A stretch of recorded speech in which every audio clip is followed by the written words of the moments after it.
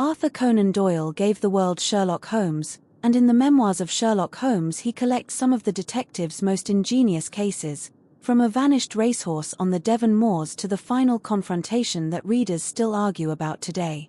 Written when the short mystery was becoming a modern art form, these stories blend cool deduction with Victorian atmosphere and a voice you know well, Dr. Watson, inviting you beside the fire at 221B, Baker Street. Whether you come for the puzzles or the friendship at the heart of the series, this is Doyle at the height of his storytelling powers. Settle in and enjoy the Memoirs of Sherlock Holmes. Ein Silver Blaze. I am afraid, Watson, that I shall have to go, said Holmes, as we sat down together to our breakfast one morning. Go? Where to? To Dartmoor, to King's Pyland. I was not surprised. Indeed, my only wonder was that he had not already been mixed up in this extraordinary case, which was the one topic of conversation through the length and breadth of England. For a whole day my companion had rambled about the room with his chin upon his chest and his brows knitted, charging and recharging his pipe with the strongest black tobacco, and absolutely deaf to any of my questions or remarks. Fresh editions of every paper had been sent up by our news agent, only to be glanced over and tossed down into a corner. Yet, silent as he was, I knew perfectly well what it was over which he was brooding. There was but one problem before the public which could challenge his powers of analysis, and that was the singular disappearance of the favourite for the Wessex Cup and the tragic murder of its trainer. When, therefore, he suddenly announced his intention of setting out for the scene of the drama, it was only what I had both expected and hoped for. I should be most happy to go down with you if I should not be in the way, said I. My dear Watson, you would confer a great favour upon me by coming. And I think that your time will not be misspent, for there are points about the case which promise to make it an absolutely unique one. We have, I think, just time to catch our train at Paddington, and I will go further into the matter upon our journey.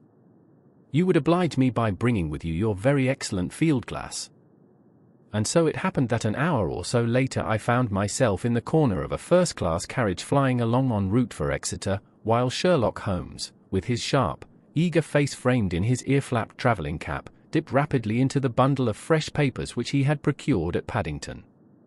We had left reading far behind us before he thrust the last one of them under the seat, and offered me his cigar case. "We are going well," said he, looking out the window and glancing at his watch.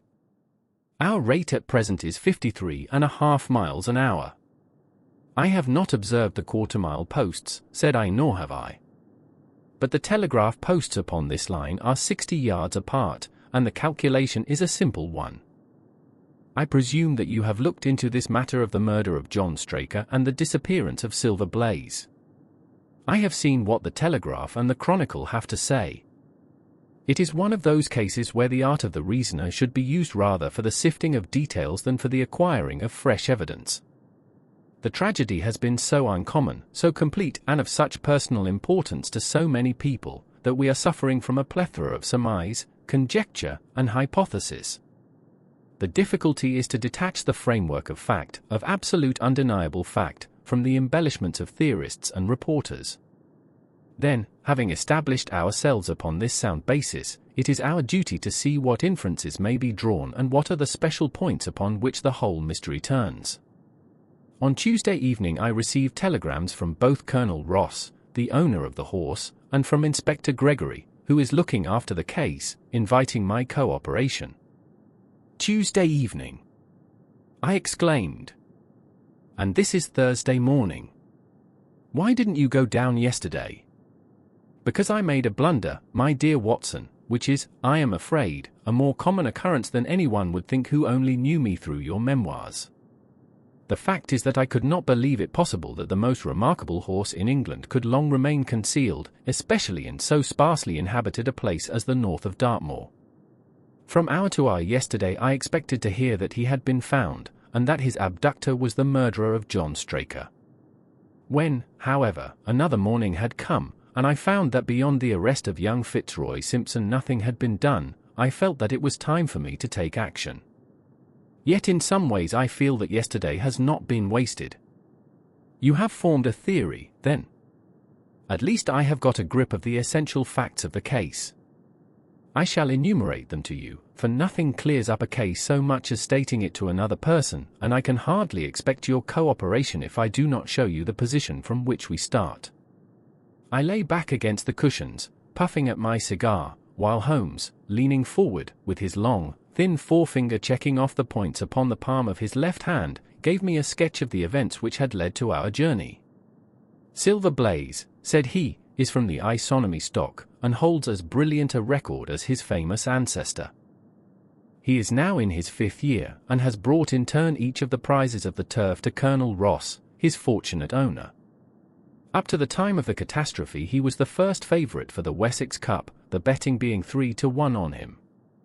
He has always, however, been a prime favourite with the racing public, and has never yet disappointed them, so that even at those odds enormous sums of money have been laid upon him.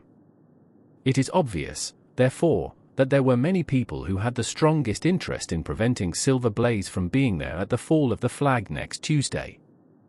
The fact was, of course, appreciated at King's Pyland, where the Colonel's training stable is situated.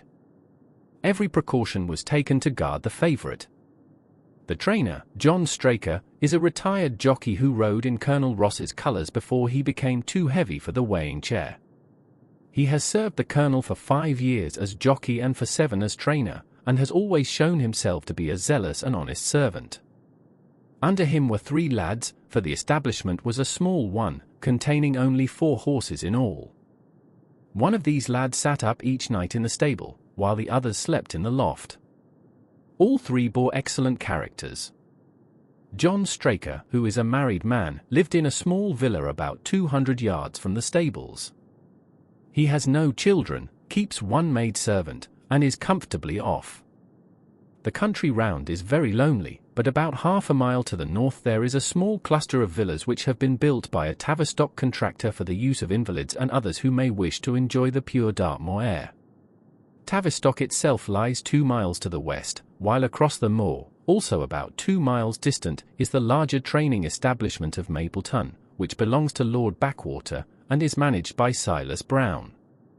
In every other direction the moor is a complete wilderness, inhabited only by a few roaming gypsies. Such was the general situation last Monday night when the catastrophe occurred. On that evening the horses had been exercised and watered as usual, and the stables were locked up at 9 o'clock. 2 of the lads walked up to the trainer's house, where they had supper in the kitchen, while the 3rd, Ned Hunter, remained on guard. At a few minutes after 9 the maid, Edith Baxter, carried down to the stables his supper, which consisted of a dish of curried mutton. She took no liquid, as there was a water tap in the stables, and it was the rule that the lad on duty should drink nothing else. The maid carried a lantern with her, as it was very dark and the path ran across the open moor. Edith Baxter was within 30 yards of the stables, when a man appeared out of the darkness and called to her to stop. As he stepped into the circle of yellow light thrown by the lantern she saw that he was a person of gentlemanly bearing, dressed in a grey suit of tweeds, with a cloth cap. He wore gaiters, and carried a heavy stick with a knob to it. She was most impressed, however, by the extreme pallor of his face and by the nervousness of his manner. His age, she thought, would be rather over 30 than under it. "Can you tell me where I am?" he asked. "I had almost made up my mind to sleep on the moor, when I saw the light of your lantern." "You are close to the King's Pyland training stables," said she. "Oh, indeed! What a stroke of luck," he cried. "I understand that a stable boy sleeps there alone every night. Perhaps that is his supper which you are carrying to him. Now I am sure that you would not be too proud to earn the price of a new dress, would you?" He took a piece of white paper folded up out of his waistcoat pocket. "See that the boy has this tonight, and you shall have the prettiest frock that money can buy."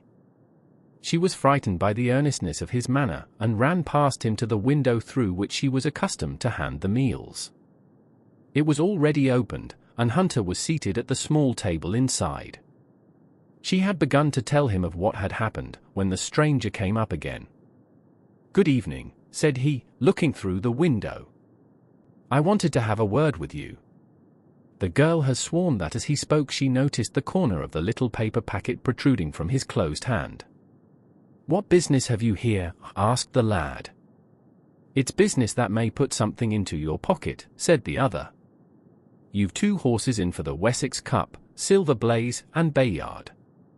Let me have the straight tip and you won't be a loser.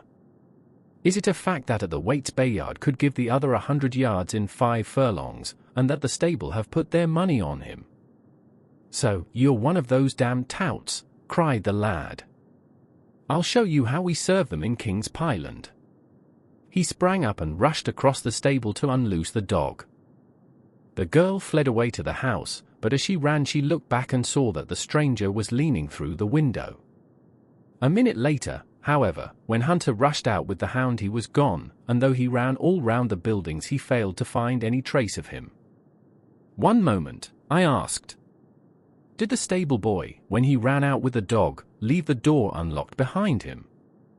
"Excellent, Watson, excellent," murmured my companion. The importance of the point struck me so forcibly that I sent a special wire to Dartmoor yesterday to clear the matter up. The boy locked the door before he left it. The window, I may add, was not large enough for a man to get through. Hunter waited until his fellow grooms had returned, when he sent a message to the trainer and told him what had occurred. Straker was excited at hearing the account, although he does not seem to have quite realized its true significance. It left him, however, vaguely uneasy, and Mrs. Straker, waking at 1 in the morning, found that he was dressing.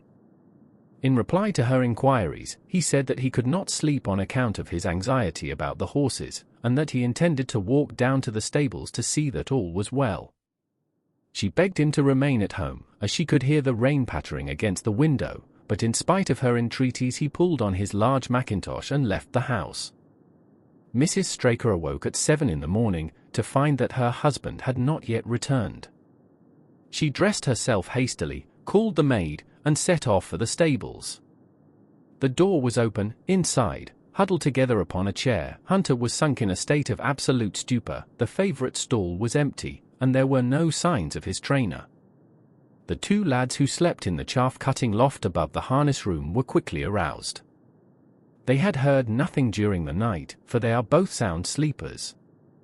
Hunter was obviously under the influence of some powerful drug, and as no sense could be got out of him, he was left to sleep it off while the 2 lads and the 2 women ran out in search of the absentees.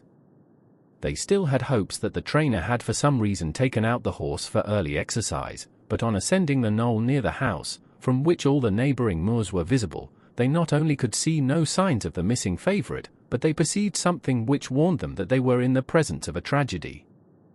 About 1/4 of a mile from the stables John Straker's overcoat was flapping from a furze bush. Immediately beyond there was a bowl-shaped depression in the moor, and at the bottom of this was found the dead body of the unfortunate trainer. His head had been shattered by a savage blow from some heavy weapon, and he was wounded on the thigh, where there was a long, clean cut, inflicted evidently by some very sharp instrument.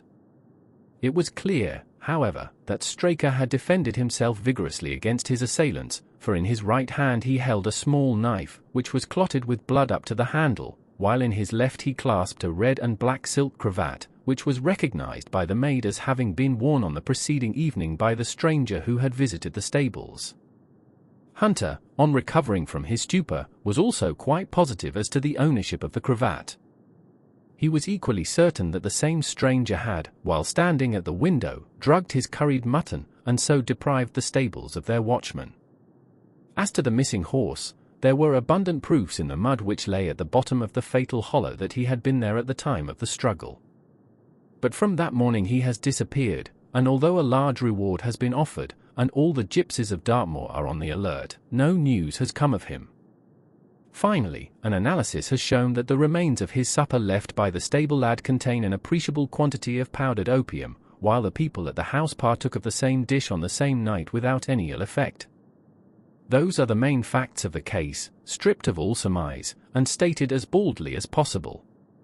I shall now recapitulate what the police have done in the matter. Inspector Gregory, to whom the case has been committed, is an extremely competent officer. Were he but gifted with imagination he might rise to great heights in his profession.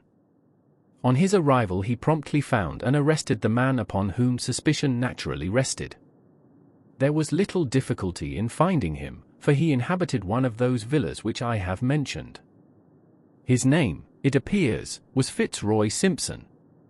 He was a man of excellent birth and education, who had squandered a fortune upon the turf, and who lived now by doing a little quiet and genteel bookmaking in the sporting clubs of London. An examination of his betting book shows that bets to the amount of £5,000 had been registered by him against the favourite.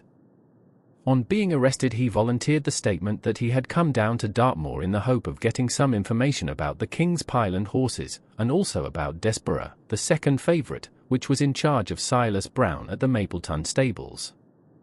He did not attempt to deny that he had acted as described upon the evening before, but declared that he had no sinister designs, and had simply wished to obtain first-hand information.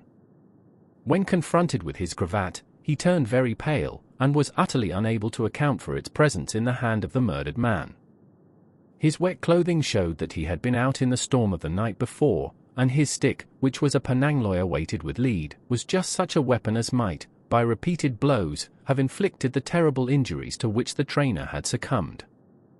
On the other hand, there was no wound upon his person, while the state of Straker's knife would show that one at least of his assailants must bear his mark upon him. There you have it all in a nutshell, Watson, and if you can give me any light I shall be infinitely obliged to you. I had listened with the greatest interest to the statement which Holmes, with characteristic clearness, had laid before me. Though most of the facts were familiar to me, I had not sufficiently appreciated their relative importance, nor their connection to each other. Is it not possible, I suggested, that the incised wound upon Straker may have been caused by his own knife in the convulsive struggles which follow any brain injury? It is more than possible, it is probable, said Holmes. In that case one of the main points in favour of the accused disappears. And yet, said I, even now I fail to understand what the theory of the police can be. I am afraid that whatever theory we state has very grave objections to it, returned my companion. The police imagine, I take it, that this Fitzroy Simpson, having drugged the lad, and having in some way obtained a duplicate key, opened the stable door and took out the horse, with the intention, apparently, of kidnapping him altogether. His bridle is missing, so that Simpson must have put this on. Then, having left the door open behind him, he was leading the horse away over the moor when he was either met or overtaken by the trainer. A row naturally ensued.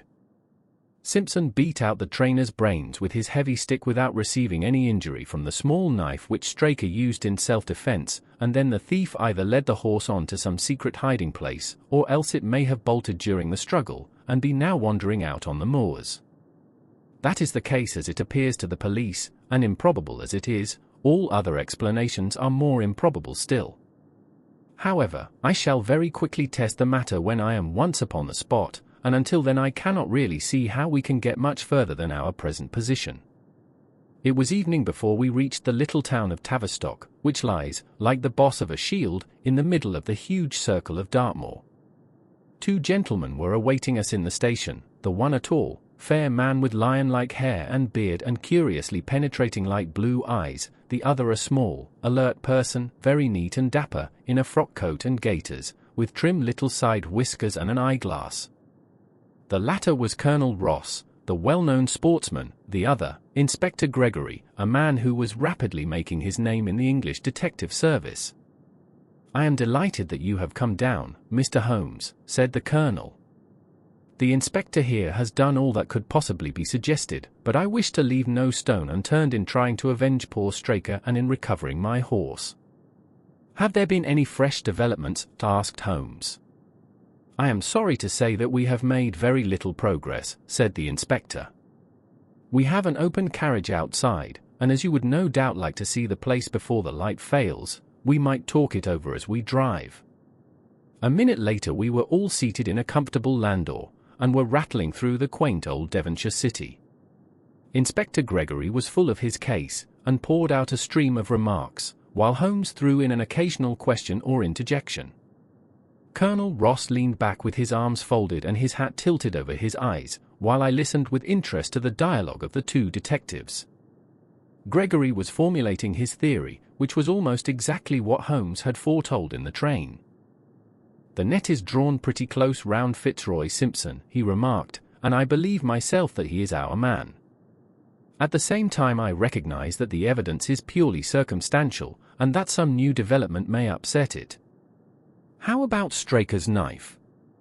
We have quite come to the conclusion that he wounded himself in his fall.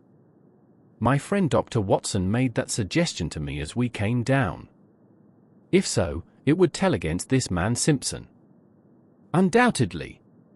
He has neither a knife nor any sign of a wound. The evidence against him is certainly very strong. He had a great interest in the disappearance of the favorite. He lies under suspicion of having poisoned the stable boy. He was undoubtedly out in the storm. He was armed with a heavy stick, and his cravat was found in the dead man's hand. I really think we have enough to go before a jury." Holmes shook his head. "A clever counsel would tear it all to rags," said he. "Why should he take the horse out of the stable? If he wished to injure it, why could he not do it there? Has a duplicate key been found in his possession? What chemist sold him the powdered opium? Above all, where could he, a stranger to the district, hide a horse, and such a horse as this? What is his own explanation as to the paper which he wished the maid to give to the stable boy?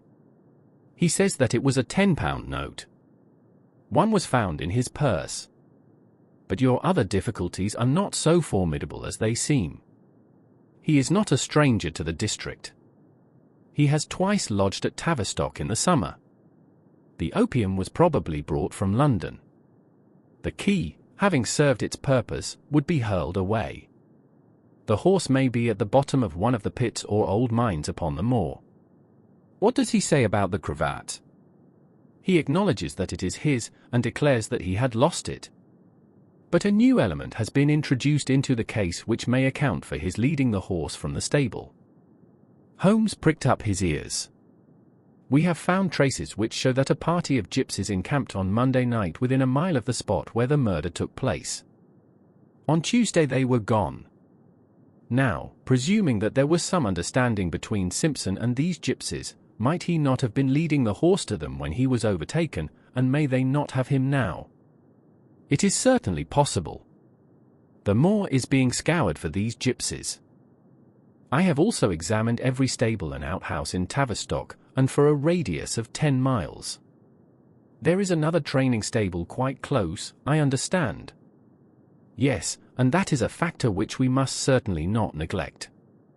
As Desborough, their horse, was second in the betting, they had an interest in the disappearance of the favourite. Silas Brown, the trainer, is known to have had large bets upon the event, and he was no friend to poor Straker. We have, however, examined the stables, and there is nothing to connect him with the affair. And nothing to connect this man Simpson with the interests of the Mapleton stables. Nothing at all." Holmes leaned back in the carriage, and the conversation ceased. A few minutes later our driver pulled up at a neat little red brick villa with overhanging eaves which stood by the road. Some distance off, across a paddock, lay a long grey-tiled outbuilding.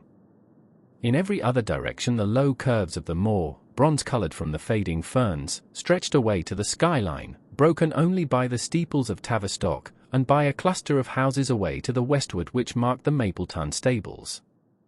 We all sprang out with the exception of Holmes, who continued to lean back with his eyes fixed upon the sky in front of him, entirely absorbed in his own thoughts. It was only when I touched his arm that he roused himself with a violent start and stepped out of the carriage. "Excuse me," said he, turning to Colonel Ross, who had looked at him in some surprise. "I was daydreaming." There was a gleam in his eyes and a suppressed excitement in his manner which convinced me, used as I was to his ways, that his hand was upon a clue, though I could not imagine where he had found it. "Perhaps you would prefer at once to go on to the scene of the crime, Mr. Holmes," said Gregory. "I think that I should prefer to stay here a little and go into one or two questions of detail. Straker was brought back here, I presume?" "Yes, he lies upstairs." "The inquest is tomorrow." "He has been in your service some years, Colonel Ross." "I have always found him an excellent servant." I presume that you made an inventory of what he had in his pockets at the time of his death, Inspector. I have the things themselves in the sitting room, if you would care to see them. I should be very glad. We all filed into the front room and sat round the central table while the inspector unlocked a square tin box and laid a small heap of things before us. There was a box of Vestas, 2 inches of tallow candle, an ADP briar root pipe, a pouch of sealskin with half an ounce of long-cut Cavendish, a silver watch with a gold chain, 5 sovereigns in gold, an aluminium pencil case, a few papers, and an ivory-handled knife with a very delicate, inflexible blade marked Weiss and Company, London. "This is a very singular knife," said Holmes, lifting it up and examining it minutely. "I presume, as I see bloodstains upon it, that it is the one which was found in the dead man's grasp. Watson, this knife is surely in your line." "It is what we call a cataract knife," said I. "I thought so.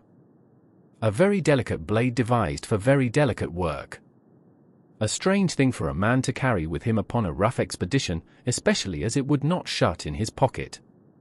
"The tip was guarded by a disc of cork which we found beside his body," said the inspector. "His wife tells us that the knife had lain upon the dressing table, and that he had picked it up as he left the room. It was a poor weapon, but perhaps the best that he could lay his hands on at the moment." "Very possible. How about these papers?" 3 of them are receipted hay dealers' accounts. One of them is a letter of instructions from Colonel Ross. This other is a milliner's account for £37.15 made out by Madame Lejuria, of Bond Street, to William Derbyshire. Mrs. Straker tells us that Derbyshire was a friend of her husband's and that occasionally his letters were addressed here. Madame Derbyshire had somewhat expensive tastes, remarked Holmes, glancing down the account. 22 guineas is rather heavy for a single costume. However, there appears to be nothing more to learn, and we may now go down to the scene of the crime. As we emerged from the sitting room, a woman, who had been waiting in the passage, took a step forward and laid her hand upon the inspector's sleeve. Her face was haggard and thin and eager, stamped with the print of a recent horror. "Have you got them? Have you found them?" she panted.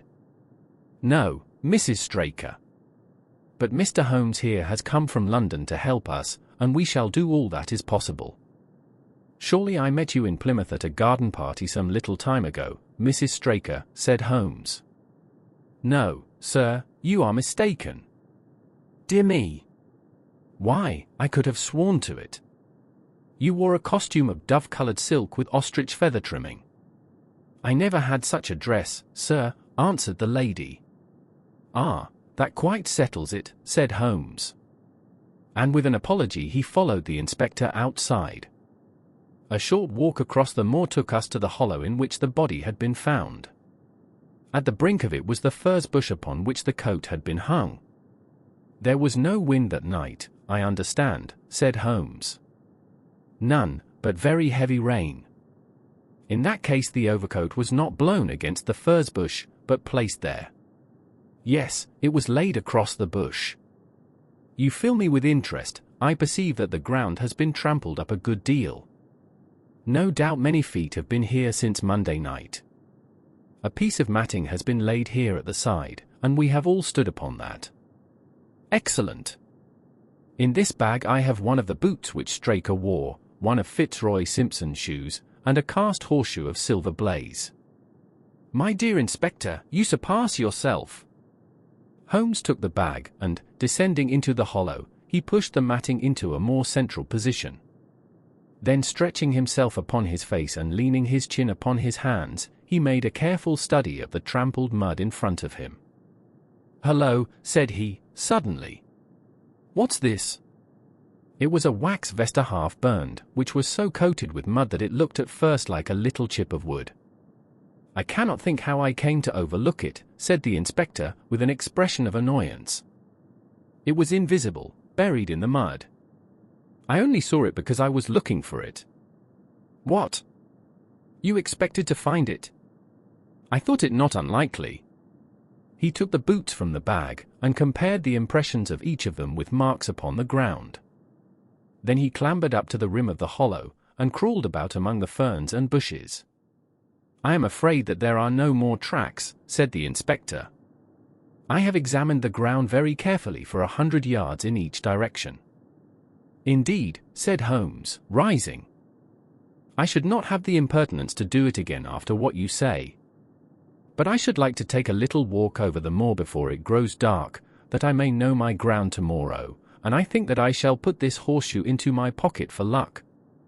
Colonel Ross, who had shown some signs of impatience at my companion's quiet and systematic method of work, glanced at his watch. "I wish you would come back with me, Inspector," said he. "There are several points on which I should like your advice, and especially as to whether we do not owe it to the public to remove our horse's name from the entries for the Cup." "Certainly not," cried Holmes, with decision. "I should let the name stand."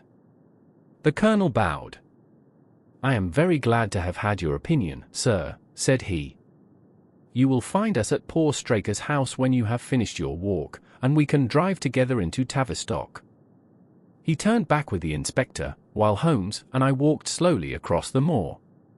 The sun was beginning to sink behind the stables of Mapleton, and the long, sloping plain in front of us was tinged with gold, deepening into rich, ruddy browns where the faded ferns and brambles caught the evening light. But the glories of the landscape were all wasted upon my companion, who was sunk in the deepest thought. "It's this way, Watson," said he at last. "We may leave the question of who killed John Straker for the instant, and confine ourselves to finding out what has become of the horse. Now, supposing that he broke away during or after the tragedy, where could he have gone to? The horse is a very gregarious creature. If left to himself, his instincts would have been either to return to King's Pyland or go over to Mapleton. Why should he run wild upon the moor? He would surely have been seen by now. And why should gypsies kidnap him? These people always clear out when they hear of trouble, for they do not wish to be pestered by the police. They could not hope to sell such a horse. They would run a great risk and gain nothing by taking him. Surely that is clear. Where is he, then? I have already said that he must have gone to King's Pyland or to Mapleton. He is not at King's Pyland. Therefore he is at Mapleton. Let us take that as a working hypothesis and see what it leads us to. This part of the moor, as the inspector remarked, is very hard and dry. But it falls away towards Mapleton, and you can see from here that there is a long hollow over yonder, which must have been very wet on Monday night. If our supposition is correct, then the horse must have crossed that, and there is the point where we should look for his tracks.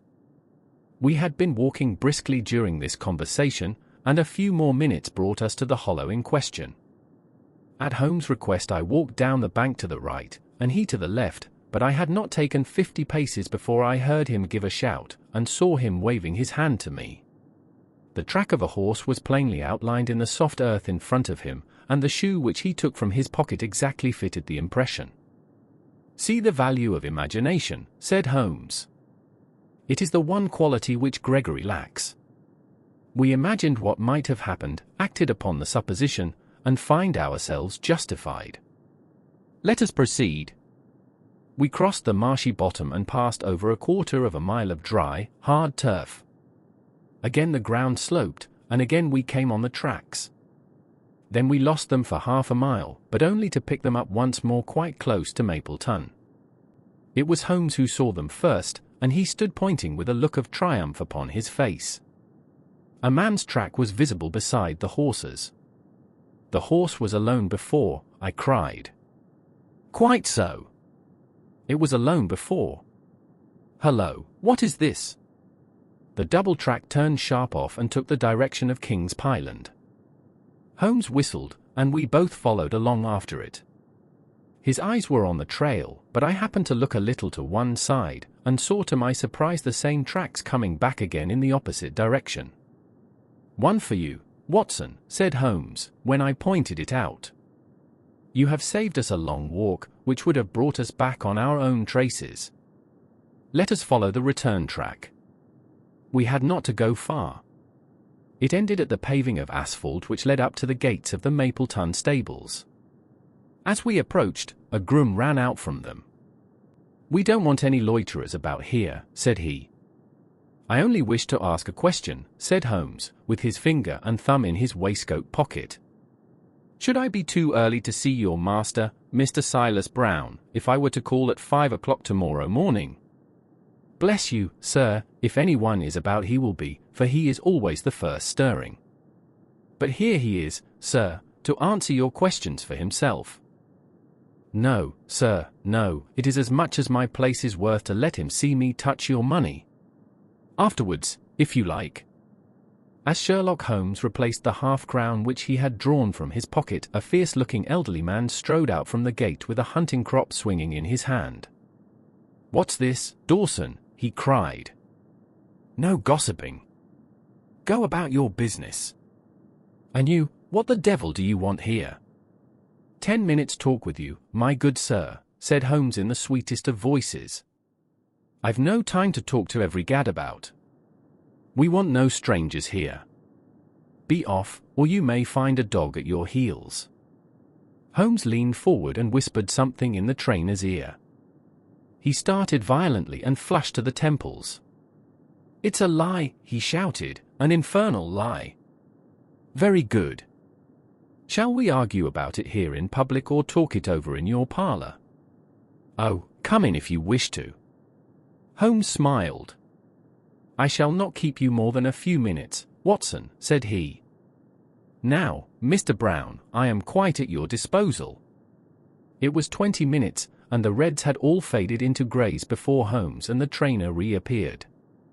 Never have I seen such a change as had been brought about in Silas Brown in that short time.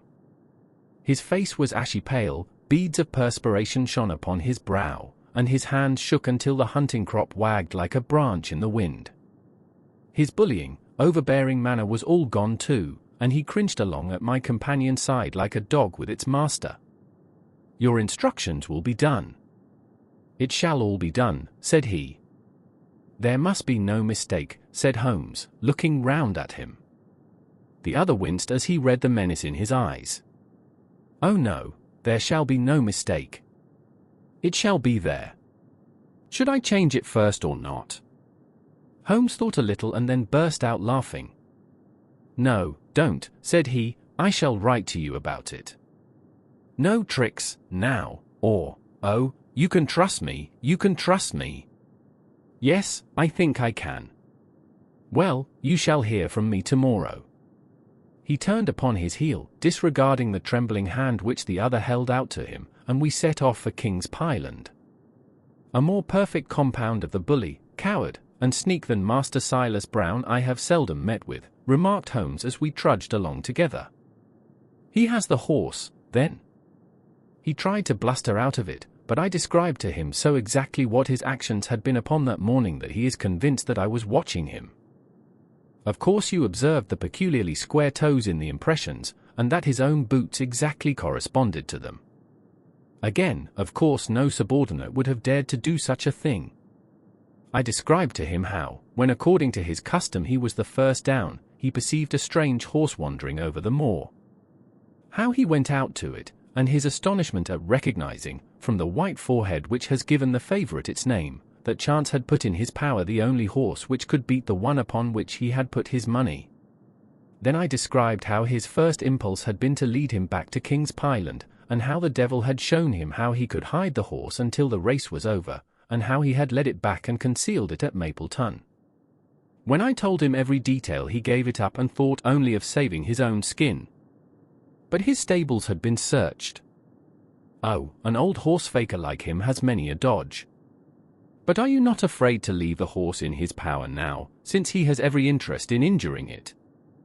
My dear fellow, he will guard it as the apple of his eye.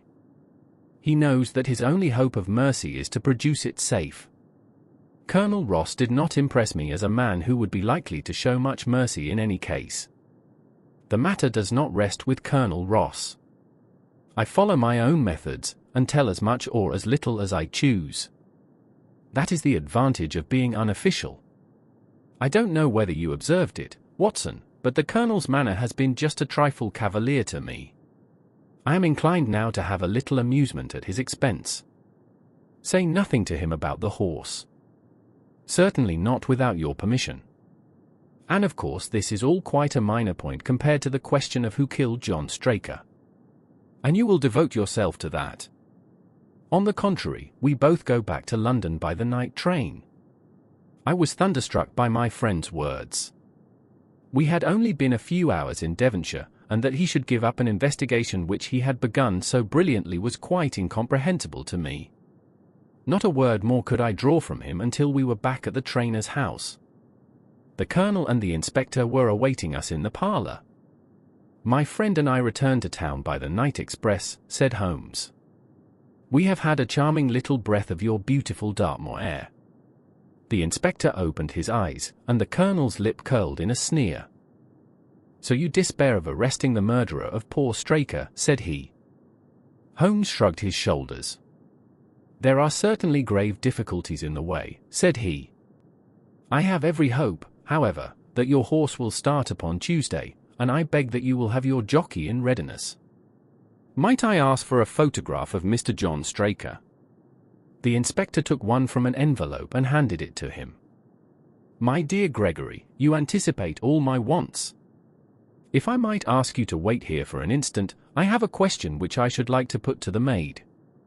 I must say that I am rather disappointed in our London consultant, said Colonel Ross, bluntly, as my friend left the room.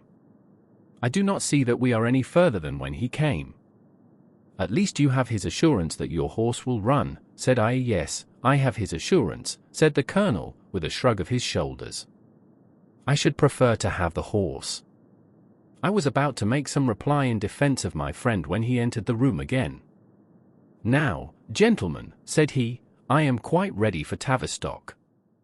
As we stepped into the carriage, one of the stable lads held the door open for us. A sudden idea seemed to occur to Holmes, for he leaned forward and touched the lad upon the sleeve. You have a few sheep in the paddock, he said. Who attends to them?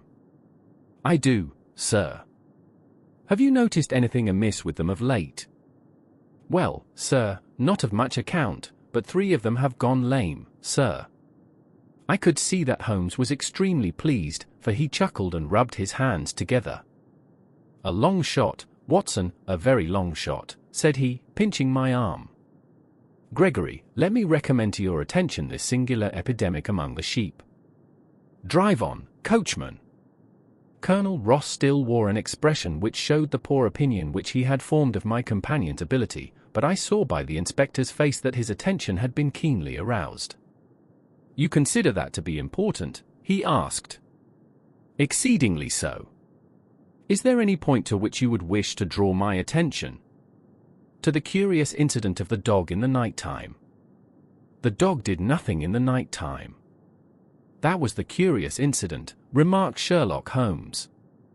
For days later Holmes and I were again in the train, bound for Winchester to see the race for the Wessex Cup.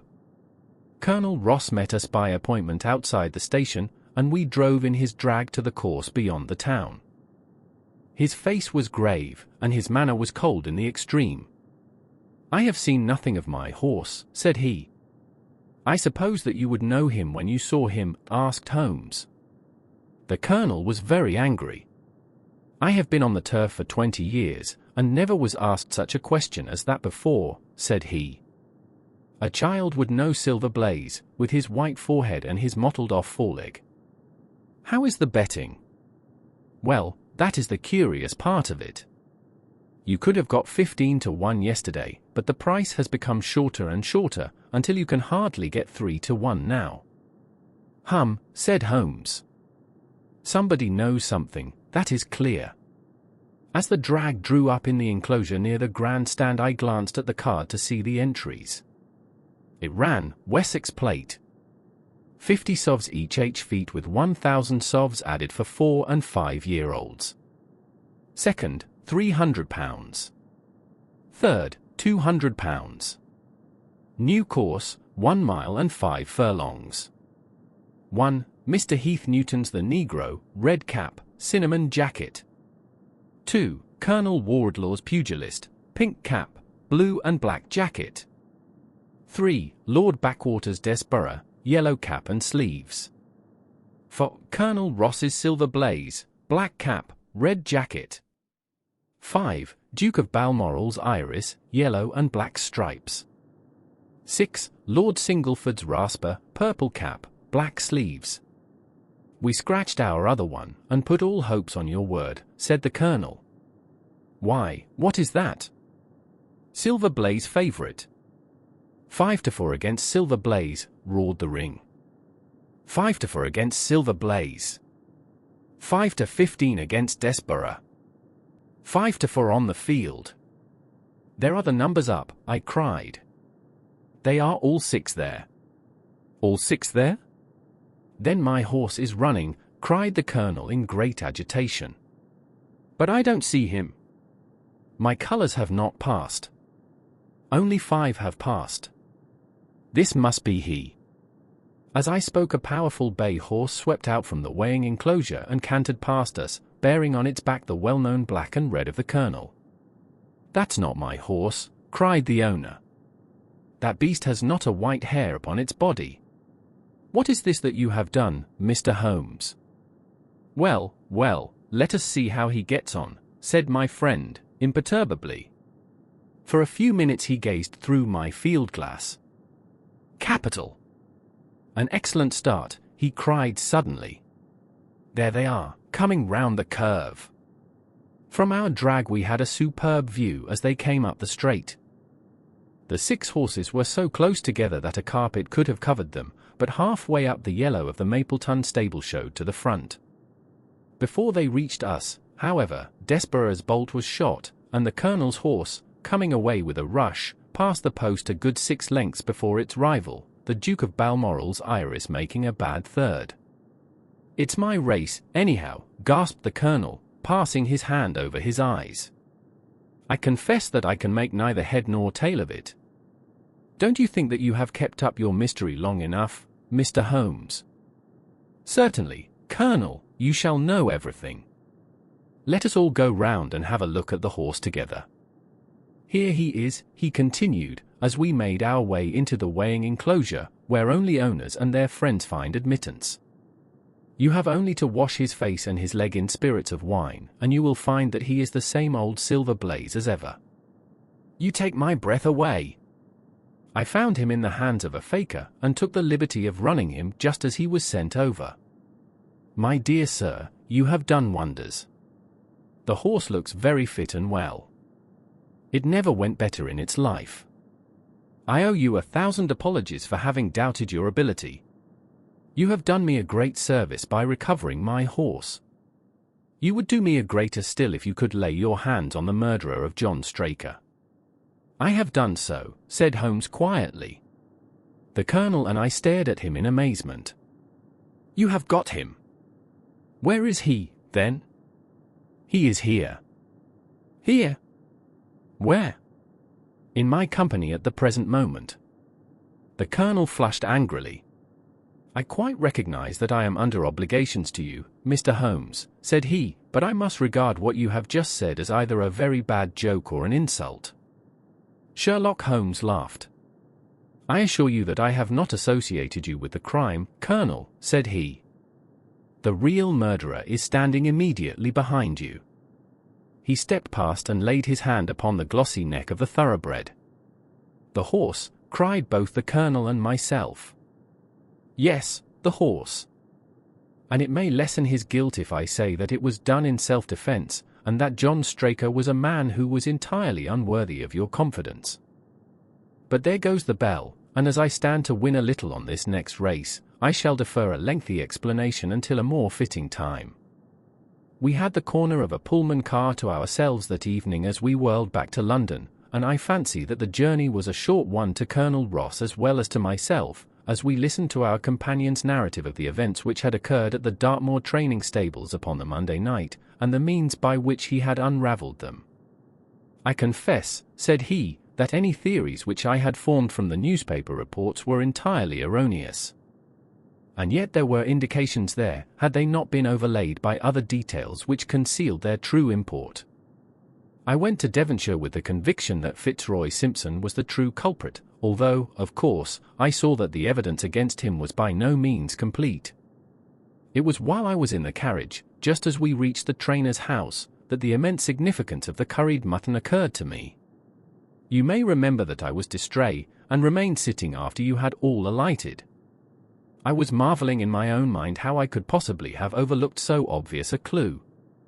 I confess, said the Colonel, that even now I cannot see how it helps us. It was the first link in my chain of reasoning. Powdered opium is by no means tasteless. The flavor is not disagreeable, but it is perceptible. Were it mixed with any ordinary dish, the eater would undoubtedly detect it, and would probably eat no more. A curry was exactly the medium which would disguise this taste.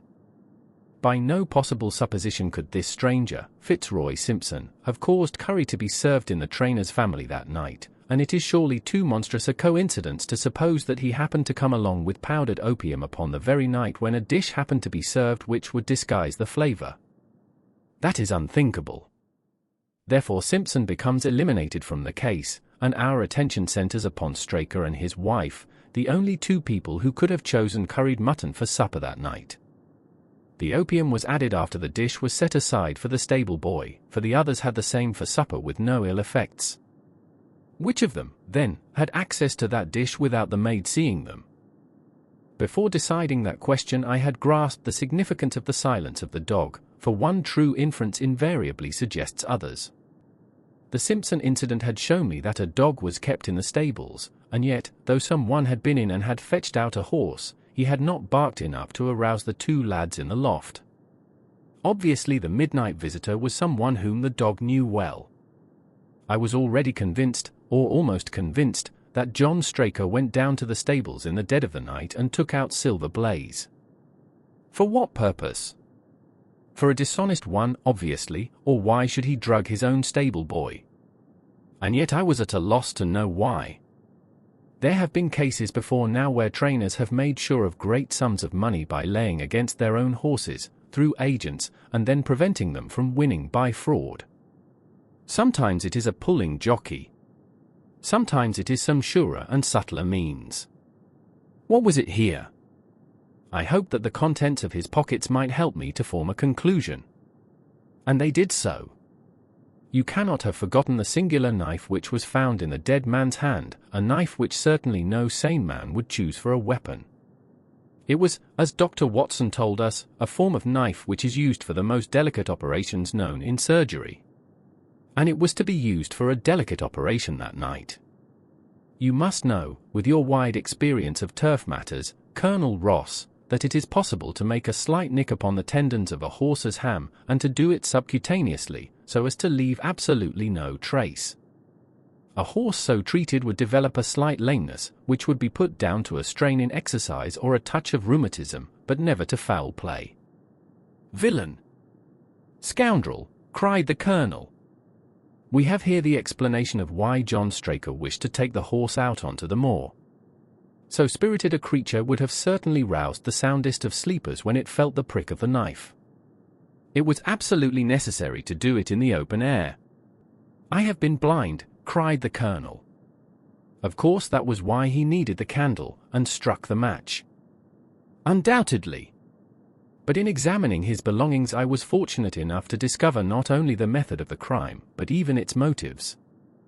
As a man of the world, Colonel, you know that men do not carry other people's bills about in their pockets. We have most of us quite enough to do to settle our own.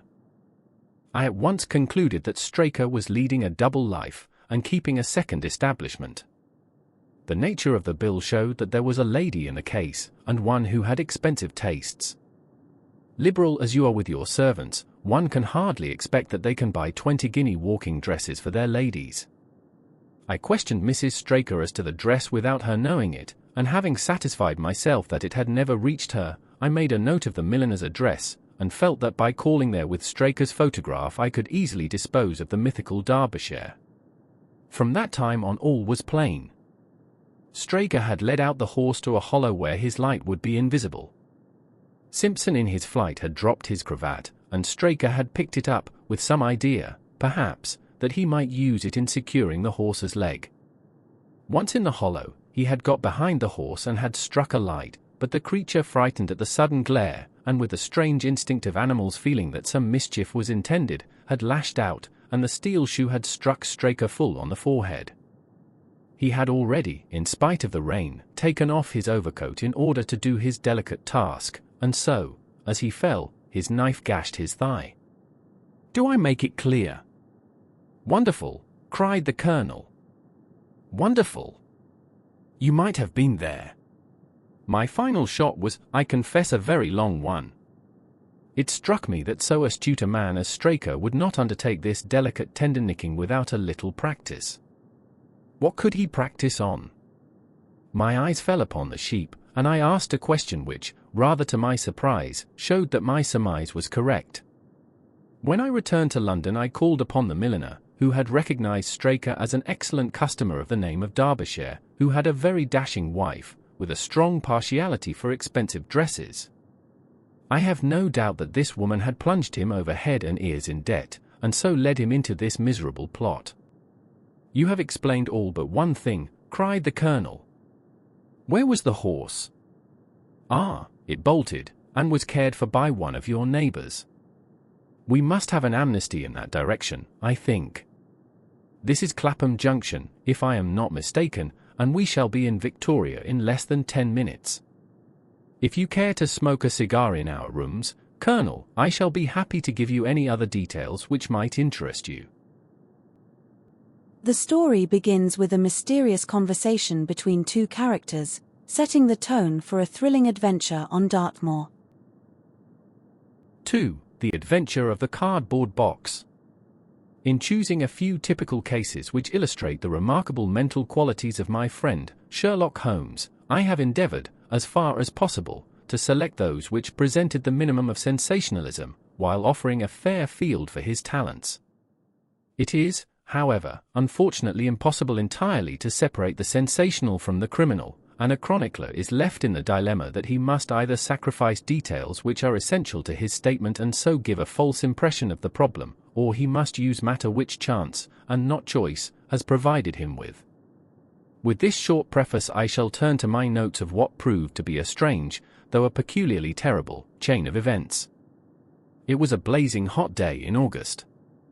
Baker Street was like an oven, and the glare of the sunlight upon the yellow brickwork of the house across the road was painful to the eye. It was hard to believe that these were the same walls which loomed so gloomily through the fogs of winter. Our blinds were half drawn, and Holmes lay curled upon the sofa, reading and rereading a letter which he had received by the morning post. For myself, my term of service in India had trained me to stand heat better than cold, and a thermometer at 90 was no hardship. But the morning paper was uninteresting. Parliament had risen. Everybody was out of town, and I yearned for the glades of the New Forest or the shingle of Southsea. A depleted bank account had caused me to postpone my holiday, and as to my companion, neither the country nor the sea presented the slightest attraction to him. He loved to lie in the very center of 5 millions of people, with his filaments stretching out and running through them, responsive to every little rumor or suspicion of unsolved crime. Appreciation of nature found no place among his many gifts, and his only change was when he turned his mind from the evildoer of the town to track down his brother of the country.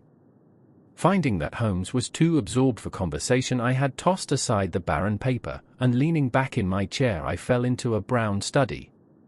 Suddenly my companion's voice broke in upon my thoughts. "You are right, Watson," said he. "It does seem a most preposterous way of settling a dispute." "Most preposterous!"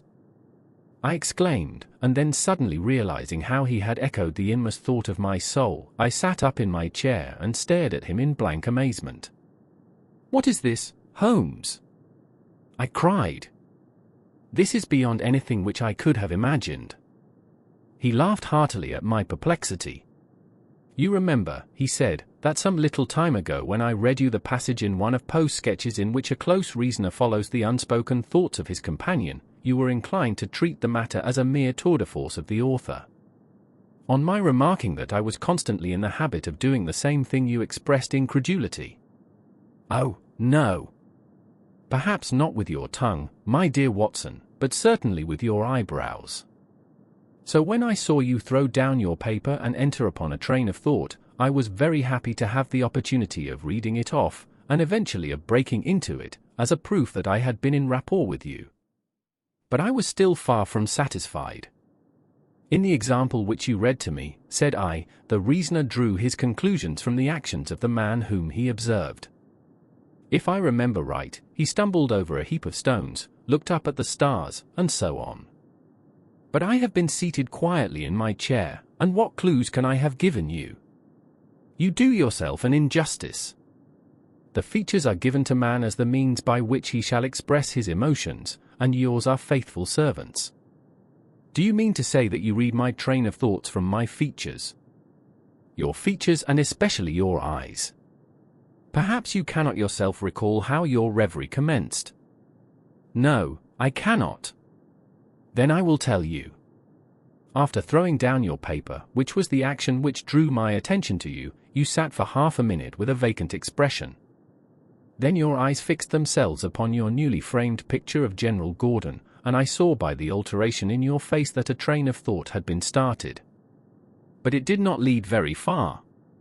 Your eyes flashed across to the unframed portrait of Henry Ward Beecher which stands upon the top of your books. Then you glanced up at the wall, and of course your meaning was obvious. You were thinking that if the portrait were framed it would just cover that bare space and correspond with Gordon's picture over there. You have followed me wonderfully, I exclaimed. So far I could hardly have gone astray. But now your thoughts went back to Beecher, and you looked hard across as if you were studying the character in his features. Then your eyes ceased to pucker, but you continued to look across, and your face was thoughtful. You were recalling the incidents of Beecher's career. I was well aware that you could not do this without thinking of the mission which he undertook on behalf of the North at the time of the Civil War, for I remember your expressing your passionate indignation at the way in which he was received by the more turbulent of our people. You felt so strongly about it that I knew you could not think of Beecher without thinking of that also. When a moment later I saw your eyes wander away from the picture, I suspected that your mind had now turned to the Civil War, and when I observed that your lips set, your eyes sparkled, and your hands clenched, I was positive that you were indeed thinking of the gallantry which was shown by both sides in that desperate struggle. But then, again, your face grew sadder, you shook your head. You were dwelling upon the sadness and horror and useless waste of life. Your hand stole towards your own old wound and a smile quivered on your lips, which showed me that the ridiculous side of this method of settling international questions had forced itself upon your mind. At this point I agreed with you that it was preposterous and was glad to find that all my deductions had been correct. Absolutely, said I, and now that you have explained it, I confess that I am as amazed as before. It was very superficial, my dear Watson, I assure you. I should not have intruded it upon your attention had you not shown some incredulity the other day. But I have in my hands here a little problem which may prove to be more difficult of solution than my small essay in thought reading. Have you observed in the paper a short paragraph referring to the remarkable contents of a packet sent through the post to Miss Cushing, of Cross Street, Croydon? No, I saw nothing. Ah. Then you must have overlooked it. Just toss it over to me. Here it is, under the financial column. Perhaps you would be good enough to read it aloud. I picked up the paper which he had thrown back to me and read the paragraph indicated. It was headed, "A Gruesome Packet." Miss Susan Cushing, living at Cross Street, Croydon, has been made the victim of what must be regarded as a peculiarly revolting practical joke unless some more sinister meaning should prove to be attached to the incident. At 2 o'clock yesterday afternoon a small packet, wrapped in brown paper, was handed in by the postman. A cardboard box was inside, which was filled with coarse salt. On emptying this, Miss Cushing was horrified to find 2 human ears, apparently quite freshly severed. The box had been sent by parcel post from Belfast upon the morning before. There is no indication as to the sender, and the matter is the more mysterious as Miss Cushing, who is a maiden lady of 50, has led a most retired life, and has so few acquaintances or correspondents that it is a rare event for her to receive anything through the post. Some years ago, however, when she resided at Penge, she let apartments in her house to 3 young medical students, whom she was obliged to get rid of on account of their noisy and irregular habits. The police are of opinion that this outrage may have been perpetrated upon Miss Cushing by these youths, who owed her a grudge and who hoped to frighten her by sending her these relics of the dissecting rooms. Some probability is lent to the theory by the fact that one of these students came from the north of Ireland, and, to the best of Miss Cushing's belief, from Belfast. In the meantime, the matter is being actively investigated, Mr. Lestrade, one of the very smartest of our detective officers, being in charge of the case. So much for the Daily Chronicle, said Holmes as I finished reading. Now for our friend Lestrade. I had a note from him this morning, in which he says, I think that this case is very much in your line. We have every hope of clearing the matter up, but we find a little difficulty in getting anything to work upon. We have, of course, wired to the Belfast post office, but a large number of parcels were handed in upon that day, and they have no means of identifying this particular one, or of remembering the sender. The box is a half-pound box of honeydew tobacco and does not help us in any way. The medical student theory still appears to me to be the most feasible, but if you should have a few hours to spare I should be very happy to see you out here. I shall be either at the house or in the police station all day. What say you, Watson? Can you rise superior to the heat and run down to Croydon with me on the off chance of a case for your annals? I was longing for something to do. You shall have it then. Ring for our boots and tell them to order a cab. I'll be back in a moment when I have changed my dressing gown and filled my cigar case. A shower of rain fell while we were in the train, and the heat was far less oppressive in Croydon than in town. Holmes had sent on a wire, so that Lestrade, as wiry, as dapper, and as ferret-like as ever, was waiting for us at the station. A walk of 5 minutes took us to Cross Street, where Miss Cushing resided. It was a very long street of 2-story brick houses, neat and prim, with whitened stone steps and little groups of aproned women gossiping at the doors. Halfway down, Lestrade stopped and tapped at a door, which was opened by a small servant girl. Miss Cushing was sitting in the front room, into which we were ushered. She was a placid-faced woman, with large, gentle eyes, and grizzled hair curving down over her temples on each side. A worked antimacassar lay upon her lap and a basket of coloured silk stood upon a stool beside her. They are in the outhouse, those dreadful things, said she as Lestrade entered. I wish that you would take them away altogether. So I shall, Miss Cushing. I only kept them here until my friend, Mr. Holmes, should have seen them in your presence. Why in my presence, sir? In case he wished to ask any questions. What is the use of asking me questions when I tell you I know nothing whatever about it? Quite so, madam, said Holmes in his soothing way. I have no doubt that you have been annoyed more than enough already over this business. Indeed, I have, sir. I am a quiet woman and live a retired life. It is something new for me to see my name in the papers and to find the police in my house. I won't have those things in here, Mr. Lestrade. If you wish to see them you must go to the outhouse. It was a small shed in the narrow garden which ran behind the house. Lestrade went in and brought out a yellow cardboard box, with a piece of brown paper and some string. There was a bench at the end of the path, and we all sat down while Holmes examined, one by one, the articles which Lestrade had handed to him. The string is exceedingly interesting, he remarked, holding it up to the light and sniffing at it. What do you make of this string, Lestrade? It has been tarred. Precisely. It is a piece of tarred twine. You have also, no doubt, remarked that Miss Cushing has cut the cord with a scissors, as can be seen by the double fray on each side. This is of importance. I cannot see the importance, said Lestrade. The importance lies in the fact that the knot is left intact, and that this knot is of a peculiar character. It is very neatly tied. I had already made a note to that effect, said Lestrade complacently. So much for the string, then, said Holmes, smiling. Now for the box wrapper.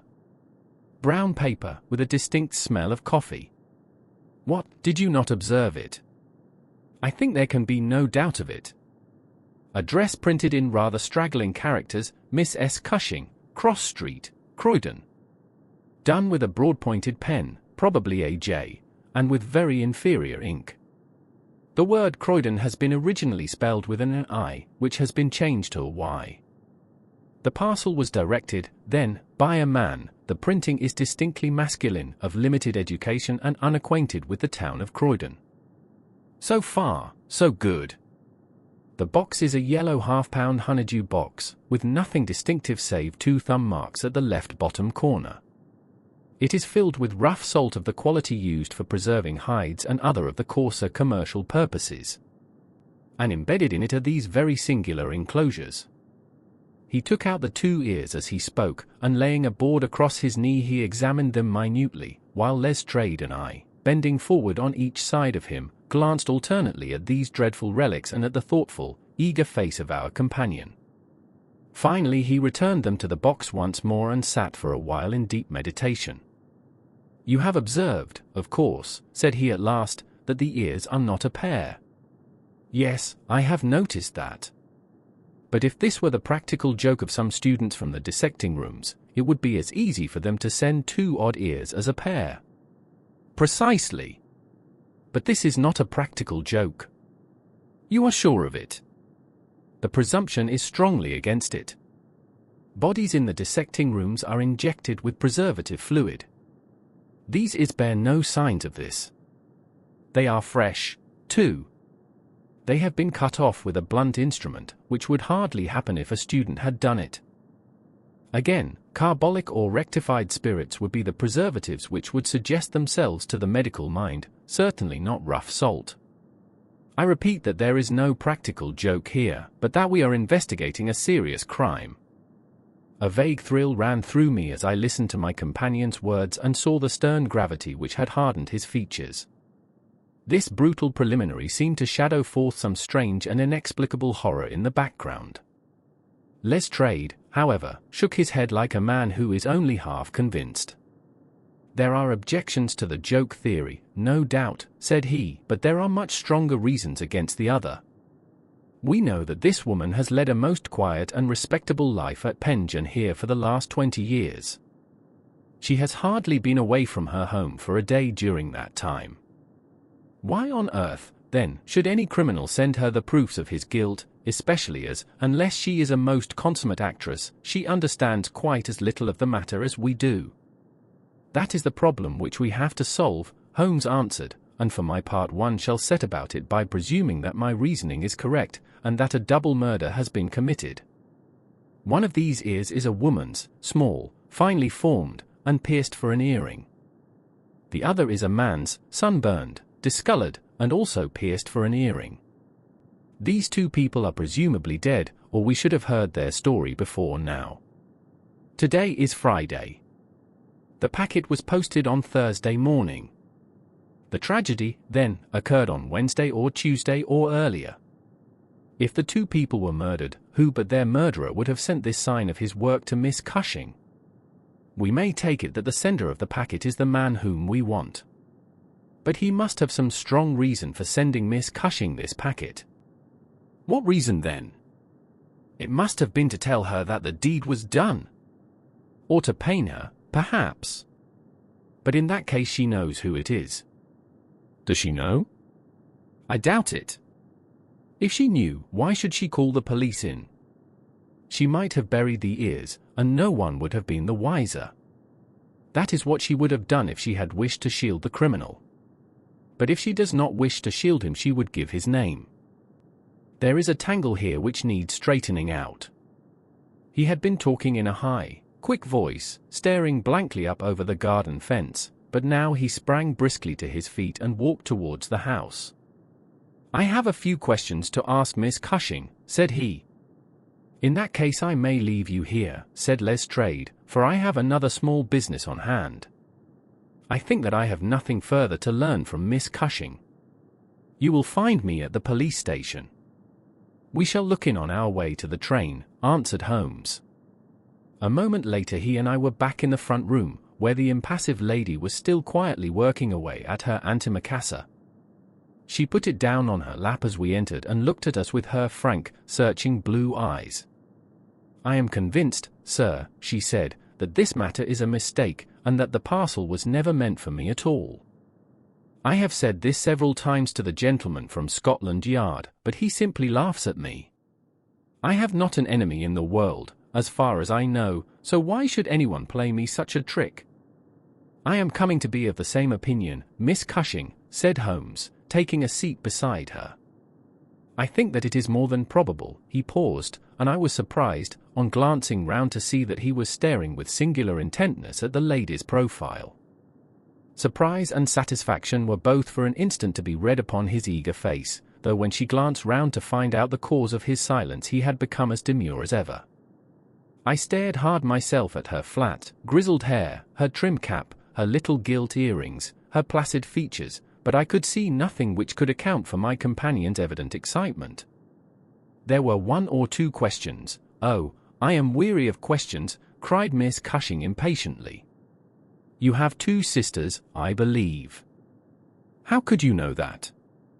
"I observed the very instant that I entered the room that you have a portrait group of 3 ladies upon the mantelpiece, one of whom is undoubtedly yourself, while the others are so exceedingly like you that there could be no doubt of the relationship." "Yes, you are quite right. Those are my sisters, Sarah and Mary. And here at my elbow is another portrait, taken at Liverpool, of your younger sister, in the company of a man who appears to be a steward by his uniform.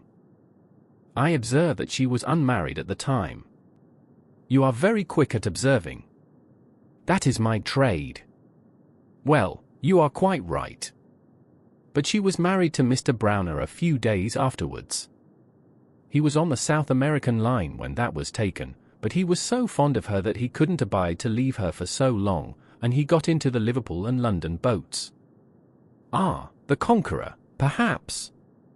"No, the Mayday, when last I heard. Jim came down here to see me once. That was before he broke the pledge, but afterwards he would always take drink when he was ashore, and a little drink would send him stark, staring mad.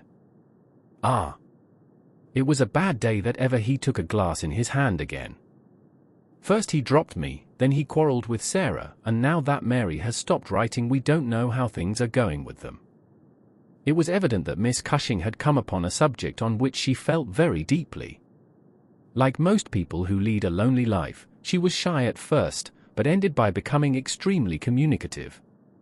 She told us many details about her brother-in-law the steward, and then wandering off on the subject of her former lodgers, the medical students, she gave us a long account of their delinquencies, with their names and those of their hospitals.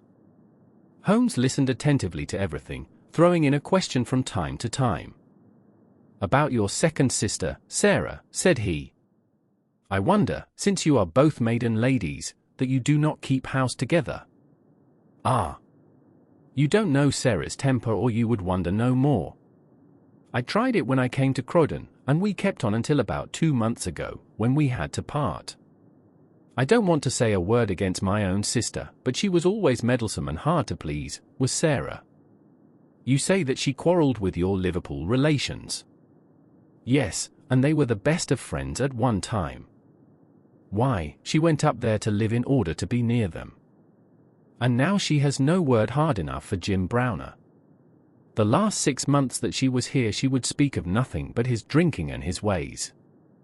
He had caught her meddling, I suspect, and given her a bit of his mind, and that was the start of it." "Thank you, Miss Cushing," said Holmes, rising and bowing. "Your sister Sarah lives, I think you said, at New Street, Wallington? Goodbye, and I am very sorry that you should have been troubled over a case with which, as you say, you have nothing whatever to do." There was a cab passing as we came out, and Holmes hailed it.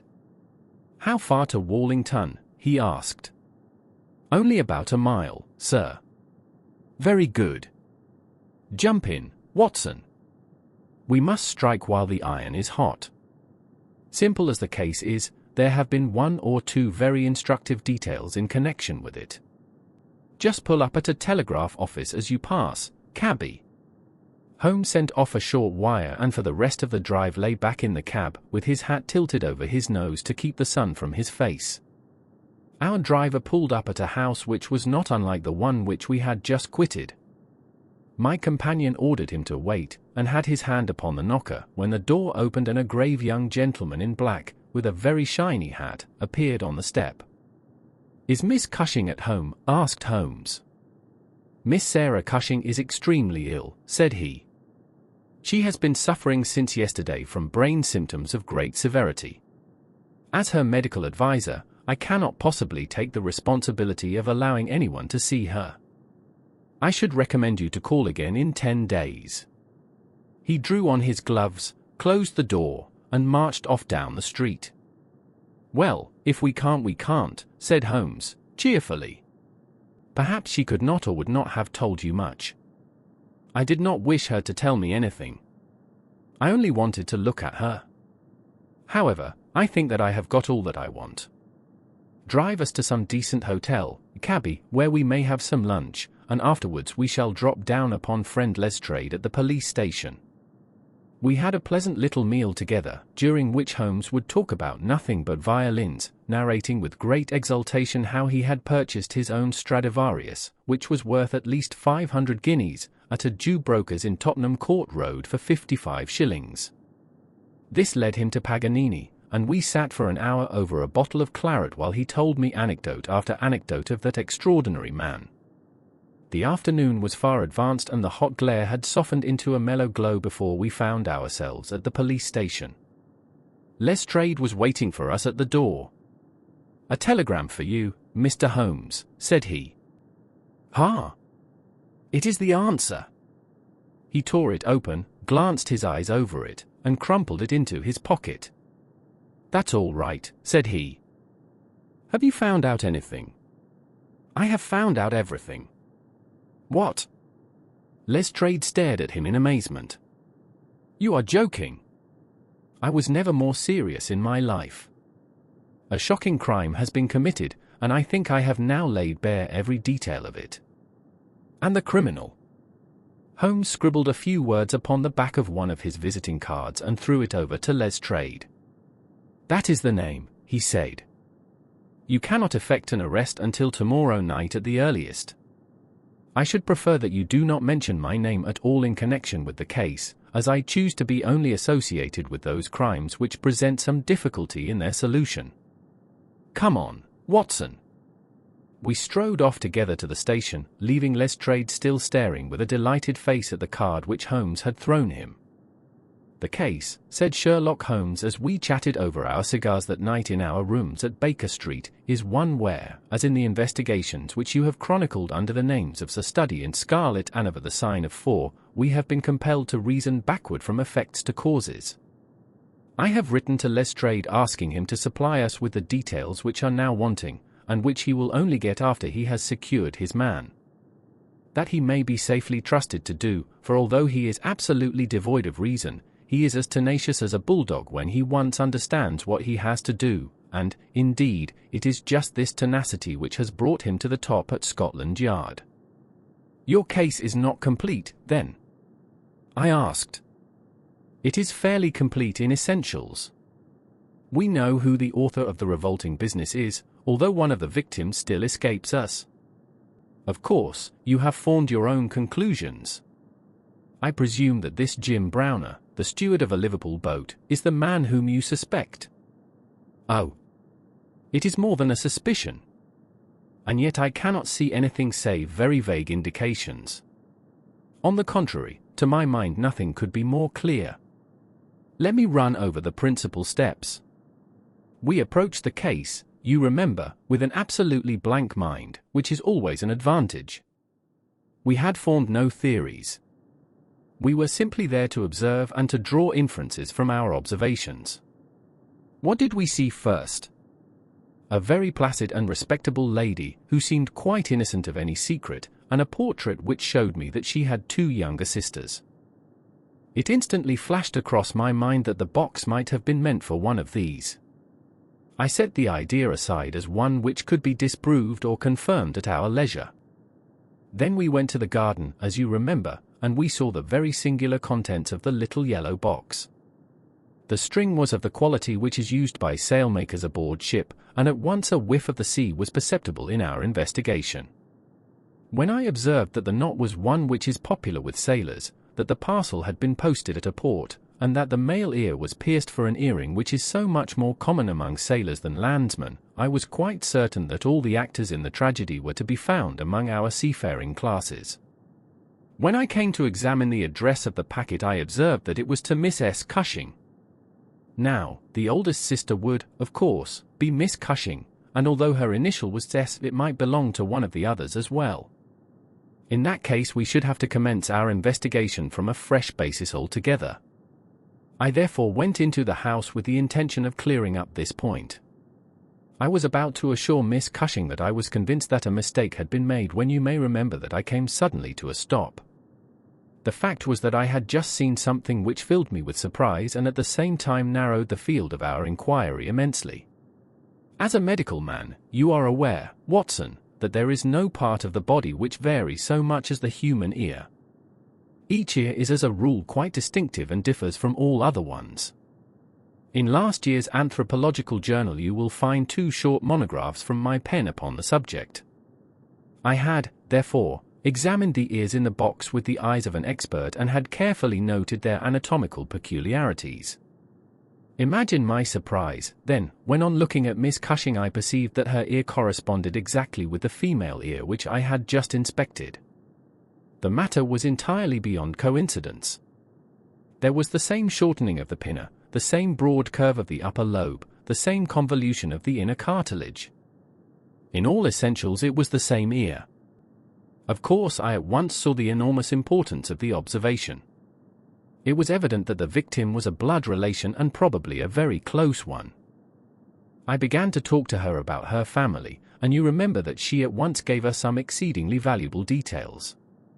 In the first place, her sister's name was Sarah, and her address had until recently been the same, so that it was quite obvious how the mistake had occurred and for whom the packet was meant.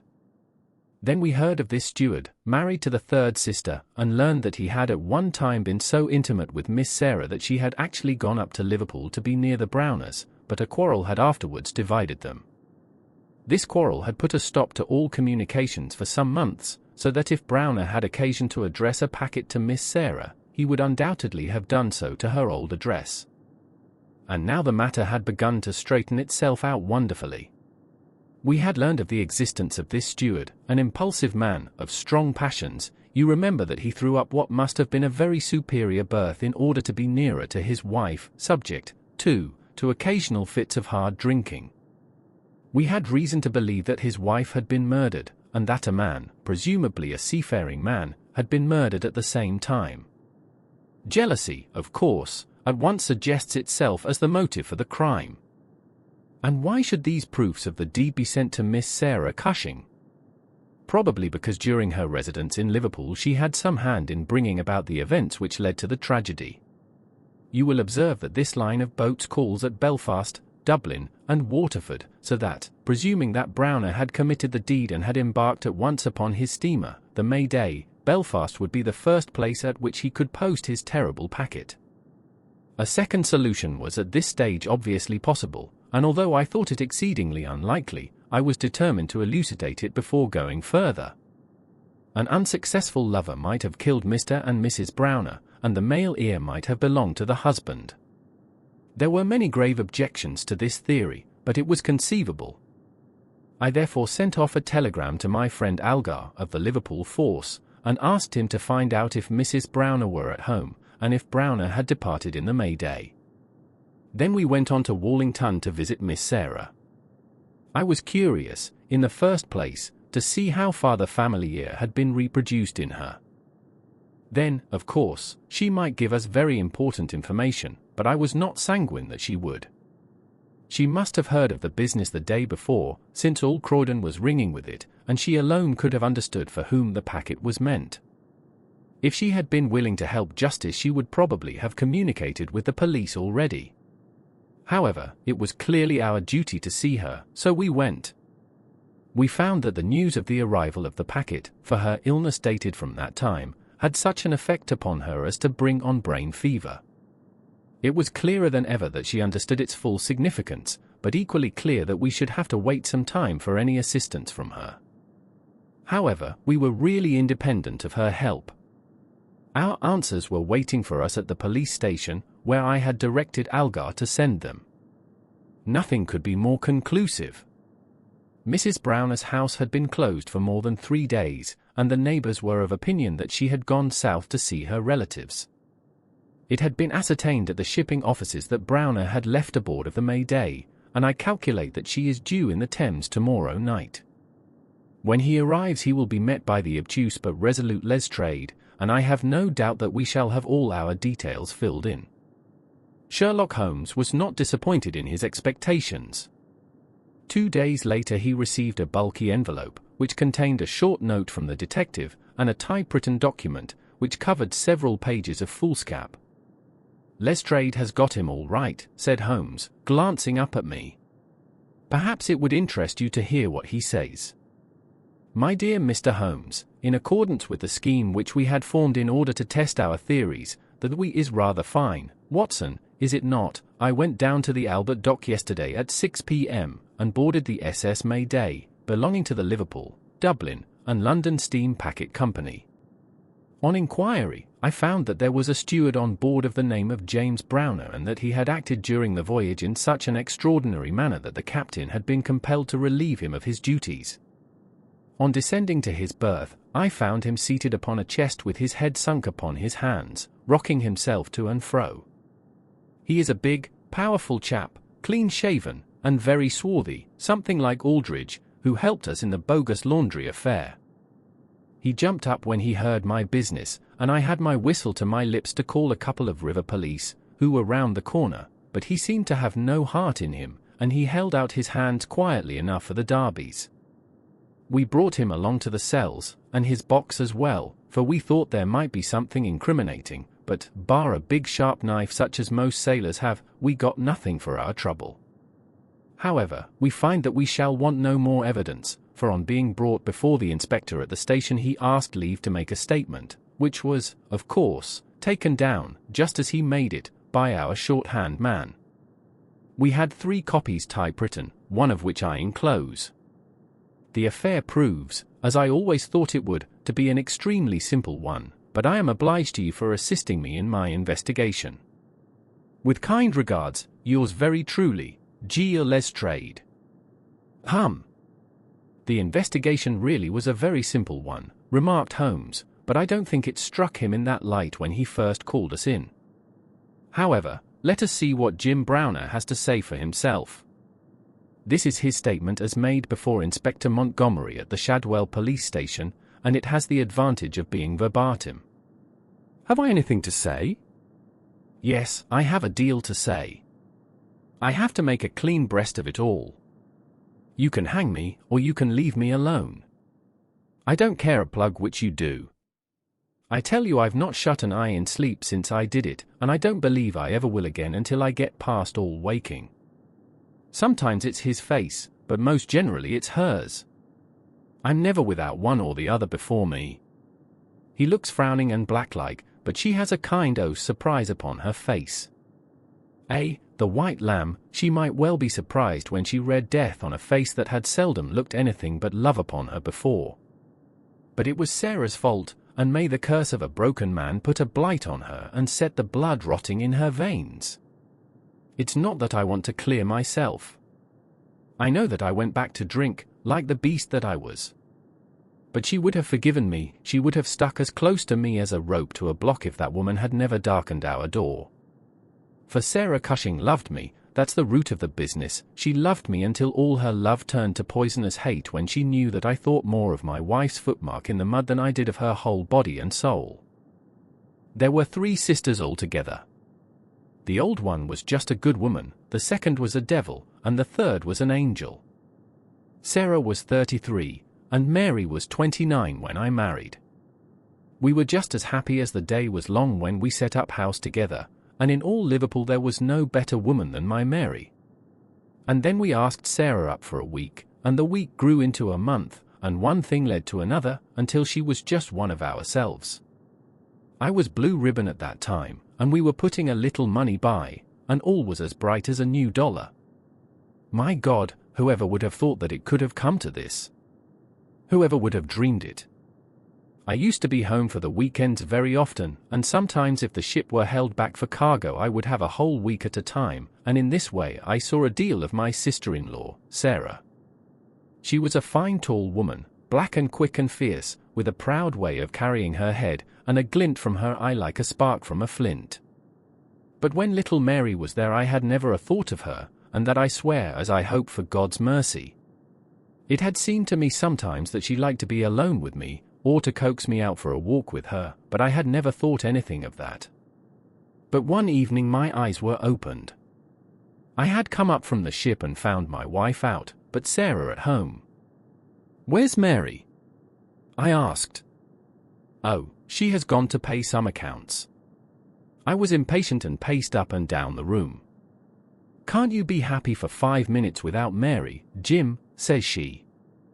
"It's a bad compliment to me that you can't be contented with my society for so short a time." "That's all right, my lass," said I, putting out my hand towards her in a kindly way, but she had it in both hers in an instant, and they burned as if they were in a fever. I looked into her eyes and I read it all there. There was no need for her to speak, nor for me either. I frowned and drew my hand away. Then she stood by my side in silence for a bit, and then put up her hand and patted me on the shoulder. "Steady, old Jim," said she, and with a kind mocking laugh, she ran out of the room. Well, from that time Sarah hated me with her whole heart and soul, and she is a woman who can hate, too. I was a fool to let her go on biding with us, a besotted fool, but I never said a word to Mary, for I knew it would grieve her. Things went on much as before, but after a time I began to find that there was a bit of a change in Mary herself. She had always been so trusting and so innocent, but now she became queer and suspicious, wanting to know where I had been and what I had been doing, and whom my letters were from, and what I had in my pockets, and 1,000 such follies. Day by day she grew queerer and more irritable, and we had ceaseless rows about nothing. I was fairly puzzled by it all. Sarah avoided me now, but she and Mary were just inseparable.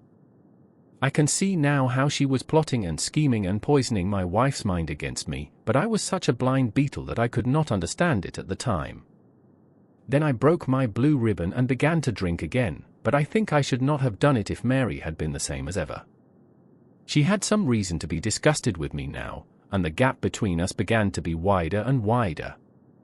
And then this Alec Fairbairn chipped in, and things became 1,000 times blacker. It was to see Sarah that he came to my house first, but soon it was to see us, for he was a man with winning ways, and he made friends wherever he went. He was a dashing, swaggering chap, smart and curled, who had seen half the world and could talk of what he had seen. He was good company, I won't deny it, and he had wonderful polite ways with him for a sailor man, so that I think there must have been a time when he knew more of the poop than the forecastle. For a month he was in and out of my house, and never once did it cross my mind that harm might come of his soft, tricky ways. And then at last something made me suspect, and from that day my peace was gone forever. It was only a little thing, too. I had come into the parlor unexpected, and as I walked in at the door I saw a light of welcome on my wife's face. But as she saw who it was it faded again, and she turned away with a look of disappointment. That was enough for me. There was no one but Alec Fairbairn whose step she could have mistaken for mine. If I could have seen him then I should have killed him, for I have always been like a madman when my temper gets loose. Mary saw the devil's light in my eyes, and she ran forward with her hands on my sleeve. "Don't, Jim, don't," says she. "Where's Sarah?" I asked. "In the kitchen," says she. "Sarah," says I as I went in, "this man Fairbairn is never to darken my door again." "Why not?" says she. "Because I order it." "Oh," says she, "if my friends are not good enough for this house, then I am not good enough for it either." "You can do what you like," says I, "but if Fairbairn shows his face here again I'll send you one of his ears for a keepsake." She was frightened by my face, I think, for she never answered a word, and the same evening she left my house. Well, I don't know now whether it was pure devilry on the part of this woman, or whether she thought that she could turn me against my wife by encouraging her to misbehave. Anyway, she took a house just 2 streets off and let lodgings to sailors. Fairbairn used to stay there, and Mary would go round to have tea with her sister and him. How often she went I don't know, but I followed her one day, and as I broke in at the door Fairbairn got away over the back garden wall, like the cowardly skunk that he was. I swore to my wife that I would kill her if I found her in his company again, and I led her back with me, sobbing and trembling, and as white as a piece of paper. There was no trace of love between us any longer. I could see that she hated me and feared me, and when the thought of it drove me to drink, then she despised me as well. Well, Sarah found that she could not make a living in Liverpool, so she went back, as I understand, to live with her sister in Croydon, and things jogged on much the same as ever at home. And then came this last week and all the misery and ruin. It was in this way. We had gone on the May Day for a round voyage of 7 days, but a hogshead got loose and started one of our plates, so that we had to put back into port for 12 hours. I left the ship and came home, thinking what a surprise it would be for my wife, and hoping that maybe she would be glad to see me so soon. The thought was in my head as I turned into my own street, and at that moment a cab passed me, and there she was, sitting by the side of Fairbairn, the two chatting and laughing, with never a thought for me as I stood watching them from the footpath. I tell you, and I give you my word for it, that from that moment I was not my own master, and it is all like a dim dream when I look back on it. I had been drinking hard of late, and the two things together fairly turned my brain. There's something throbbing in my head now, like a docker's hammer, but that morning I seemed to have all Niagara whizzing and buzzing in my ears. Well, I took to my heels, and I ran after the cab. I had a heavy oak stick in my hand, and I tell you I saw red from the first, but as I ran I got cunning, too, and hung back a little to see them without being seen. They pulled up soon at the railway station. There was a good crowd round the booking office, so I got quite close to them without being seen. They took tickets for New Brighton. So did I, but I got in 3 carriages behind them. When we reached it they walked along the parade, and I was never more than 100 yards from them. At last I saw them hire a boat and start for a row, for it was a very hot day, and they thought, no doubt, that it would be cooler on the water.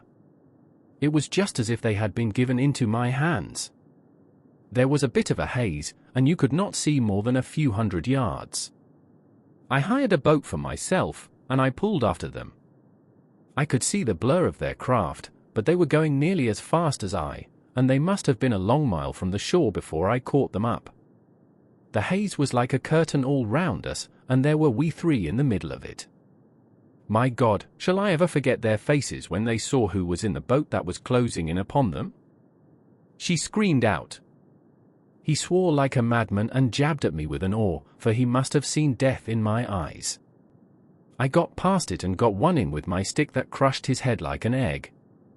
I would have spared her, perhaps, for all my madness, but she threw her arms round him, crying out to him, and calling him Nalek.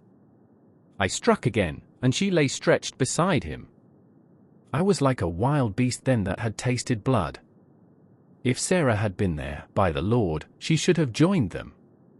I pulled out my knife, and, well, there. I've said enough. It gave me a kind of savage joy when I thought how Sarah would feel when she had such signs as these of what her meddling had brought about.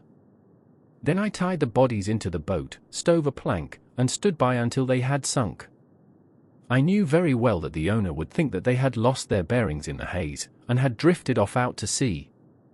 I cleaned myself up, got back to land, and joined my ship without a soul having a suspicion of what had passed. That night I made up the packet for Sarah Cushing, and next day I sent it from Belfast. There you have the whole truth of it. You can hang me, or do what you like with me, but you cannot punish me as I have been punished already. I cannot shut my eyes, but I see those 2 faces staring at me as they stared when my boat broke through the haze. I killed them quick, but they are killing me slow, and if I have another night of it I shall be either mad or dead before morning. You won't put me alone into a cell, sir? For pity's sake don't, and may you be treated in your day of agony as you treat me now." "What is the meaning of it, Watson?" said Holmes solemnly as he laid down the paper. "What object is served by this circle of misery and violence and fear? It must tend to some end, or else our universe is ruled by chance, which is unthinkable. But what end? There is the great standing perennial problem to which human reason is as far from an answer as ever." The late 19th century was a time of great change and social upheaval, providing a rich backdrop for mystery writers like the author of this classic tale. 3. The Yellow Face. In publishing these short sketches based upon the numerous cases in which my companion's singular gifts have made us the listeners to, and eventually the actors in, some strange drama, it is only natural that I should dwell rather upon his successes than upon his failures. And this not so much for the sake of his reputation, for, indeed, it was when he was at his wit's end that his energy and his versatility were most admirable, but because where he failed it happened too often that no one else succeeded, and that the tale was left forever without a conclusion. Now and again, however, it chanced that even when he erred, the truth was still discovered. I have noted of some half-dozen cases of the kind, of which the affair of the second stain and that which I am now about to recount are the two which present the strongest features of interest. Sherlock Holmes was a man who seldom took exercise for exercise's sake. Few men were capable of greater muscular effort, and he was undoubtedly one of the finest boxers of his weight that I have ever seen, but he looked upon aimless bodily exertion as a waste of energy, and he seldom bestirred himself save when there was some professional object to be served. Then he was absolutely untiring and indefatigable. That he should have kept himself in training under such circumstances is remarkable, but his diet was usually of the sparest, and his habits were simple to the verge of austerity. Save for the occasional use of cocaine, he had no vices, and he only turned to the drug as a protest against the monotony of existence when cases were scanty and the papers uninteresting. One day in early spring he had so far relaxed as to go for a walk with me in the park, where the first faint shoots of green were breaking out upon the elms, and the sticky spearheads of the chestnuts were just beginning to burst into their fivefold leaves. For 2 hours we rambled about together, in silence for the most part, as befits two men who know each other intimately. It was nearly 5 before we were back in Baker Street once more. "Beg pardon, sir," said our page boy, as he opened the door. "There's been a gentleman here asking for you, sir." Holmes glanced reproachfully at me. "So much for afternoon walks," said he. "Has this gentleman gone, then?" "Yes, sir." "Didn't you ask him in?" "Yes, sir, he came in." "How long did he wait?" "Half an hour, sir." "He was a very restless gentleman, sir, a walking and a stamping all the time he was here. I was waiting outside the door, sir, and I could hear him. At last he outs into the passage, and he cries, 'Is that man never going to come?'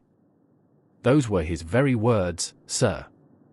'You'll only need to wait a little longer,' says I, 'then I'll wait in the open air, for I feel half choked,' says he. 'I'll be back before long.' And with that he ups and he outs, and all I could say wouldn't hold him back."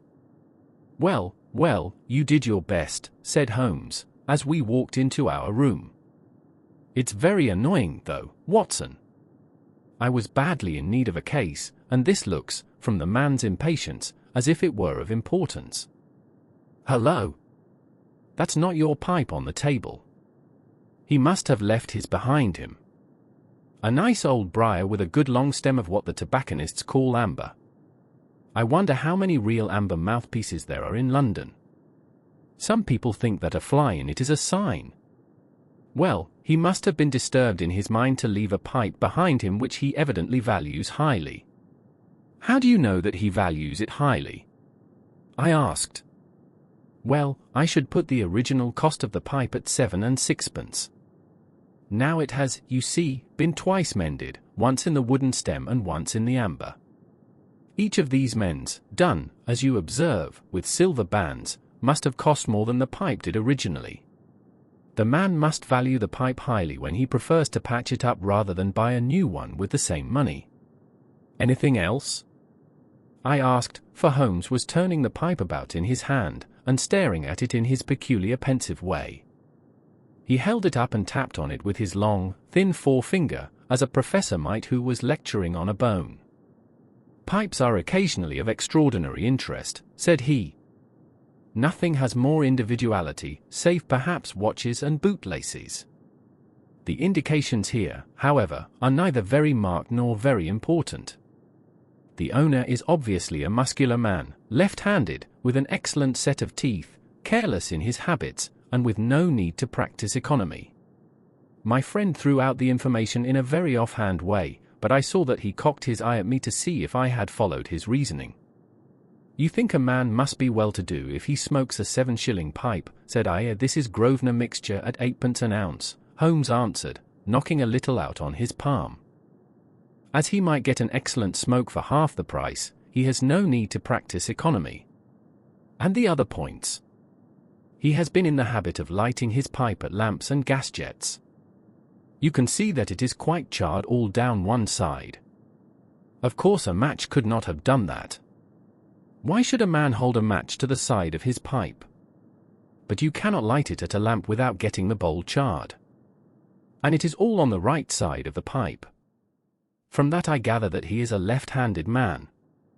You hold your own pipe to the lamp, and see how naturally you, being right-hand, hold the left side to the flame. You might do it once the other way, but not as a constancy. This has always been held so. Then he has bitten through his amber. It takes a muscular, energetic fellow, and one with a good set of teeth, to do that. But if I am not mistaken, I hear him upon the stair, so we shall have something more interesting than his pipe to study." An instant later our door opened, and a tall young man entered the room. He was well but quietly dressed in a dark grey suit, and carried a brown wide-awake in his hand.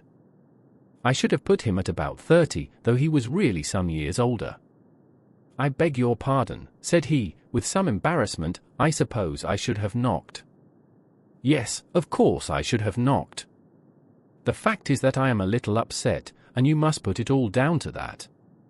He passed his hand over his forehead like a man who is half-dazed, and then fell rather than sat down upon a chair.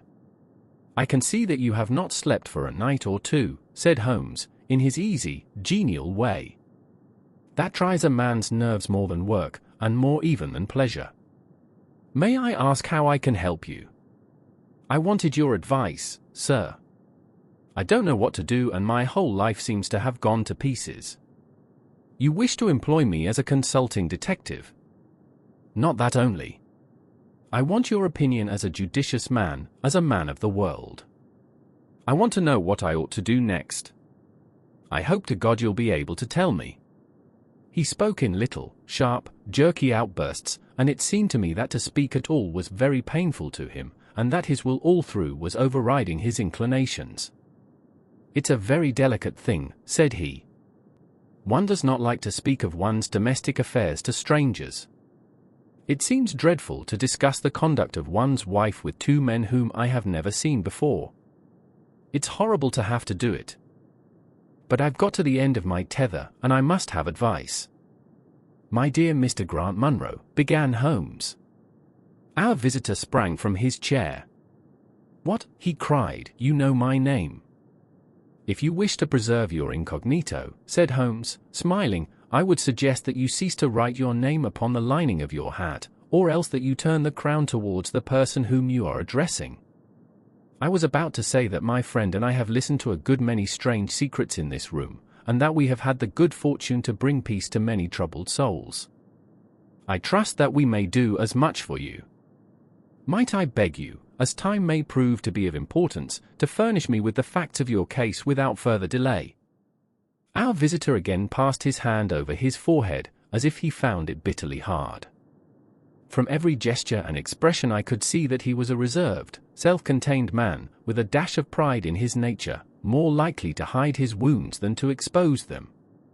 Then suddenly, with a fierce gesture of his closed hand, like one who throws reserve to the winds, he began. "The facts are these, Mr. Holmes," said he. "I am a married man, and have been so for 3 years. During that time my wife and I have loved each other as fondly and lived as happily as any two that ever were joined. We have not had a difference, not one, in thought or word or deed. And now, since last Monday, there has suddenly sprung up a barrier between us, and I find that there is something in her life and in her thought of which I know as little as if she were the woman who brushes by me in the street. We are estranged, and I want to know why. Now there is one thing that I want to impress upon you before I go any further, Mr. Holmes. Effie loves me. Don't let there be any mistake about that. She loves me with her whole heart and soul, and never more than now. I know it. I feel it. I don't want to argue about that. A man can tell easily enough when a woman loves him. But there's this secret between us, and we can never be the same until it is cleared. Kindly let me have the facts, Mr. Munro, said Holmes, with some impatience. I'll tell you what I know about Effie's history. She was a widow when I met her first, though quite young, only 25. Her name then was Mrs. Hebron. She went out to America when she was young, and lived in the town of Atlanta, where she married this Hebron, who was a lawyer with a good practice. They had one child, but the yellow fever broke out badly in the place, and both husband and child died of it. I have seen his death certificate. This sickened her of America, and she came back to live with a maiden aunt at Pinner, in Middlesex. I may mention that her husband had left her comfortably off, and that she had a capital of about £4,500, which had been so well invested by him that it returned an average of 7%. She had only been 6 months at Pinner when I met her. We fell in love with each other, and we married a few weeks afterwards. I am a hop merchant myself, and as I have an income of £700 or £800, we found ourselves comfortably off, and took a nice £80 a year villa at Norbury. Our little place was very countrified, considering that it is so close to town. We had an inn and 2 houses a little above us, and a single cottage at the other side of the field which faces us, and except those there were no houses until you got halfway to the station. My business took me into town at certain seasons, but in summer I had less to do, and then in our country home my wife and I were just as happy as could be wished. I tell you that there never was a shadow between us until this accursed affair began. There's one thing I ought to tell you before I go further. When we married, my wife made over all her property to me, rather against my will, for I saw how awkward it would be if my business affairs went wrong. However, she would have it so, and it was done. Well, about 6 weeks ago she came to me. Jack, said she, when you took my money you said that if ever I wanted any I was to ask you for it. Certainly, said I, it's all your own. Well, said she, I want £100. I was a bit staggered at this, for I had imagined it was simply a new dress or something of the kind that she was after. What on earth for? I asked. Oh, said she, in her playful way, you said that you were only my banker, and bankers never ask questions, you know. If you really mean it, of course you shall have the money, said I. Oh, yes, I really mean it. And you won't tell me what you want it for? Some day, perhaps, but not just at present, Jack. So I had to be content with that, though it was the first time that there had ever been any secret between us. I gave her a check, and I never thought any more of the matter. It may have nothing to do with what came afterwards, but I thought it only right to mention it. Well, I told you just now that there is a cottage not far from our house. There is just a field between us, but to reach it you have to go along the road and then turn down a lane. Just beyond it is a nice little grove of Scotch firs, and I used to be very fond of strolling down there, for trees are always a neighbourly kind of things. The cottage had been standing empty this 8 months, and it was a pity, for it was a pretty 2-storied place, with an old-fashioned porch and honeysuckle about it. I have stood many a time and thought what a neat little homestead it would make. Well, last Monday evening I was taking a stroll down that way, when I met an empty van coming up the lane, and saw a pile of carpets and things lying about on the grass plot beside the porch. It was clear that the cottage had at last been let. I walked past it, and wondered what sort of folk they were who had come to live so near us. And as I looked, I suddenly became aware that a face was watching me out of one of the upper windows. I don't know what there was about that face, Mr. Holmes, but it seemed to send a chill right down my back. I was some little way off, so that I could not make out the features, but there was something unnatural and inhuman about the face. That was the impression that I had, and I moved quickly forwards to get a nearer view of the person who was watching me. But as I did so, the face suddenly disappeared, so suddenly that it seemed to have been plucked away into the darkness of the room. I stood for 5 minutes thinking the business over, and trying to analyze my impressions.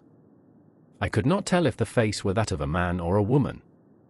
It had been too far from me for that. But its color was what had impressed me most. It was of a livid chalky white, and with something set and rigid about it which was shockingly unnatural. So disturbed was I that I determined to see a little more of the new inmates of the cottage. I approached and knocked at the door, which was instantly opened by a tall, gaunt woman with a harsh, forbidding face. "What may you be wanting?" she asked, in a northern accent. "I am your neighbor over yonder," said I, nodding towards my house. "I see that you have only just moved in, so I thought that if I could be of any help to you in any, we'll just ask ye when we want ye," said she, and shut the door in my face. Annoyed at the churlish rebuff, I turned my back and walked home. All evening, though I tried to think of other things, my mind would still turn to the apparition at the window and the rudeness of the woman. I determined to say nothing about the former to my wife, for she is a nervous, highly strung woman, and I had no wish that she would share the unpleasant impression which had been produced upon myself. I remarked to her, however, before I fell asleep, that the cottage was now occupied, to which she returned no reply. I am usually an extremely sound sleeper. It has been a standing jest in the family that nothing could ever wake me during the night. And yet somehow on that particular night, whether it may have been the slight excitement produced by my little adventure or not I know not, but I slept much more lightly than usual. Half in my dreams I was dimly conscious that something was going on in the room, and gradually became aware that my wife had dressed herself and was slipping on her mantle and her bonnet. My lips were parted to murmur out some sleepy words of surprise or remonstrance at this untimely preparation, when suddenly my half-opened eyes fell upon her face, illuminated by the candlelight, and astonishment held me dumb. She wore an expression such as I had never seen before, such as I should have thought her incapable of assuming. She was deadly pale and breathing fast, glancing furtively towards the bed as she fastened her mantle, to see if she had disturbed me. Then, thinking that I was still asleep, she slipped noiselessly from the room, and an instant later I heard a sharp creaking which could only come from the hinges of the front door. I sat up in bed and rapped my knuckles against the rail to make certain that I was truly awake. Then I took my watch from under the pillow. It was 3 a.m. What on this earth could my wife be doing out on the country road at 3 a.m? I had sat for about 20 minutes turning the thing over in my mind and trying to find some possible explanation. The more I thought, the more extraordinary and inexplicable did it appear.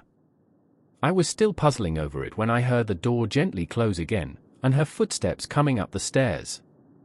"Where in the world have you been, Effie?" I asked as she entered. She gave a violent start and a kind of gasping cry when I spoke, and that cry and start troubled me more than all the rest, for there was something indescribably guilty about them.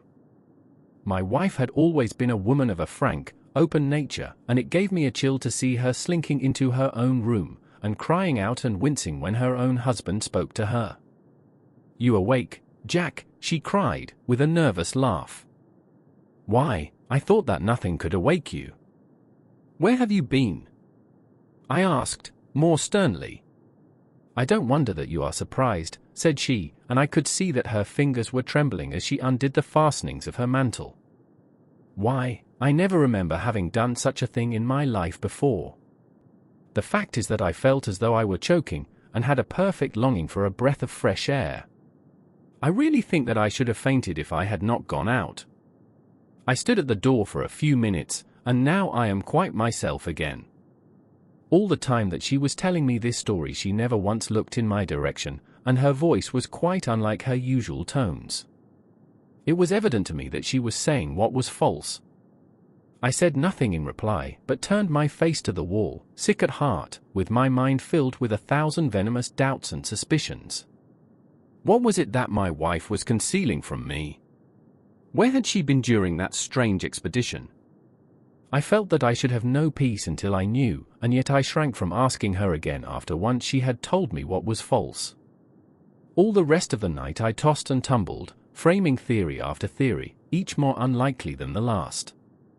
I should have gone to the city that day, but I was too disturbed in my mind to be able to pay attention to business matters. My wife seemed to be as upset as myself, and I could see from the little questioning glances which she kept shooting at me that she understood that I disbelieved her statement, and that she was at her wits' end what to do. We hardly exchanged a word during breakfast, and immediately afterwards I went out for a walk, that I might think the matter out in the fresh morning air. I went as far as the Crystal Palace, spent an hour in the grounds, and was back in Norbury by 1 o'clock. It happened that my way took me past the cottage, and I stopped for an instant to look at the windows, and to see if I could catch a glimpse of the strange face which had looked out at me on the day before. As I stood there, imagine my surprise, Mr. Holmes, when the door suddenly opened and my wife walked out. I was struck dumb with astonishment at the sight of her, but my emotions were nothing to those which showed themselves upon her face when our eyes met. She seemed for an instant to wish to shrink back inside the house again, and then, seeing how useless all concealment must be, she came forward, with a very white face and frightened eyes which belied the smile upon her lips.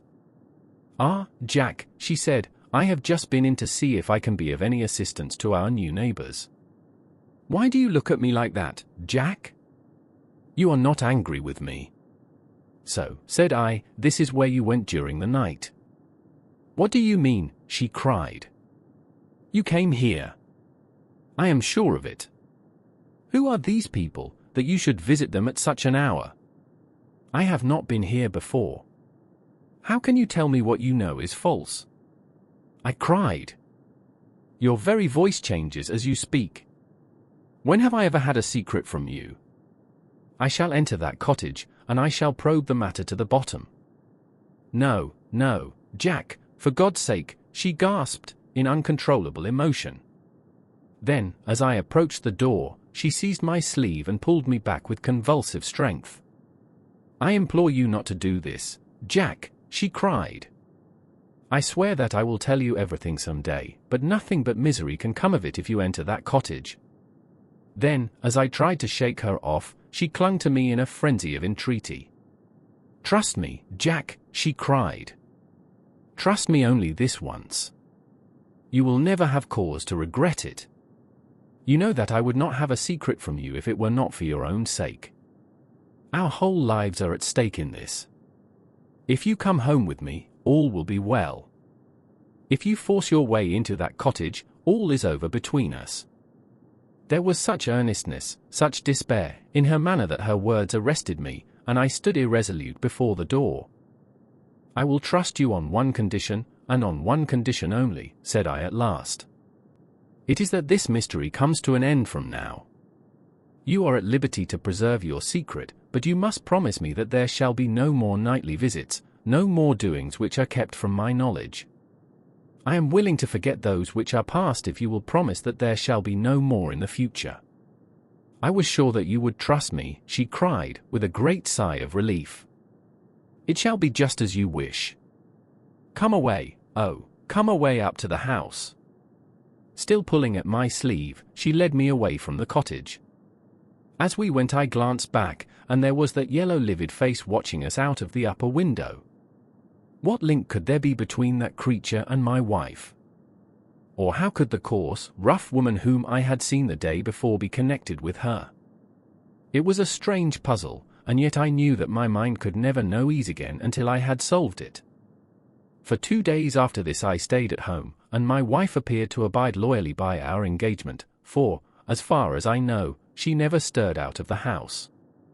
On the 3rd day, however, I had ample evidence that her solemn promise was not enough to hold her back from this secret influence which drew her away from her husband and her duty.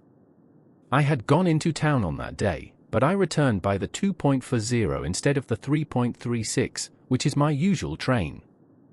As I entered the house, the maid ran into the hall with a startled face. "Where is your mistress?" I asked. "I think that she has gone out for a walk," she answered. My mind was instantly filled with suspicion. I rushed upstairs to make sure that she was not in the house.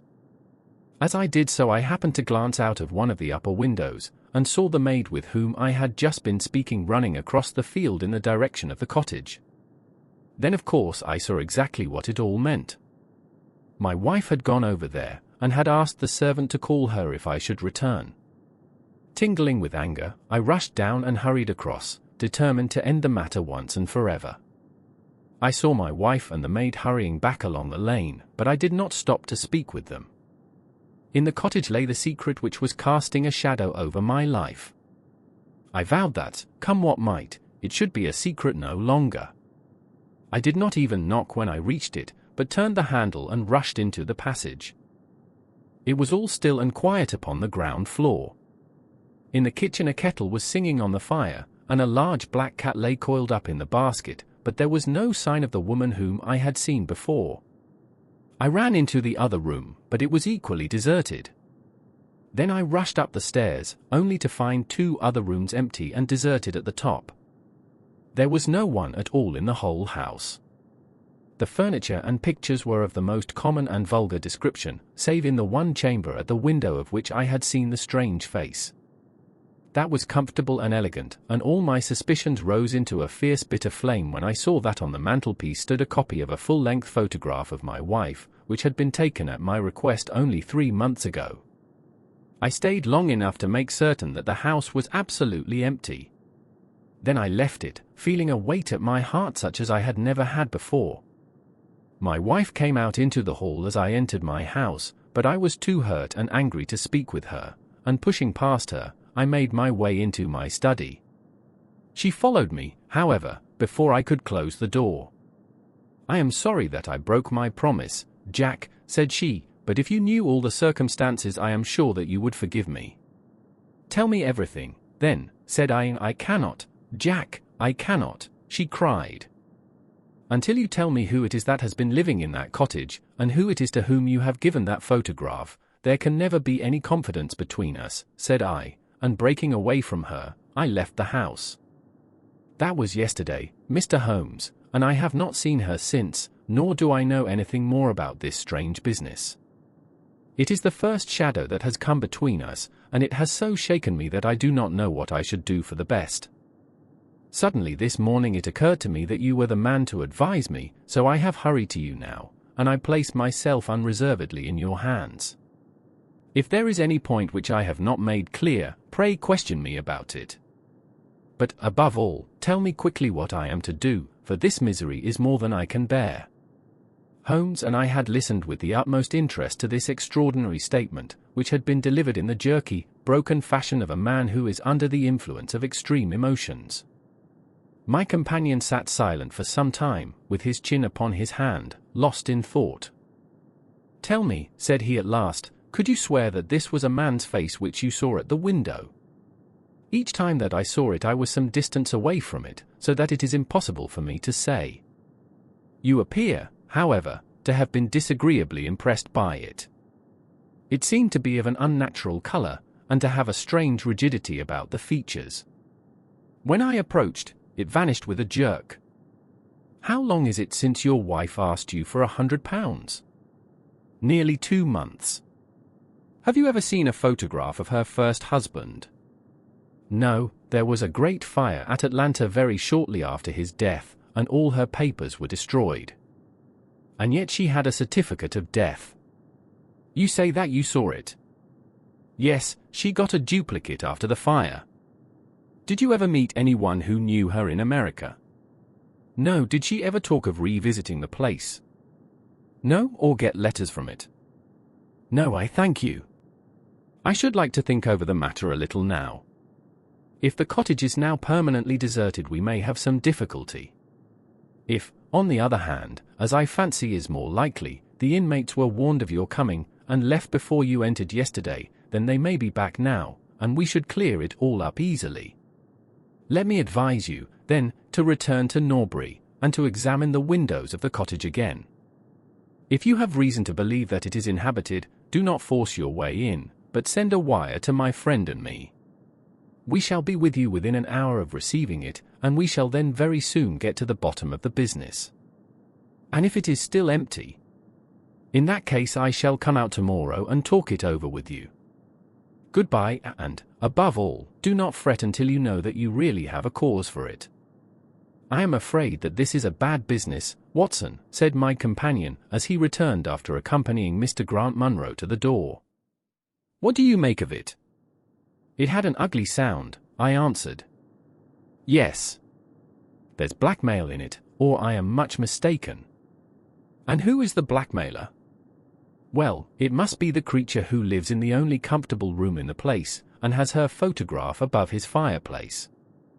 Upon my word, Watson, there is something very attractive about that livid face at the window, and I would not have missed the case for worlds. You have a theory? Yes, a provisional one. But I shall be surprised if it does not turn out to be correct. This woman's first husband is in that cottage. Why do you think so? How else can we explain her frenzied anxiety that her second one should not enter it? The facts, as I read them, are something like this: this woman was married in America. Her husband developed some hateful qualities, or shall we say that he contracted some loathsome disease, and became a leper or an imbecile. She flies from him at last, returns to England, changes her name, and starts her life, as she thinks, afresh. She has been married 3 years, and believes that her position is quite secure, having shown her husband the death certificate of some man whose name she has assumed, when suddenly her whereabouts is discovered by her first husband, or, we may suppose, by some unscrupulous woman who has attached herself to the invalid. They write to the wife, and threaten to come and expose her. She asks for £100, and endeavours to buy them off. They come in spite of it, and when the husband mentions casually to the wife that there are newcomers in the cottage, she knows in some way that they are her pursuers. She waits until her husband is asleep, and then she rushes down to endeavour to persuade them to leave her in peace. Having no success, she goes again next morning, and her husband meets her, as he has told us, as she comes out. She promises him then not to go there again, but 2 days afterwards the hope of getting rid of those dreadful neighbours was too strong for her, and she made another attempt, taking down with her the photograph which had probably been demanded from her. In the midst of this interview the maid rushed in to say that the master had come home, on which the wife, knowing that he would come straight down to the cottage, hurried the inmates out at the back door, into the grove of fir trees, probably, which was mentioned as standing near. In this way he found the place deserted. I shall be very much surprised, however, if it is still so when he reconnoitres it this evening. What do you think of my theory? It is all surmise. But at least it covers all the facts. When new facts come to our knowledge which cannot be covered by it, it will be time enough to reconsider it. We can do nothing more until we have a message from our friend at Norbury. But we had not a very long time to wait for that. It came just as we had finished our tea. The cottage is still tenanted, it said. Have seen the face again at the window. Will meet the 7 o'clock train, and will take no steps until you arrive. He was waiting on the platform when we stepped out, and we could see in the light of the station lamps that he was very pale, and quivering with agitation. They are still there, Mr. Holmes, said he, laying his hand hard upon my friend's sleeve. I saw lights in the cottage as I came down.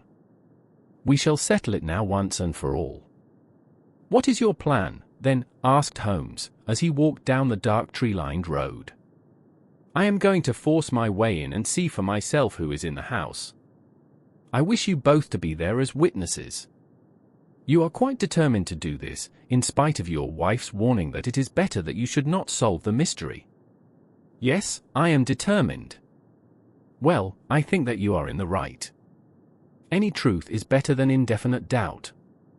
We had better go up at once. Of course, legally, we are putting ourselves hopelessly in the wrong, but I think that it is worth it. It was a very dark night, and a thin rain began to fall as we turned from the high road into a narrow lane, deeply rutted, with hedges on either side. Mr. Grant Munro pushed impatiently forward, however, and we stumbled after him as best we could. "There are the lights of my house," he murmured, pointing to a glimmer among the trees. "And here is the cottage which I am going to enter." We turned a corner in the lane as he spoke, and there was the building close beside us. A yellow bar falling across the black foreground showed that the door was not quite closed, and one window in the upper story was brightly illuminated. As we looked, we saw a dark blur moving across the blind. "There is that creature," cried Grant Munro. "You can see for yourselves that someone is there. Now follow me, and we shall soon know all." We approached the door, but suddenly a woman appeared out of the shadow and stood in the golden track of the lamplight. I could not see her face in the darkness, but her arms were thrown out in an attitude of entreaty. "For God's sake, don't, Jack," she cried.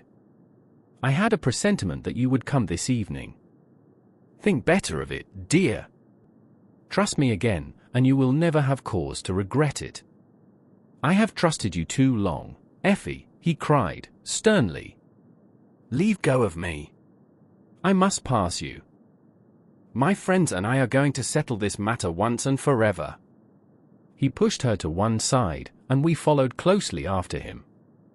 As he threw the door open, an old woman ran out in front of him and tried to bar his passage, but he thrust her back, and an instant afterwards we were all upon the stairs.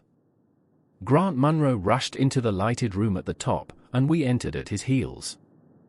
It was a cozy, well-furnished apartment, with 2 candles burning upon the table and 2 upon the mantelpiece. In the corner, stooping over a desk, there sat what appeared to be a little girl. Her face was turned away as we entered, but we could see that she was dressed in a red frock, and that she had long white gloves on. As she whisked round to us, I gave a cry of surprise and horror. The face which she turned towards us was of the strangest livid tint, and the features were absolutely devoid of any expression. An instant later the mystery was explained. Holmes, with a laugh, passed his hand behind the child's ear, a mask peeled off from her countenance, and there was a little coal-black negress, with all her white teeth flashing in amusement at our amazed faces. I burst out laughing, out of sympathy with her merriment, but Grant Munro stood staring, with his hand clutching his throat. "My God," he cried. "What can be the meaning of this?" "I will tell you the meaning of it," cried the lady, sweeping into the room with a proud, set face. "You have forced me, against my own judgment, to tell you, and now we must both make the best of it. My husband died at Atlanta. My child survived." "Your child?" She drew a large silver locket from her bosom. "You have never seen this open." I understood that it did not open. She touched a spring, and the front hinged back. There was a portrait within of a man strikingly handsome and intelligent-looking, but bearing unmistakable signs upon his features of his African descent. "That is John Hebron, of Atlanta," said the lady, "and a nobler man never walked the earth. I cut myself off from my race in order to wed him, but never once while he lived did I for an instant regret it. It was our misfortune that our only child took after his people rather than mine. It is often so in such matches, and little Lucy is darker far than ever her father was. But dark or fair, she is my own dear little girlie, and her mother's pet." The little creature ran across at the words and nestled up against the lady's dress. "When I left her in America," she continued, "it was only because her health was weak, and the change might have done her harm. She was given to the care of a faithful Scotch woman who had once been our servant. Never for an instant did I dream of disowning her as my child. But when chance threw you in my way, Jack, and I learned to love you, I feared to tell you about my child. God forgive me, I feared that I should lose you, and I had not the courage to tell you. I had to choose between you, and in my weakness I turned away from my own little girl. For 3 years I have kept her existence a secret from you, but I heard from the nurse, and I knew that all was well with her. At last, however, there came an overwhelming desire to see the child once more. I struggled against it, but in vain. Though I knew the danger, I determined to have the child over, if it were but for a few weeks. I sent £100 to the nurse, and I gave her instructions about this cottage, so that she might come as a neighbour, without my appearing to be in any way connected with her. I pushed my precautions so far as to order her to keep the child in the house during the daytime, and to cover up her little face and hands so that even those who might see her at the window should not gossip about there being a black child in the neighbourhood. If I had been less cautious I might have been more wise, but I was half crazy with fear that you should learn the truth. It was you who told me first that the cottage was occupied. I should have waited for the morning, but I could not sleep for excitement, and so at last I slipped out, knowing how difficult it is to awake you. But you saw me go, and that was the beginning of my troubles. Next day you had my secret at your mercy, but you nobly refrained from pursuing your advantage. 3 days later, however, the nurse and child only just escaped from the back door as you rushed in at the front one. And now tonight you at last know all, and I ask you what is to become of us, my child and me." She clasped her hands and waited for an answer. It was a long 10 minutes before Grant Munro broke the silence, and when his answer came it was one of which I love to think. He lifted the little child, kissed her, and then, still carrying her, he held his other hand out to his wife and turned towards the door. "We can talk it over more comfortably at home," said he. "I am not a very good man, Effie, but I think that I am a better one than you have given me credit for being." Holmes and I followed them down the lane, and my friend plucked at my sleeve as we came out. "I think," said he, "that we shall be of more use in London than in Norbury." Not another word did he say of the case until late that night, when he was turning away, with his lighted candle, for his bedroom. "Watson," said he, "if it should ever strike you that I am getting a little overconfident in my powers, or giving less pains to a case than it deserves, kindly whisper Norbury in my ear, and I shall be infinitely obliged to you." As the plot unfolds, it becomes clear that nothing is as it seems, and the characters' perceptions of reality are constantly being challenged.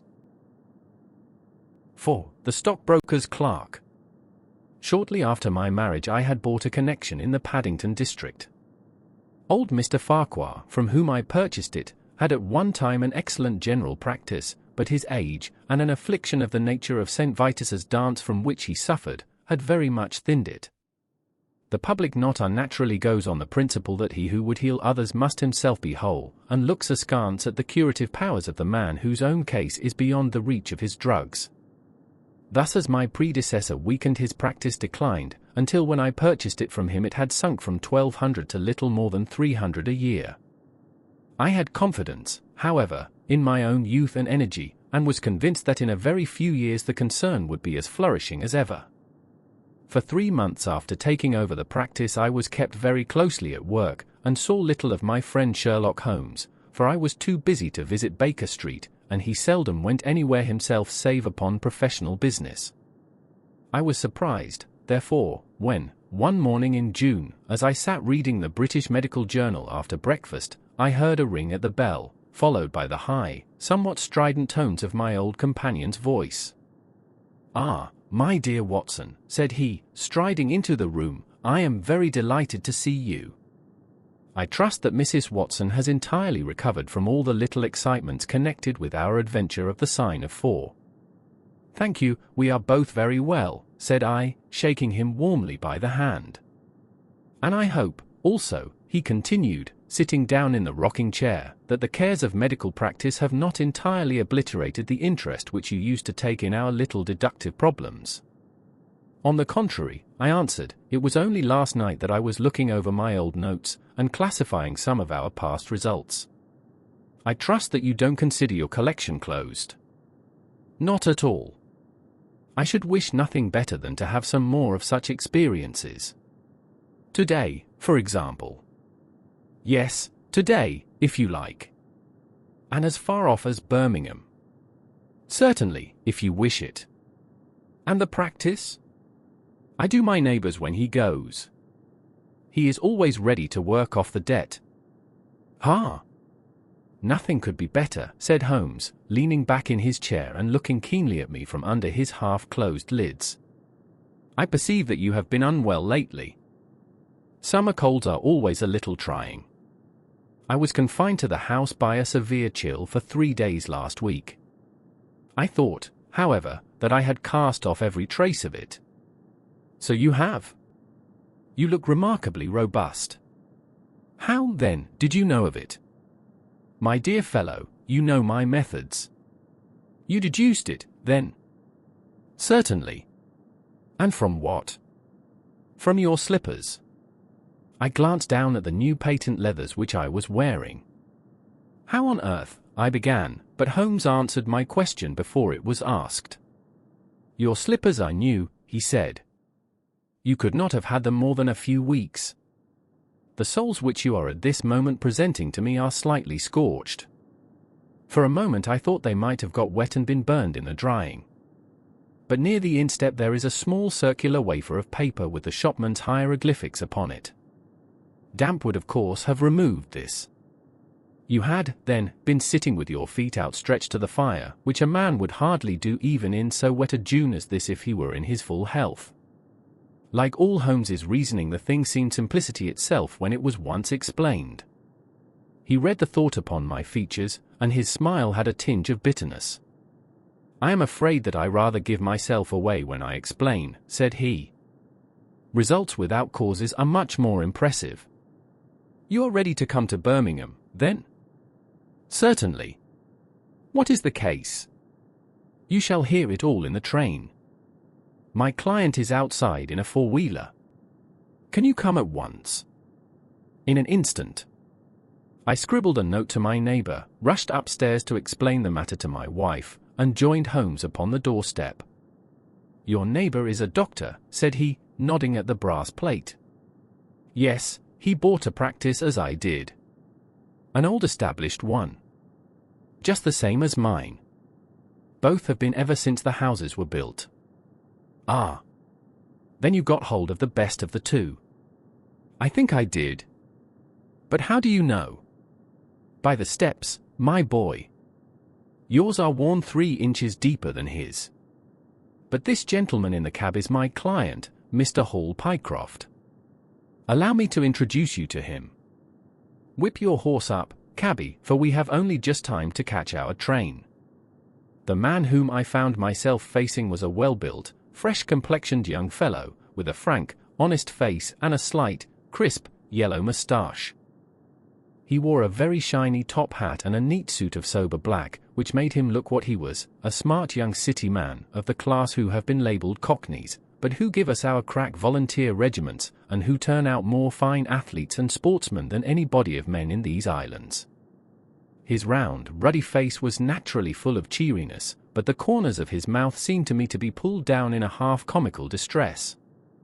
It was not, however, until we were all in a first-class carriage and well started upon our journey to Birmingham that I was able to learn what the trouble was which had driven him to Sherlock Holmes. We have a clear run here of 70 minutes, Holmes remarked. I want you, Mr. Hall Pycroft, to tell my friend your very interesting experience exactly as you have told it to me, or with more detail if possible. It will be of use to me to hear the succession of events again. It is a case, Watson, which may prove to have something in it, or may prove to have nothing, but which, at least, presents those unusual and outre features which are as dear to you as they are to me. Now, Mr. Pycroft, I shall not interrupt you again. Our young companion looked at me with a twinkle in his eye. The worst of the story is, said he, that I show myself up as such a confounded fool. Of course it may work out all right, and I don't see that I could have done otherwise, but if I have lost my crib and get nothing in exchange I shall feel what a soft Johnny I have been. I'm not very good at telling a story, Dr. Watson, but it is like this with me. I used to have a billet at Coxon and Woodhouse, of Draper's Gardens, but they were let in early in the spring through the Venezuelan loan, as no doubt you remember, and came a nasty cropper. I had been with them 5 years, and old Coxon gave me a ripping good testimonial when the smash came, but of course we clerks were all turned adrift, the 27 of us.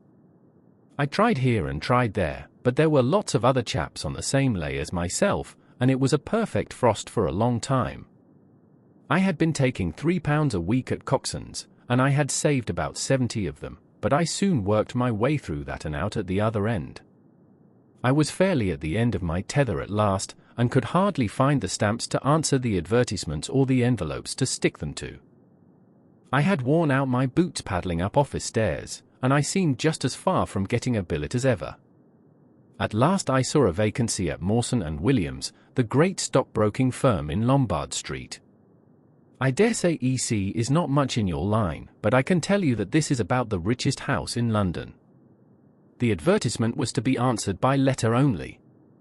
I sent in my testimonial and application, but without the least hope of getting it. Back came an answer by return, saying that if I would appear next Monday I might take over my new duties at once, provided that my appearance was satisfactory. No one knows how these things are worked. Some people say that the manager just plunges his hand into the heap and takes the first that comes. Anyhow, it was my innings that time, and I don't ever wish to feel better pleased. The screw was £1 a week rise, and the duties just about the same as at Coxon's. And now I come to the queer part of the business. I was in diggings out Hampstead Way, 17, Potter's Terrace. Well, I was sitting doing a smoke that very evening after I had been promised the appointment, when up came my landlady with a card which had Arthur Pinner, financial agent, printed upon it. I had never heard the name before and could not imagine what he wanted with me, but, of course, I asked her to show him up. In he walked, a middle-sized, dark-haired, dark-eyed, black-bearded man, with a touch of the sheeny about his nose. He had a brisk kind of way with him and spoke sharply, like a man who knew the value of time. "Mr. Hall Pycroft, I believe," said he. "Yes, sir," I answered, pushing a chair towards him. "Lately engaged at Coxon and Woodhouse's?" "Yes, sir." "And now on the staff of Mawson's?" "Quite so." "Well," said he, "the fact is that I have heard some really extraordinary stories about your financial ability. You remember Parker, who used to be Coxon's manager? He can never say enough about it." Of course I was pleased to hear this.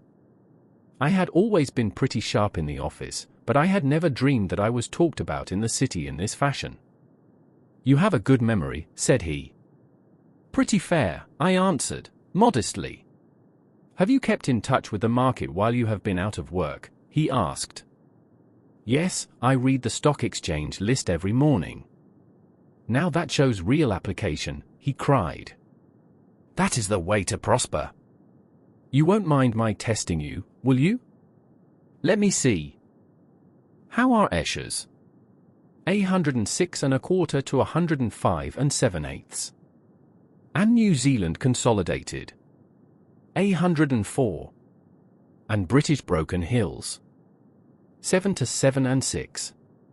Wonderful, he cried, with his hands up. This quite fits in with all that I had heard.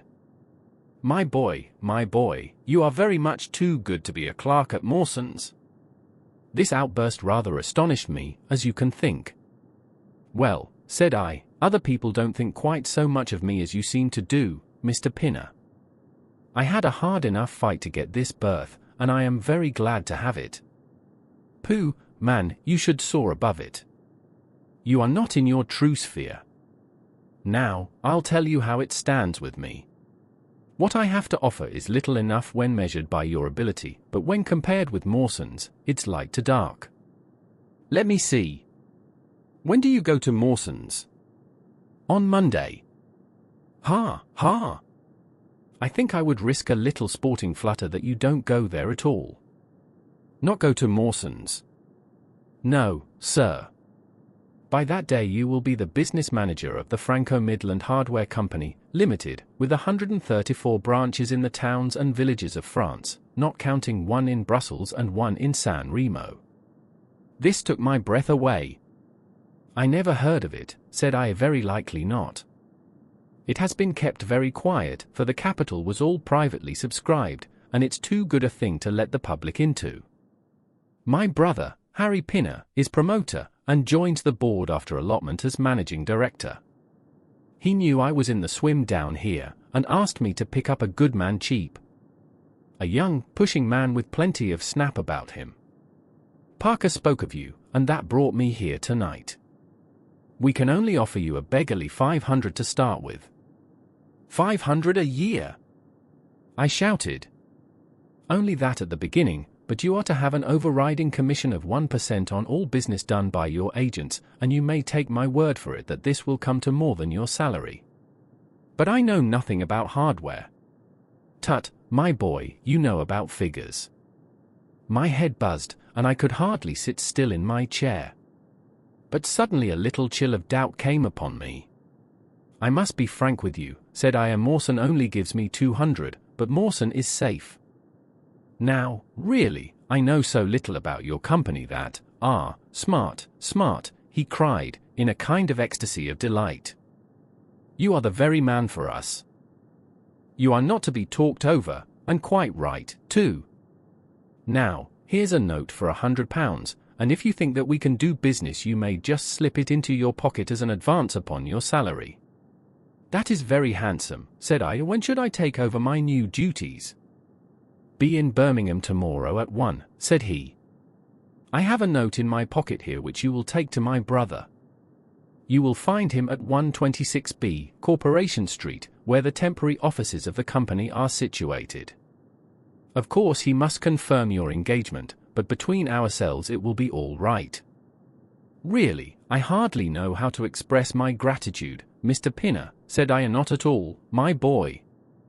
You have only got your deserts. There are 1 or 2 small things, mere formalities, which I must arrange with you. You have a bit of paper beside you there. Kindly write upon it I am perfectly willing to act as business manager to the Franco-Midland Hardware Company, Limited, at a minimum salary of £500. I did as he asked, and he put the paper in his pocket. There is one other detail, said he. What do you intend to do about Mawson's? I had forgotten all about Mawson's in my joy. I'll write and resign, said I. Precisely what I don't want you to do. I had a row over you with Mawson's manager. I had gone up to ask him about you, and he was very offensive, accused me of coaxing you away from the service of the firm, and that sort of thing. At last I fairly lost my temper. If you want good men you should pay them a good price, said I. He would rather have our small price than your big one, said he. I'll lay you a £5, said I, that when he has my offer you'll never so much as hear from him again. Done, said he. We picked him out of the gutter, and he won't leave us so easily. Those were his very words. The impudent scoundrel. I cried. I've never so much as seen him in my life. Why should I consider him in any way? I shall certainly not write if you would rather I didn't. Good. That's a promise, said he, rising from his chair. Well, I'm delighted to have got so good a man for my brother. Here's your advance of £100, and here is the letter. Make a note of the address, 126B, Corporation Street, and remember that 1 o'clock tomorrow is your appointment. Good night, and may you have all the fortune that you deserve. That's just about all that passed between us, as near as I can remember.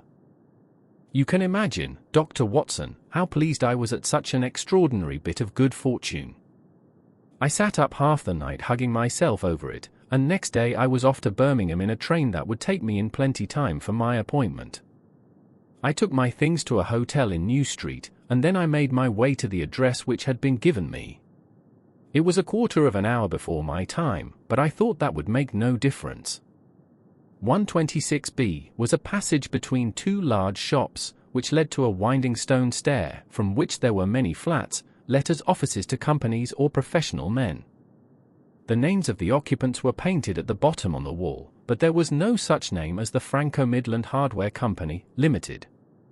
I stood for a few minutes with my heart in my boots, wondering whether the whole thing was an elaborate hoax or not, when up came a man and addressed me. He was very like the chap I had seen the night before, the same figure and voice, but he was clean-shaven and his hair was lighter. "Are you Mr. Hall Pycroft?" he asked. "Yes," said I. "Oh, I was expecting you, but you are a trifle before your time. I had a note from my brother this morning in which he sang your praises very loudly. I was just looking for the offices when you came. We have not got our name up yet, for we only secured these temporary premises last week. Come up with me, and we will talk the matter over." I followed him to the top of a very lofty stair, and there, right under the slates, were a couple of empty, dusty little rooms, uncarpeted and uncurtained, into which he led me. I had thought of a great office with shining tables and rows of clerks, such as I was used to, and I dare say I stared rather straight at the 2 deal chairs and 1 little table, which, with a ledger and a waste paper basket, made up the whole furniture. "Don't be disheartened, Mr. Pycroft," said my new acquaintance, seeing the length of my face. "Rome was not built in a day, and we have lots of money at our backs, though we don't cut much dash yet in offices. Pray sit down, and let me have your letter." I gave it to him, and he read it over very carefully. "You seem to have made a vast impression upon my brother Arthur," said he, "and I know that he is a pretty shrewd judge. He swears by London, you know, and I by Birmingham, but this time I shall follow his advice. Pray consider yourself definitely engaged." "What are my duties?" I asked. "You will eventually manage the great depot in Paris, which will pour a flood of English crockery into the shops of 134 agents in France. The purchase will be completed in a week, and meanwhile you will remain in Birmingham and make yourself useful." "How?" For answer, he took a big red book out of a drawer. "This is a directory of Paris," said he, "with the trades after the names of the people. I want you to take it home with you, and to mark off all the hardware sellers, with their addresses. It would be of the greatest use to me to have them. Surely there are classified lists?" I suggested. "Not reliable ones. Their system is different from ours. Stick at it, and let me have the lists by Monday, at 12. Good day, Mr. Pycroft. If you continue to show zeal and intelligence, you will find the company a good master." I went back to the hotel with the big book under my arm, and with very conflicting feelings in my breast. On the one hand, I was definitely engaged and had £100 in my pocket. On the other, the look of the offices, the absence of name on the wall, and other of the points which would strike a business man had left a bad impression as to the position of my employers. However, come what might, I had my money, so I settled down to my task. All Sunday I was kept hard at work, and yet by Monday I had only got as far as H. I went round to my employer, found him in the same dismantled kind of room, and was told to keep at it until Wednesday, and then come again. On Wednesday it was still unfinished, so I hammered away until Friday, that is, yesterday. Then I brought it round to Mr. Harry Pinner. "Thank you very much," said he. "I fear that I underrated the difficulty of the task. This list will be of very material assistance to me." "It took some time," said I, "and now," said he, "I want you to make a list of the furniture shops, for they all sell crockery." "Very good. And you can come up tomorrow evening, at 7, and let me know how you are getting on. Don't overwork yourself. A couple of hours at Day's Music Hall in the evening would do you no harm after your labors." He laughed as he spoke, and I saw with a thrill that his second tooth upon the left-hand side had been very badly stuffed with gold. Sherlock Holmes rubbed his hands with delight, and I stared with astonishment at our client. "You may well look surprised, Dr. Watson, but it is this way," said he, "when I was speaking to the other chap in London, at the time that he laughed at my not going to Mawson's, I happened to notice that his tooth was stuffed in this very identical fashion. The glint of the gold in each case caught my eye, you see. When I put that with the voice and figure being the same, and only those things altered which might be changed by a razor or a wig, I could not doubt that it was the same man. Of course you expect 2 brothers to be alike, but not that they should have the same tooth stuffed in the same way." He bowed me out, and I found myself in the street, hardly knowing whether I was on my head or my heels. Back I went to my hotel, put my head in a basin of cold water, and tried to think it out. Why had he sent me from London to Birmingham? Why had he got there before me? And why had he written a letter from himself to himself? It was altogether too much for me, and I could make no sense of it.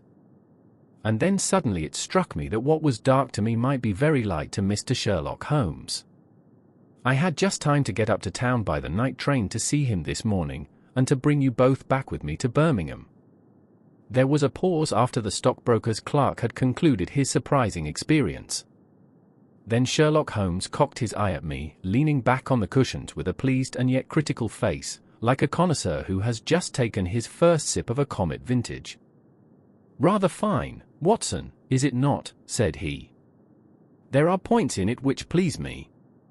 I think that you will agree with me that an interview with Mr. Arthur Harry Pinner in the temporary offices of the Franco-Midland Hardware Company, Limited, would be a rather interesting experience for both of us." "But how can we do it?" I asked. "Oh, easily enough," said Hall Pycroft, cheerily. "You are two friends of mine who are in want of a billet, and what could be more natural than that I should bring you both round to the managing director?" "Quite so, of course," said Holmes. "I should like to have a look at the gentleman, and see if I can make anything of his little game. What qualities have you, my friend, which would make your services so valuable? Or is it possible that—" He began biting his nails and staring blankly out of the window, and we hardly drew another word from him until we were in New Street. At 7 o'clock that evening we were walking, the three of us, down Corporation Street to the company's offices. "It is no use our being at all before our time," said our client. "He only comes there to see me, apparently, for the place is deserted up to the very hour he names." "That is suggestive," remarked Holmes. "By Jove, I told you so," cried the clerk. "That's he walking ahead of us there." He pointed to a smallish, dark, well-dressed man who was bustling along the other side of the road. As we watched him he looked across at a boy who was bawling out the latest edition of the evening paper, and running over among the cabs and buses, he bought one from him. Then, clutching it in his hand, he vanished through a doorway. "There he goes," cried Hall Pycroft. "These are the company's offices into which he has gone. Come with me, and I'll fix it up as easily as possible." Following his lead, we ascended 5 stories until we found ourselves outside a half-open door, at which our client tapped. A voice within bade us enter, and we entered a bare, unfurnished room such as Hall Pycroft had described. At the single table sat the man whom we had seen in the street, with his evening paper spread out in front of him, and as he looked up at us it seemed to me that I had never looked upon a face which bore such marks of grief, and of something beyond grief, of a horror such as comes to few men in a lifetime. His brow glistened with perspiration, his cheeks were of the dull, dead white of a fish's belly, and his eyes were wild and staring. He looked at his clerk as though he failed to recognize him, and I could see by the astonishment depicted upon our conductor's face that this was by no means the usual appearance of his employer. "You look ill, Mr. Pinner," he exclaimed. "Yes, I am not very well," answered the other, making obvious efforts to pull himself together, and licking his dry lips before he spoke. "Who are these gentlemen whom you have brought with you?" "One is Mr. Harris, of Bermondsey, and the other is Mr. Price, of this town," said our clerk, glibly. "They are friends of mine and gentlemen of experience, but they have been out of a place for some little time, and they hoped that perhaps you might find an opening for them in the company's employment." "Very possibly." "Very possibly," cried Mr. Pinner with a ghastly smile. "Yes, I have no doubt that we shall be able to do something for you. What is your particular line, Mr. Harris?" "I am an accountant," said Holmes. "Ah, yes, we shall want something of the sort." "And you, Mr. Price?" "A clerk," said I. "I have every hope that the company may accommodate you. I will let you know about it as soon as we come to any conclusion. And now I beg that you will go. For God's sake, leave me to myself."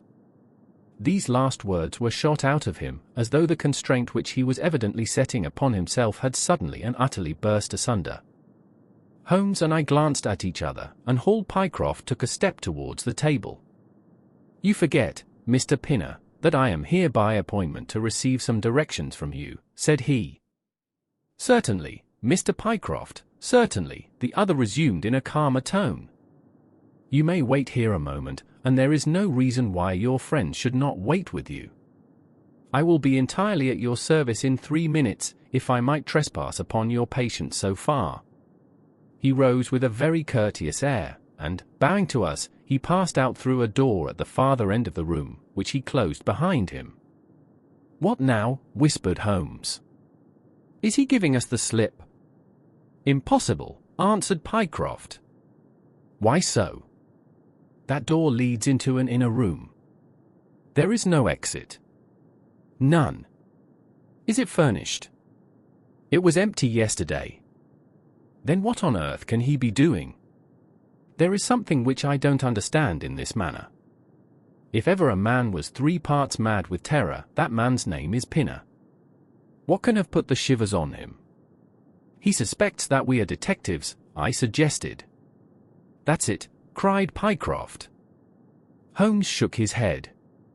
He did not turn pale. "He was pale when we entered the room," said he. It is just possible that his words were interrupted by a sharp rat-tat from the direction of the inner door. "What the deuce is he knocking at his own door for?" cried the clerk. Again and much louder came the rat-tat-tat. We all gazed expectantly at the closed door.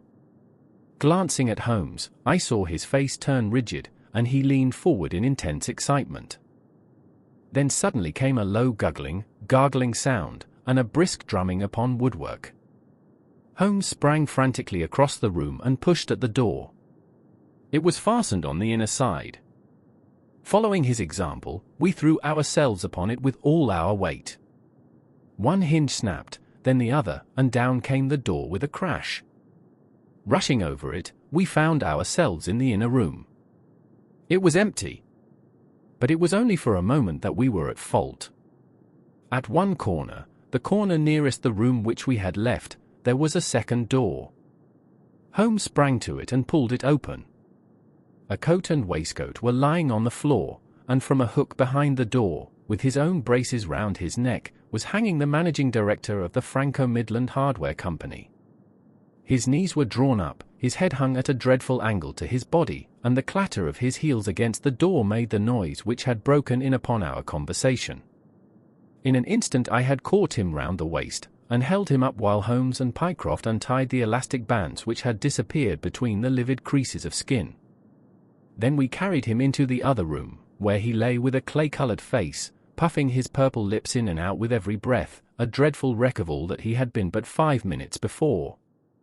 "What do you think of him, Watson?" asked Holmes. I stooped over him and examined him. His pulse was feeble and intermittent, but his breathing grew longer, and there was a little shivering of his eyelids, which showed a thin white slit of ball beneath. "It has been touch and go with him," said I, "but he'll live now. Just open that window, and hand me the water carafe." I undid his collar, poured the cold water over his face, and raised and sank his arms until he drew a long, natural breath. "It's only a question of time now," said I, as I turned away from him. Holmes stood by the table, with his hands deep in his trousers pockets and his chin upon his breast. "I suppose we ought to call the police in now," said he. "And yet I confess that I'd like to give them a complete case when they come." "It's a blessed mystery to me," cried Pycroft, scratching his head. "Whatever they wanted to bring me all the way up here for, and then, pooh!" "All that is clear enough," said Holmes impatiently. "It is this last sudden move. You understand the rest, then?" "I think that it is fairly obvious." "What do you say, Watson?" I shrugged my shoulders. "I must confess that I am out of my depths," said I. "Oh, surely if you consider the events at first they can only point to one conclusion." "What do you make of them?" "Well, the whole thing hinges upon 2 points. The first is the making of Pycroft write a declaration by which he entered the service of this preposterous company. Do you not see how very suggestive that is? I am afraid I miss the point." "Well, why did they want him to do it?" "Not as a business matter, for these arrangements are usually verbal, and there was no earthly business reason why this should be an exception. Don't you see, my young friend, that they were very anxious to obtain a specimen of your handwriting, and had no other way of doing it? And why? Quite so. Why? When we answer that we have made some progress with our little problem. Why? There can be only one adequate reason. Someone wanted to learn to imitate your writing and had to procure a specimen of it first. And now if we pass on to the second point, we find that each throws light upon the other. That point is the request made by Pinner that you should not resign your place, but should leave the manager of this important business in the full expectation that a Mr. Hall Pycroft, whom he had never seen, was about to enter the office upon the Monday morning. "My God," cried our client, "what a blind beetle I have been! Now you see the point about the handwriting. Suppose that someone turned up in your place who wrote a completely different hand from that in which you had applied for the vacancy. Of course the game would have been up. But in the interval the rogue had learned to imitate you, and his position was therefore secure, as I presume that nobody in the office had ever set eyes upon you." "Not a soul," groaned Hall Pycroft. "Very good. Of course it was of the utmost importance to prevent you from thinking better of it, and also to keep you from coming into contact with anyone who might tell you that your double was at work in Mawson's office.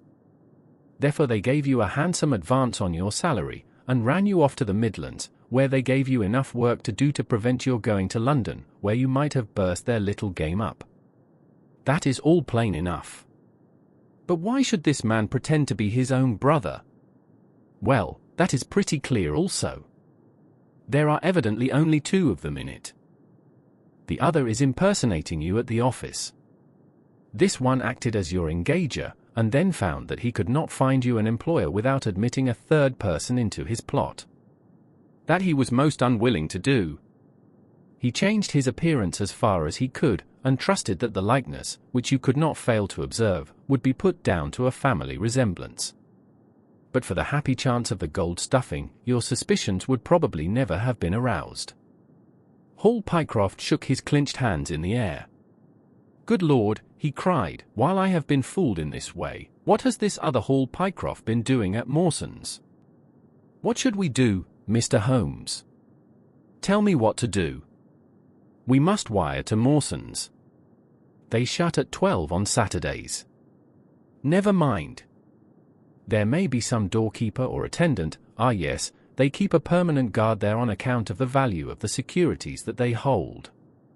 I remember hearing it talked of in the city." "Very good, we shall wire to him, and see if all is well, and if a clerk of your name is working there. That is clear enough, but what is not so clear is why at sight of us one of the rogues should instantly walk out of the room and hang himself." "The paper," croaked a voice behind us. The man was sitting up, blanched and ghastly, with returning reason in his eyes, and hands which rubbed nervously at the broad red band which still encircled his throat. "The paper!" "Of course," yelled Holmes, in a paroxysm of excitement. "Idiot that I was! I thought so much of our visit that the paper never entered my head for an instant. To be sure, the secret must be there." He flattened it out upon the table, and a cry of triumph burst from his lips.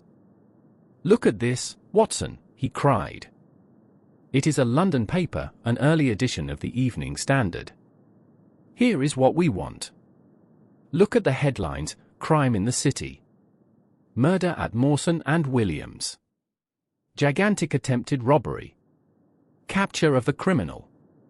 Here, Watson, we are all equally anxious to hear it, so kindly read it aloud to us."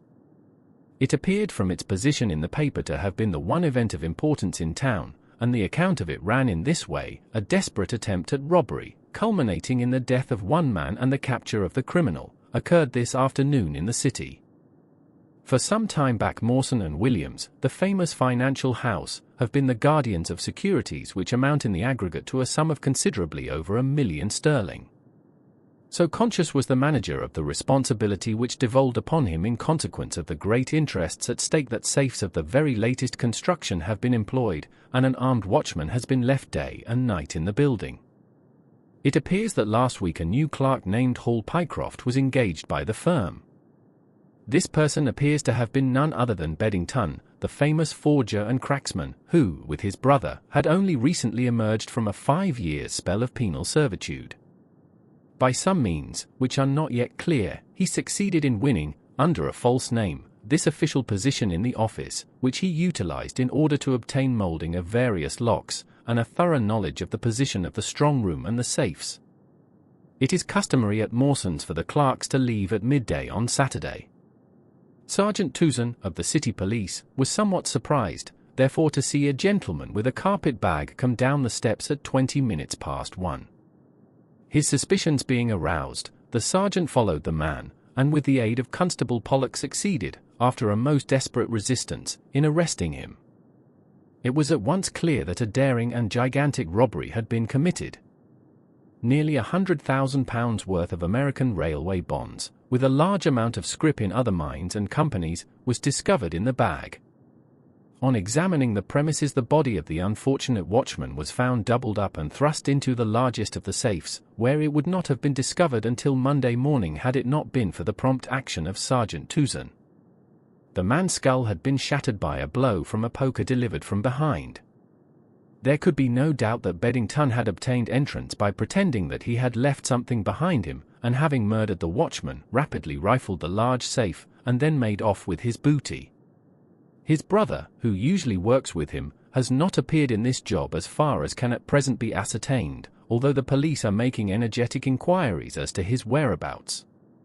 "Well, we may save the police some little trouble in that direction," said Holmes, glancing at the haggard figure huddled up by the window. "Human nature is a strange mixture, Watson. You see that even a villain and murderer can inspire such affection that his brother turns to suicide when he learns that his neck is forfeited. However, we have no choice as to our action. The doctor and I will remain on guard, Mr. Pycroft, if you will have the kindness to step out for the police." The introduction of Sherlock Holmes' character adds a new layer of complexity to the story, as his remarkable abilities of observation and deduction come into play. The Glorious Scot. "I have some papers here," said my friend Sherlock Holmes, as we sat one winter's night on either side of the fire, "which I really think, Watson, that it would be worth your while to glance over. These are the documents in the extraordinary case of the Glorious Scot, and this is the message which struck Justice of the Peace Trevor dead with horror when he read it." He had picked from a drawer a little tarnished cylinder, and, undoing the tape, he handed me a short note scrawled upon a half-sheet of slate-grey paper. "The supply of game for London is going steadily up," it ran. "Headkeeper Hudson, we believe, has been now told to receive all orders for flypaper and for preservation of your hen pheasant's life." As I glanced up from reading this enigmatical message, I saw Holmes chuckling at the expression upon my face. "You look a little bewildered," said he. "I cannot see how such a message as this could inspire horror. It seems to me to be rather grotesque than otherwise." "Very likely. Yet the fact remains that the reader, who was a fine, robust old man, was knocked clean down by it as if it had been the butt end of a pistol." "You arouse my curiosity," said I, "but why did you say just now that there were very particular reasons why I should study this case?" "Because it was the first in which I was ever engaged. I had often endeavored to elicit from my companion what had first turned his mind in the direction of criminal research, but had never caught him before in a communicative humor. Now he sat forward in this armchair and spread out the documents upon his knees. Then he lit his pipe and sat for some time smoking and turning them over. "You never heard me talk of Victor Trevor?" he asked. "He was the only friend I made during the 2 years I was at college. I was never a very sociable fellow, Watson, always rather fond of moping in my rooms and working out my own little methods of thought, so that I never mixed much with the men of my year. Bar fencing and boxing I had few athletic tastes, and then my line of study was quite distinct from that of the other fellows, so that we had no points of contact at all. Trevor was the only man I knew, and that only through the accident of his bull terrier freezing onto my ankle one morning as I went down to chapel. It was a prosaic way of forming a friendship, but it was effective. I was laid by the heels for 10 days, but Trevor used to come in to inquire after me. At first it was only a minute's chat, but soon his visits lengthened, and before the end of the term we were close friends. He was a hearty, full-blooded fellow, full of spirits and energy, the very opposite to me in most respects, but we had some subjects in common, and it was a bond of union when I found that he was as friendless as I. Finally, he invited me down to his father's place at Donnithorpe, in Norfolk, and I accepted his hospitality for a month of the long vacation. Old Trevor was evidently a man of some wealth and consideration, a J.P. and a landed proprietor. Donnithorpe is a little hamlet just to the north of Langmere, in the country of the Broads. The house was an old-fashioned, widespread, oak-beamed brick building, with a fine lime-lined avenue leading up to it. There was excellent wild duck shooting in the fens, remarkably good fishing, a small but select library, taken over, as I understood, from a former occupant, and a tolerable cook, so that he would be a fastidious man who could not put in a pleasant month there. Trevor Senior was a widower, and my friend his only son. There had been a daughter, I heard, but she had died of diphtheria while on a visit to Birmingham. The father interested me extremely. He was a man of little culture, but with a considerable amount of rude strength, both physically and mentally. He knew hardly any books, but he had travelled far, had seen much of the world, and had remembered all that he had learned. In person he was a thick-set, burly man with a shock of grizzled hair, a brown, weather-beaten face, and blue eyes which were keen to the verge of fierceness. Yet he had a reputation for kindness and charity on the countryside, and was noted for the leniency of his sentences from the bench. One evening, shortly after my arrival, we were sitting over a glass of port after dinner, when young Trevor began to talk about those habits of observation and inference which I had already formed into a system, although I had not yet appreciated the part which they were to play in my life. The old man evidently thought that his son was exaggerating in his description of one or two trivial feats which I had performed. "Come, now, Mr. Holmes," said he, laughing good-humouredly. "I'm an excellent subject, if you can deduce anything from me." "I fear there is not very much," I answered. "I might suggest that you have gone about in fear of some personal attack within the last 12 months. The laugh faded from his lips, and he stared at me in great surprise. "Well, that's true enough," said he. "You know, Victor," turning to his son, "when we broke up that poaching gang, they swore to knife us, and Sir Edward Holly has actually been attacked. I've always been on my guard since then, though I have no idea how you know it." "You have a very handsome stick," I answered. "By the inscription I observed that you had not had it more than a year. But you have taken some pains to bore the head of it and pour melted lead into the hole so as to make it a formidable weapon. I argued that you would not take such precautions unless you had some danger to fear." "Anything else?" he asked, smiling. "You have boxed a good deal in your youth." "Right again. How did you know it? Is my nose knocked a little out of the straight?" "No," said I, "it is your ears. They have the peculiar flattening and thickening which marks the boxing man." "Anything else?" "You have done a good deal of digging by your callosities." "Made all my money at the gold fields." "You have been in New Zealand." "Right again. You have visited Japan." "Quite true." "And you have been most intimately associated with some one whose initials were J.A., and whom you afterwards were eager to entirely forget." Mr. Trevor stood slowly up, fixed his large blue eyes upon me with a strange wild stare, and then pitched forward, with his face among the nutshells which strewed the cloth, in a dead faint.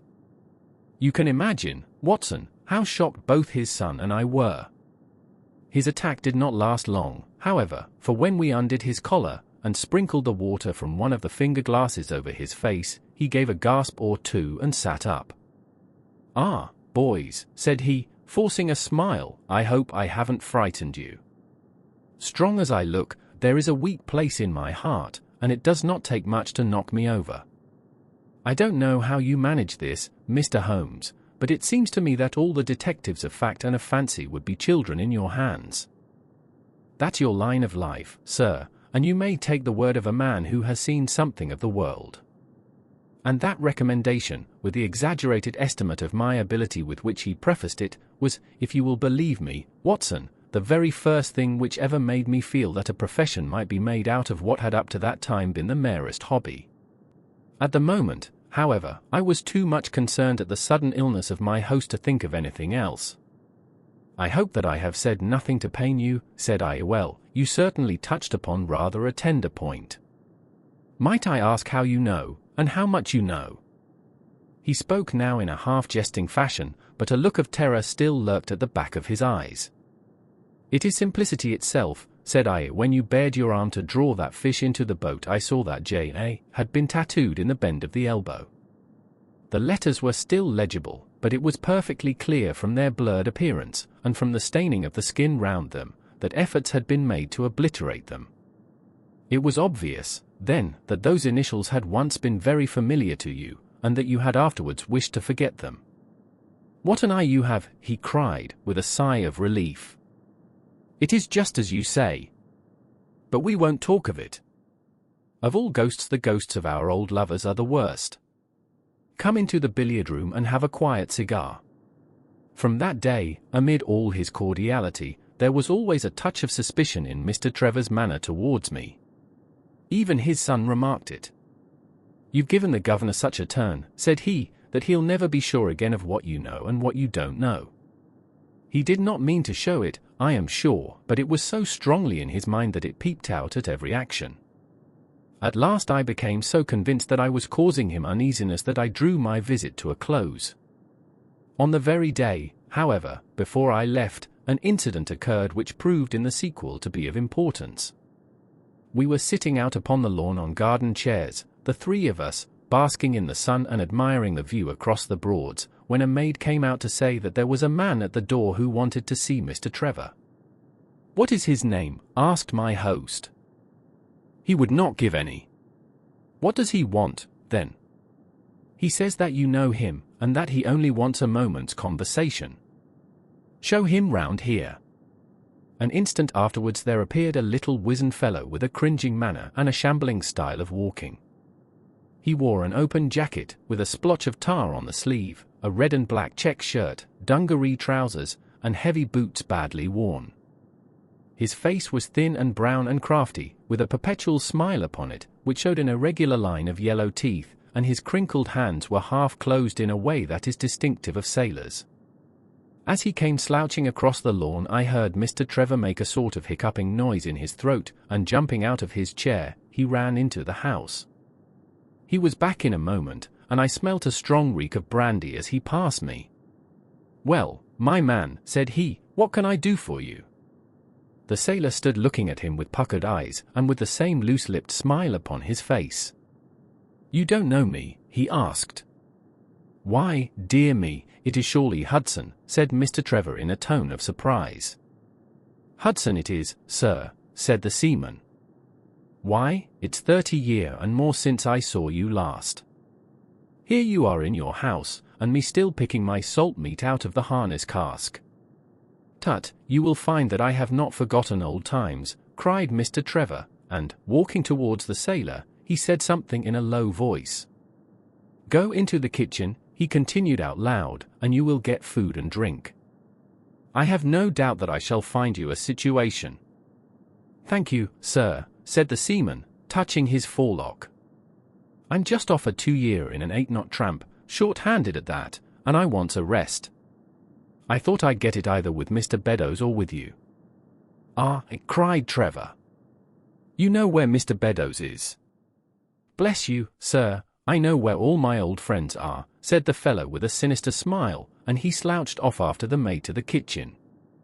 Mr. Trevor mumbled something to us about having been shipmate with the man when he was going back to the diggings, and then, leaving us on the lawn, he went indoors. An hour later, when we entered the house, we found him stretched dead drunk upon the dining-room sofa. The whole incident left a most ugly impression upon my mind, and I was not sorry next day to leave Donnithorpe behind me, for I felt that my presence must be a source of embarrassment to my friend. All this occurred during the first month of the long vacation. I went up to my London rooms, where I spent 7 weeks working out a few experiments in organic chemistry. One day, however, when the autumn was far advanced and the vacation drawing to a close, I received a telegram from my friend imploring me to return to Donnithorpe, and saying that he was in great need of my advice and assistance. Of course I dropped everything and set out for the north once more. He met me with the dog-cart at the station, and I saw at a glance that the last 2 months had been very trying ones for him. He had grown thin and careworn, and had lost the loud, cheery manner for which he had been remarkable. "The governor is dying," were the first words he said. "Impossible!" I cried. "What is the matter?" "Apoplexy. Nervous shock. He's been on the verge all day. I doubt if we shall find him alive." I was, as you may think, Watson, horrified at this unexpected news. "What has caused it?" I asked. "Ah, that is the point. Jump in and we can talk it over while we drive. You remember that fellow who came upon the evening before you left us?" "Perfectly." "Do you know who it was that we let into the house that day?" "I have no idea." "It was the devil, Holmes," he cried. I stared at him in astonishment. Yes, it was the devil himself. We have not had a peaceful hour since, not one. The governor has never held up his head from that evening, and now the life has been crushed out of him and his heart broken, all through this accursed Hudson. What power had he, then? Ah, that is what I would give so much to know. The kindly, charitable, good old governor, how could he have fallen into the clutches of such a ruffian? But I am so glad that you have come, Holmes. I trust very much to your judgment and discretion, and I know that you will advise me for the best. We were dashing along the smooth white country road, with the long stretch of the Broads in front of us glimmering in the red light of the setting sun. From a grove upon our left I could already see the high chimneys and the flagstaff which marked the squire's dwelling. "My father made the fellow gardener," said my companion, and then, as that did not satisfy him, he was promoted to be butler. The house seemed to be at his mercy, and he wandered about and did what he chose in it. The maids complained of his drunken habits and his vile language. The dad raised their wages all round to recompense them for the annoyance. The fellow would take the boat and my father's best gun and treat himself to little shooting trips. And all this with such a sneering, leering, insolent face that I would have knocked him down 20 times over if he had been a man of my own age. I tell you, Holmes, I have had to keep a tight hold upon myself all this time, and now I am asking myself whether, if I had let myself go a little more, I might not have been a wiser man. Well, matters went from bad to worse with us, and this animal Hudson became more and more intrusive, until at last, on making some insolent reply to my father in my presence one day, I took him by the shoulders and turned him out of the room. He slunk away with a livid face and 2 venomous eyes which uttered more threats than his tongue could do. I don't know what passed between the poor dad and him after that, but the dad came to me next day and asked me whether I would mind apologizing to Hudson. I refused, as you can imagine, and asked my father how he could allow such a wretch to take such liberties with himself and his household. "Ah, my boy," said he, "it is all very well to talk, but you don't know how I am placed." "But you shall know, Victor. I'll see that you shall know, come what may. You wouldn't believe harm of your poor old father, would you, lad?" He was very much moved, and shut himself up in the study all day, where I could see through the window that he was writing busily. That evening there came what seemed to me to be a grand release, for Hudson told us that he was going to leave us. He walked into the dining room as we sat after dinner, and announced his intention in the thick voice of a half-drunken man. "I've had enough of Norfolk," said he. "I'll run down to Mr. Beddoes in Hampshire. He'll be as glad to see me as you were, I dare say." "You're not going away in an unkind spirit, Hudson, I hope," said my father, with a tameness which made my blood boil. "I've not had my apology," said he sulkily, glancing in my direction. "Victor, you will acknowledge that you have used this worthy fellow rather roughly," said the dad, turning to me. "On the contrary, I think that we have both shown extraordinary patience towards him," I answered. "Oh, you do you?" he snarls. "Very good, mate. We'll see about that." He slouched out of the room, and half an hour afterwards left the house, leaving my father in a state of pitiable nervousness. Night after night I heard him pacing his room, and it was just as he was recovering his confidence that the blow did at last fall. And how? I asked eagerly. In a most extraordinary fashion. A letter arrived for my father yesterday evening, bearing the Fordingbridge postmark. My father read it, clapped both his hands to his head, and began running round the room in little circles like a man who has been driven out of his senses. When I at last drew him down onto the sofa, his mouth and eyelids were all puckered on one side, and I saw that he had a stroke. Dr. Fordham came over at once.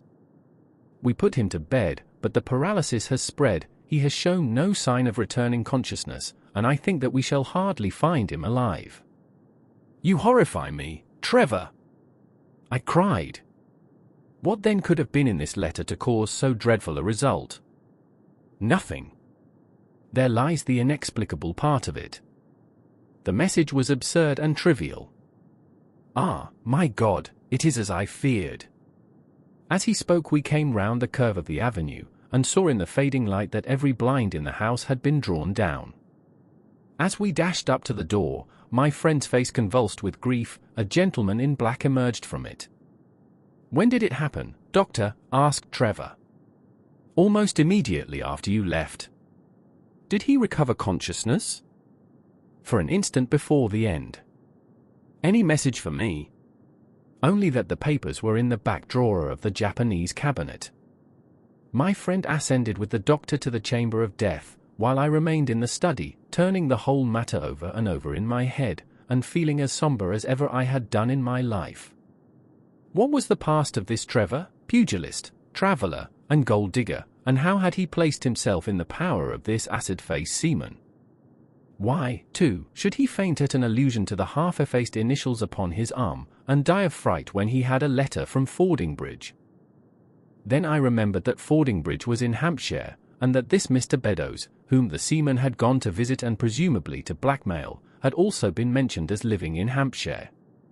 The letter, then, might either come from Hudson, the seaman, saying that he had betrayed the guilty secret which appeared to exist, or it might come from Beddoes, warning an old confederate that such a betrayal was imminent. So far it seemed clear enough. But then how could this letter be trivial and grotesque, as described by the Sun? He must have misread it. If so, it must have been one of those ingenious secret codes which mean one thing while they seem to mean another. I must see this letter. If there were a hidden meaning in it, I was confident that I could pluck it forth. For an hour I sat pondering over it in the gloom, until at last a weeping maid brought in a lamp, and close at her heels came my friend Trevor, pale but composed, with these very papers which lie upon my knee held in his grasp. He sat down opposite to me, drew the lamp to the edge of the table, and handed me a short note scribbled, as you see, upon a single sheet of grey paper.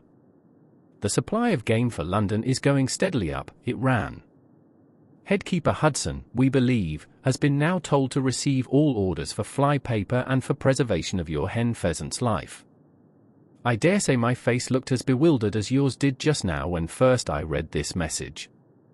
Then I reread it very carefully. It was evidently as I had thought, and some secret meaning must lie buried in this strange combination of words. Or could it be that there was a prearranged significance to such phrases as fly paper and a hen pheasant? Such a meaning would be arbitrary and could not be deduced in any way. And yet I was loath to believe that this was the case, and the presence of the word Hudson seemed to show that the subject of the message was as I had guessed, and that it was from Beddoes rather than the sailor. I tried it backwards, but the combination a life pheasant's hen was not encouraging. Then I tried alternate words, but neither the afore nor supply game London promised to throw any light upon it. And then in an instant the key of the riddle was in my hands, and I saw that every third word, beginning with the first, would give a message which might well drive old Trevor to despair. It was short and terse, the warning, as I now read it to my companion, the game is up. Hudson has told all. Fly for your life. Victor Trevor sank his face into his shaking hands. It must be that, I suppose, said he. This is worse than death, for it means disgrace as well. But what is the meaning of these headkeepers and hen pheasants? It means nothing to the message, but it might mean a good deal to us if we had no other means of discovering the sender. You see that he has begun by writing the game is, and so on. Afterwards he had to fulfill the prearranged cipher, to fill in any 2 words in each space. He would naturally use the first words which came to his mind, and if there were so many which referred to sport among them, you may be tolerably sure that he is either an ardent shot or interested in breeding. Do you know anything of this Beddoes? Why, now that you mention it, said he, I remember that my poor father used to have an invitation from him to shoot over his preserves every autumn. Then it is undoubtedly from him that the note comes, said I. It only remains for us to find out what this secret was which the sailor Hudson seems to have held over the heads of these 2 wealthy and respected men. Alas, Holmes, I fear that it is one of sin and shame, cried my friend. But from you I shall have no secrets. Here is the statement which was drawn up by my father when he knew that the danger from Hudson had become imminent. I found it in the Japanese cabinet, as he told the doctor. Take it and read it to me, for I have neither the strength nor the courage to do it myself. These are the very papers, Watson, which he handed to me, and I will read them to you, as I read them in the old study that night to him. They are endorsed outside, as you see, some particulars of the voyage of the bark Gloria Scott, from her leaving Falmouth on the 8th of October, 1855, to her destruction in N. Lat. 15 degrees 20 foot, W. long. 25 degrees 14 foot on November 6th. It is in the form of a letter, and runs in this way, My dear, dear son, now that approaching disgrace begins to darken the closing years of my life, I can write with all truth and honesty that it is not the terror of the law, it is not the loss of my position in the county, nor is it my fall in the eyes of all who have known me, which cuts me to the heart, but it is the thought that you should come to blush for me, you who love me and who have seldom, I hope, had reason to do other than respect me. But if the blow falls which is forever hanging over me, then I should wish you to read this, that you may know straight from me how far I have been to blame. On the other hand, if all should go well, which may kind God Almighty grant, then if by any chance this paper should be still undestroyed and should fall into your hands, I conjure you, by all you hold sacred, by the memory of your dear mother, and by the love which had been between us, to hurl it into the fire and to never give one thought to it again. If then your eye goes on to read this line, I know that I shall already have been exposed and dragged from my home, or as is more likely, for you know that my heart is weak, by lying with my tongue sealed forever in death. In either case the time for suppression is past, and every word which I tell you is the naked truth, and this I swear as I hope for mercy. My name, dear lad, is not Trevor. I was James Armitage in my younger days, and you can understand now the shock that it was to me a few weeks ago when your college friend addressed me in words which seemed to imply that he had surmised my secret. As Armitage it was that I entered a London banking house, and as Armitage I was convicted of breaking my country's laws, and was sentenced to transportation. Do not think very harshly of me, laddie. It was a debt of honor, so called, which I had to pay, and I used money which was not my own to do it, in the certainty that I could replace it before there could be any possibility of its being missed. But the most dreadful ill luck pursued me. The money which I had reckoned upon never came to hand, and a premature examination of accounts exposed my deficit. The case might have been dealt leniently with, but the laws were more harshly administered 30 years ago than now, and on my 23rd birthday I found myself chained as a felon with 37 other convicts in atween decks of the bark Gloria Scott, bound for Australia. It was the year '55 when the Crimean War was at its height, and the old convict ships had been largely used as transports in the Black Sea. The government was compelled, therefore, to use smaller and less suitable vessels for sending out their prisoners. The Gloria Scott had been in the Chinese tea trade, but she was an old-fashioned, heavy-bowed, broad-beamed craft, and the new clippers had cut her out. She was a 500-ton boat, and besides her 38 gale birds, she carried 26 of a crew, 18 soldiers, a captain, 3 mates, a doctor, a chaplain, and 4 warders. Nearly 100 souls were in her, all told, when we set sail from Falmouth. The partitions between the cells of the convicts, instead of being of thick oak, as is usual in convict ships, were quite thin and frail. The man next to me, upon the aft side, was one whom I had particularly noticed when we were led down the quay. He was a young man with a clear, hairless face, a long, thin nose, and rather nutcracker jaws. He carried his head very jauntily in the air, had a swaggering style of walking, and was, above all else, remarkable for his extraordinary height. I don't think any of our heads would have come up to his shoulder, and I am sure that he could not have measured less than 6.5 feet. It was strange among so many sad and weary faces to see one which was full of energy and resolution. The sight of it was to me like a fire in a snowstorm. I was glad, then, to find that he was my neighbor, and gladder still when, in the dead of the night, I heard a whisper close to my ear, and found that he had managed to cut an opening in the board which separated us. "Hallo, chummy," said he, "what's your name, and what are you here for?" I answered him, and asked in turn who I was talking with. "I'm Jack Prendergast," said he, "and by God, you'll learn to bless my name before you've done with me." I remembered hearing of his case, for it was one which had made an immense sensation throughout the country some time before my own arrest. He was a man of good family and of great ability, but of incurably vicious habits, who had by an ingenious system of fraud obtained huge sums of money from the leading London merchants. "Ha, ha! You remember my case," said he proudly. "Very well, indeed. Then maybe you remember something queer about it." "What was that, then?" "I'd had nearly 250,000, hadn't I?" "So it was said." "But none was recovered, eh?" "No. Well, where do ye suppose the balance is?" he asked. "I have no idea," said I. "Right between my finger and thumb," he cried. "By God! I've got more pounds to my name than you've hairs on your head. And if you've money, my son, and know how to handle it and spread it, you can do anything.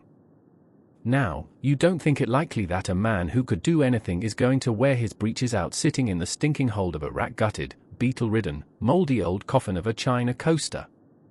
No, sir, such a man will look after himself and will look after his chums. You may lay to that.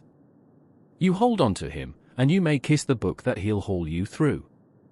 That was his style of talk, and at first I thought it meant nothing, but after a while, when he had tested me and sworn me in with all possible solemnity, he let me understand that there really was a plot to gain command of the vessel. A dozen of the prisoners had hatched it before they came aboard. Prendergast was the leader, and his money was the motive power. "I'd a partner," said he, "a rare good man, as true as a stock to a barrel. He's got the dibs, he has, and where do you think he is at this moment? Why, he's the chaplain of this ship, the chaplain, no less. He came aboard with a black coat, and his papers right, and money enough in his box to buy the thing right up from keel to main truck. The crew are his, body and soul. He could buy 'em at so much a gross with a cash discount, and he did it before ever they signed on. He's got 2 of the warders and Mercer, the second mate, and he'd get the captain himself, if he thought him worth it." "What are we to do, then?" I asked. "What do you think?" said he. "We'll make the coats of some of these soldiers redder than ever the tailor did." "But they are armed," said I, "and so shall we be, my boy. There's a brace of pistols for every mother's son of us, and if we can't carry this ship, with the crew at our back, it's time we were all sent to a young Mrs. boarding school. You speak to your mate upon the left tonight, and see if he is to be trusted." I did so, and found my other neighbor to be a young fellow in much the same position as myself, whose crime had been forgery. His name was Evans, but he afterwards changed it, like myself, and he is now a rich and prosperous man in the south of England. He was ready enough to join the conspiracy, as the only means of saving ourselves, and before we had crossed the bay there were only 2 of the prisoners who were not in the secret. One of these was of weak mind, and we did not dare to trust him, and the other was suffering from jaundice, and could not be of any use to us. From the beginning there was really nothing to prevent us from taking possession of the ship. The crew were a set of ruffians, specially picked for the job. The sham chaplain came into our cells to exhort us, carrying a black bag, supposed to be full of tracts, and so often did he come that by the third day we had each stowed away at the foot of our beds a file, a brace of pistols, a pound of powder, and 20 slugs. 2 of the warders were agents of Prendergast, and the second mate was his right-hand man. The captain, the 2 mates, 2 warders, Lieutenant Martin, his 18 soldiers, and the doctor were all that we had against us. Yet, safe as it was, we determined to neglect no precaution, and to make our attack suddenly by night. It came, however, more quickly than we expected, and in this way. One evening, about the 3rd week after our start, the doctor had come down to see one of the prisoners who was ill, and putting his hand down on the bottom of his bunk he felt the outline of the pistols. If he had been silent he might have blown the whole thing, but he was a nervous little chap, so he gave a cry of surprise and turned so pale that the man knew what was up in an instant and seized him. He was gagged before he could give the alarm, and tied down upon the bed. He had unlocked the door that led to the deck, and we were through it in a rush. The 2 sentries were shot down, and so was a corporal who came running to see what was the matter. There were 2 more soldiers at the door of the stateroom, and their muskets seemed not to be loaded, for they never fired upon us, and they were shot while trying to fix their bayonets. Then we rushed on into the captain's cabin, but as we pushed open the door there was an explosion from within, and there he lay with his brains smeared over the chart of the Atlantic which was pinned upon the table, while the chaplain stood with a smoking pistol in his hand at his elbow. The 2 mates had both been seized by the crew, and the whole business seemed to be settled. The stateroom was next the cabin, and we flocked in there and flopped down on the settees, all speaking together, for we were just mad with the feeling that we were free once more. There were lockers all round, and Wilson, the sham chaplain, knocked one of them in, and pulled out a dozen of brown sherry. We cracked off the necks of the bottles, poured the stuff out into tumblers, and were just tossing them off, when in an instant without warning there came the roar of muskets in our ears, and the saloon was so full of smoke that we could not see across the table. When it cleared again the place was a shambles. Wilson and 8 others were wriggling on the top of each other on the floor, and the blood and the brown sherry on that table turn me sick now when I think of it. We were so cowed by the sight that I think we should have given the job up if it had not been for Prendergast. He bellowed like a bull and rushed for the door with all that were left alive at his heels. Out we ran, and there on the poop were the lieutenant and 10 of his men. The swing skylights above the saloon table had been a bit open, and they had fired on us through the slit. We got on them before they could load, and they stood to it like men, but we had the upper hand of them, and in 5 minutes it was all over. My God! Was there ever a slaughterhouse like that ship? Prendergast was like a raging devil, and he picked the soldiers up as if they had been children and threw them overboard alive or dead. There was one sergeant that was horribly wounded and yet kept on swimming for a surprising time, until someone in mercy blew out his brains. When the fighting was over there was no one left of our enemies except just the warders, the mates, and the doctor. It was over them that the great quarrel arose. There were many of us who were glad enough to win back our freedom, and yet who had no wish to have murder on our souls. It was one thing to knock the soldiers over with their muskets in their hands, and it was another to stand by while men were being killed in cold blood. 8 of us, 5 convicts and 3 sailors, said that we would not see it done. But there was no moving Prendergast and those who were with him. Our only chance of safety lay in making a clean job of it, said he, and he would not leave a tongue with power to wag in a witness box. It nearly came to our sharing the fate of the prisoners, but at last he said that if we wished we might take a boat and go. We jumped at the offer, for we were already sick of these bloodthirsty doings, and we saw that there would be worse before it was done. We were given a suit of sailors' togs each, a barrel of water, 2 casks, one of junk and one of biscuits, and a compass. Prendergast threw us over a chart, told us that we were shipwrecked mariners whose ship had foundered in lat. 15 degrees north and long 25 degrees west, and then cut the painter and let us go. And now I come to the most surprising part of my story, my dear son. The seamen had hauled the foreyard aback during the rising, but now as we left them they brought it square again, and as there was a light wind from the north and east the bark began to draw slowly away from us. Our boat lay, rising and falling, upon the long, smooth rollers, and Evans and I, who were the most educated of the party, were sitting in the sheets working out our position and planning what coast we should make for. It was a nice question, for the Cape de Verdes were about 500 miles to the north of us, and the African coast about 700 to the east. On the whole, as the wind was coming round to the north, we thought that Sierra Leone might be best, and turned our head in that direction, the bark being at that time nearly hull down on our starboard quarter. Suddenly as we looked at her we saw a dense black cloud of smoke shoot up from her, which hung like a monstrous tree upon the sky line. A few seconds later a roar like thunder burst upon our ears, and as the smoke thinned away there was no sign left of the Gloria Scott. In an instant we swept the boat's head round again and pulled with all our strength for the place where the haze still trailing over the water marked the scene of this catastrophe. It was a long hour before we reached it, and at first we feared that we had come too late to save anyone. A splintered boat and a number of crates and fragments of spars rising and falling on the waves showed us where the vessel had foundered, but there was no sign of life, and we had turned away in despair when we heard a cry for help and saw at some distance a piece of wreckage with a man lying stretched across it. When we pulled him aboard the boat he proved to be a young seaman of the name of Hudson, who was so burned and exhausted that he could give us no account of what had happened until the following morning. It seemed that after we had left, Prendergast and his gang had proceeded to put to death the 5 remaining prisoners. The 2 warders had been shot and thrown overboard, and so also had the 3rd mate.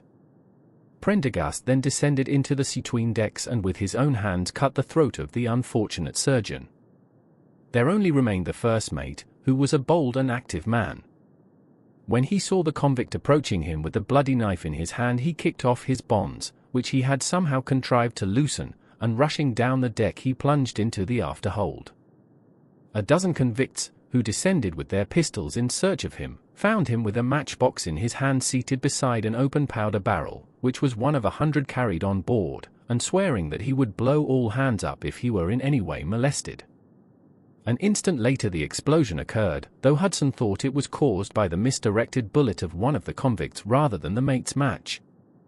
Be the cause what it may, it was the end of the Gloria Scott and of the rabble who held command of her. Such, in a few words, my dear boy, is the history of this terrible business in which I was involved. Next day we were picked up by the brig Hotspur, bound for Australia, whose captain found no difficulty in believing that we were the survivors of a passenger ship which had foundered. The transport ship Gloria Scott was set down by the Admiralty as being lost at sea, and no word has ever leaked out as to her true fate. After an excellent voyage the Hotspur landed us at Sydney, where Evans and I changed our names and made our way to the diggings, where, among the crowds who were gathered from all nations, we had no difficulty in losing our former identities. The rest I need not relate. We prospered, we travelled, we came back as rich colonials to England, and we bought country estates. For more than 20 years we have led peaceful and useful lives, and we hoped that our past was forever buried. Imagine, then, my feelings when in the seaman who came to us I recognized instantly the man who had been picked off the wreck. He had tracked us down somehow, and had set himself to live upon our fears. You will understand now how it was that I strove to keep the peace with him, and you will in some measure sympathize with me in the fears which fill me, now that he has gone from me to his other victim with threats upon his tongue. Underneath is written in a hand so shaky as to be hardly legible. Beddoes writes in cipher to say H has told all. Sweet Lord, have mercy on our souls. That was the narrative which I read that night to young Trevor, and I think, Watson, that under the circumstances it was a dramatic one. The good fellow was heartbroken at it, and went out to the Turai tea planting, where I hear that he is doing well. As to the sailor and Beddoes, neither of them was ever heard of again after that day on which the letter of warning was written. They both disappeared utterly and completely. No complaint had been lodged with the police, so that Beddoes had mistaken a threat for a deed. Hudson had been seen lurking about, and it was believed by the police that he had done away with Beddoes and had fled. For myself I believe that the truth was exactly the opposite.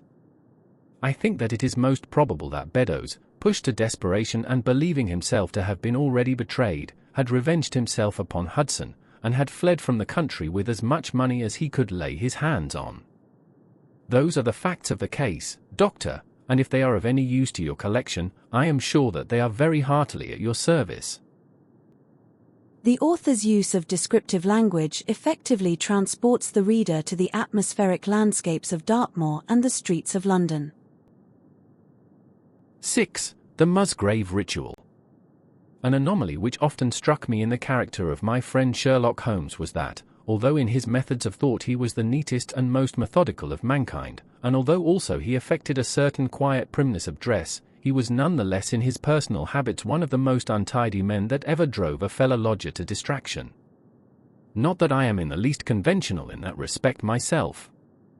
The rough-and-tumble work in Afghanistan, coming on the top of a natural bohemianism of disposition, has made me rather more lax than befits a medical man.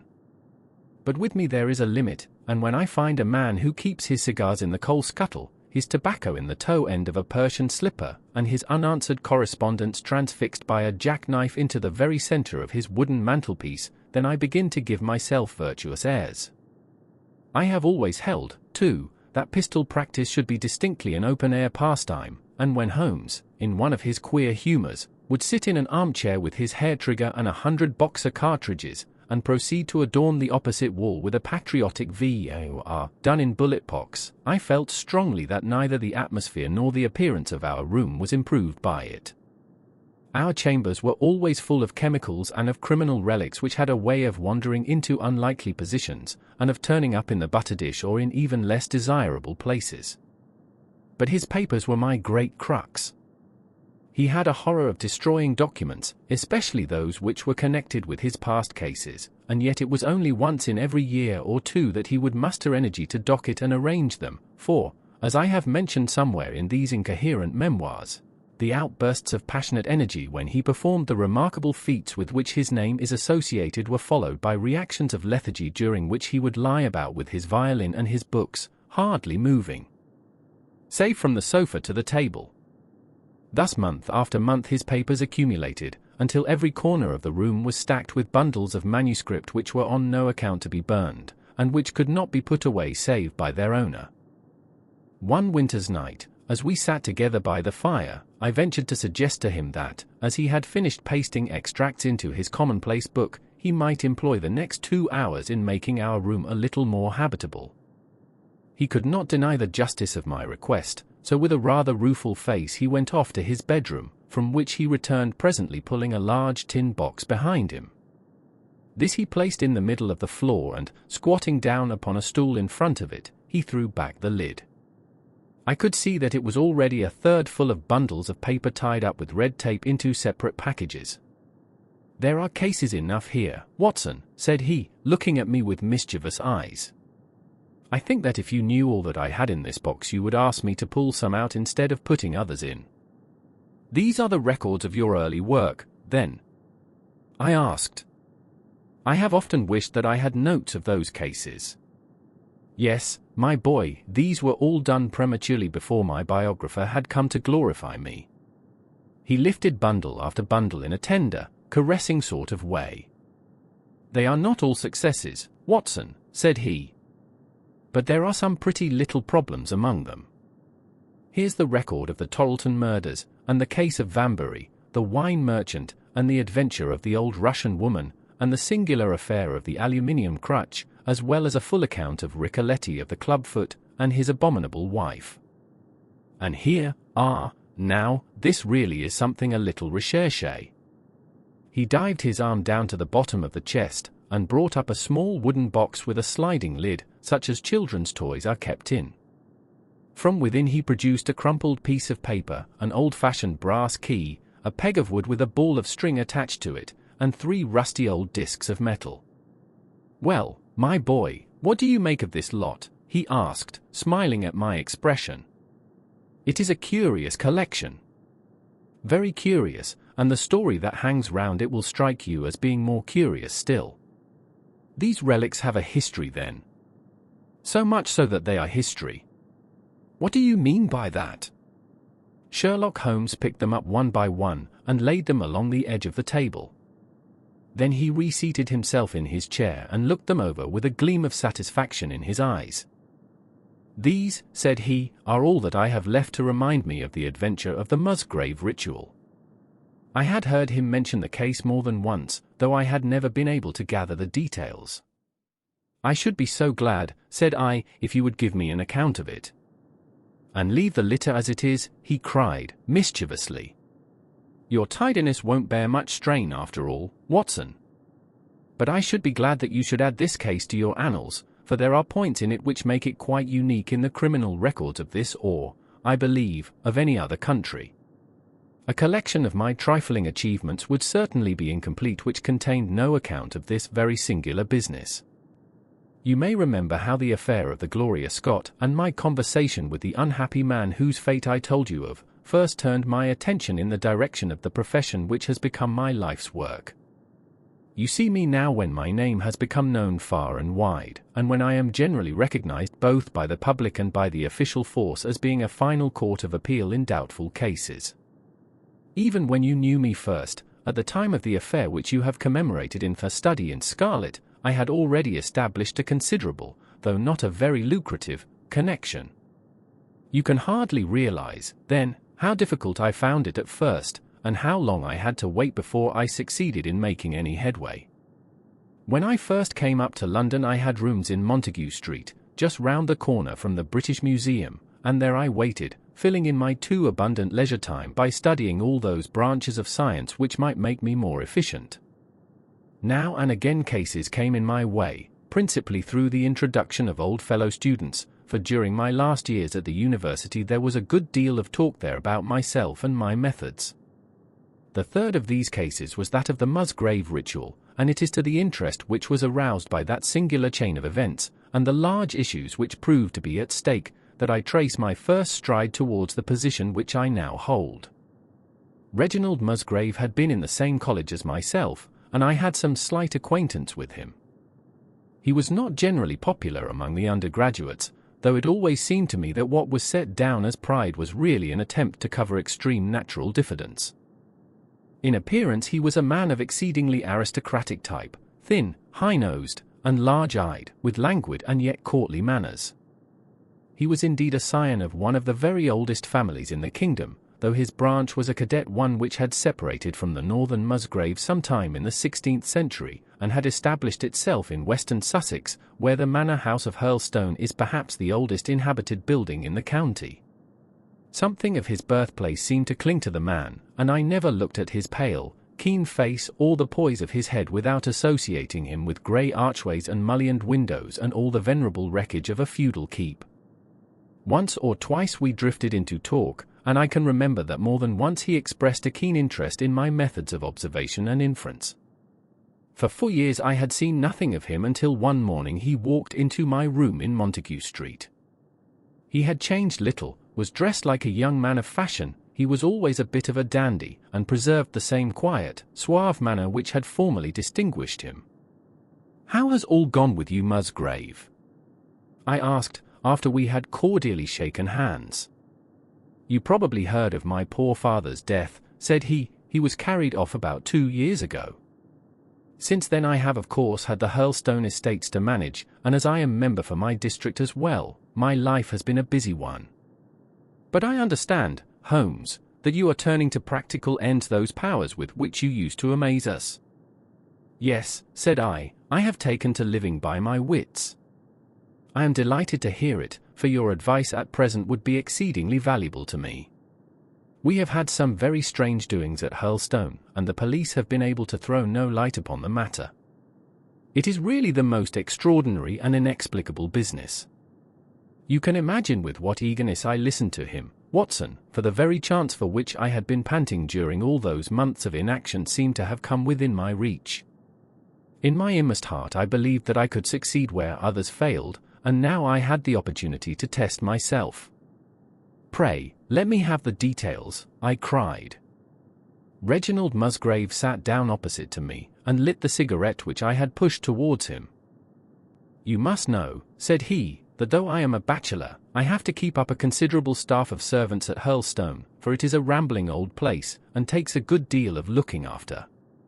I preserve, 2, and in the pheasant months I usually have a house party, so that it would not do to be short-handed.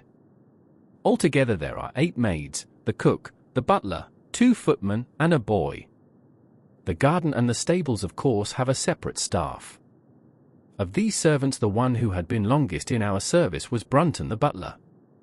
He was a young schoolmaster out of place when he was first taken up by my father, but he was a man of great energy and character, and he soon became quite invaluable in the household.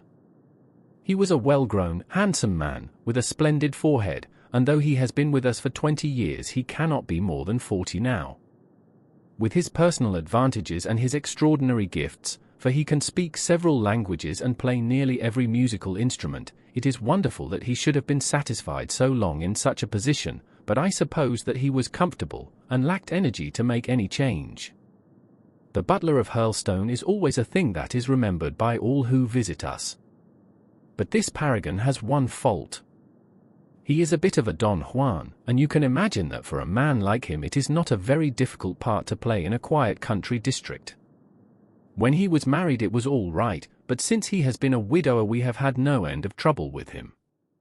A few months ago we were in hopes that he was about to settle down again, for he became engaged to Rachel Howells, our second housemaid, but he has thrown her over since then and taken up with Janet Tregellis, the daughter of the head gamekeeper. Rachel, who is a very good girl, but of an excitable Welsh temperament, had a sharp touch of brain fever, and goes about the house now, or did until yesterday, like a black-eyed shadow of her former self. That was our first drama at Hurlstone, but a second one came to drive it from our minds, and it was prefaced by the disgrace and dismissal of Butler Brunton. This was how it came about. I have said that the man was intelligent, and this very intelligence has caused his ruin, for it seems to have led to an insatiable curiosity about things which did not in the least concern him. I had no idea of the lengths to which this would carry him, until the merest accident opened my eyes to it. I have said that the house is a rambling one. One day last week, on Thursday night, to be more exact, I found that I could not sleep, having foolishly taken a cup of strong café noir after my dinner. After struggling against it until 2 in the morning, I felt that it was quite hopeless, so I rose and lit the candle with the intention of continuing a novel which I was reading. The book, however, had been left in the billiard room, so I pulled on my dressing gown and started off to get it. In order to reach the billiard room I had to descend a flight of stairs and then to cross the head of a passage which led to the library and the gun room. You can imagine my surprise when, as I looked down this corridor, I saw a glimmer of light coming from the open door of the library. I had myself extinguished the lamp and closed the door before coming to bed. Naturally my first thought was of burglars. The corridors at Hurlstone have their walls largely decorated with trophies of old weapons. From one of these I picked a battle-axe, and then, leaving my candle behind me, I crept on tiptoe down the passage and peeped in at the open door. Brunton, the butler, was in the library. He was sitting, fully dressed, in an easy-chair, with a slip of paper which looked like a map upon his knee, and his forehead sunk forward upon his hand in deep thought. I stood dumb with astonishment, watching him from the darkness. A small taper on the edge of the table shed a feeble light which sufficed to show me that he was fully dressed. Suddenly, as I looked, he rose from his chair, and walking over to a bureau at the side, he unlocked it and drew out one of the drawers. From this he took a paper, and returning to his seat he flattened it out beside the taper on the edge of the table, and began to study it with minute attention. My indignation at this calm examination of our family documents overcame me so far that I took a step forward, and Brunton, looking up, saw me standing in the doorway. He sprang to his feet, his face turned livid with fear, and he thrust into his breast the chart-like paper which he had been originally studying. "So," said I, "this is how you repay the trust which we have reposed in you. You will leave my service tomorrow." He bowed with the look of a man who is utterly crushed, and slunk past me without a word. The taper was still on the table, and by its light I glanced to see what the paper was which Brunton had taken from the bureau. To my surprise it was nothing of any importance at all, but simply a copy of the questions and answers in the singular old observance called the Musgrave ritual. It is a sort of ceremony peculiar to our family, which each Musgrave for centuries past has gone through on his coming of age, a thing of private interest, and perhaps of some little importance to the archaeologist, like our own blazonings and charges, but of no practical use whatever. "We had better come back to the paper afterwards," said I, "if you think it really necessary," he answered, with some hesitation. To continue my statement, however, I relocked the bureau, using the key which Brunton had left, and I had turned to go when I was surprised to find that the butler had returned, and was standing before me. "Mr. Musgrave, sir," he cried, in a voice which was hoarse with emotion, "I can't bear disgrace, sir. I've always been proud above my station in life, and disgrace would kill me. My blood will be on your head, sir, it will, indeed, if you drive me to despair. If you cannot keep me after what has passed, then for God's sake let me give you notice and leave in a month, as if of my own free will. I could stand that, Mr. Musgrave, but not to be cast out before all the folk that I know so well." "You don't deserve much consideration, Brunton," I answered. "Your conduct has been most infamous. However, as you have been a long time in the family, I have no wish to bring public disgrace upon you.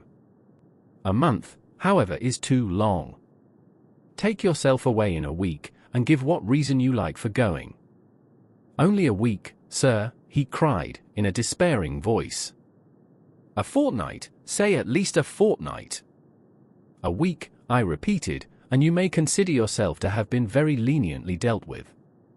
He crept away, his face sunk upon his breast, like a broken man, while I put out the light and returned to my room. For 2 days after this Brunton was most assiduous in his attention to his duties. I made no allusion to what had passed, and waited with some curiosity to see how he would cover his disgrace. On the 3rd morning, however, he did not appear, as was his custom, after breakfast to receive my instructions for the day. As I left the dining room I happened to meet Rachel Howells, the maid.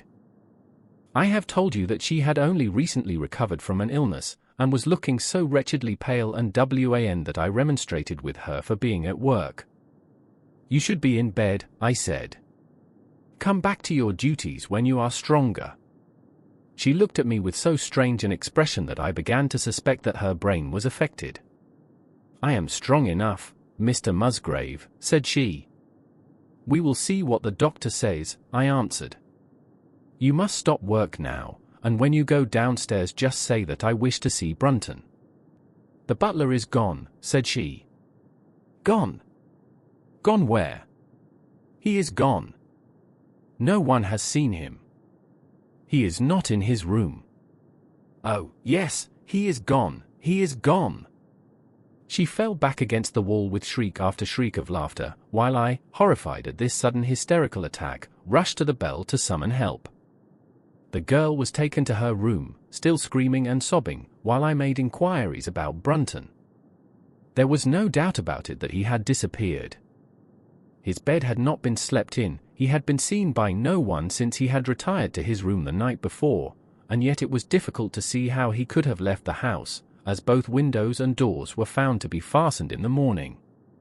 His clothes, his watch, and even his money were in his room, but the black suit which he usually wore was missing. His slippers, too, were gone, but his boots were left behind. Where then could butler Brunton have gone in the night, and what could have become of him now? Of course we searched the house from cellar to garret, but there was no trace of him.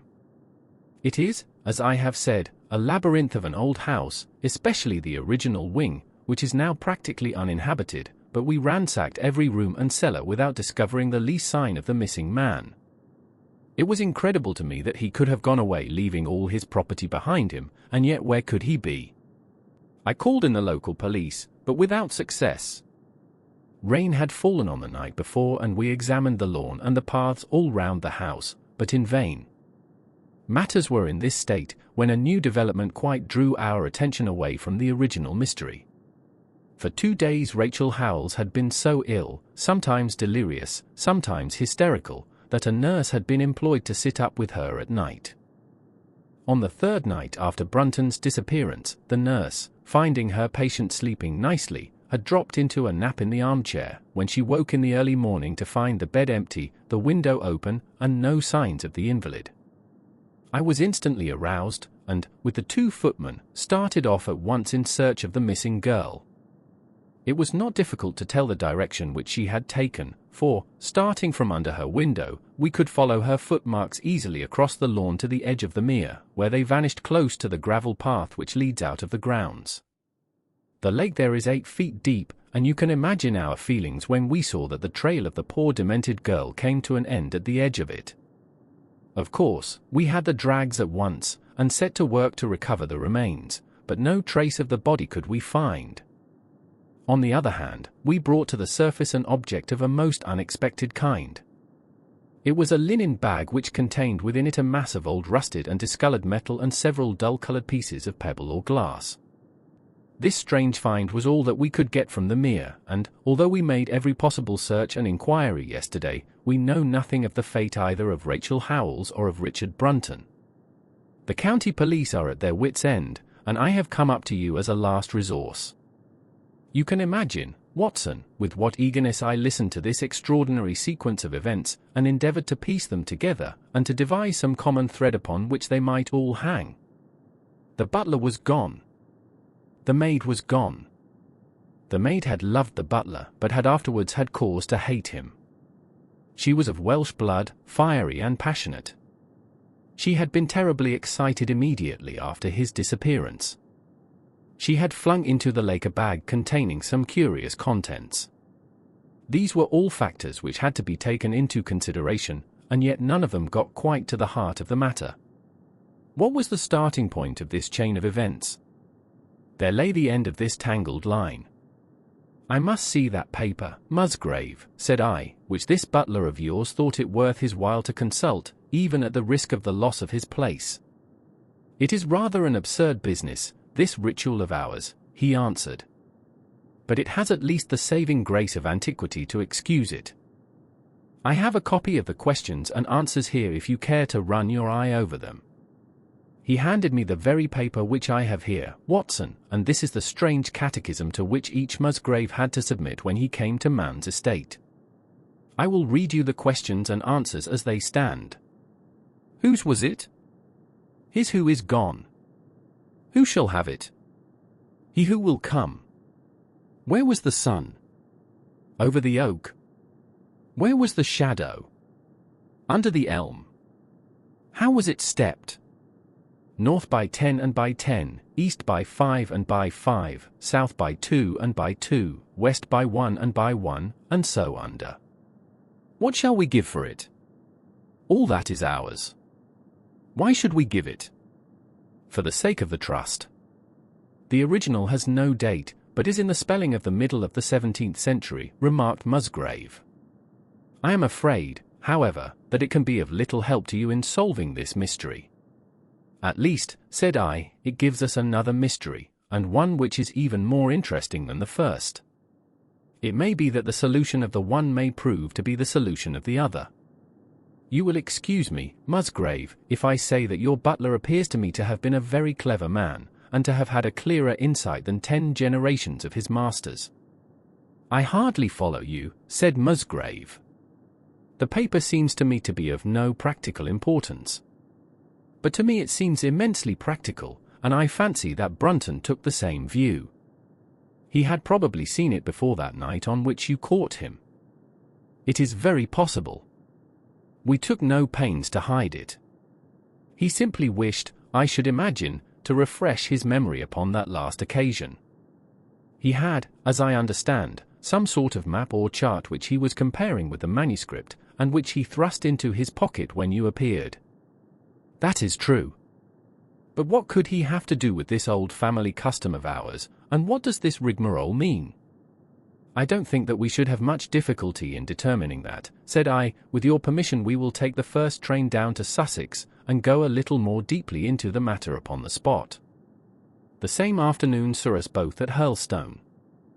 Possibly you have seen pictures and read descriptions of the famous old building, so I will confine my account of it to saying that it is built in the shape of an L, the long arm being the more modern portion, and the shorter the ancient nucleus, from which the other had developed. Over the low, heavily linteled door, in the center of this old part, is chiseled the date, 1607, but experts are agreed that the beams and stonework are really much older than this. The enormously thick walls and tiny windows of this part had in the last century driven the family into building the new wing, and the old one was used now as a storehouse and a cellar, when it was used at all. A splendid park with fine old timber surrounds the house, and the lake, to which my client had referred, lay close to the avenue, about 200 yards from the building. I was already firmly convinced, Watson, that there were not 3 separate mysteries here, but one only, and that if I could read the Musgrave ritual aright I should hold in my hand the clue which would lead me to the truth concerning both the butler Brunton and the maid Howells. To that then I turned all my energies. Why should this servant be so anxious to master this old formula? Evidently because he saw something in it which had escaped all those generations of country squires, and from which he expected some personal advantage. What was it then, and how had it affected his fate? It was perfectly obvious to me, on reading the ritual, that the measurements must refer to some spot to which the rest of the document alluded, and that if we could find that spot, we should be in a fair way towards finding what the secret was which the old Musgraves had thought it necessary to embalm in so curious a fashion. There were 2 guides given us to start with, an oak and an elm. As to the oak there could be no question at all. Right in front of the house, upon the left-hand side of the drive, there stood a patriarch among oaks, one of the most magnificent trees that I have ever seen. That was there when your ritual was drawn up, said I, as we drove past it. It was there at the Norman Conquest in all probability, he answered. It has a girth of 23 feet. Have you any old elms?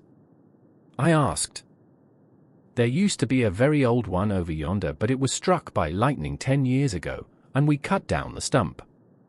You can see where it used to be. Oh, yes. There are no other elms. No old ones, but plenty of beeches. I should like to see where it grew. We had driven up in a dog cart, and my client led me away at once, without our entering the house, to the scar on the lawn where the elm had stood. It was nearly midway between the oak and the house. My investigation seemed to be progressing. I suppose it is impossible to find out how high the elm was? I asked. I can give you it at once. It was 64 feet. How do you come to know it? I asked, in surprise. When my old tutor used to give me an exercise in trigonometry, it always took the shape of measuring heights. When I was a lad I worked out every tree and building in the estate. This was an unexpected piece of luck. My data were coming more quickly than I could have reasonably hoped. Tell me, I asked, did your butler ever ask you such a question? Reginald Musgrave looked at me in astonishment. Now that you call it to my mind, he answered, Brunton did ask me about the height of the tree some months ago, in connection with some little argument with the groom. This was excellent news, Watson, for it showed me that I was on the right road. I looked up at the sun. It was low in the heavens, and I calculated that in less than an hour it would lie just above the topmost branches of the old oak. One condition mentioned in the ritual would then be fulfilled. And the shadow of the elm must mean the farther end of the shadow, otherwise the trunk would have been chosen as the guide. I had, then, to find where the far end of the shadow would fall when the sun was just clear of the oak. That must have been difficult, Holmes, when the elm was no longer there. Well, at least I knew that if Brunton could do it, I could also. Besides, there was no real difficulty. I went with Musgrave to his study and whittled myself this peg, to which I tied this long string with a knot at each yard. Then I took 2 lengths of a fishing rod, which came to just 6 feet, and I went back with my client to where the elm had been. The sun was just grazing the top of the oak. I fastened the rod on end, marked out the direction of the shadow, and measured it. It was 9 feet in length. Of course the calculation now was a simple one. If a rod of 6 feet threw a shadow of 9, a tree of 64 feet would throw one of 96, and the line of the one would of course be the line of the other. I measured out the distance, which brought me almost to the wall of the house, and I thrust a peg into the spot. You can imagine my exultation, Watson, when within 2 inches of my peg I saw a conical depression in the ground. I knew that it was the mark made by Brunton in his measurements, and that I was still upon his trail.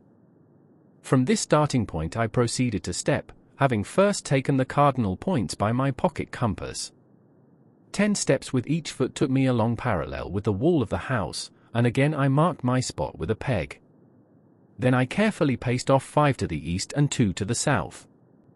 It brought me to the very threshold of the old door. 2 steps to the west meant now that I was to go 2 paces down the stone-flagged passage, and this was the place indicated by the ritual. Never have I felt such a cold chill of disappointment, Watson. For a moment it seemed to me that there must be some radical mistake in my calculations. The setting sun shone full upon the passage floor, and I could see that the old, foot-worn grey stones with which it was paved were firmly cemented together, and had certainly not been moved for many a long year. Brunton had not been at work here. I tapped upon the floor, but it sounded the same all over, and there was no sign of any crack or crevice. But, fortunately, Musgrave, who had begun to appreciate the meaning of my proceedings, and who was now as excited as myself, took out his manuscript to check my calculation. "An under," he cried. "You have omitted the an under." I had thought that it meant that we were to dig, but now, of course, I saw at once that I was wrong. "There is a cellar under this, then?" I cried. "Yes, and as old as the house. Down here, through this door." We went down a winding stone stair, and my companion, striking a match, lit a large lantern which stood on a barrel in the corner. In an instant it was obvious that we had at last come upon the true place, and that we had not been the only people to visit the spot recently. It had been used for the storage of wood, but the billets, which had evidently been littered over the floor, were now piled at the sides, so as to leave a clear space in the middle. In this space lay a large and heavy flagstone with a rusted iron ring in the center to which a thick shepherd's check muffler was attached. "By Jove," cried my client. "That's Brunton's muffler. I have seen it on him, and could swear to it. What has the villain been doing here?" At my suggestion a couple of the county police were summoned to be present, and I then endeavored to raise the stone by pulling on the cravat.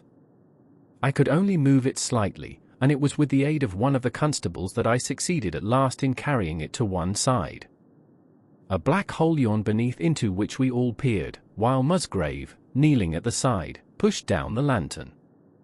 A small chamber about 7 feet deep and 4 feet square lay open to us. At one side of this was a squat, brass-bound wooden box, the lid of which was hinged upwards, with this curious old-fashioned key projecting from the lock. It was furred outside by a thick layer of dust, and damp and worms had eaten through the wood, so that a crop of livid fungi was growing on the inside of it. Several discs of metal, old coins apparently, such as I hold here, were scattered over the bottom of the box, but it contained nothing else. At the moment, however, we had no thought for the old chest, for our eyes were riveted upon that which crouched beside it. It was the figure of a man, clad in a suit of black, who squatted down upon his hams with his forehead sunk upon the edge of the box and his 2 arms thrown out on each side of it. The attitude had drawn all the stagnant blood to the face, and no man could have recognized that distorted liver-colored countenance, but his height, his dress, and his hair were all sufficient to show my client, when we had drawn the body up, that it was indeed his missing butler. He had been dead some days, but there was no wound or bruise upon his person to show how he had met his dreadful end. When his body had been carried from the cellar we found ourselves still confronted with a problem which was almost as formidable as that with which we had started. I confess that so far, Watson, I had been disappointed in my investigation. I had reckoned upon solving the matter when once I had found the place referred to in the ritual, but now I was there, and was apparently as far as ever from knowing what it was which the family had concealed with such elaborate precautions. It is true that I had thrown a light upon the fate of Brunton, but now I had to ascertain how that fate had come upon him, and what part had been played in the matter by the woman who had disappeared. I sat down upon a keg in the corner and thought the whole matter carefully over. You know my methods in such cases, Watson. I put myself in the man's place and, having first gauged his intelligence, I try to imagine how I should myself have proceeded under the same circumstances. In this case the matter was simplified by Brunton's intelligence being quite first-rate, so that it was unnecessary to make any allowance for the personal equation, as the astronomers have dubbed it. He knew that something valuable was concealed. He had spotted the place. He found that the stone which covered it was just too heavy for a man to move unaided. What would he do next? He could not get help from outside, even if he had someone whom he could trust, without the unbarring of doors and considerable risk of detection. It was better, if he could, to have his helpmate inside the house. But whom could he ask? This girl had been devoted to him. A man always finds it hard to realize that he may have finally lost a woman's love, however badly he may have treated her. He would try by a few attentions to make his peace with the girl Howells, and then would engage her as his accomplice. Together they would come at night to the cellar, and their united force would suffice to raise the stone. So far I could follow their actions as if I had actually seen them. But for two of them, and one a woman, it must have been heavy work the raising of that stone. A burly Sussex policeman, and I had found it no light job. What would they do to assist them? Probably what I should have done myself. I rose and examined carefully the different billets of wood which were scattered round the floor. Almost at once I came upon what I expected. One piece, about 3 feet in length, had a very marked indentation at one end, while several were flattened at the sides as if they had been compressed by some considerable weight. Evidently, as they had dragged the stone up, they had thrust the chunks of wood into the chink, until at last, when the opening was large enough to crawl through, they would hold it open by a billet placed lengthwise, which might very well become indented at the lower end, since the whole weight of the stone would press it down onto the edge of this other slab. So far I was still on safe ground. And now how was I to proceed to reconstruct this midnight drama? Clearly, only one could fit into the hole, and that one was Brunton. The girl must have waited above. Brunton then unlocked the box, handed up the contents presumably, since they were not to be found, and then what happened? What smouldering fire of vengeance had suddenly sprung into flame in this passionate Celtic woman's soul when she saw the man who had wronged her, perhaps, far more than we suspected, in her power? Was it a chance that the wood had slipped, and that the stone had shut Brunton into what had become his sepulchre? Had she only been guilty of silence as to his fate? Or had some sudden blow from her hand dashed the support away and sent the slab crashing down into its place? Be that as it might, I seemed to see that woman's figure still clutching at her treasure trove and flying wildly up the winding stair, with her ears ringing perhaps with the muffled screams from behind her and with the drumming of frenzied hands against the slab of stone which was choking her faithless lover's life out. Here was the secret of her blanched face, her shaken nerves, her peals of hysterical laughter on the next morning. But what had been in the box? What had she done with that? Of course, it must have been the old metal and pebbles which my client had dragged from the mere. She had thrown them in there at the first opportunity to remove the last trace of her crime. For 20 minutes I had sat motionless, thinking the matter out. Musgrave still stood with a very pale face, swinging his lantern and peering down into the hole. "These are coins of Charles I," said he, holding out the few which had been in the box. "You see we were right in fixing our date for the ritual." "We may find something else of Charles I," I cried, as the probable meaning of the first 2 questions of the ritual broke suddenly upon me. "Let me see the contents of the bag which you fished from the mere." We ascended to his study, and he laid the debris before me. I could understand his regarding it as of small importance when I looked at it, for the metal was almost black and the stones lustreless and dull. I rubbed one of them on my sleeve, however, and it glowed afterwards like a spark in the dark hollow of my hand. The metal work was in the form of a double ring, but it had been bent and twisted out of its original shape. "You must bear in mind," said I, "that the royal party made head in England even after the death of the king, and that when they at last fled they probably left many of their most precious possessions buried behind them, with the intention of returning for them in more peaceful times. My ancestor, Sir Ralph Musgrave, was a prominent cavalier and the right-hand man of Charles II in his wanderings, said my friend. Ah, indeed, I answered. Well now, I think that really should give us the last link that we wanted. I must congratulate you on coming into the possession, though in rather a tragic manner, of a relic which is of great intrinsic value, but of even greater importance as an historical curiosity. What is it, then? He gasped in astonishment. It is nothing less than the ancient crown of the kings of England. The crown? Precisely. Consider what the ritual says. How does it run? Whose was it? His, who is gone. That was after the execution of Charles. Then, who shall have it? He who will come.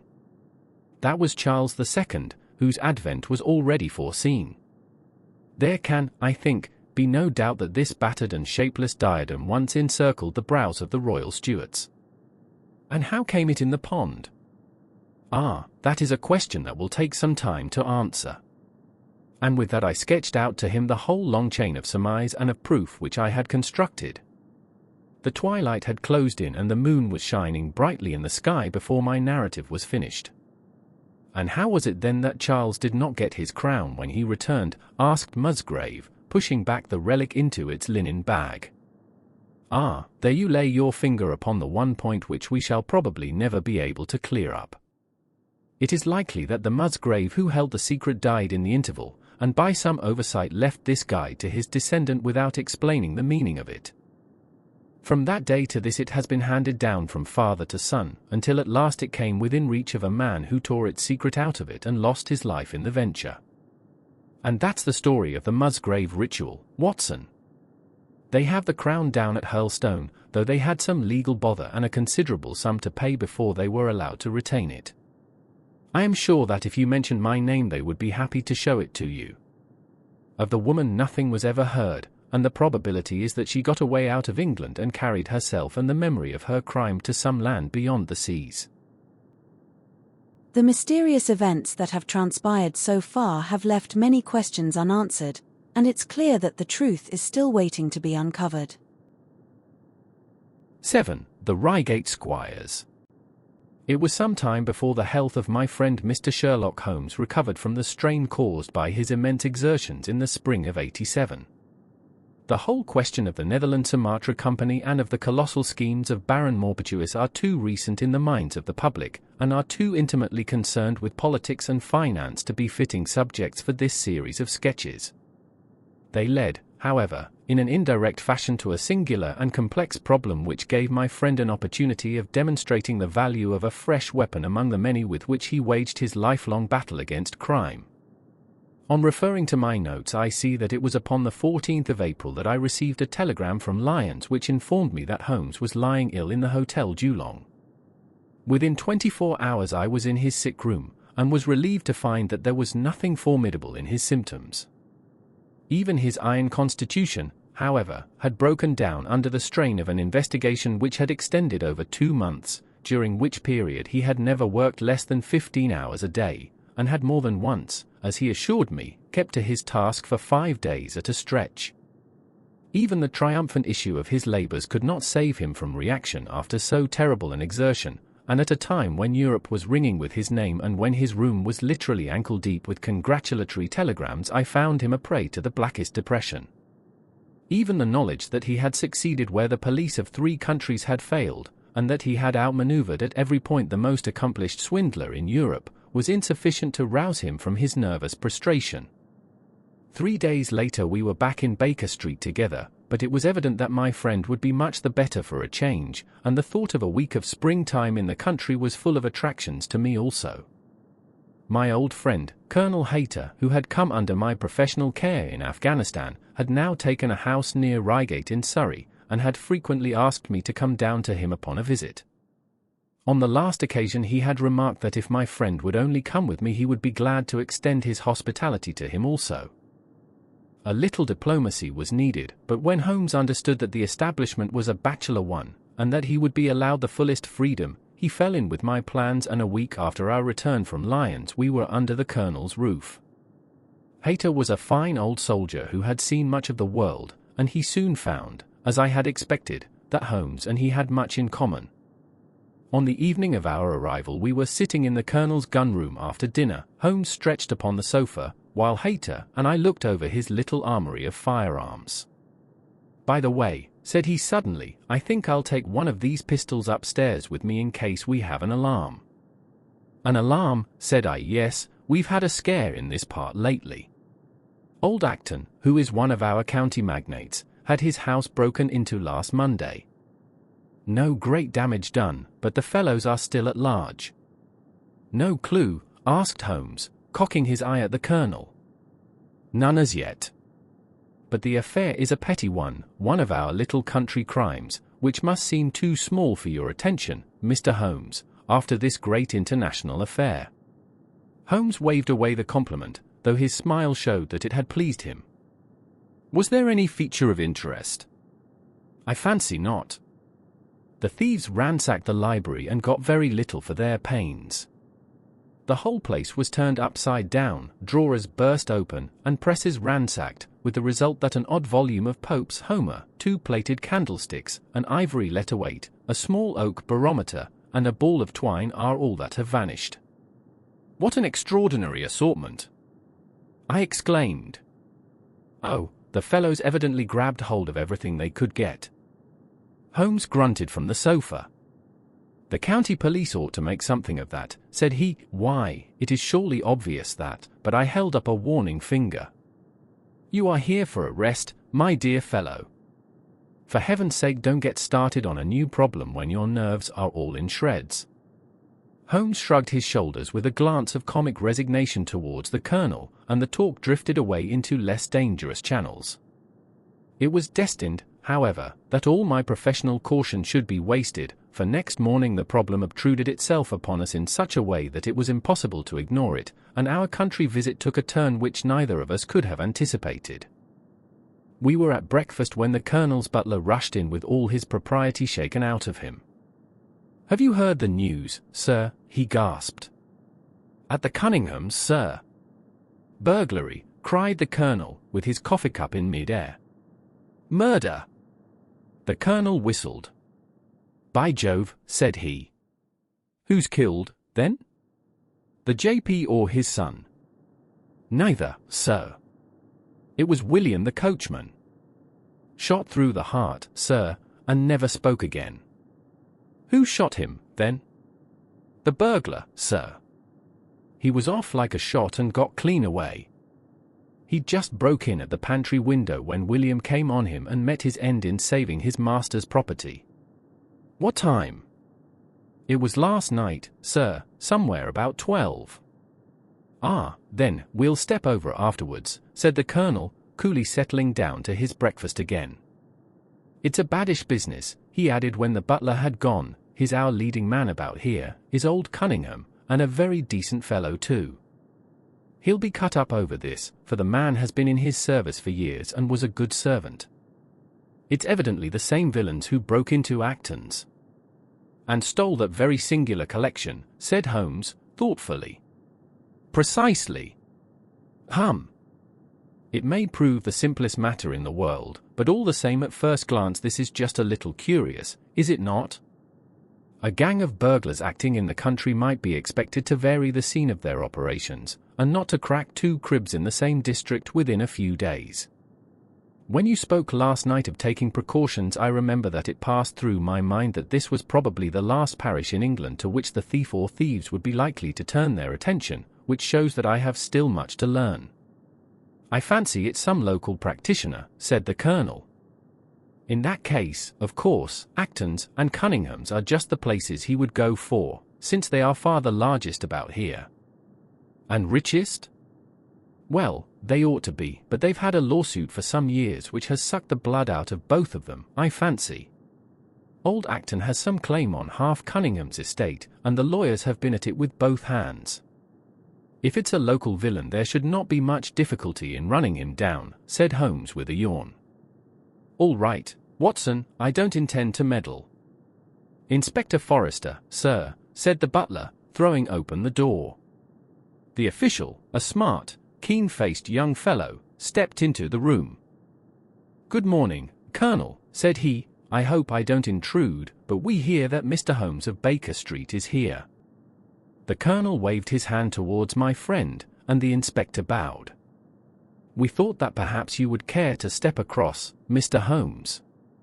"The fates are against you, Watson," said he, laughing. "We were chatting about the matter when you came in, Inspector.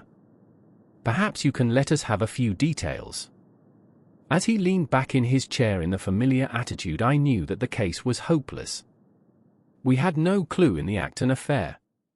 But here we have plenty to go on, and there's no doubt it is the same party in each case. The man was seen. "Ah. Yes, sir. But he was off like a deer after the shot that killed poor William Kieran was fired. Mr. Cunningham saw him from the bedroom window, and Mr. Alec Cunningham saw him from the back passage. It was 11:15 when the alarm broke out. Mr. Cunningham had just got into bed, and Mr. Alec was smoking a pipe in his dressing gown. They both heard William the coachman calling for help, and Mr. Alec ran down to see what was the matter. The back door was open, and as he came to the foot of the stairs he saw two men wrestling together outside. One of them fired a shot, the other dropped, and the murderer rushed across the garden and over the hedge. Mr. Cunningham, looking out of his bedroom, saw the fellow as he gained the road, but lost sight of him at once. Mr. Alec stopped to see if he could help the dying man, and so the villain got clean away. Beyond the fact that he was a middle-sized man and dressed in some dark stuff, we have no personal clue, but we are making energetic inquiries, and if he is a stranger we shall soon find him out. What was this William doing there? Did he say anything before he died? Not a word. He lived at the lodge with his mother, and as he was a very faithful fellow we imagined that he walked up to the house with the intention of seeing that all was right there. Of course this Acton business has put everyone on their guard. The robber must have just burst open the door, the lock has been forced, when William came upon him. Did William say anything to his mother before going out? She is very old and deaf, and we can get no information from her. The shock has made her half-witted, but I understand that she was never very bright. There is one very important circumstance, however. Look at this. He took a small piece of torn paper from a notebook and spread it out upon his knee. This was found between the finger and thumb of the dead man. It appears to be a fragment torn from a larger sheet. You will observe that the hour mentioned upon it is the very time at which the poor fellow met his fate. You see that his murderer might have torn the rest of the sheet from him, or he might have taken this fragment from the murderer. It reads almost as though it were an appointment. Holmes took up the scrap of paper, a facsimile of which is here reproduced. Scrap of paper, presuming that it is an appointment, continued the inspector. It is of course a conceivable theory that this William Kieran, though he had the reputation of being an honest man, may have been in league with the thief. He may have met him there, may even have helped him to break in the door, and then they may have fallen out between themselves.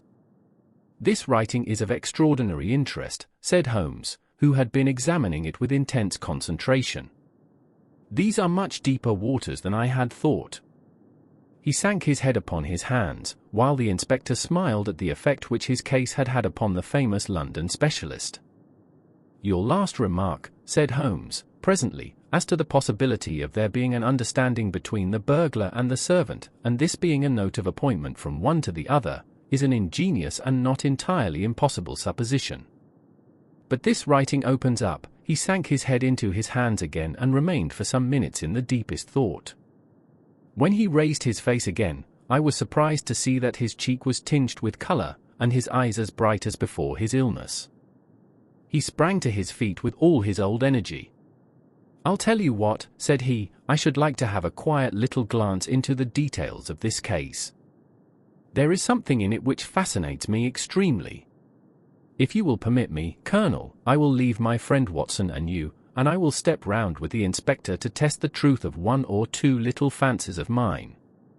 I will be with you again in half an hour. An hour and a half had elapsed before the inspector returned alone. Mr. Holmes is walking up and down in the field outside, said he.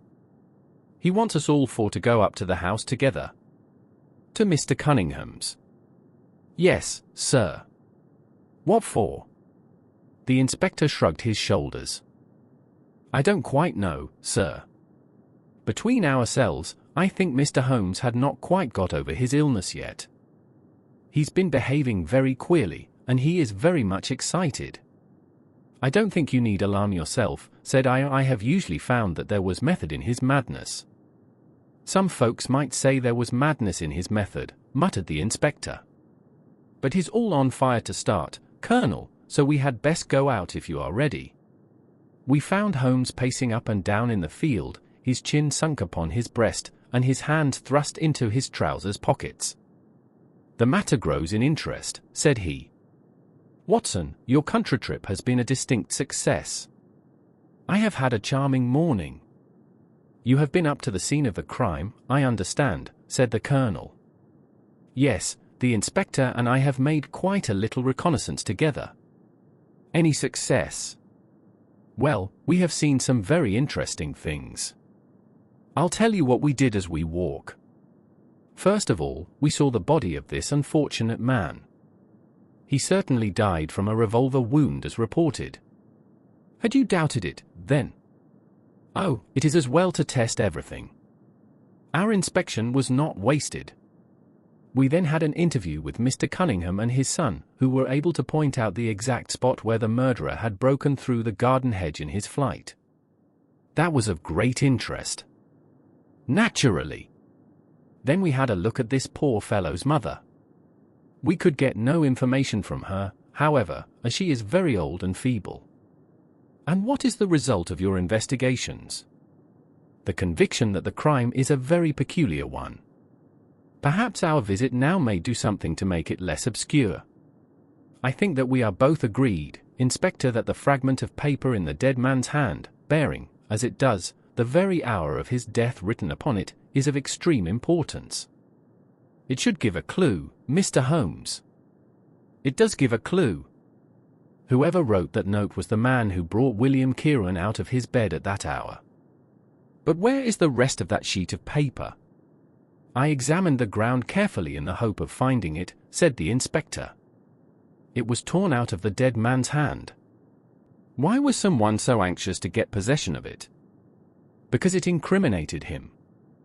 And what would he do with it? Thrust it into his pocket, most likely, never noticing that a corner of it had been left in the grip of the corpse. If we could get the rest of that sheet, it is obvious that we should have gone a long way toward solving the mystery.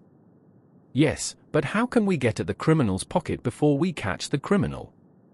Well, it was worth thinking over. Then there is another obvious point. The note was sent to William. The man who wrote it could not have taken it, otherwise, of course, he might have delivered his own message by word of mouth. Who brought the note, then? Or did it come through the post? I have made inquiries, said the inspector. William received a letter by the afternoon post yesterday. The envelope was destroyed by him. Excellent, cried Holmes, clapping the inspector on the back. You've seen the postman. It is a pleasure to work with you. Well, here is the lodge, and if you will come up, Colonel, I will show you the scene of the crime. We passed the pretty cottage where the murdered man had lived, and walked up an oak-lined avenue to the fine old Queen Anne house, which bears the date of Malplaquet upon the lintel of the door. Holmes and the inspector led us round it until we came to the side gate, which is separated by a stretch of garden from the hedge which lines the road. A constable was standing at the kitchen door. "Throw the door open, officer," said Holmes.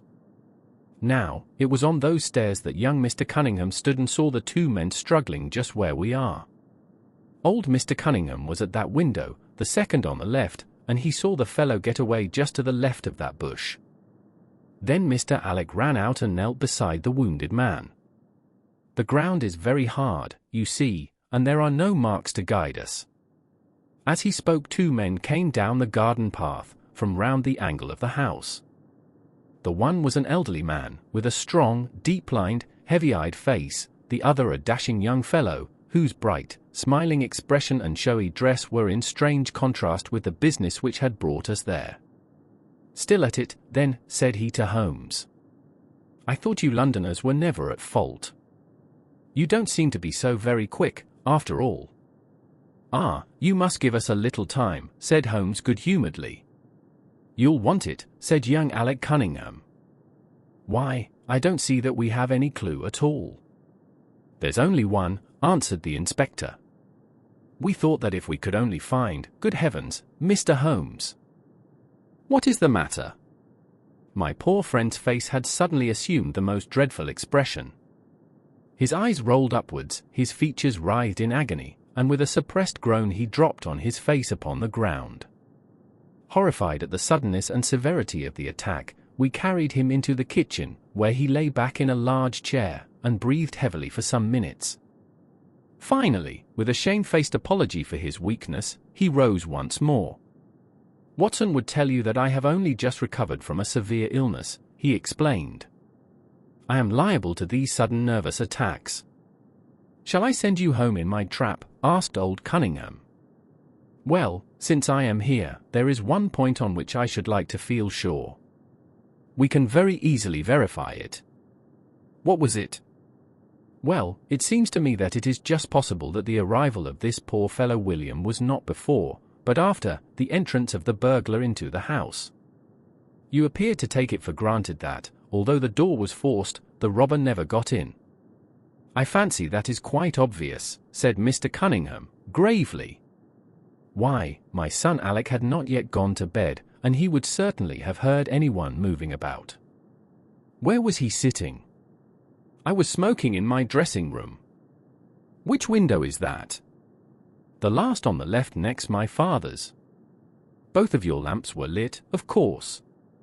"Undoubtedly." "There are some very singular points here," said Holmes, smiling. "Is it not extraordinary that a burglar, and a burglar who had had some previous experience, should deliberately break into a house at a time when he could see from the lights that two of the family were still afoot? He must have been a cool hand. Well, of course, if the case were not an odd one we should not have been driven to ask you for an explanation," said young Mr. Alec. "But as to your ideas that the man had robbed the house before William tackled him, I think it a most absurd notion. Wouldn't we have found the place disarranged, and missed the things which he had taken?" "It depends on what the things were," said Holmes. "You must remember that we are dealing with a burglar who is a very peculiar fellow, and who appears to work on lines of his own. Look, for example, at the queer lot of things which he took from Acton's. What was it? Of a ball of string, a letter weight, and I don't know what other odds and ends." "Well, we are quite in your hands, Mr. Holmes," said old Cunningham. "Anything which you or the inspector may suggest will most certainly be done." "In the first place," said Holmes, "I should like you to offer a reward, coming from yourself, for the officials may take a little time before they would agree upon the sum, and these things cannot be done too promptly. I have jotted down the form here, if you would not mind signing it." £50 was quite enough, I thought. "I would willingly give 500, said the J.P., taking the slip of paper and the pencil which Holmes handed to him. "This is not quite correct, however," he added, glancing over the document. "I wrote it rather hurriedly. You see you begin, whereas, at about 1:45 on Tuesday morning an attempt was made, and so on. It was at 11:45, as a matter of fact. I was pained at the mistake, for I knew how keenly Holmes would feel any slip of the kind.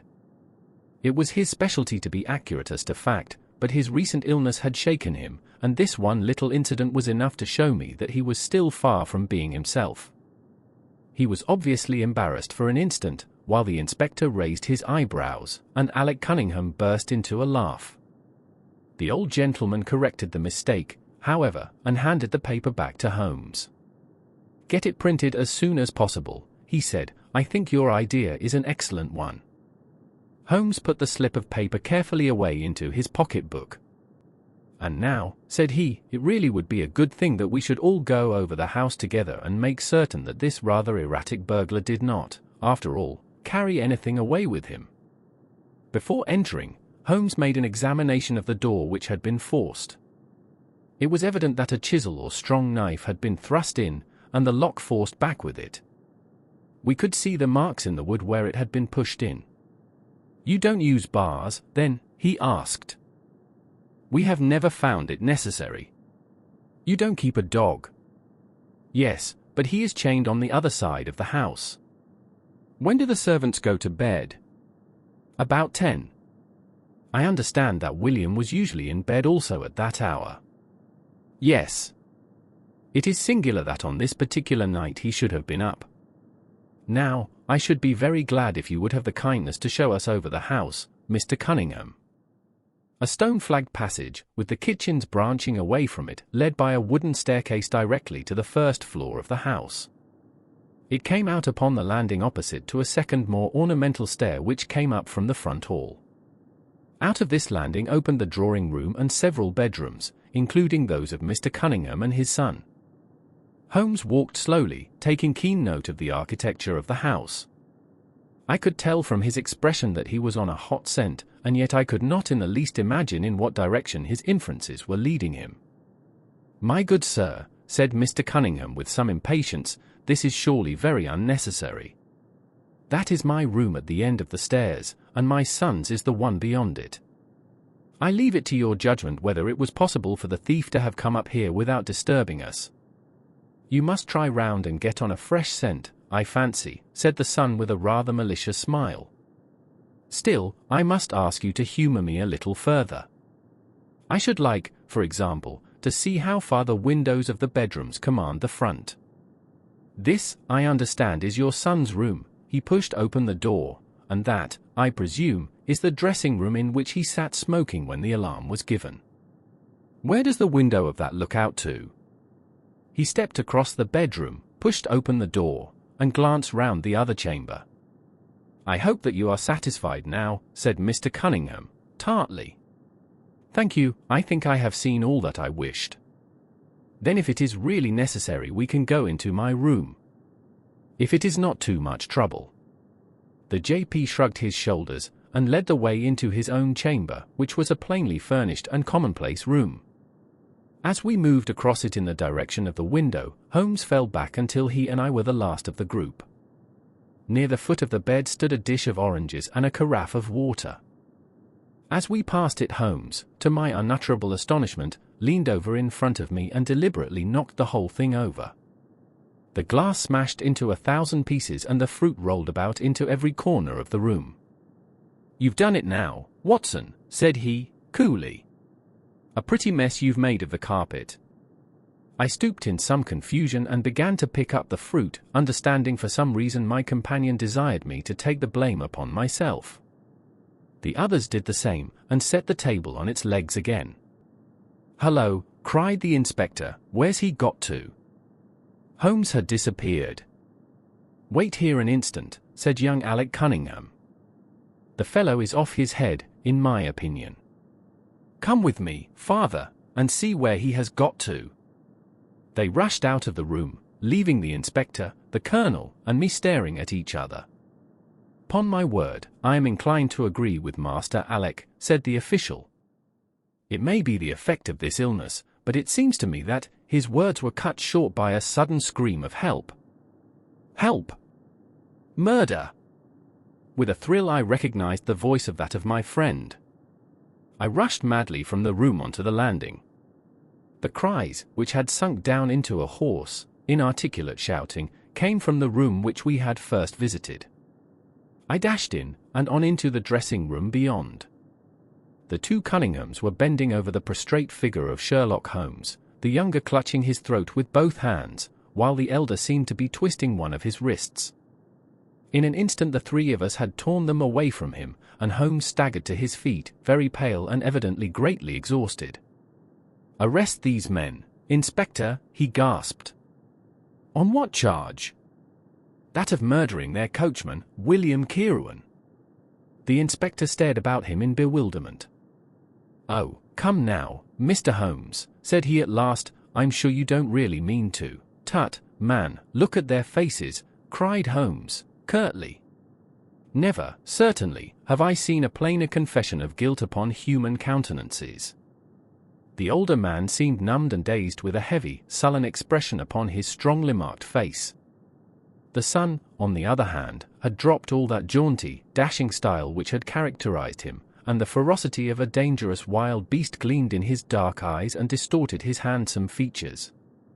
The inspector said nothing, but, stepping to the door, he blew his whistle. 2 of his constables came at the call. "I have no alternative, Mr. Cunningham," said he. "I trust that this may all prove to be an absurd mistake, but you can see that, would you? Drop it!" He struck out with his hand, and a revolver which the younger man was in the act of cocking clattered down upon the floor. "Keep that," said Holmes, quietly putting his foot upon it, "you will find it useful at the trial." But this is what we really wanted. He held up a little crumpled piece of paper. "The remainder of the sheet," cried the inspector. "Precisely. And where was it?" "Where I was sure it must be. I'll make the whole matter clear to you presently. I think, Colonel, that you and Watson might return now, and I will be with you again in an hour at the furthest. The inspector and I must have a word with the prisoners, but you will certainly see me back at luncheon time." Sherlock Holmes was as good as his word, for about 1 o'clock he rejoined us in the Colonel's smoking room. He was accompanied by a little elderly gentleman, who was introduced to me as the Mr. Acton whose house had been the scene of the original burglary. "I wished Mr. Acton to be present while I demonstrated this small matter to you," said Holmes, "for it is natural that he should take a keen interest in the details. I am afraid, my dear Colonel, that you must regret the hour that you took in such a stormy petrel as I am." "On the contrary," answered the Colonel, warmly, "I consider it the greatest privilege to have been permitted to study your methods of working. I confess that they quite surpass my expectations, and that I am utterly unable to account for your result. I have not yet seen the vestige of a clue. I am afraid that my explanation may disillusionize you, but it has always been my habit to hide none of my methods, either from my friend Watson or from anyone who might take an intelligent interest in them. But first, as I am rather shaken by the knocking about which I had in the dressing-room, I think that I shall help myself to a dash of your brandy, Colonel. My strength has been rather tried of late. I trust that you had no more of those nervous attacks." Sherlock Holmes laughed heartily. "We will come to that in its turn," said he. "I will lay an account of the case before you in its due order, showing you the various points which guided me in my decision. Pray interrupt me if there is any inference which is not perfectly clear to you. It is of the highest importance in the art of detection to be able to recognize, out of a number of facts, which are incidental and which vital. Otherwise your energy and attention must be dissipated instead of being concentrated. Now, in this case there was not the slightest doubt in my mind from the first that the key of the whole matter must be looked for in the scrap of paper in the dead man's hand. Before going into this, I would draw your attention to the fact that, if Alec Cunningham's narrative was correct, and if the assailant, after shooting William Kieran, had instantly fled, then it obviously could not be he who tore the paper from the dead man's hand. But if it was not he, it must have been Alec Cunningham himself, for by the time that the old man had descended several servants were upon the scene. The point is a simple one, but the inspector had overlooked it because he had started with the supposition that these county magnates had had nothing to do with the matter.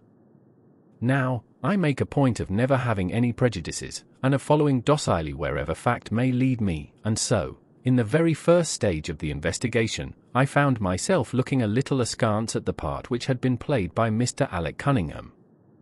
And now I made a very careful examination of the corner of paper which the inspector had submitted to us. It was at once clear to me that it formed part of a very remarkable document. Here it is. Do you not now observe something very suggestive about it? It has a very irregular look, said the Colonel. My dear sir, cried Holmes, there cannot be the least doubt in the world that it has been written by 2 persons doing alternate words. When I draw your attention to the strong T's of at and to, and ask you to compare them with the weak ones of quarter and 12, you will instantly recognize the fact. A very brief analysis of these 4 words would enable you to say with the utmost confidence that the learn and the maybe are written in the stronger hand, and the what in the weaker. By Jove, it's as clear as day, cried the colonel. Why on earth should 2 men write a letter in such a fashion? Obviously the business was a bad one, and one of the men who distrusted the other was determined that, whatever was done, each should have an equal hand in it. Now, of the 2 men, it is clear that the one who wrote the Jat and Tu was the ringleader. How do you get at that? We might deduce it from the mere character of the one hand as compared with the other. But we have more assured reasons than that for supposing it. If you examine this scrap with attention, you will come to the conclusion that the man with the stronger hand wrote all his words first, leaving blanks for the other to fill up. These blanks were not always sufficient, and you can see that the second man had a squeeze to fit his quarter in between the Jats and the Tu, showing that the latter were already written. The man who wrote all his words first is undoubtedly the man who planned the affair. Excellent, cried Mr. Acton. But very superficial, said Holmes. We come now, however, to a point which is of importance. You may not be aware that the deduction of a man's age from his writing is one which has been brought to considerable accuracy by experts. In normal cases one can place a man in his true decade with tolerable confidence. I say normal cases, because ill health and physical weakness reproduce the signs of old age, even when the invalid is a youth. In this case, looking at the bold, strong hand of the one, and the rather broken-backed appearance of the other, which still retains its legibility although the T's have begun to lose their crossing, we can say that the one was a young man and the other was advanced in years without being positively decrepit. Excellent, cried Mr. Acton again. There is a further point, however, which is subtler and of greater interest. There is something in common between these hands. They belong to men who are blood relatives. It may be most obvious to you in the Greek E's, but to me there are many small points which indicate the same thing. I have no doubt at all that a family mannerism can be traced in these 2 specimens of writing. I am only, of course, giving you the leading results now of my examination of the paper. There were 23 other deductions which would be of more interest to experts than to you. They all tend to deepen the impression upon my mind that the Cunninghams, father and son, had written this letter. Having got so far, my next step was, of course, to examine into the details of the crime, and to see how far they would help us. I went up to the house with the inspector, and saw all that was to be seen. The wound upon the dead man was, as I was able to determine with absolute confidence, fired from a revolver at the distance of something over 4 yards. There was no powder blackening on the clothes. Evidently, therefore, Alec Cunningham had lied when he said that the 2 men were struggling when the shot was fired. Again, both father and son agreed as to the place where the man escaped into the road. At that point, however, as it happens, there is a broadish ditch, moist at the bottom. As there were no indications of boot marks about this ditch, I was absolutely sure not only that the Cunninghams had again lied, but that there had never been any unknown man upon the scene at all. And now I have to consider the motive of this singular crime. To get at this, I endeavored first of all to solve the reason of the original burglary at Mr. Acton's.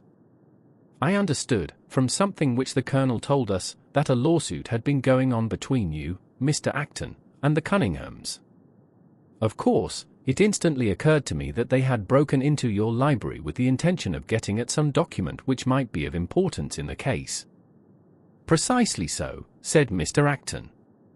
There can be no possible doubt as to their intentions. I have the clearest claim upon half of their present estate, and if they could have found a single paper, which, fortunately, was in the strong box of my solicitors, they would undoubtedly have crippled our case. There you are, said Holmes, smiling.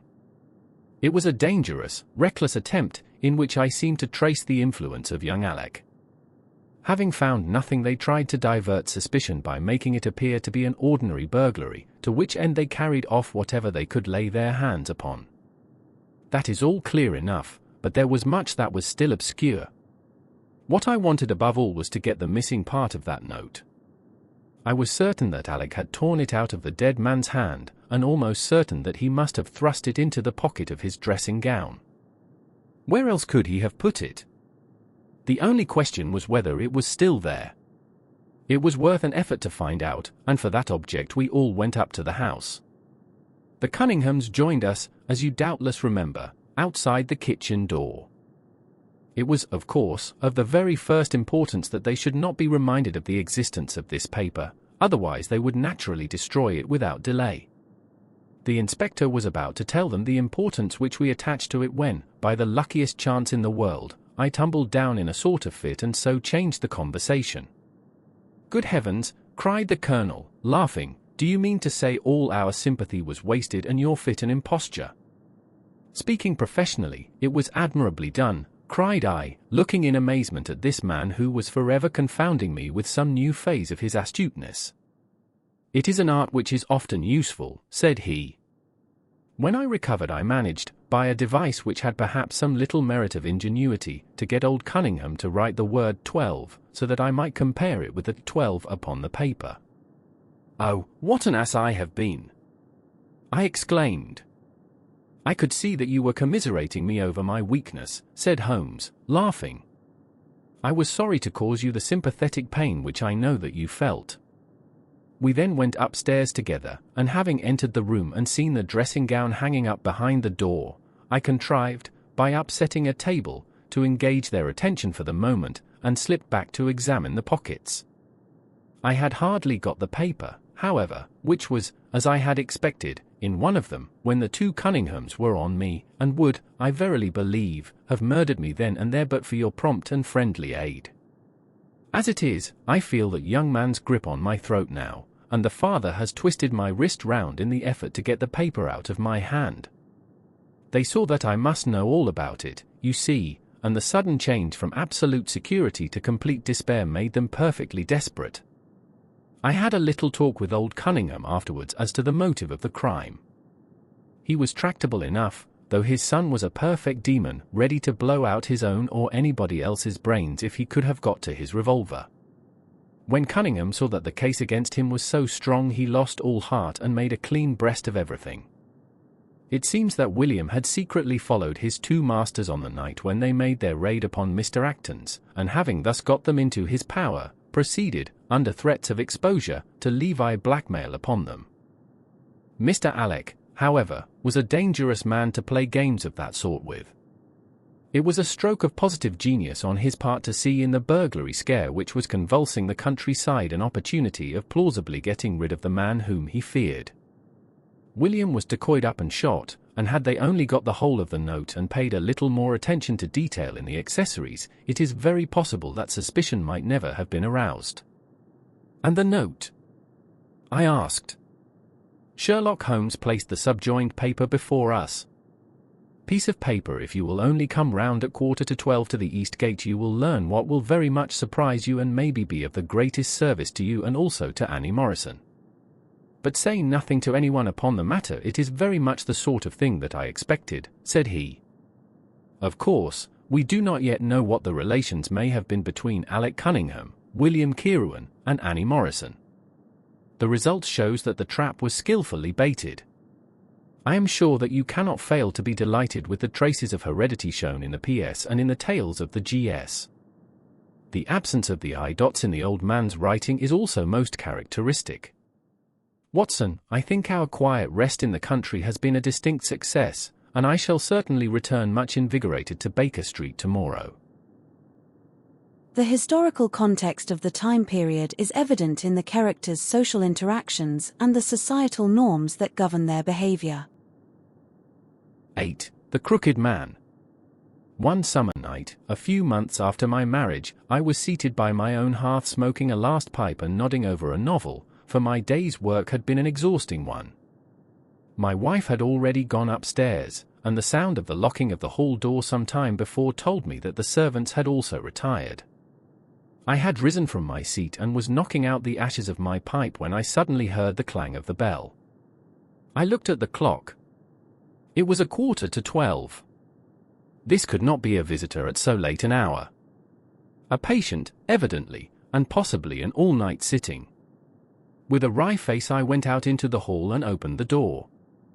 To my astonishment it was Sherlock Holmes who stood upon my step. "Ah, Watson," said he, "I hoped that I might not be too late to catch you. My dear fellow, pray come in. You look surprised, and no wonder. Relieved, too, I fancy. Hum. You still smoke the Arcadia mixture of your bachelor days, then? There's no mistaking that fluffy ash upon your coat. It's easy to tell that you have been accustomed to wear a uniform, Watson. You'll never pass as a purebred civilian as long as you keep that habit of carrying your handkerchief in your sleeve. Could you put me up tonight?" "With pleasure. You told me that you had bachelor quarters for one, and I see that you have no gentleman visitor at present. Your hat stand proclaims as much. I shall be delighted if you will stay." "Thank you. I'll fill the vacant peg then. Sorry to see that you've had the British workman in the house. He's a token of evil. Not the drains, I hope." "No, the gas." "Ah. He has left 2 nail marks from his boot upon your linoleum just where the light strikes it." "No, thank you, I had some supper at Waterloo, but I'll smoke a pipe with you with pleasure." I handed him my pouch, and he seated himself opposite to me and smoked for some time in silence. I was well aware that nothing but business of importance would have brought him to me at such an hour, so I waited patiently until he should come round to it. "I see that you are professionally rather busy just now," said he, glancing very keenly across at me. "Yes, I've had a busy day," I answered. "It may seem very foolish in your eyes," I added, "but really I don't know how you deduced it." Holmes chuckled to himself. "I have the advantage of knowing your habits, my dear Watson," said he. "When your round is a short one you walk, and when it is a long one you use a hansom. As I perceive that your boots, although used, are by no means dirty, I cannot doubt that you are at present busy enough to justify the hansom." "Excellent!" I cried. "Elementary," said he. "It is one of those instances where the reasoner can produce an effect which seems remarkable to his neighbor, because the latter has missed the one little point which is the basis of the deduction. The same may be said, my dear fellow, for the effect of some of these little sketches of yours, which is entirely meretricious, depending as it does upon your retaining in your own hand some factors in the problem which are never imparted to the reader. Now, at present I am in the position of these same readers, for I hold in this hand several threads of one of the strangest cases which ever perplexed a man's brain, and yet I lack the 1 or 2 which are needful to complete my theory. But I'll have them, Watson, I'll have them." His eyes kindled and a slight flush sprang into his thin cheeks. For an instant only. When I glanced again his face had resumed the Red Indian composure which had made so many regard him as a machine rather than a man. "The problem presents features of interest," said he. "I may even say exceptional features of interest. I have already looked into the matter, and have come, as I think, within sight of my solution. If you could accompany me in that last step you might be of considerable service to me." "I should be delighted." "Could you go as far as Aldershot tomorrow?" "I have no doubt Jackson would take my practice." "Very good. I want to start by the 11.10 from Waterloo. That would give me time. Then, if you are not too sleepy, I will give you a sketch of what has happened, and of what remains to be done. I was sleepy before you came. I am quite wakeful now. I will compress the story as far as may be done without omitting anything vital to the case. It is conceivable that you may even have read some account of the matter. It is the supposed murder of Colonel Berkeley, of the Royal Mallows, at Aldershot, which I am investigating. I have heard nothing of it. It has not excited much attention yet, except locally. The facts are only 2 days old. Briefly they are these: the Royal Mallows is, as you know, one of the most famous Irish regiments in the British Army. It did wonders both in the Crimea and the Mutiny, and has since that time distinguished itself upon every possible occasion. It was commanded up to Monday night by James Berkeley, a gallant veteran, who started as a full private, was raised to commissioned rank for his bravery at the time of the Mutiny, and so lived to command the regiment in which he had once carried a musket. Colonel Berkeley had married at the time when he was a sergeant, and his wife, whose maiden name was Miss Nancy Devoy, was the daughter of a former colour sergeant in the same corps. There was, therefore, as can be imagined, some little social friction when the young couple, for they were still young, found themselves in their new surroundings. They appear, however, to have quickly adapted themselves, and Mrs. Berkeley has always, I understand, been as popular with the ladies of the regiment as her husband was with his brother officers. I may add that she was a woman of great beauty, and that even now, when she has been married for upwards of 30 years, she is still of a striking and queenly appearance. Colonel Berkeley's family life appears to have been a uniformly happy one. Major Murphy, to whom I owe most of my facts, assures me that he has never heard of any misunderstanding between the pair. On the whole, he thinks that Berkeley's devotion to his wife was greater than his wife's to Berkeley. He was acutely uneasy if he were absent from her for a day. She, on the other hand, though devoted and faithful, was less obtrusively affectionate. But they were regarded in the regiment as the very model of a middle-aged couple. There was absolutely nothing in their mutual relations to prepare people for the tragedy which was to follow. Colonel Berkeley himself seems to have had some singular traits in his character. He was a dashing, jovial old soldier in his usual mood, but there were occasions on which he seemed to show himself capable of considerable violence and vindictiveness. This side of his nature, however, appears never to have been turned towards his wife. Another fact, which had struck Major Murphy and 3 out of 5 of the other officers with whom I conversed, was the singular sort of depression which came upon him at times. As the Major expressed it, the smile had often been struck from his mouth, as if by some invisible hand, when he has been joining the gaieties and chaff of the mess table. For days on end, when the mood was on him, he has been sunk in the deepest gloom. This and a certain tinge of superstition were the only unusual traits in his character which his brother officers had observed. The latter peculiarity took the form of a dislike to being left alone, especially after dark. This puerile feature in a nature which was conspicuously manly had often given rise to comment and conjecture. The 1st Battalion of the Royal Mallows, which is the old 117th, has been stationed at Aldershot for some years. The married officers live out of barracks, and the colonel has during all this time occupied a villa called Lackhein, about half a mile from the North Camp. The house stands in its own grounds, but the west side of it is not more than 30 yards from the high road. A coachman and 2 maids form the staff of servants. These with their master and mistress were the sole occupants of Lackhein, for the Berkeleys had no children, nor was it usual for them to have resident visitors. Now for the events at Lackhein between 9 and 10 on the evening of last Monday. Mrs. Berkeley was, it appears, a member of the Roman Catholic Church, and had interested herself very much in the establishment of the Guild of St. George, which was formed in connection with the Watt Street Chapel for the purpose of supplying the poor with cast-off clothing. A meeting of the Guild had been held that evening at 8, and Mrs. Berkeley had hurried over her dinner in order to be present at it.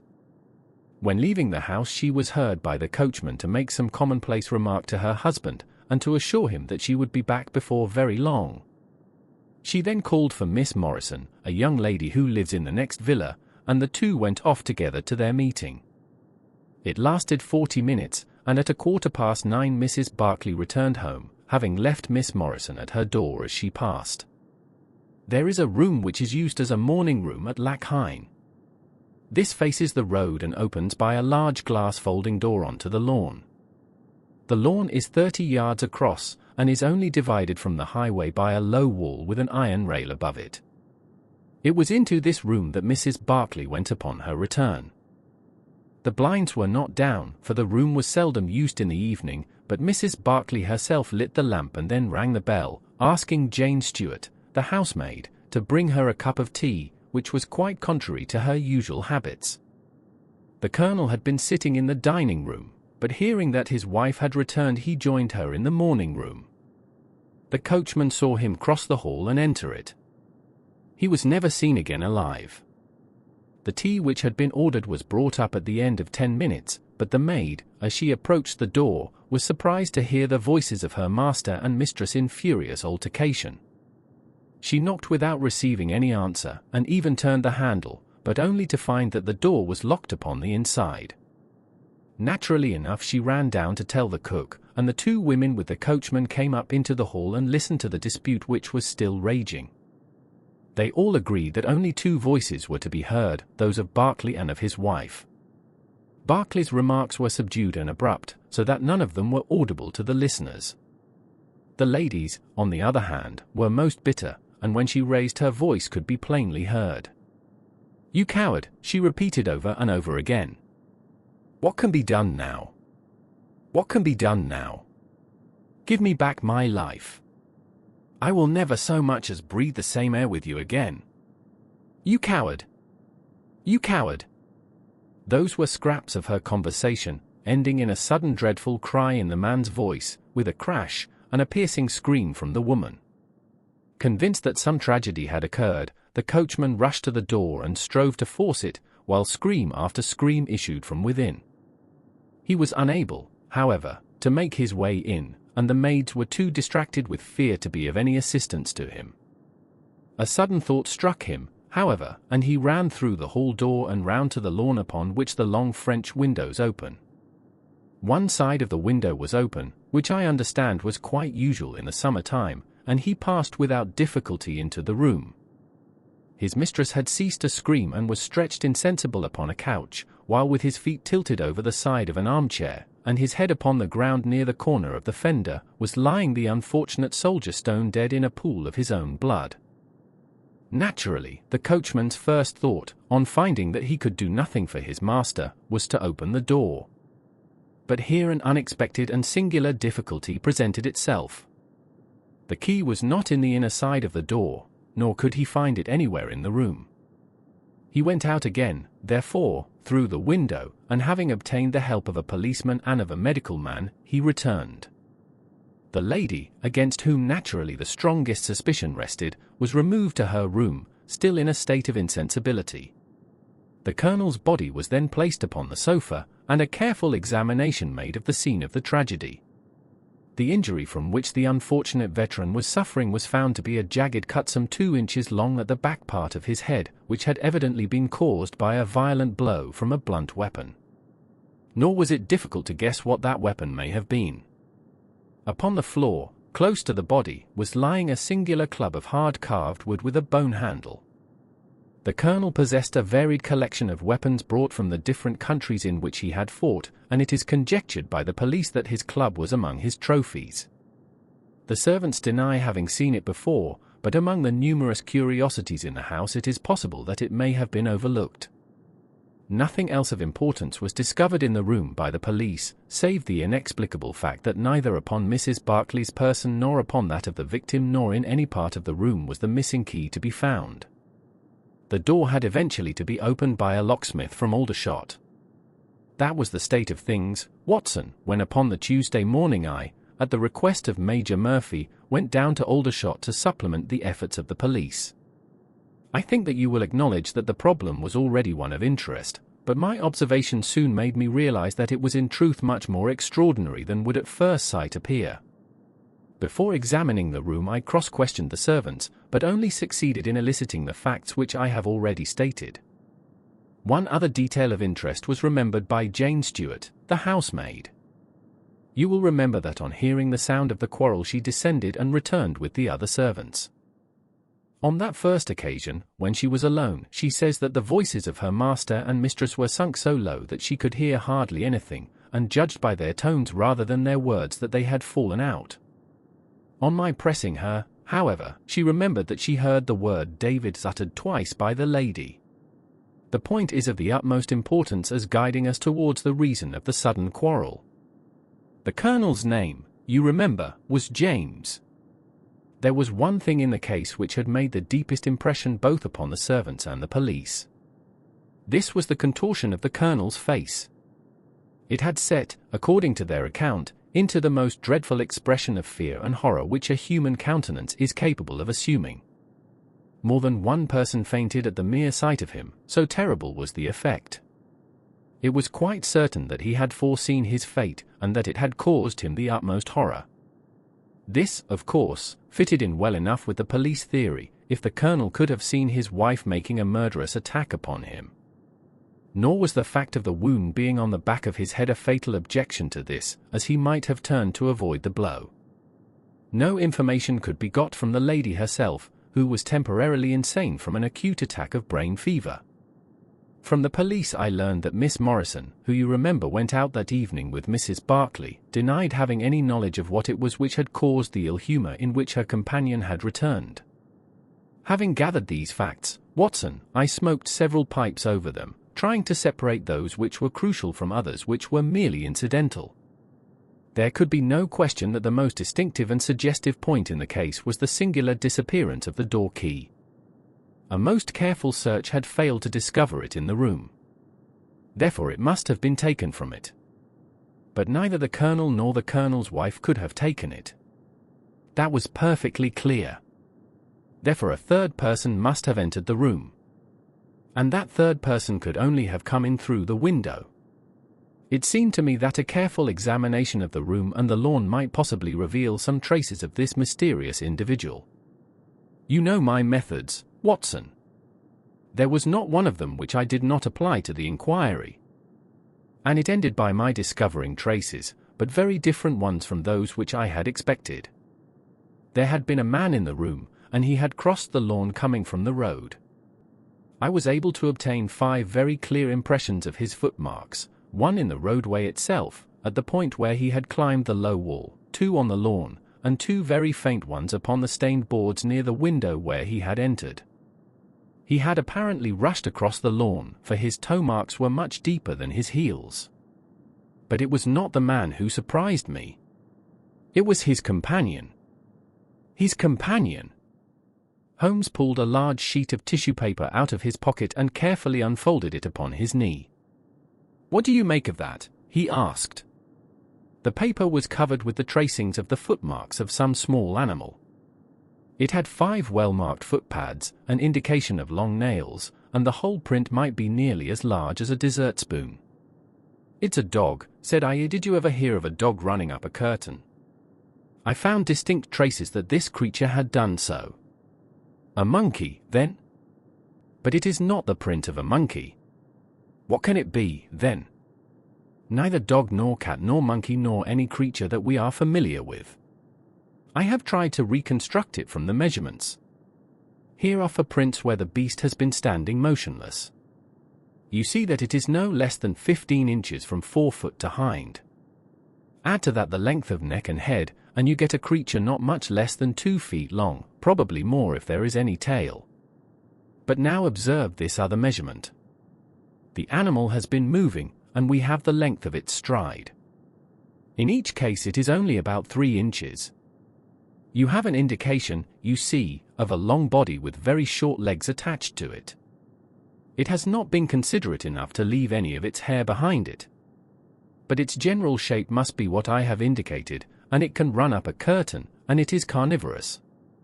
"How do you deduce that?" "Because it ran up the curtain. A canary's cage was hanging in the window, and its aim seems to have been to get at the bird." "Then what was the beast?" If I could give it a name it might go a long way towards solving the case. On the whole, it was probably some creature of the weasel and stoat tribe, and yet it is larger than any of these that I have seen. But what had it to do with the crime? That, also, is still obscure. But we have learned a good deal, you perceive. We know that a man stood in the road looking at the quarrel between the Barclays, the blinds were up and the room lighted. We know, also, that he ran across the lawn, entered the room, accompanied by a strange animal, and that he either struck the colonel or, as is equally possible, that the colonel fell down from sheer fright at the sight of him, and cut his head on the corner of the fender. Finally, we have the curious fact that the intruder carried away the key with him when he left. Your discoveries seem to have left the business more obscure than it was before, said I. Quite so. They undoubtedly showed that the affair was much deeper than was at first conjectured. I thought the matter over, and I came to the conclusion that I must approach the case from another aspect. But really, Watson, I am keeping you up, and I might just as well tell you all this on our way to Aldershot tomorrow. "Thank you, you have gone rather too far to stop. It is quite certain that when Mrs. Barclay left the house at 7:30 she was on good terms with her husband. She was never, as I think I have said, ostentatiously affectionate, but she was heard by the coachman chatting with the colonel in a friendly fashion. Now, it was equally certain that, immediately on her return, she had gone to the room in which she was least likely to see her husband, had flown to tea as an agitated woman will, and finally, on his coming in to her, had broken into violent recriminations. Therefore something had occurred between 7:30 and 9 o'clock which had completely altered her feelings towards him. But Miss Morrison had been with her during the whole of that hour and a half. It was absolutely certain, therefore, in spite of her denial, that she must know something of the matter. My first conjecture was that possibly there had been some passages between this young lady and the old soldier, which the former had now confessed to the wife. That would account for the angry return, and also for the girl's denial that anything had occurred. Nor would it be entirely incompatible with most of the words overheard. But there was the reference to David, and there was the known affection of the colonel for his wife, to weigh against it, to say nothing of the tragic intrusion of this other man, which might, of course, be entirely disconnected with what had gone before. It was not easy to pick one's steps, but, on the whole, I was inclined to dismiss the idea that there had been anything between the colonel and Miss Morrison, but more than ever convinced that the young lady held the clue as to what it was which had turned Mrs. Barclay to hatred of her husband. I took the obvious course, therefore, of calling upon Miss Morrison, of explaining to her that I was perfectly certain that she held the facts in her possession, and of assuring her that her friend, Mrs. Barclay, might find herself in the dock upon a capital charge unless the matter were cleared up. Miss Morrison is a little, ethereal slip of a girl, with timid eyes and blonde hair, but I found her by no means wanting in shrewdness and common sense. She sat thinking for some time after I had spoken, and then, turning to me with a brisk air of resolution, she broke into a remarkable statement which I will condense for your benefit. "I promised my friend that I would say nothing of the matter, and a promise is a promise," said she, "but if I can really help her when so serious a charge is laid against her, and when her own mouth, poor darling, is closed by illness, then I think I am absolved from my promise. I will tell you exactly what happened upon Monday evening. We were returning from the Watt Street mission about 8:45 o'clock.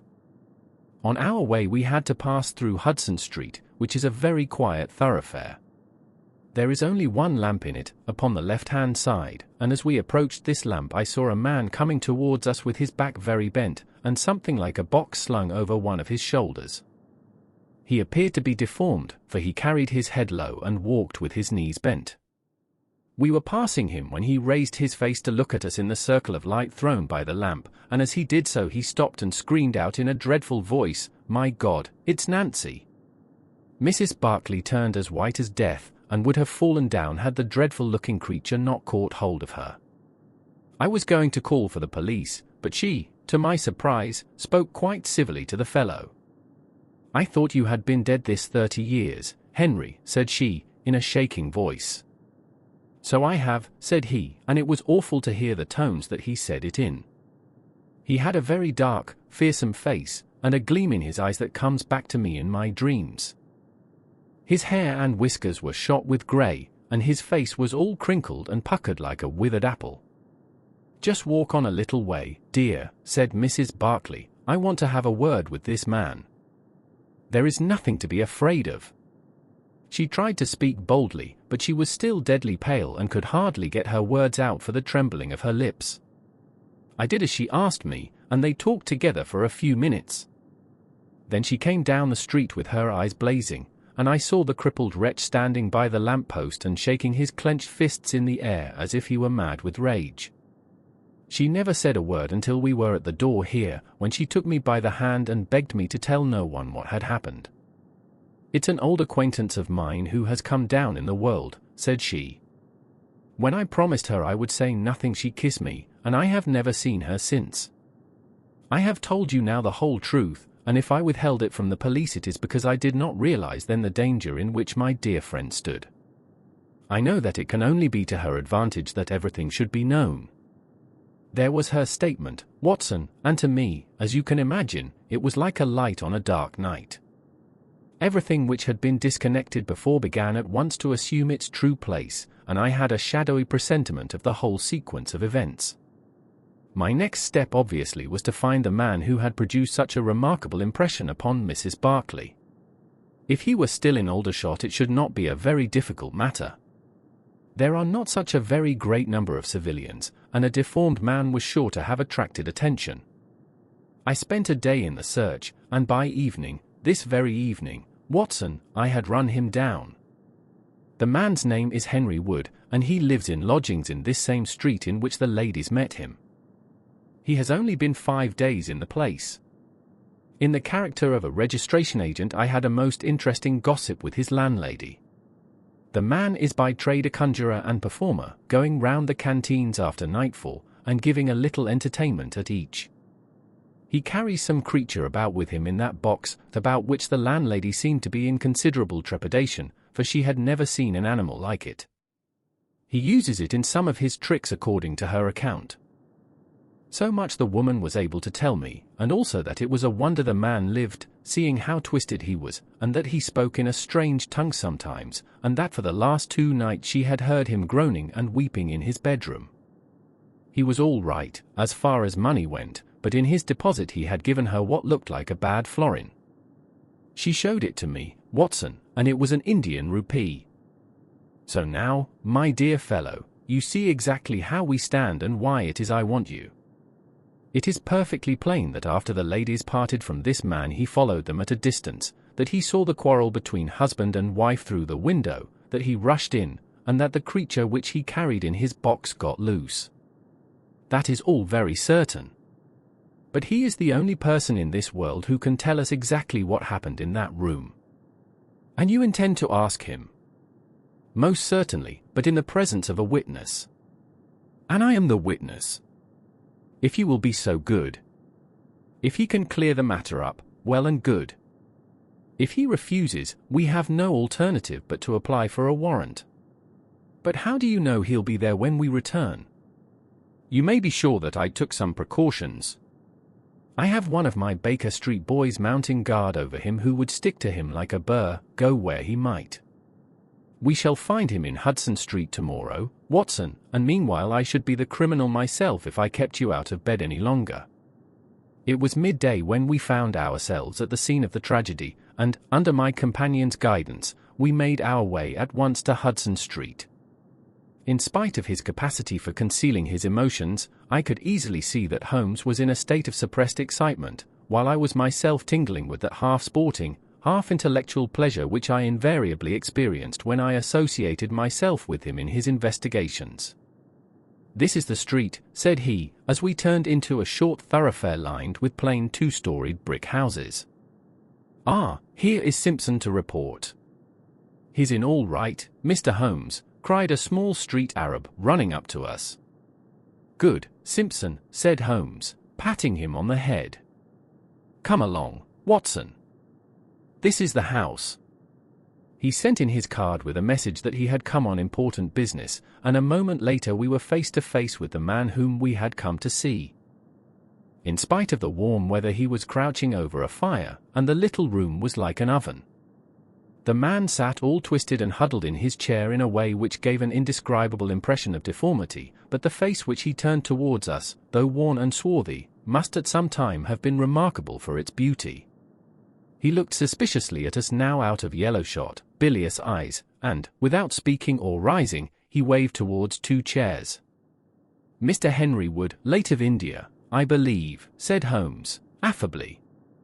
"I've come over this little matter of Colonel Berkeley's death." "What should I know about that?" "That's what I want to ascertain. You know, I suppose, that unless the matter is cleared up, Mrs. Berkeley, who is an old friend of yours, will in all probability be tried for murder." The man gave a violent start. "I don't know who you are," he cried, "nor how you come to know what you do know, but will you swear that this is true that you tell me?" "Why, they are only waiting for her to come to her senses to arrest her." "My God! Are you in the police yourself?" "No, what business is it of yours, then?" It's every man's business to see justice done. You can take my word that she is innocent. Then you are guilty. No, I am not. Who killed Colonel James Berkeley, then? It was a just providence that killed him. But, mind you this, that if I had knocked his brains out, as it was in my heart to do, he would have had no more than his due from my hands. If his own guilty conscience had not struck him down, it is likely enough that I might have had his blood upon my soul. You want me to tell the story? Well, I don't know why I shouldn't, for there's no cause for me to be ashamed of it. It was in this way, sir. You see me now with my back like a camel and my ribs all awry, but there was a time when Corporal Henry Wood was the smartest man in the 117th foot. We were in India then, in cantonments, at a place we'll call Bertie. Berkeley, who died the other day, was sergeant in the same company as myself, and the belle of the regiment, and the finest girl that ever had the breath of life between her lips, was Nancy Devoy, the daughter of the colour sergeant. There were two men that loved her, and one that she loved, and you'll smile when you look at this poor thing huddled before the fire, and hear me say that it was for my good looks that she loved me. Well, though I had her heart, her father was set upon her marrying Berkeley. I was a harum-scarum, reckless lad, and he had had an education, and was already marked for the sword belt. But the girl held true to me, and it seemed that I would have had her when the mutiny broke out, and all hell was loose in the country. We were shut up in Bertie, the regiment of us with half a battery of artillery, a company of Sikhs, and a lot of civilians and women folk. There were 10,000 rebels round us, and they were as keen as a set of terriers round a rat cage. About the second week of it our water gave out, and it was a question whether we could communicate with General Neal's column, which was moving up country. It was our only chance, for we could not hope to fight our way out with all the women and children, so I volunteered to go out and to warn General Neal of our danger. My offer was accepted, and I talked it over with Sergeant Berkeley, who was supposed to know the ground better than any other man, and who drew up a route by which I might get through the rebel lines. At 10 o'clock the same night I started off upon my journey. There were 1,000 lives to save, but it was of only one that I was thinking when I dropped over the wall that night. My way ran down a dried-up watercourse, which we hoped would screen me from the enemy's sentries, but as I crept round the corner of it I walked right into 6 of them, who were crouching down in the dark waiting for me. In an instant I was stunned with a blow and bound hand and foot. But the real blow was to my heart and not to my head, for as I came to and listened to as much as I could understand of their talk, I heard enough to tell me that my comrade, the very man who had arranged the way that I was to take, had betrayed me by means of a native servant into the hands of the enemy.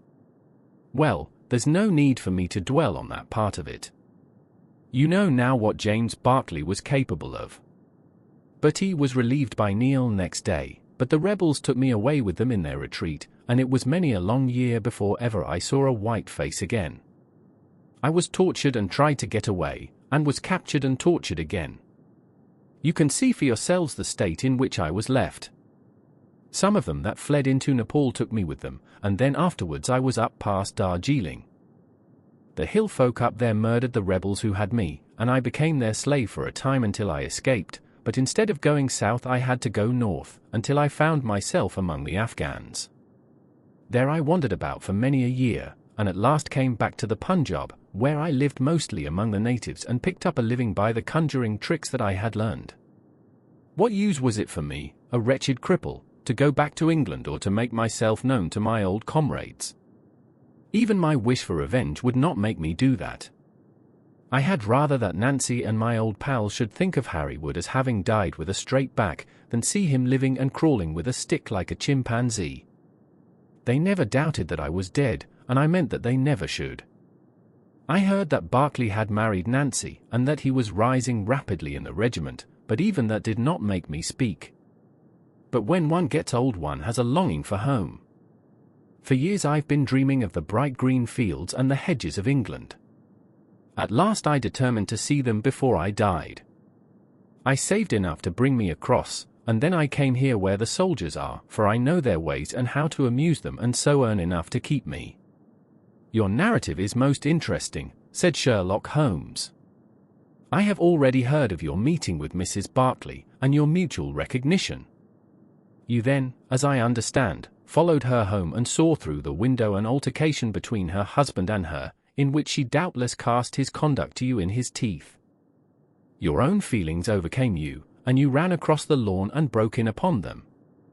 I did, sir, and at the sight of me he looked as I have never seen a man look before, and over he went with his head on the fender. But he was dead before he fell. I read death on his face as plain as I can read that text over the fire. The bare sight of me was like a bullet through his guilty heart. And then? Then Nancy fainted, and I caught up the key of the door from her hand, intending to unlock it and get help. But as I was doing it, it seemed to me better to leave it alone and get away, for the thing might look black against me, and anyway my secret would be out if I were taken. In my haste I thrust the key into my pocket, and dropped my stick while I was chasing Teddy, who had run up the curtain. When I got him into his box, from which he had slipped, I was off as fast as I could run. "Who's Teddy?" asked Holmes. The man leaned over and pulled up the front of a kind of hutch in the corner. In an instant out there slipped a beautiful reddish-brown creature, thin and lithe, with the legs of a stoat, a long, thin nose, and a pair of the finest red eyes that ever I saw in an animal's head. "It's a mongoose," I cried. "Well, some call them that, and some call them ichneumon," said the man. "Snake-catcher is what I call them, and Teddy is amazing quick on cobras. I have one here without the fangs, and Teddy catches it every night to please the folk in the canteen. Any other point, sir?" "Well, we may have to apply to you again if Mrs. Bartley should prove to be in serious trouble. In that case, of course, I'd come forward. But if not, there is no object in raking up this scandal against a dead man, foully as he has acted. You have at least the satisfaction of knowing that for 30 years of his life his conscience bitterly reproached him for this wicked deed. Ah, there goes Major Murphy on the other side of the street. Goodbye, Wood. I want to learn if anything has happened since yesterday." We were in time to overtake the Major before he reached the corner. "Ah, Holmes," he said, "I suppose you have heard that all this fuss has come to nothing." "What then?" "The inquest is just over. The medical evidence showed conclusively that death was due to apoplexy. You see, it was quite a simple case after all." "Oh, remarkably superficial," said Holmes, smiling. "Come, Watson, I don't think we shall be wanted in Aldershot any more." "There's one thing," said I, as we walked down to the station. "If the husband's name was James, and the other was Henry, what was this talk about David?" That one word, my dear Watson, should have told me the whole story had I been the ideal reasoner which you are so fond of depicting. It was evidently a term of reproach. Of reproach? Yes, David strayed a little occasionally, you know, and on one occasion in the same direction as Sergeant James Bartley. You remember the small affair of Uriah and Bathsheba? My biblical knowledge is a trifle rusty, I fear, but you will find the story in the 1st or 2nd of Samuel. As the investigation deepens, the characters are forced to confront their own biases and assumptions, leading to some surprising revelations. 9. The Resident Patient. In glancing over the somewhat incoherent series of memoirs with which I have endeavored to illustrate a few of the mental peculiarities of my friend Mr. Sherlock Holmes, I have been struck by the difficulty which I have experienced in picking out examples which shall in every way answer my purpose. For in those cases in which Holmes has performed some tour de force of analytical reasoning, and has demonstrated the value of his peculiar methods of investigation, the facts themselves have often been so slight or so commonplace that I could not feel justified in laying them before the public. On the other hand, it has frequently happened that he has been concerned in some research where the facts have been of the most remarkable and dramatic character, but where the share which he has himself taken in determining their causes has been less pronounced than I, as his biographer, could wish. The small matter which I have chronicled under the heading of A Study in Scarlet, and that other later one connected with the loss of the Gloria Scott, may serve as examples of this Scylla and Charybdis which are forever threatening the historian. It may be that in the business of which I am now about to write the part which my friend played is not sufficiently accentuated, and yet the whole train of circumstances is so remarkable that I cannot bring myself to omit it entirely from this series. I cannot be sure of the exact date, for some of my memoranda upon the matter have been mislaid, but it must have been towards the end of the first year during which Holmes and I shared chambers in Baker Street. It was boisterous October weather, and we had both remained indoors all day, I because I feared with my shaken health to face the keen autumn wind, while he was deep in some of those abstruse chemical investigations which absorbed him utterly as long as he was engaged upon them. Towards evening, however, the breaking of a test tube brought his research to a premature ending, and he sprang up from his chair with an exclamation of impatience and a clouded brow. "A day's work ruined, Watson," said he, striding across to the window. "Ha! The stars are out and the wind has fallen. What do you say to a ramble through London?" I was weary of our little sitting room and gladly acquiesced. For 3 hours we strolled about together, watching the ever-changing kaleidoscope of life as it ebbs and flows through Fleet Street and the Strand. Holmes had shaken off his temporary ill humor, and his characteristic talk, with its keen observance of detail and subtle power of inference, held me amused and enthralled. It was 10 o'clock before we reached Baker Street again. A brougham was waiting at our door. A doctor's, general practitioner, I perceive," said Holmes. "Not been long in practice, but has had a good deal to do. Come to consult us, I fancy. Lucky we came back." I was sufficiently conversant with Holmes's methods to be able to follow his reasoning, and to see that the nature and state of the various medical instruments in the wicker basket which hung in the lamplight inside the brougham had given him the data for his swift deduction. The light in our window above showed that this late visit was indeed intended for us. With some curiosity as to what could have sent a brother medico to us at such an hour, I followed Holmes into our sanctum. A pale, taper-faced man with sandy whiskers rose up from a chair by the fire as we entered. His age may not have been more than 3 or 34, but his haggard expression and unhealthy hue told of a life which has sapped his strength and robbed him of his youth. His manner was nervous and shy, like that of a sensitive gentleman, and the thin white hand which he laid on the mantelpiece as he rose was that of an artist rather than of a surgeon. His dress was quiet and sombre, a black frock coat, dark trousers, and a touch of colour about his necktie. "Good evening, Doctor," said Holmes, cheerily. "I am glad to see that you have only been waiting a very few minutes. You spoke to my coachman, then?" "No, it was the candle on the side table that told me. Pray resume your seat and let me know how I can serve you." "My name is Dr. Percy Trevelyan," said our visitor, "and I live at 403, Brook Street. Are you not the author of a monograph upon obscure nervous lesions?" I asked. His pale cheeks flushed with pleasure at hearing that his work was known to me.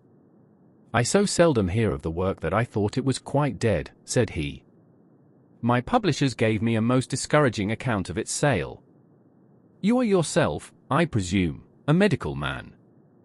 "A retired army surgeon. My own hobby has always been nervous disease.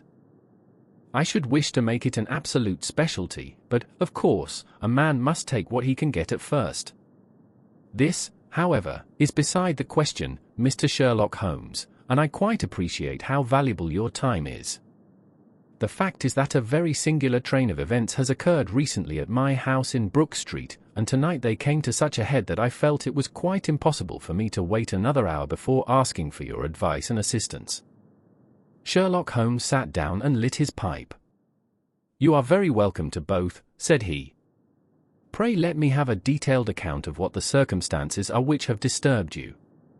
"One or two of them are so trivial," said Dr. Trevelyan, "that really I am almost ashamed to mention them. But the matter is so inexplicable, and the recent turn which it has taken is so elaborate, that I shall lay it all before you, and you shall judge what is essential and what is not.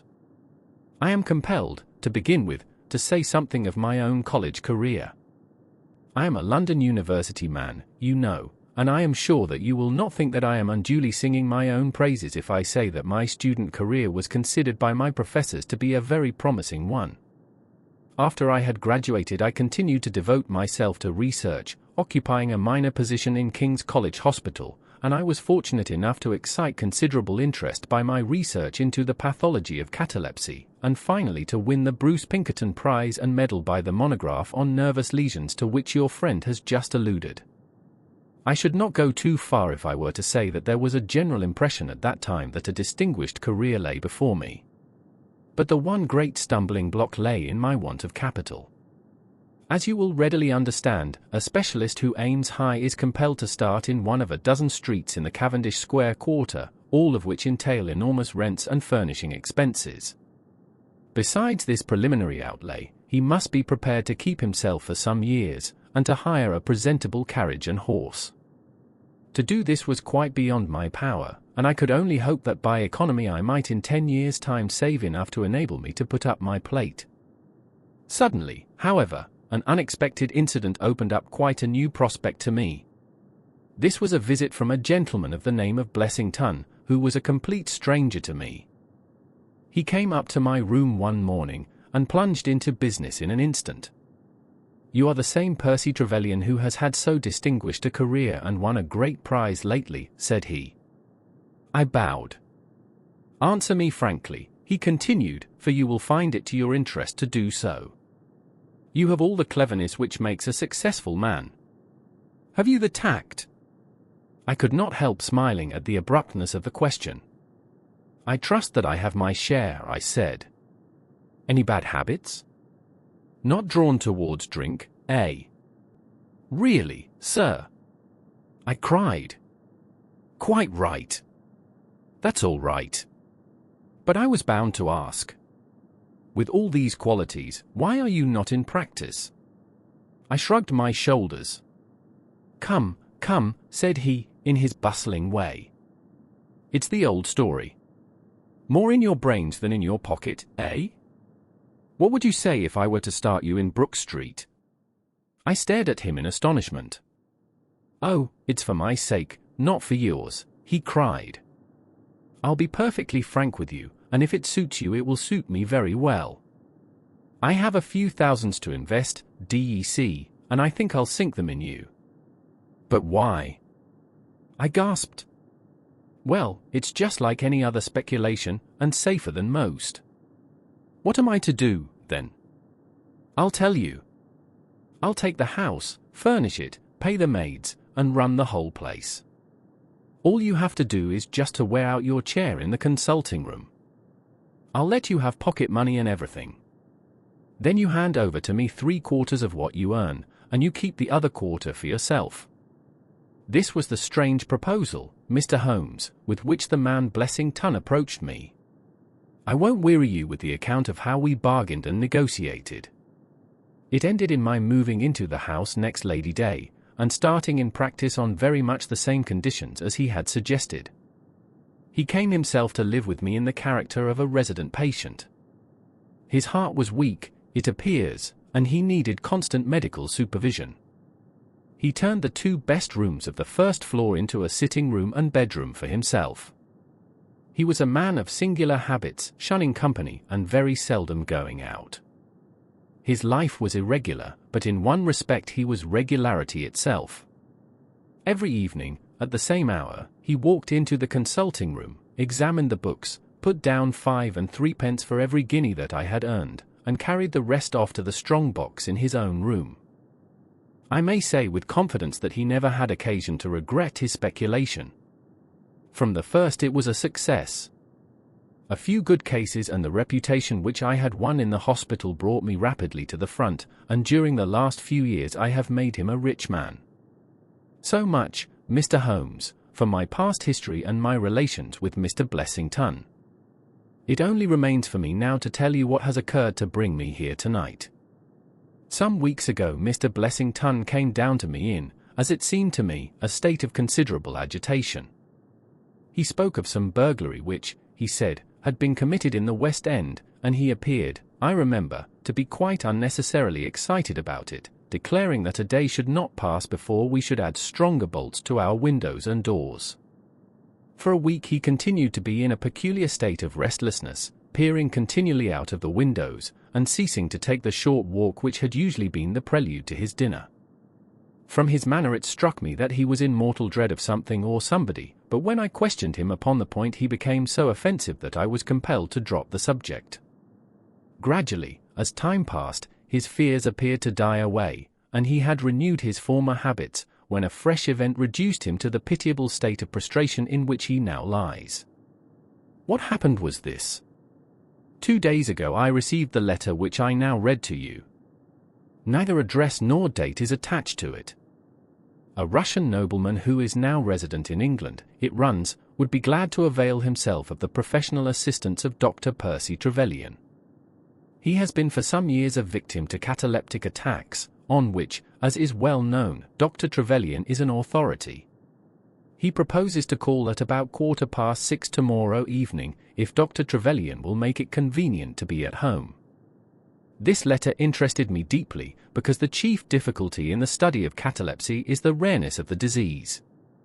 You may believe, then, that I was in my consulting room when, at the appointed hour, the page showed in the patient. He was an elderly man, thin, demure, and commonplace, by no means the conception one forms of a Russian nobleman. I was much more struck by the appearance of his companion. This was a tall young man, surprisingly handsome, with a dark, fierce face, and the limbs and chest of a Hercules. He had his hand under the other's arm as they entered, and helped him to a chair with a tenderness which one would hardly have expected from his appearance. "You will excuse my coming in, doctor," said he to me, speaking English with a slight lisp. "This is my father, and his health is a matter of the most overwhelming importance to me." I was touched by this filial anxiety. "You would, perhaps, care to remain during the consultation," said I. "Not for the world," he cried with a gesture of horror. "It is more painful to me than I can express. If I were to see my father in one of these dreadful seizures, I am convinced that I should never survive it. My own nervous system is an exceptionally sensitive one. With your permission, I will remain in the waiting room while you go into my father's case." To this, of course, I assented, and the young man withdrew. The patient and I then plunged into a discussion of his case, of which I took exhaustive notes. He was not remarkable for intelligence, and his answers were frequently obscure, which I attributed to his limited acquaintance with our language. Suddenly, however, as I sat writing, he ceased to give any answer at all to my inquiries, and on my turning towards him I was shocked to see that he was sitting bolt upright in his chair, staring at me with a perfectly blank and rigid face. He was again in the grip of his mysterious malady. My first feeling, as I have just said, was one of pity and horror. My second, I fear, was rather one of professional satisfaction. I made notes of my patient's pulse and temperature, tested the rigidity of his muscles, and examined his reflexes. There was nothing markedly abnormal in any of these conditions, which harmonized with my former experiences. I had obtained good results in such cases by the inhalation of nitrite of amyl, and the present seemed an admirable opportunity of testing its virtues. The bottle was downstairs in my laboratory, so leaving my patient seated in his chair, I ran down to get it. There was some little delay in finding it, 5 minutes, let us say, and then I returned. Imagine my amazement to find the room empty and the patient gone. Of course, my first act was to run into the waiting room. The son had gone also. The hall door had been closed, but not shut. My page who admits patients is a new boy and by no means quick. He waits downstairs, and runs up to show patients out when I ring the consulting room bell. He had heard nothing, and the affair remained a complete mystery. Mr. Blessington came in from his walk shortly afterwards, but I did not say anything to him upon the subject, for, to tell the truth, I have got in the way of late of holding as little communication with him as possible. Well, I never thought that I should see anything more of the Russian and his son, so you can imagine my amazement when, at the very same hour this evening, they both came marching into my consulting room, just as they had done before. "I feel that I owe you a great many apologies for my abrupt departure yesterday, doctor," said my patient. "I confess that I was very much surprised at it," said I. "Well, the fact is," he remarked, that when I recover from these attacks my mind is always very clouded as to all that has gone before. I woke up in a strange room, as it seemed to me, and made my way out into the street in a sort of dazed way when you were absent. And I, said the son, seeing my father pass the door of the waiting room, naturally thought that the consultation had come to an end. It was not until we had reached home that I began to realize the true state of affairs. Well, said I, laughing, there is no harm done except that you puzzled me terribly, so if you, sir, would kindly step into the waiting room I shall be happy to continue our consultation which was brought to so abrupt an ending. For half an hour or so I discussed that old gentleman's symptoms with him, and then, having prescribed for him, I saw him go off upon the arm of his son. I have told you that Mr. Blessington generally chose this hour of the day for his exercise. He came in shortly afterwards and passed upstairs. An instant later I heard him running down, and he burst into my consulting room like a man who is mad with panic. "Who has been in my room?" he cried. "No one," said I. "It's a lie." He yelled. "Come up and look." I passed over the grossness of his language, as he seemed half out of his mind with fear. When I went upstairs with him he pointed to several footprints upon the light carpet. "Do you mean to say those are mine?" he cried. They were certainly very much larger than any which he could have made, and were evidently quite fresh. It rained hard this afternoon, as you know, and my patients were the only people who called. It must have been the case, then, that the man in the waiting room had, for some unknown reason, while I was busy with the other, ascended to the room of my resident patient. Nothing had been touched or taken, but there were the footprints to prove that the intrusion was an undoubted fact. Mr. Blessington seemed more excited over the matter than I should have thought possible, though of course it was enough to disturb anybody's peace of mind. He actually sat crying in an armchair, and I could hardly get him to speak coherently. It was his suggestion that I should come round to you, and of course I at once saw the propriety of it, for certainly the incident is a very singular one, though he appears to completely overrate its importance. If you would only come back with me in my brougham, you would at least be able to soothe him, though I can hardly hope that you will be able to explain this remarkable occurrence. Sherlock Holmes had listened to this long narrative with an intentness which showed me that his interest was keenly aroused. His face was as impassive as ever, but his lids had drooped more heavily over his eyes, and his smoke had curled up more thickly from his pipe to emphasize each curious episode in the doctor's tale. As our visitor concluded, Holmes sprang up without a word, handed me my hat, picked his own from the table, and followed Dr. Trevelyan to the door. Within a quarter of an hour we had been dropped at the door of the physician's residence in Brook Street, one of those sombre, flat-faced houses which one associates with a West End practice. A small page admitted us, and we began at once to ascend the broad, well-carpeted stair. But a singular interruption brought us to a standstill. The light at the top was suddenly whisked out, and from the darkness came a reedy, quivering voice. "I have a pistol," it cried. "I give you my word that I'll fire if you come any nearer." "This really grows outrageous, Mr. Blessington," cried Dr. Trevelyan. "Oh, then it is you, Doctor," said the voice, with a great heave of relief. "But those other gentlemen, are they what they pretend to be?" We were conscious of a long scrutiny out of the darkness. Yes, it's all right," said the voice at last. "You can come up, and I am sorry if my precautions have annoyed you." He relit the stair gas as he spoke, and we saw before us a singular-looking man, whose appearance, as well as his voice, testified to his jangled nerves. He was very fat, but had apparently at some time been much fatter, so that the skin hung about his face in loose pouches, like the cheeks of a bloodhound. He was of a sickly color, and his thin, sandy hair seemed to bristle up with the intensity of his emotion.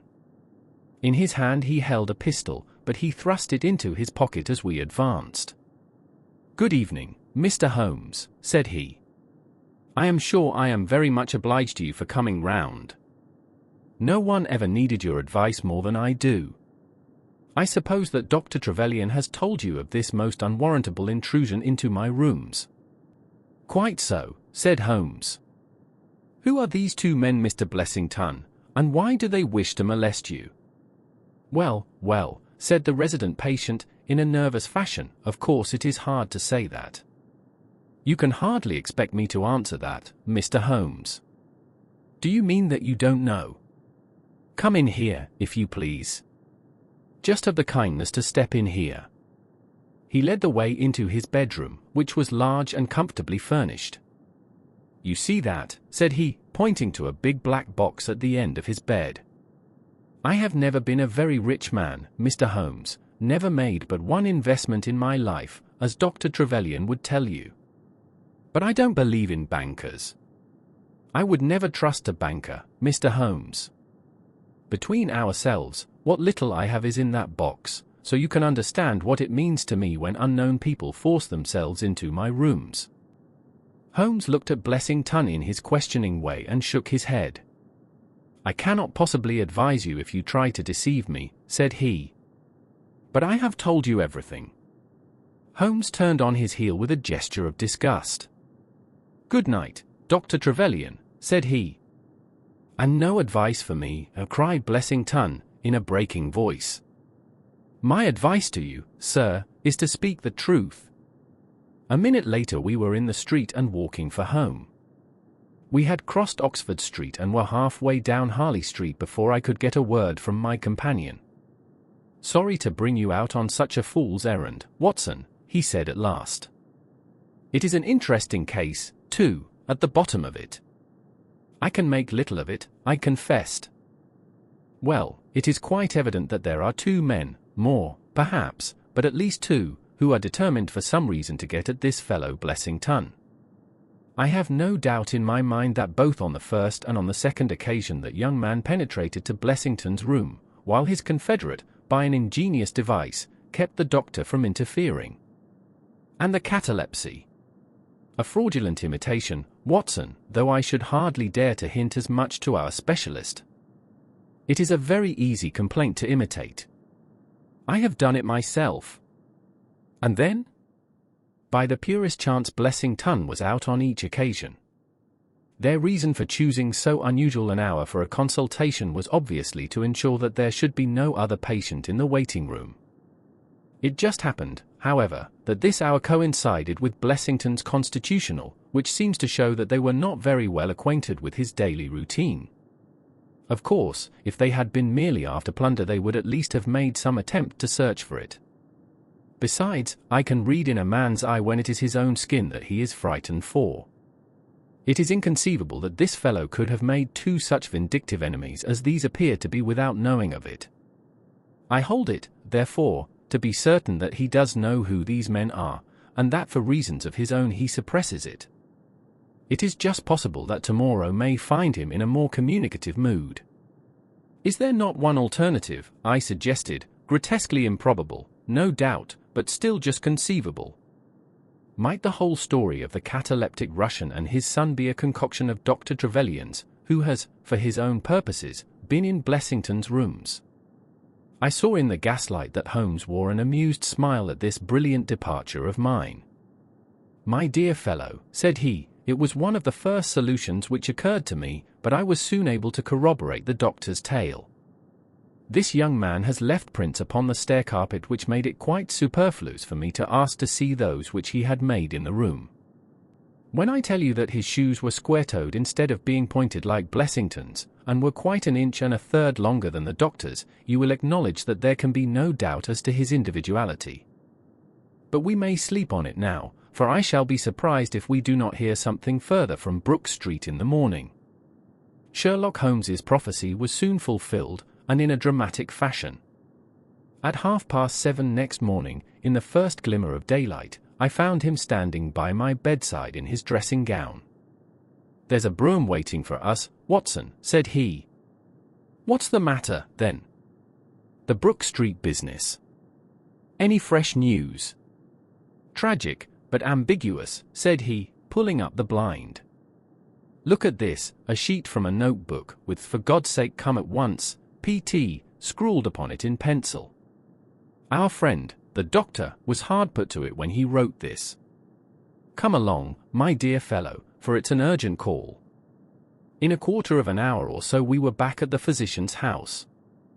He came running out to meet us with a face of horror. "Oh, such a business," he cried, with his hands to his temples. "What then?" "Blessington has committed suicide." Holmes whistled. "Yes, he hanged himself during the night." We had entered, and the doctor had preceded us into what was evidently his waiting room. "I really hardly know what I am doing," he cried. "The police are already upstairs. It has shaken me most dreadfully." "When did you find it out?"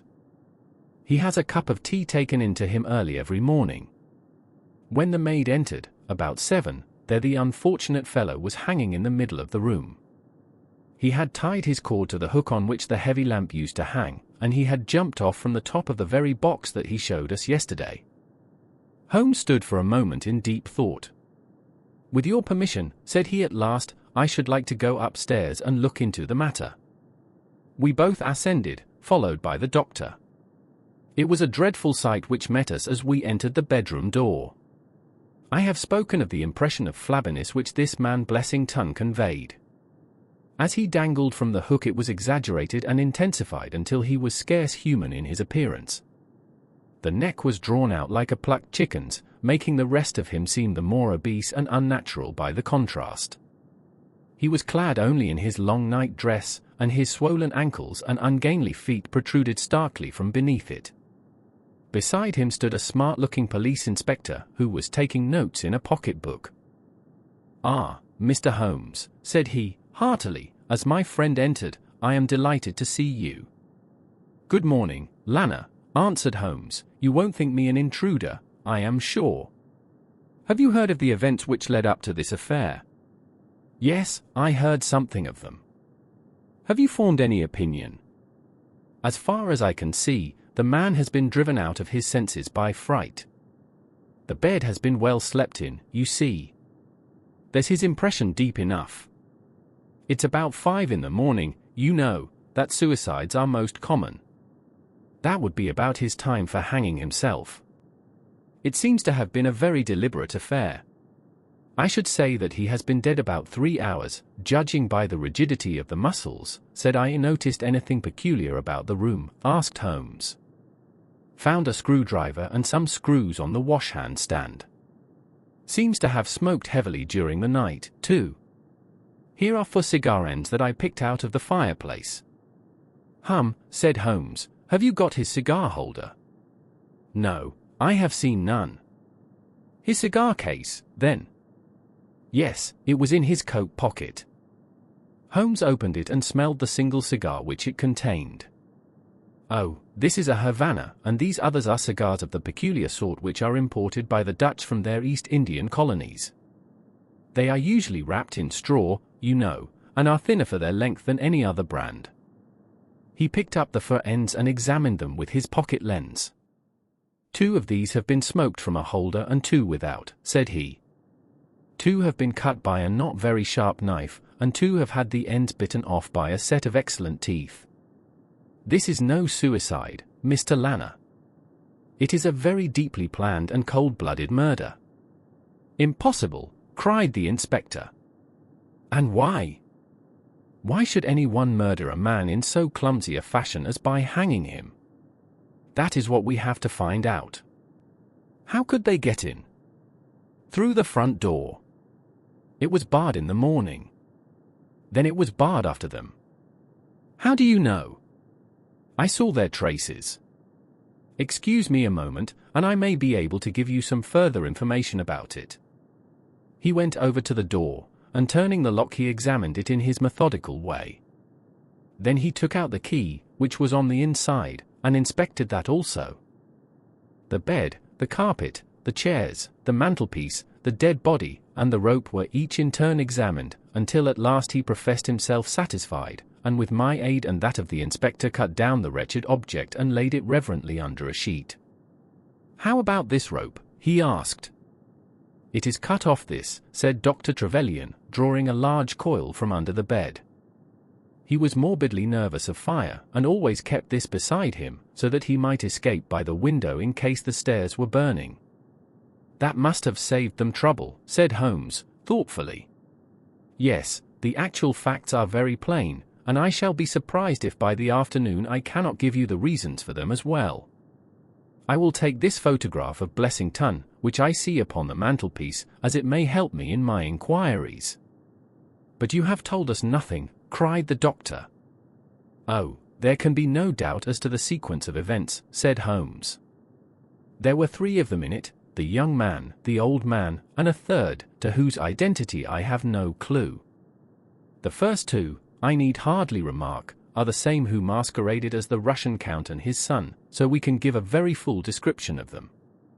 They were admitted by a confederate inside the house. If I might offer you a word of advice, Inspector, it would be to arrest the page, who, as I understand, has only recently come into your service, Doctor." "The young imp cannot be found," said Dr. Trevelyan. "The maid and the cook have just been searching for him." Holmes shrugged his shoulders. "He has played a not unimportant part in this drama," said he. "The 3 men having ascended the stairs, which they did on tiptoe, the elder man first, the younger man second, and the unknown man in the rear, my dear Holmes." I ejaculated. Oh, there could be no question as to the superimposing of the footmarks. I had the advantage of learning which was which last night. They ascended, then, to Mr. Blessington's room, the door of which they found to be locked. With the help of a wire, however, they forced round the key. Even without the lens you will perceive, by the scratches on this ward, where the pressure was applied. On entering the room their first proceeding must have been to gag Mr. Blessington. He may have been asleep, or he may have been so paralyzed with terror as to have been unable to cry out. These walls are thick, and it is conceivable that his shriek, if he had time to utter one, was unheard. Having secured him, it is evident to me that a consultation of some sort was held. Probably it was something in the nature of a judicial proceeding. It must have lasted for some time, for it was then that these cigars were smoked. The older man sat in that wicker chair, it was he who used the cigar holder. The younger man sat over yonder, he knocked his ash off against the chest of drawers. The third fellow paced up and down. Blessington, I think, sat upright in the bed, but of that I cannot be absolutely certain. Well, it ended by their taking Blessington and hanging him. The matter was so prearranged that it is my belief that they brought with them some sort of block or pulley which might serve as a gallows. That screwdriver and those screws were, as I conceive, for fixing it up. Seeing the hook, however, they naturally saved themselves the trouble. Having finished their work they made off, and the door was barred behind them by their confederate. We had all listened with the deepest interest to this sketch of the night's doings, which Holmes had deduced from signs so subtle and minute that, even when he had pointed them out to us, we could scarcely follow him in his reasoning. The inspector hurried away on the instant to make inquiries about the page, while Holmes and I returned to Baker Street for breakfast. "I'll be back by 3, said he, when we had finished our meal. "Both the inspector and the doctor will meet me here at that hour, and I hope by that time to have cleared up any little obscurity which the case may still present." Our visitors arrived at the appointed time, but it was 3:45 before my friend put in an appearance. From his expression as he entered, however, I could see that all had gone well with him. "Any news, Inspector?" "We have got the boy, sir." "Excellent, and I have got the men." "You have got them," we cried, all 3. "Well, at least I have got their identity. This so-called Blessington is, as I expected, well known at headquarters, and so are his assailants. Their names are Biddle, Hayward, and Moffat." "The Worthington Bank gang," cried the inspector. "Precisely," said Holmes. "Then Blessington must have been Sutton." "Exactly," said Holmes. "Why, that makes it as clear as crystal," said the inspector. But Trevelyan and I looked at each other in bewilderment. "You must surely remember the great Worthington Bank business," said Holmes. 5 men were in it, these 4 and a 5th called Cartwright. Tobin, the caretaker, was murdered, and the thieves got away with £7,000. This was in 1875. They were all 5 arrested, but the evidence against them was by no means conclusive. This Blessington or Sutton, who was the worst of the gang, turned informer. On his evidence Cartwright was hanged and the other 3 got 15 years apiece. When they got out the other day, which was some years before their full term, they set themselves, as you perceive, to hunt down the traitor and to avenge the death of their comrade upon him. Twice they tried to get at him and failed. A third time, you see, it came off. Is there anything further which I can explain, Dr. Trevelyan? I think you have made it all remarkably clear, said the doctor. No doubt the day on which he was perturbed was the day when he had seen of their release in the newspapers. Quite so. His talk about a burglary was the merest blind. But why could he not tell you this? Well, my dear sir, knowing the vindictive character of his old associates, he was trying to hide his own identity from everybody as long as he could. His secret was a shameful one, and he could not bring himself to divulge it. However, wretch as he was still living under the shield of British law, and I have no doubt, Inspector, that you will see that, though that shield may fail to guard, the sword of justice is still there to avenge. Such were the singular circumstances in connection with the resident patient and the Brook Street doctor. From that night nothing has been seen of the 3 murderers by the police, and it is surmised at Scotland Yard that they were among the passengers of the ill-fated steamer Nora Craner, which was lost some years ago with all hands upon the Portuguese coast, some leagues to the north of Oporto. The proceedings against the page broke down for want of evidence, and the Brook Street mystery, as it was called, has never until now been fully dealt with in any public print. The tension builds as the story takes a darker turn, and the characters are faced with the possibility of danger and deception. X. The Greek interpreter. During my long and intimate acquaintance with Mr. Sherlock Holmes I had never heard him refer to his relations, and hardly ever to his own early life. This reticence upon his part had increased the somewhat inhuman effect which he produced upon me, until sometimes I found myself regarding him as an isolated phenomenon, a brain without a heart, as deficient in human sympathy as he was preeminent in intelligence. His aversion to women and his disinclination to form new friendships were both typical of his unemotional character, but not more so than his complete suppression of every reference to his own people. I had come to believe that he was an orphan with no relatives living, but one day, to my very great surprise, he began to talk to me about his brother. It was after tea on a summer evening, and the conversation, which had roamed in a desultory, spasmodic fashion from golf clubs to the causes of the change in the obliquity of the ecliptic, came round at last to the question of atavism and hereditary aptitudes. The point under discussion was, how far any singular gift in an individual was due to his ancestry and how far to his own early training. In your own case, said I, from all that you have told me, it seems obvious that your faculty of observation and your peculiar facility for deduction are due to your own systematic training. To some extent, he answered, thoughtfully. My ancestors were country squires, who appear to have led much the same life as is natural to their class. But, nonetheless, my turn that way is in my veins, and may have come with my grandmother, who was the sister of Vernet, the French artist. Art in the blood is liable to take the strangest forms. But how do you know that it is hereditary?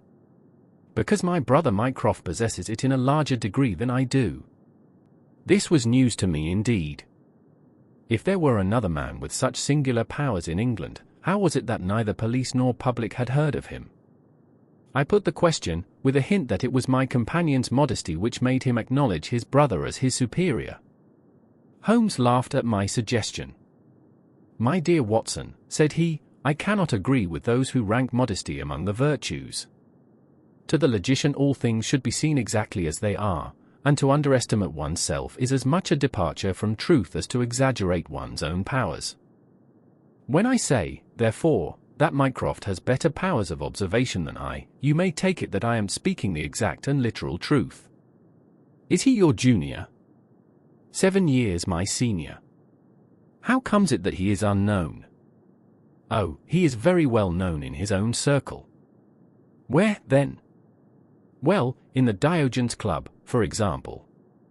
I had never heard of the institution, and my face must have proclaimed as much, for Sherlock Holmes pulled out his watch. The Diogenes Club is the queerest club in London, and Mycroft one of the queerest men. He's always there from 4:45 to 8:20.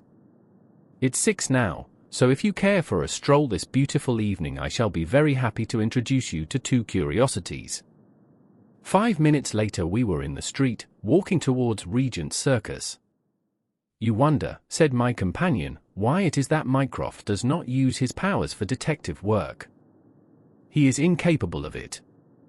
But I thought I said that he was my superior in observation and deduction. If the art of the detective began and ended in reasoning from an armchair, my brother would be the greatest criminal agent that ever lived. But he has no ambition and no energy. He will not even go out of his way to verify his own solutions, and would rather be considered wrong than take the trouble to prove himself right. Again and again I have taken a problem to him, and have received an explanation which has afterwards proved to be the correct one. And yet he was absolutely incapable of working out the practical points which must be gone into before a case could be laid before a judge or jury. It is not his profession, then? By no means. What is to me a means of livelihood is to him the merest hobby of a dilettante. He has an extraordinary faculty for figures, and audits the books in some of the government departments. Mycroft lodges in Pall Mall, and he walks round the corner into Whitehall every morning and back every evening. From year's end to year's end he takes no other exercise, and is seen nowhere else, except only in the Diogenes Club, which is just opposite his rooms. I cannot recall the name. Very likely not. There are many men in London, you know, who, some from shyness, some from misanthropy, have no wish for the company of their fellows. Yet they are not averse to comfortable chairs and the latest periodicals. It is for the convenience of these that the Diogenes Club was started, and it now contains the most unsociable and unclubbable men in town. No member is permitted to take the least notice of any other one. Save in the stranger's room, no talking is, under any circumstances, allowed, and 3 offences, if brought to the notice of the committee, render the talker liable to expulsion. My brother was one of the founders, and I have myself found it a very soothing atmosphere. We had reached Pall Mall as we talked, and were walking down it from the St. James's End. Sherlock Holmes stopped at a door some little distance from the Carlton, and, cautioning me not to speak, he led the way into the hall. Through the glass panelling I caught a glimpse of a large and luxurious room, in which a considerable number of men were sitting about and reading papers, each in his own little nook. Holmes showed me into a small chamber which looked out into Pall Mall, and then, leaving me for a minute, he came back with a companion whom I knew could only be his brother. Mycroft Holmes was a much larger and stouter man than Sherlock. His body was absolutely corpulent, but his face, though massive, had preserved something of the sharpness of expression which was so remarkable in that of his brother. His eyes, which were of a peculiarly light, watery grey, seemed to always retain that faraway, introspective look which I had only observed in Sherlock's when he was exerting his full powers.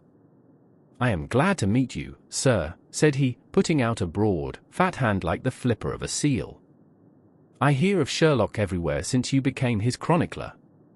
By the way, Sherlock, I expected to see you round last week, to consult me over that Manor House case. I thought you might be a little out of your depth." "No, I solved it," said my friend, smiling. "It was Adams, of course." "Yes, it was Adams. I was sure of it from the first." The two sat down together in the bow window of the club. "To anyone who wishes to study mankind this is the spot," said Mycroft. "Look at the magnificent types. Look at these 2 men who are coming towards us, for example. The billiard marker and the other." "Precisely. What do you make of the other?" The 2 men had stopped opposite the window. Some chalk marks over the waistcoat pocket were the only signs of billiards which I could see in one of them. The other was a very small, dark fellow, with his hat pushed back and several packages under his arm. "An old soldier, I perceive," said Sherlock. "And very recently discharged," remarked the brother. "Served in India, I see. And a non-commissioned officer. Royal Artillery, I fancy, said Sherlock. And a widower. But with a child. Children, my dear boy, children. Come, said I, laughing, this is a little too much. Surely, answered Holmes, it is not hard to say that a man with that bearing, expression of authority, and sun-baked skin, is a soldier, is more than a private, and is not long from India. That he has not left the service long is shown by his still wearing his ammunition boots, as they are called, observed Mycroft. He had not the cavalry stride, yet he wore his hat on one side, as is shown by the lighter skin of that side of his brow. His weight is against his being a sapper. He is in the artillery. Then, of course, his complete mourning shows that he has lost someone very dear. The fact that he is doing his own shopping looks as though it were his wife. He has been buying things for children, you perceive. There is a rattle, which shows that one of them is very young. The wife probably died in childbed. The fact that he has a picture book under his arm shows that there is another child to be thought of. I began to understand what my friend meant when he said that his brother possessed even keener faculties than he did himself. He glanced across at me and smiled. Mycroft took snuff from a tortoiseshell box, and brushed away the wandering grains from his coat front with a large, red silk handkerchief. By the way, Sherlock, said he, I have had something quite after your own heart, a most singular problem, submitted to my judgment. I really had not the energy to follow it up save in a very incomplete fashion, but it gave me a basis for some pleasing speculation. If you would care to hear the facts, my dear Mycroft, I should be delighted.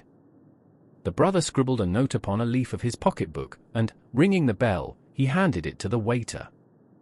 I have asked Mr. Mellors to step across, said he. He lodges on the floor above me, and I have some slight acquaintance with him, which led him to come to me in his perplexity. Mr. Mellors is a Greek by extraction, as I understand, and he is a remarkable linguist. He earns his living partly as interpreter in the law courts and partly by acting as guide to any wealthy Orientals who may visit the Northumberland Avenue hotels.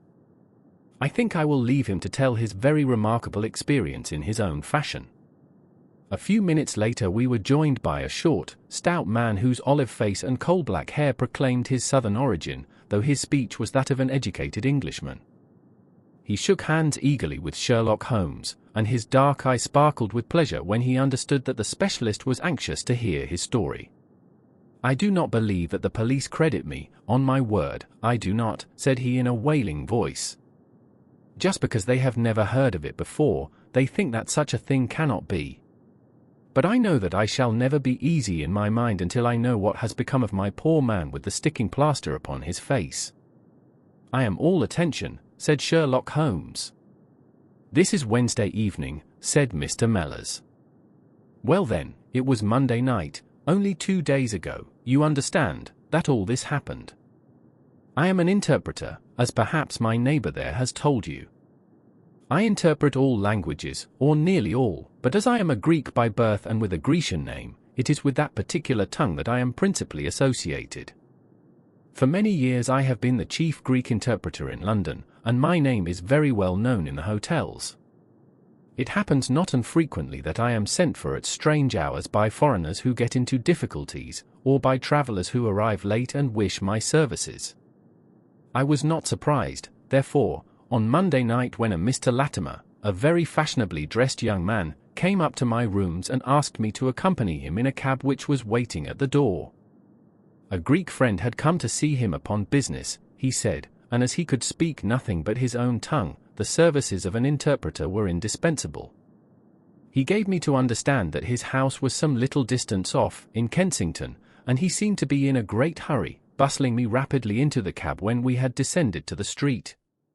I say into the cab, but I soon became doubtful as to whether it was not a carriage in which I found myself. It was certainly more roomy than the ordinary four-wheel disgrace to London, and the fittings, though frayed, were of rich quality. Mr. Latimer seated himself opposite to me and we started off through Charing Cross and up the Shaftesbury Avenue. We had come out upon Oxford Street, and I had ventured some remark as to this being a roundabout way to Kensington, when my words were arrested by the extraordinary conduct of my companion. He began by drawing a most formidable-looking bludgeon loaded with lead from his pocket, and switching it backward and forward several times, as if to test its weight and strength. Then he placed it without a word upon the seat beside him. Having done this, he drew up the windows on each side, and I found to my astonishment that they were covered with paper so as to prevent my seeing through them. "I am sorry to cut off your view, Mr. Mellors," said he. "The fact is that I have no intention that you should see what the place is to which we are driving. It might possibly be inconvenient to me if you could find your way there again." As you can imagine, I was utterly taken aback by such an address. My companion was a powerful, broad-shouldered young fellow, and, apart from the weapon, I should not have had the slightest chance in a struggle with him. "This is very extraordinary conduct, Mr. Latimer," I stammered. "You must be aware that what you are doing is quite illegal." "It is somewhat of a liberty, no doubt," said he, "but we'll make it up to you.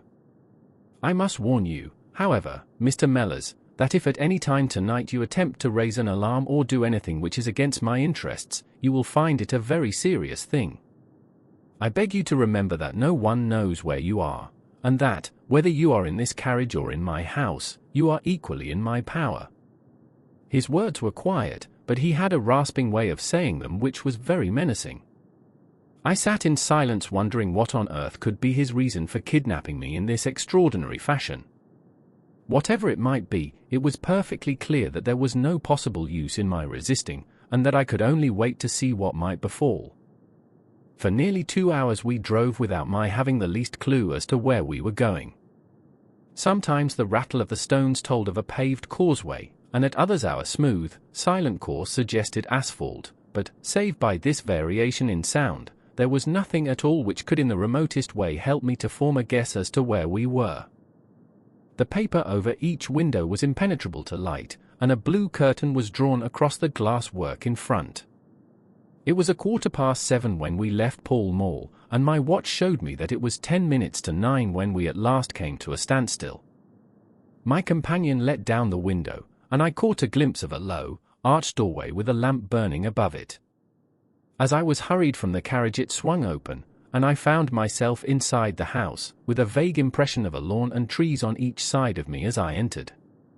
Whether these were private grounds, however, or bona fide country was more than I could possibly venture to say.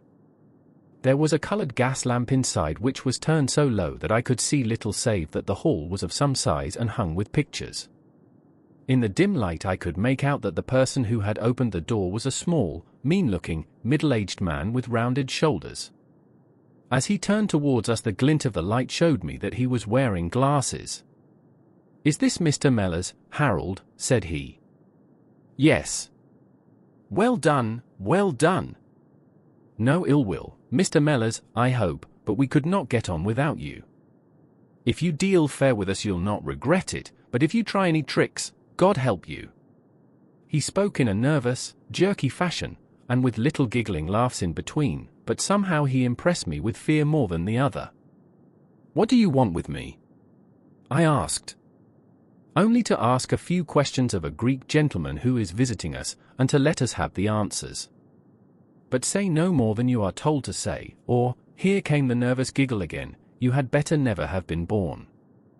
As he spoke he opened a door and showed the way into a room which appeared to be very richly furnished, but again the only light was afforded by a single lamp half turned down.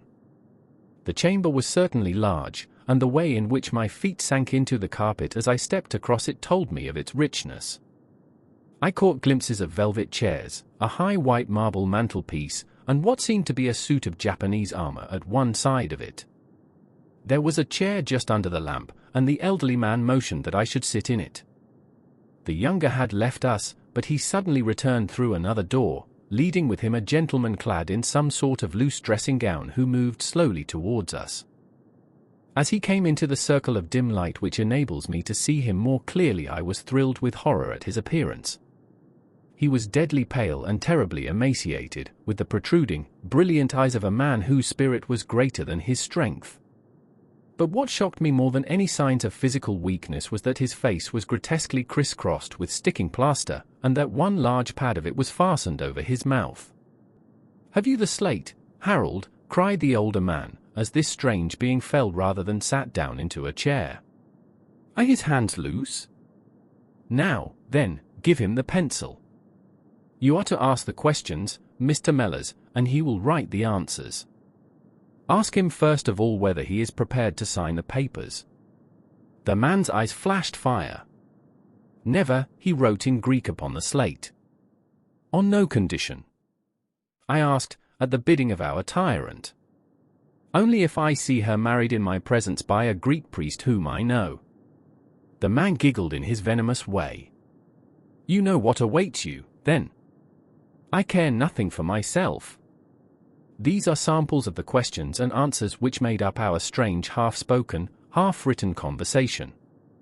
Again and again I had to ask him whether he would give in and sign the documents. Again and again I had the same indignant reply. But soon a happy thought came to me. I took to adding on little sentences of my own to each question, innocent ones at first, to test whether either of our companions knew anything of the matter, and then, as I found that they showed no signs, I played a more dangerous game. Our conversation ran something like this: "You can do no good by this obstinacy." "Who are you?" "I care not. I am a stranger in London. Your fate will be upon your own head." "How long have you been here?" "Let it be so." 3 weeks. "The property can never be yours." "What ails you?" "It shall not go to villains. They are starving me." "You shall go free if you sign." "What house is this?" "I will never sign." "I do not know." "You are not doing her any service." "What is your name?" "Let me hear her say so." "Cratides." "You shall see her if you sign." "Where are you from?" "Then I shall never see her." "Athens." Another 5 minutes, Mr. Holmes, and I should have wormed out the whole story under their very noses. My very next question might have cleared the matter up, but at that instant the door opened and a woman stepped into the room. I could not see her clearly enough to know more than that she was tall and graceful, with black hair, and clad in some sort of loose white gown. "Harold," said she, speaking English with a broken accent. I could not stay away longer. "It is so lonely up there with only, oh, my God, it is Paul."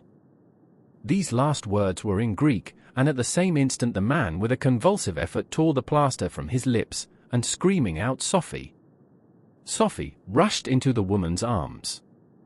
Their embrace was but for an instant, however, for the younger man seized the woman and pushed her out of the room, while the elder easily overpowered his emaciated victim and dragged him away through the other door.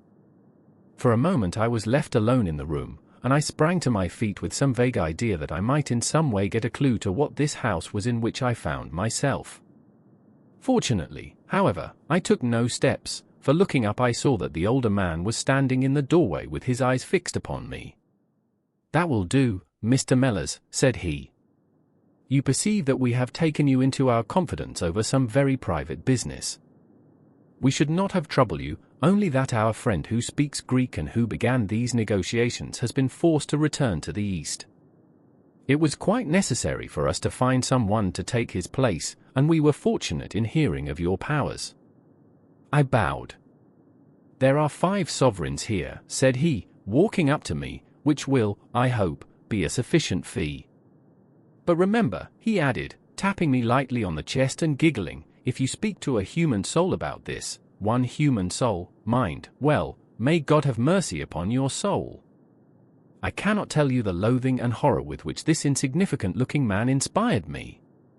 I could see him better now as the lamplight shone upon him. His features were peaky and sallow, and his little pointed beard was thready and ill-nourished. He pushed his face forward as he spoke, and his lips and eyelids were continually twitching like a man with St. Vitus's dance. I could not help thinking that his strange, catchy little laugh was also a symptom of some nervous malady. The terror of his face lay in his eyes, however, steel grey, and glistening coldly with a malignant, inexorable cruelty in their depths. "We shall know if you speak of this," said he. "We have our own means of information. Now you will find the carriage waiting, and my friend will see you on your way." I was hurried through the hall and into the vehicle, again obtaining that momentary glimpse of trees and a garden. Mr. Latimer followed closely at my heels, and took his place opposite to me without a word. In silence we again drove for an interminable distance with the windows raised, until at last, just after midnight, the carriage pulled up. "You will get down here, Mr. Mellors," said my companion. "I am sorry to leave you so far from your house, but there is no alternative. Any attempt upon your part to follow the carriage can only end in injury to yourself." He opened the door as he spoke, and I had hardly time to spring out when the coachman lashed the horse and the carriage rattled away. I looked around me in astonishment. I was on some sort of a heathy common mottled over with dark clumps of furze bushes. Far away stretched a line of houses, with a light here and there in the upper windows. On the other side I saw the red signal lamps of a railway. The carriage which had brought me was already out of sight. I stood gazing round and wondering where on earth I might be, when I saw some one coming towards me in the darkness. As he came up to me I made out that he was a railway porter. "Can you tell me what place this is?" I asked. "Wandsworth Common," said he. "Can I get a train into town?" "If you walk on a mile or so to Clapham Junction," said he, "you'll just be in time for the last to Victoria." So that was the end of my adventure, Mr. Holmes. I do not know where I was, nor whom I spoke with, nor anything save what I have told you. But I know that there is foul play going on, and I want to help that unhappy man if I can. I told the whole story to Mr. Mycroft Holmes next morning, and subsequently to the police. We all sat in silence for some little time after listening to this extraordinary narrative. Then Sherlock looked across at his brother. "Any steps?" he asked. Mycroft picked up the Daily News, which was lying on the side table. "Anybody supplying any information to the whereabouts of a Greek gentleman named Paul Cratides, from Athens, who is unable to speak English, will be rewarded. A similar reward paid to anyone giving information about a Greek lady whose first name is Sophie. X 2473. That was in all the dailies. No answer. How about the Greek legation? I have inquired. They know nothing. A wire to the head of the Athens police, then. Sherlock has all the energy of the family, said Mycroft, turning to me. Well, you take the case up by all means, and let me know if you do any good. Certainly, answered my friend, rising from his chair. I'll let you know, and Mr. Mellors also. In the meantime, Mr. Mellors, I should certainly be on my guard, if I were you, for of course they must know through these advertisements that you have betrayed them. As we walked home together, Holmes stopped at a telegraph office and sent off several wires. You see, Watson, he remarked, our evening has been by no means wasted. Some of my most interesting cases have come to me in this way through Mycroft. The problem which we have just listened to, although it can admit of but one explanation, has still some distinguishing features. You have hopes of solving it. Well, knowing as much as we do, it will be singular indeed if we fail to discover the rest. You must yourself have formed some theory which will explain the facts to which we have listened. In a vague way, yes. What was your idea, then? It seemed to me to be obvious that this Greek girl had been carried off by the young Englishman named Harold Latimer. Carried off from where? Athens, perhaps. Sherlock Holmes shook his head. This young man could not talk a word of Greek. The lady could talk English fairly well. Inference, that she had been in England some little time, but he had not been in Greece. Well, then, we will presume that she had come on a visit to England, and that this Harold had persuaded her to fly with him. That is more probable. Then the brother, for that, I fancy, must be the relationship, comes over from Greece to interfere. He imprudently puts himself into the power of the young man and his older associate. they seize him and use violence towards him in order to make him sign some papers to make over the girl's fortune, of which he may be trustee, to them. This he refuses to do. In order to negotiate with him they have to get an interpreter, and they pitch upon this Mr. Mellors, having used some other one before.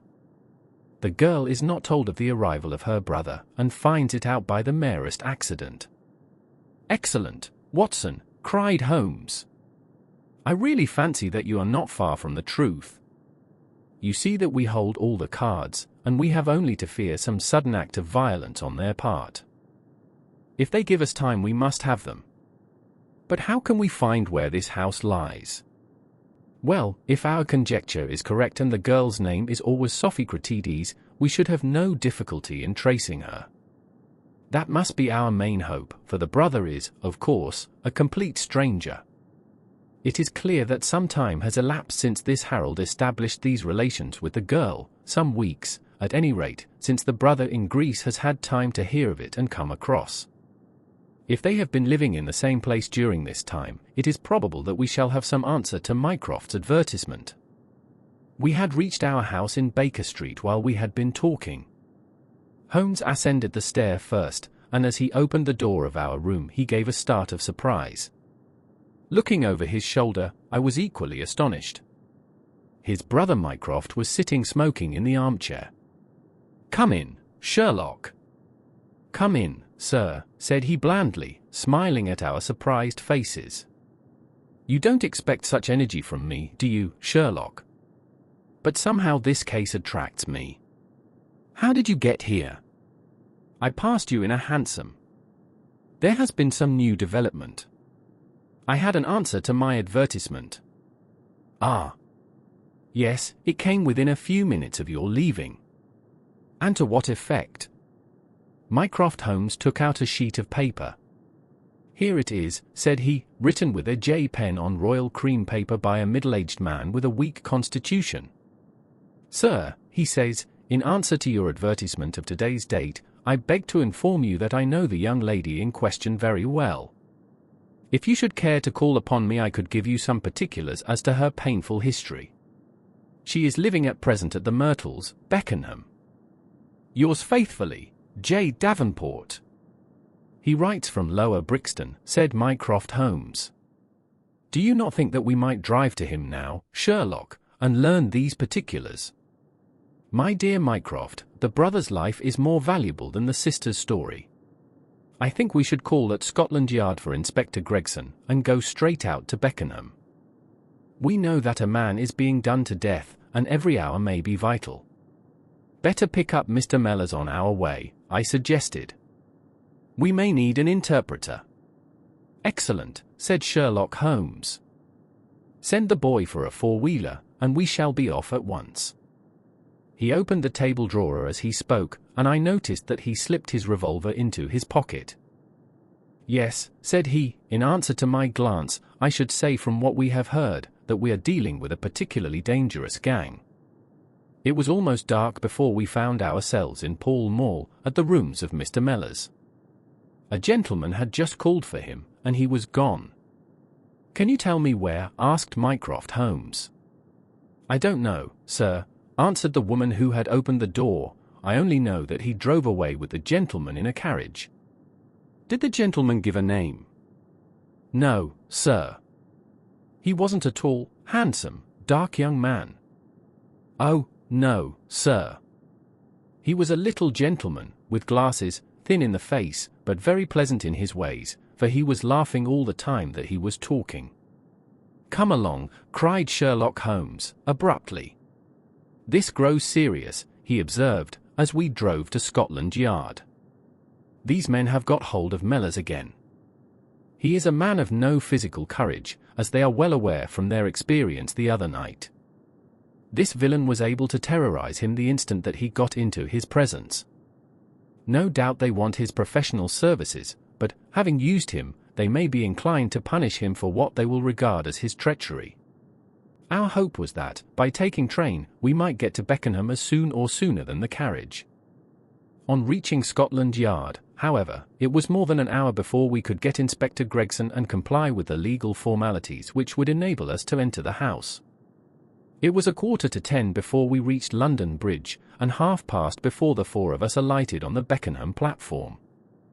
A drive of half a mile brought us to the Myrtles, a large, dark house standing back from the road in its own grounds. Here we dismissed our cab, and made our way up the drive together. "The windows are all dark," remarked the inspector. "The house seems deserted." "Our birds are flown and the nest empty," said Holmes. "Why do you say so?" "A carriage heavily loaded with luggage has passed out during the last hour." The inspector laughed. "I saw the wheel tracks in the light of the gate lamp, but where does the luggage come in?" "You may have observed the same wheel tracks going the other way. But the outward-bound ones were very much deeper, so much so that we can say for a certainty that there was a very considerable weight on the carriage." "You get a trifle beyond me there," said the inspector, shrugging his shoulder. "It will not be an easy door to force, but we will try if we cannot make someone hear us." He hammered loudly at the knocker and pulled at the bell, but without any success. Holmes had slipped away, but he came back in a few minutes. "I have a window open," said he. "It is a mercy that you are on the side of the force, and not against it, Mr. Holmes," remarked the inspector, as he noted the clever way in which my friend had forced back the catch. "Well, I think that under the circumstances we may enter without an invitation." One after the other we made our way into a large apartment, which was evidently that in which Mr. Mellors had found himself. The inspector had lit his lantern, and by its light we could see the two doors, the curtain, the lamp, and the suit of Japanese mail as he had described them. On the table lay 2 glasses, an empty brandy bottle, and the remains of a meal. "What is that?" asked Holmes, suddenly. We all stood still and listened. A low moaning sound was coming from somewhere over our heads. Holmes rushed to the door and out into the hall. The dismal noise came from upstairs. He dashed up, the inspector and I at his heels, while his brother Mycroft followed as quickly as his great bulk would permit. 3 doors faced up upon the second floor, and it was from the central of these that the sinister sounds were issuing, sinking sometimes into a dull mumble and rising again into a shrill whine. It was locked, but the key had been left on the outside. Holmes flung open the door and rushed in, but he was out again in an instant, with his hand to his throat. "It's charcoal," he cried. "Give it time. It will clear." Peering in, we could see that the only light in the room came from a dull blue flame which flickered from a small brass tripod in the center. It threw a livid, unnatural circle upon the floor, while in the shadows beyond we saw the vague loom of 2 figures which crouched against the wall. From the open door there reeked a horrible poisonous exhalation which set us gasping and coughing. Holmes rushed to the top of the stairs to draw in the fresh air, and then, dashing into the room, he threw up the window and hurled the brazen tripod out into the garden. "We can enter in a minute," he gasped, darting out again. "Where is a candle? I doubt if we could strike a match in that atmosphere." "Hold the light at the door and we shall get them out, Mycroft, now." With a rush we got to the poisoned men and dragged them out into the well-lit hall. Both of them were blue-lipped and insensible, with swollen, congested faces and protruding eyes. Indeed, so distorted were their features that, save for his black beard and stout figure, we might have failed to recognize in one of them the Greek interpreter who had parted from us only a few hours before at the Diogenes Club. His hands and feet were securely strapped together, and he bore over one eye the marks of a violent blow. The other, who was secured in a similar fashion, was a tall man in the last stage of emaciation, with several strips of sticking plaster arranged in a grotesque pattern over his face. He had ceased to moan as we laid him down, and a glance showed me that for him at least our aid had come too late. Mr. Mellors, however, still lived, and in less than an hour, with the aid of ammonia and brandy I had the satisfaction of seeing him open his eyes, and of knowing that my hand had drawn him back from that dark valley in which all paths meet. It was a simple story which he had to tell, and one which did but confirm our own deductions. His visitor, on entering his rooms, had drawn a life-preserver from his sleeve, and had so impressed him with the fear of instant and inevitable death that he had kidnapped him for the second time. Indeed, it was almost mesmeric, the effect which this giggling ruffian had produced upon the unfortunate linguist, for he could not speak of him save with trembling hands and a blanched cheek. He had been taken swiftly to Beckenham, and had acted as interpreter in a second interview, even more dramatic than the first, in which the two Englishmen had menaced their prisoner with instant death if he did not comply with their demands. Finally, finding him proof against every threat, they had hurled him back into his prison, and after reproaching Mellors with his treachery, which appeared from the newspaper advertisement, they had stunned him with a blow from a stick, and he remembered nothing more until he found us bending over him. And this was the singular case of the Grecian interpreter, the explanation of which is still involved in some mystery. We were able to find out, by communicating with the gentleman who had answered the advertisement, that the unfortunate young lady came of a wealthy Grecian family, and that she had been on a visit to some friends in England. While there she had met a young man named Harold Latimer, who had acquired an ascendancy over her and had eventually persuaded her to fly with him. Her friends, shocked at the event, had contented themselves with informing her brother at Athens, and had then washed their hands of the matter. The brother, on his arrival in England, had imprudently placed himself in the power of Latimer and of his associate, whose name was Wilson Kemp, a man of the foulest antecedents.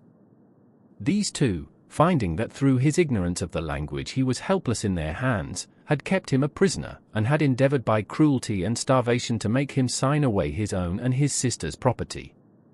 They had kept him in the house without the girl's knowledge, and the plaster over the face had been for the purpose of making recognition difficult in case she should ever catch a glimpse of him. Her feminine perception, however, had instantly seen through the disguise when, on the occasion of the interpreter's visit, she had seen him for the first time. The poor girl, however, was herself a prisoner, for there was no one about the house except the man who acted as coachman, and his wife, both of whom were tools of the conspirators. Finding that their secret was out, and that their prisoner was not to be coerced, the two villains with the girl had fled away at a few hours' notice from the furnished house which they had hired, having first, as they thought, taken vengeance both upon the man who had defied and the one who had betrayed them. Months afterwards a curious newspaper cutting reached us from Budapest. It told how two Englishmen who had been travelling with a woman had met with a tragic end. They had each been stabbed, it seems, and the Hungarian police were of opinion that they had quarrelled and had inflicted mortal injuries upon each other. Holmes, however, is, I fancy, of a different way of thinking, and holds to this day that, if one could find the Grecian girl, one might learn how the wrongs of herself and her brother came to be avenged. The character of Sherlock Holmes is a product of the Victorian era, reflecting the values and attitudes of the time, while also challenging them with his unconventional methods. 11. The Naval Treaty. The July which immediately succeeded my marriage was made memorable by 3 cases of interest, in which I had the privilege of being associated with Sherlock Holmes and of studying his methods. I find them recorded in my notes under the headings of The Adventure of the Second Stain, The Adventure of the Naval Treaty, and The Adventure of the Tired Captain.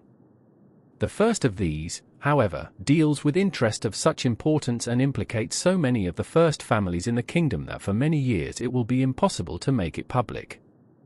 No case, however, in which Holmes was engaged has ever illustrated the value of his analytical methods so clearly or has impressed those who were associated with him so deeply. I still retain an almost verbatim report of the interview in which he demonstrated the true facts of the case to Monsieur Dubuque of the Paris police, and Fritz von Waldbaum, the well-known specialist of Danzig, both of whom had wasted their energies upon what proved to be side issues. The new century will have come, however, before the story can be safely told. Meanwhile I pass on to the second on my list, which promised also at one time to be of national importance, and was marked by several incidents which give it a quite unique character. During my school days I had been intimately associated with a lad named Percy Phelps, who was of much the same age as myself, though he was 2 classes ahead of me. He was a very brilliant boy, and carried away every prize which the school had to offer, finished his exploits by winning a scholarship which sent him on to continue his triumphant career at Cambridge. He was, I remember, extremely well connected, and even when we were all little boys together we knew that his mother's brother was Lord Holdhurst, the great Conservative politician. This gaudy relationship did him little good at school. On the contrary, it seemed rather a piquant thing to us to chevy him about the playground and hit him over the shins with a wicket. But it was another thing when he came out into the world. I heard vaguely that his abilities and the influences which he commanded had won him a good position at the Foreign Office, and then he passed completely out of my mind until the following letter recalled his existence: Briarbury, Woking. My dear Watson, I have no doubt that you can remember Tadpole Phelps, who was in the 5th form when you were in the 3rd.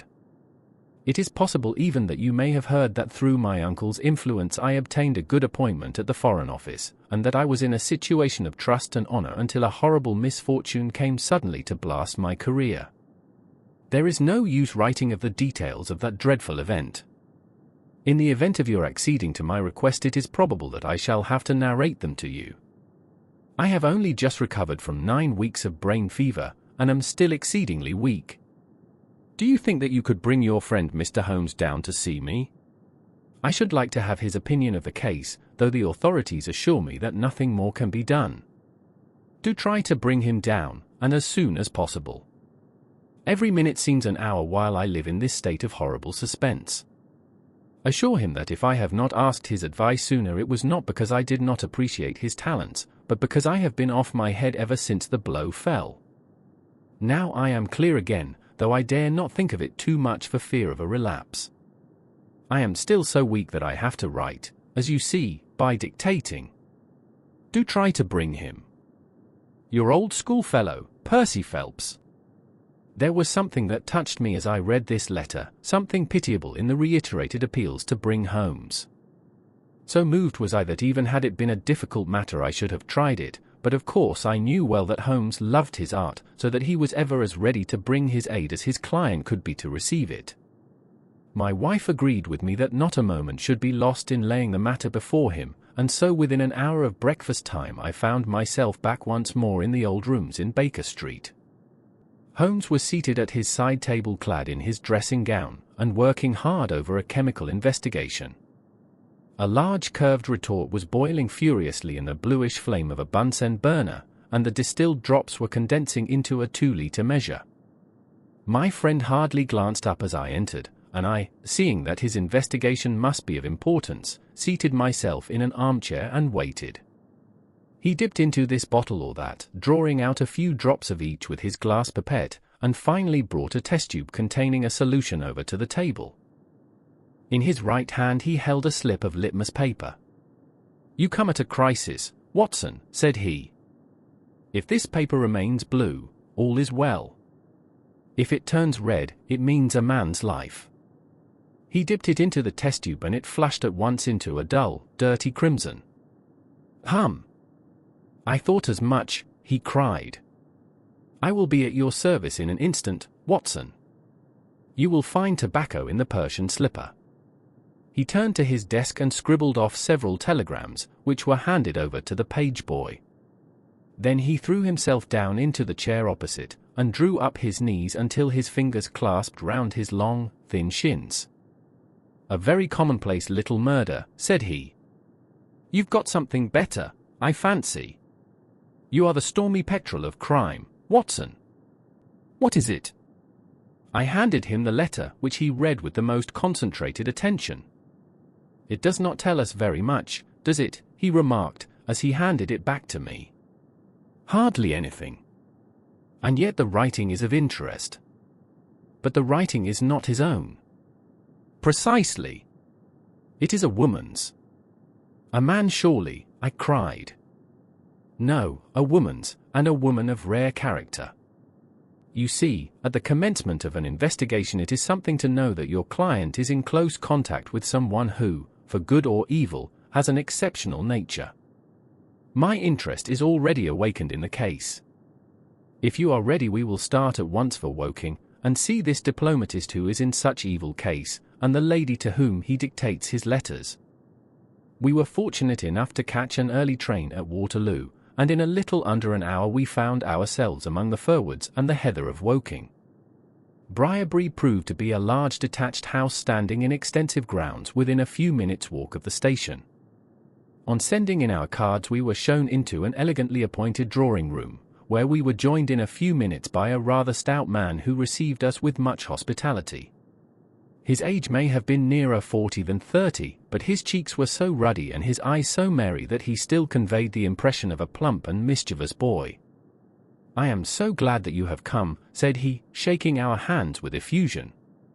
"Percy has been inquiring for you all morning." "Ah, poor old chap, he clings to any straw. His father and his mother asked me to see you, for the mere mention of the subject is very painful to them." "We have had no details yet," observed Holmes.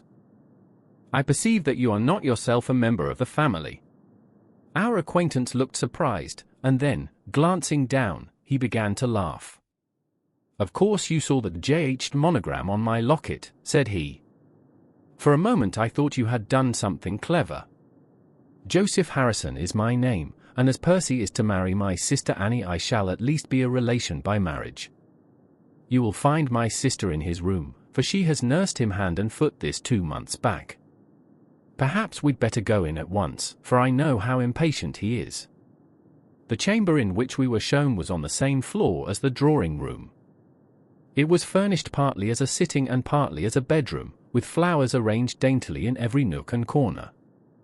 A young man, very pale and worn, was lying upon a sofa near the open window, through which came the rich scent of the garden and the balmy summer air. A woman was sitting beside him, who rose as we entered. "Shall I leave, Percy?" she asked. He clutched her hand to detain her. "How are you, Watson?" said he, cordially. "I should never have known you under that moustache, and I dare say you would not be prepared to swear to me. This, I presume, is your celebrated friend, Mr. Sherlock Holmes." I introduced him in a few words, and we both sat down. The stout young man had left us, but his sister still remained with her hand in that of the invalid. She was a striking-looking woman, a little short and thick for symmetry, but with a beautiful olive complexion, large, dark, Italian eyes, and a wealth of deep black hair. Her rich tints made the white face of her companion the more worn and haggard by the contrast. "I won't waste your time," said he, raising himself upon the sofa. "I'll plunge into the matter without further preamble. I was a happy and successful man, Mr. Holmes, and on the eve of being married, when a sudden and dreadful misfortune wrecked all my prospects in life. I was, as Watson may have told you, in the Foreign Office, and through the influences of my uncle, Lord Holdhurst, I rose rapidly to a responsible position. When my uncle became Foreign Minister in this administration, he gave me several missions of trust, and as I always brought them to a successful conclusion, he came at last to have the utmost confidence in my ability and tact. Nearly 10 weeks ago, to be more accurate, on the 23rd of May, he called me into his private room, and, after complimenting me on the good work which I had done, he informed me that he had a new commission of trust for me to execute. "This," said he, taking a grey roll of paper from his bureau, "is the original of that secret treaty between England and Italy of which, I regret to say, some rumours have already got into the public press. It is of enormous importance that nothing further should leak out. The French or the Russian embassy would pay an immense sum to learn the contents of these papers. They should not leave my bureau were it not that it is absolutely necessary to have them copied. You have a desk in your office?" "Yes, sir." "Then take the treaty and lock it up there. I shall give directions that you may remain behind when the others go, so that you may copy it at your leisure without fear of being overlooked. When you have finished, relock both the original and the draft in the desk, and hand them over to me personally tomorrow morning." I took the papers and, "Excuse me an instant," said Holmes. "Were you alone during this conversation?" "Absolutely." "In a large room?" 30 feet each way. "In the center?" "Yes, about it." "And speaking low?" "My uncle's voice is always remarkably low." "I hardly spoke at all." "Thank you," said Holmes, shutting his eyes. "Pray go on." I did exactly what he indicated, and waited until the other clerks had departed. One of them in my room, Charles Gorret, had some arrears of work to make up, so I left him there and went out to dine. When I returned he was gone. I was anxious to hurry my work, for I knew that Joseph, the Mr. Harrison whom you saw just now, was in town, and that he would travel down to Woking by the 11 o'clock train, and I wanted if possible to catch it.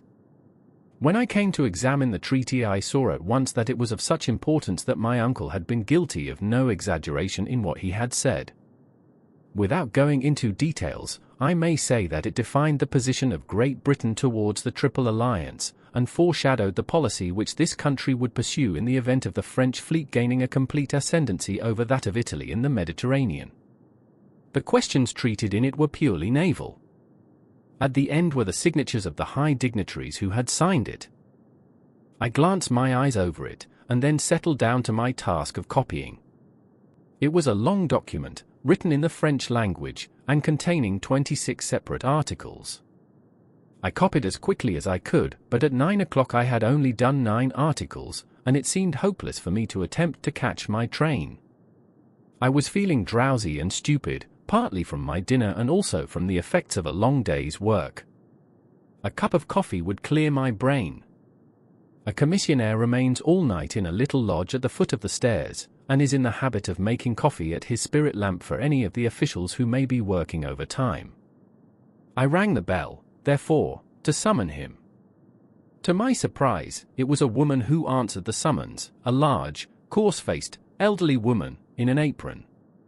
She explained that she was the commissionnaire's wife, who did the chairing, and I gave her the order for the coffee. I wrote 2 more articles and then, feeling more drowsy than ever, I rose and walked up and down the room to stretch my legs. My coffee had not yet come, and I wondered what the cause of the delay could be. Opening the door, I started down the corridor to find out. There was a straight passage, dimly lighted, which led from the room in which I had been working, and was the only exit from it. It ended in a curving staircase, with the commissionnaire's lodge in the passage at the bottom. Halfway down this staircase is a small landing, with another passage running into it at right angles. This second one leads by means of a second small stair to a side door, used by servants, and also as a shortcut by clerks when coming from Charles Street. Here is a rough chart of the place. Rough chart, thank you. I think that I quite follow you, said Sherlock Holmes. It is of the utmost importance that you should notice this point. I went down the stairs and into the hall, where I found the commissionaire fast asleep in his box, with the kettle boiling furiously upon the spirit lamp. I took off the kettle and blew out the lamp, for the water was spurting over the floor. Then I put out my hand and was about to shake the man, who was still sleeping soundly, when a bell over his head rang loudly, and he woke with a start. "Mr. Phelps, sir," said he, looking at me in bewilderment. "I came down to see if my coffee was ready." "I was boiling the kettle when I fell asleep, sir." He looked at me and then up at the still quivering bell with an ever-growing astonishment upon his face. "If you was here, sir, then who rang the bell?" he asked. "The bell?" I cried. "What bell is it?" "It's the bell of the room you were working in." A cold hand seemed to close round my heart. Someone, then, was in that room where my precious treaty lay upon the table. I ran frantically up the stairs and along the passage. There was no one in the corridors, Mr. Holmes. There was no one in the room. All was exactly as I left it, save only that the papers which had been committed to my care had been taken from the desk on which they lay. The copy was there, and the original was gone. Holmes sat up in his chair and rubbed his hands. I could see that the problem was entirely to his heart. "Pray, what did you do then?" he murmured. I recognized in an instant that the thief must have come up the stairs from the side door. Of course I must have met him if he had come the other way. "You were satisfied that he could not have been concealed in the room all the time, or in the corridor which you have just described as dimly lighted?" "It is absolutely impossible. A rat could not conceal himself either in the room or the corridor. There is no cover at all." "Thank you. Pray proceed." The commissionaire, seeing by my pale face that something was to be feared, had followed me upstairs. Now we both rushed along the corridor and down the steep steps which led to Charles Street. The door at the bottom was closed, but unlocked. We flung it open and rushed out. I can distinctly remember that as we did so there came 3 chimes from a neighboring clock. It was 10:15. "That is of enormous importance," said Holmes, making a note upon his shirt cuff. The night was very dark, and a thin, warm rain was falling. There was no one in Charles Street, but a great traffic was going on, as usual, in Whitehall, at the extremity. We rushed along the pavement, bareheaded as we were, and at the far corner we found a policeman standing. "A robbery has been committed," I gasped. "A document of immense value has been stolen from the Foreign Office. Has anyone passed this way?"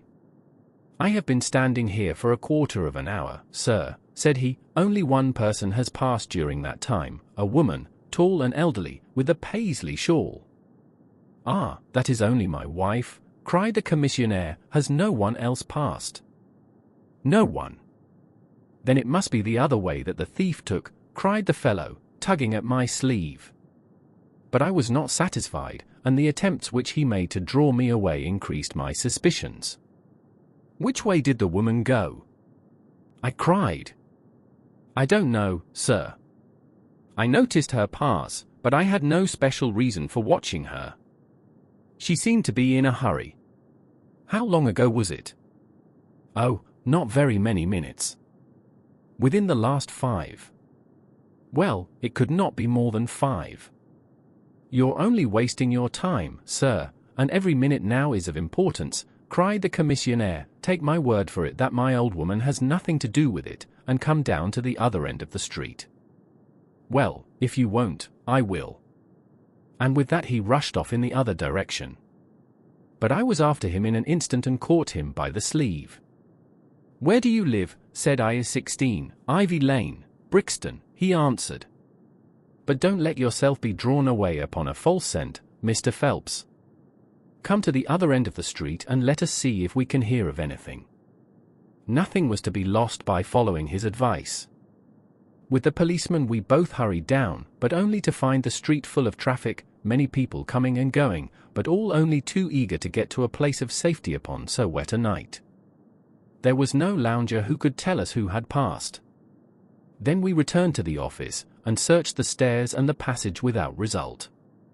The corridor which led to the room was laid down with a kind of creamy linoleum which shows an impression very easily. We examined it very carefully, but found no outline of any footmark. Had it been raining all the evening? Since about 7. How is it, then, that the woman who came into the room about 9 left no traces with her muddy boots? I am glad you raised the point. It occurred to me at the time. The charwomen are in the habit of taking off their boots at the commissionnaire's office and putting on list slippers. That is very clear. There were no marks, then, though the night was a wet one.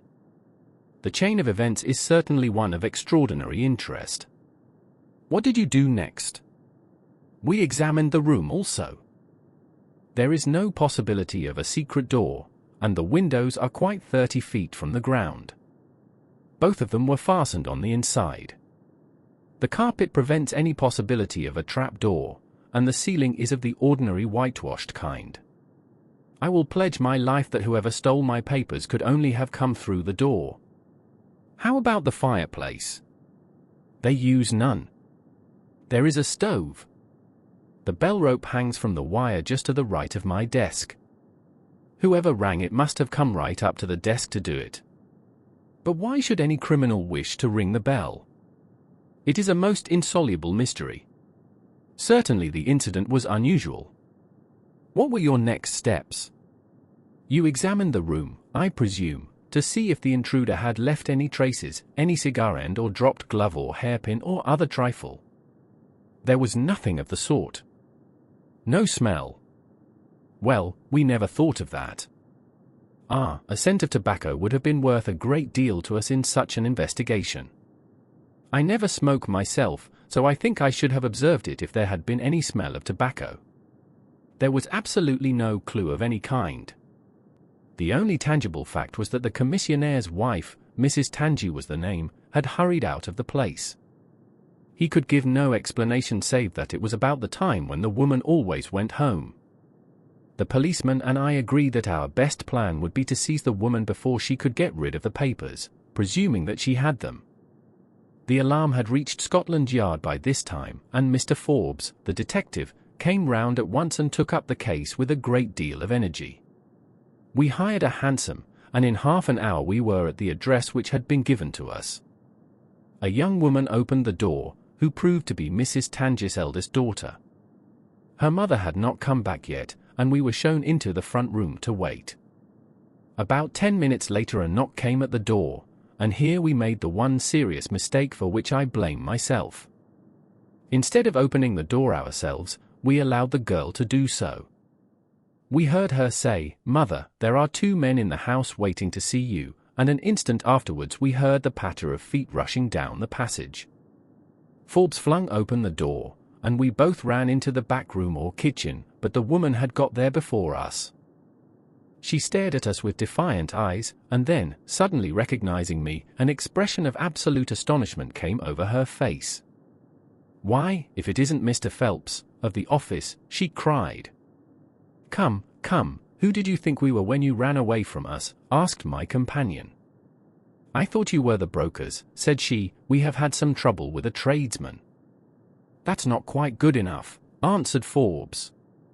"We have reason to believe that you have taken a paper of importance from the Foreign Office, and that you ran in here to dispose of it.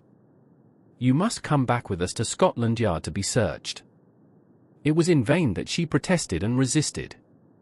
A four-wheeler was brought, and we all three drove back in it.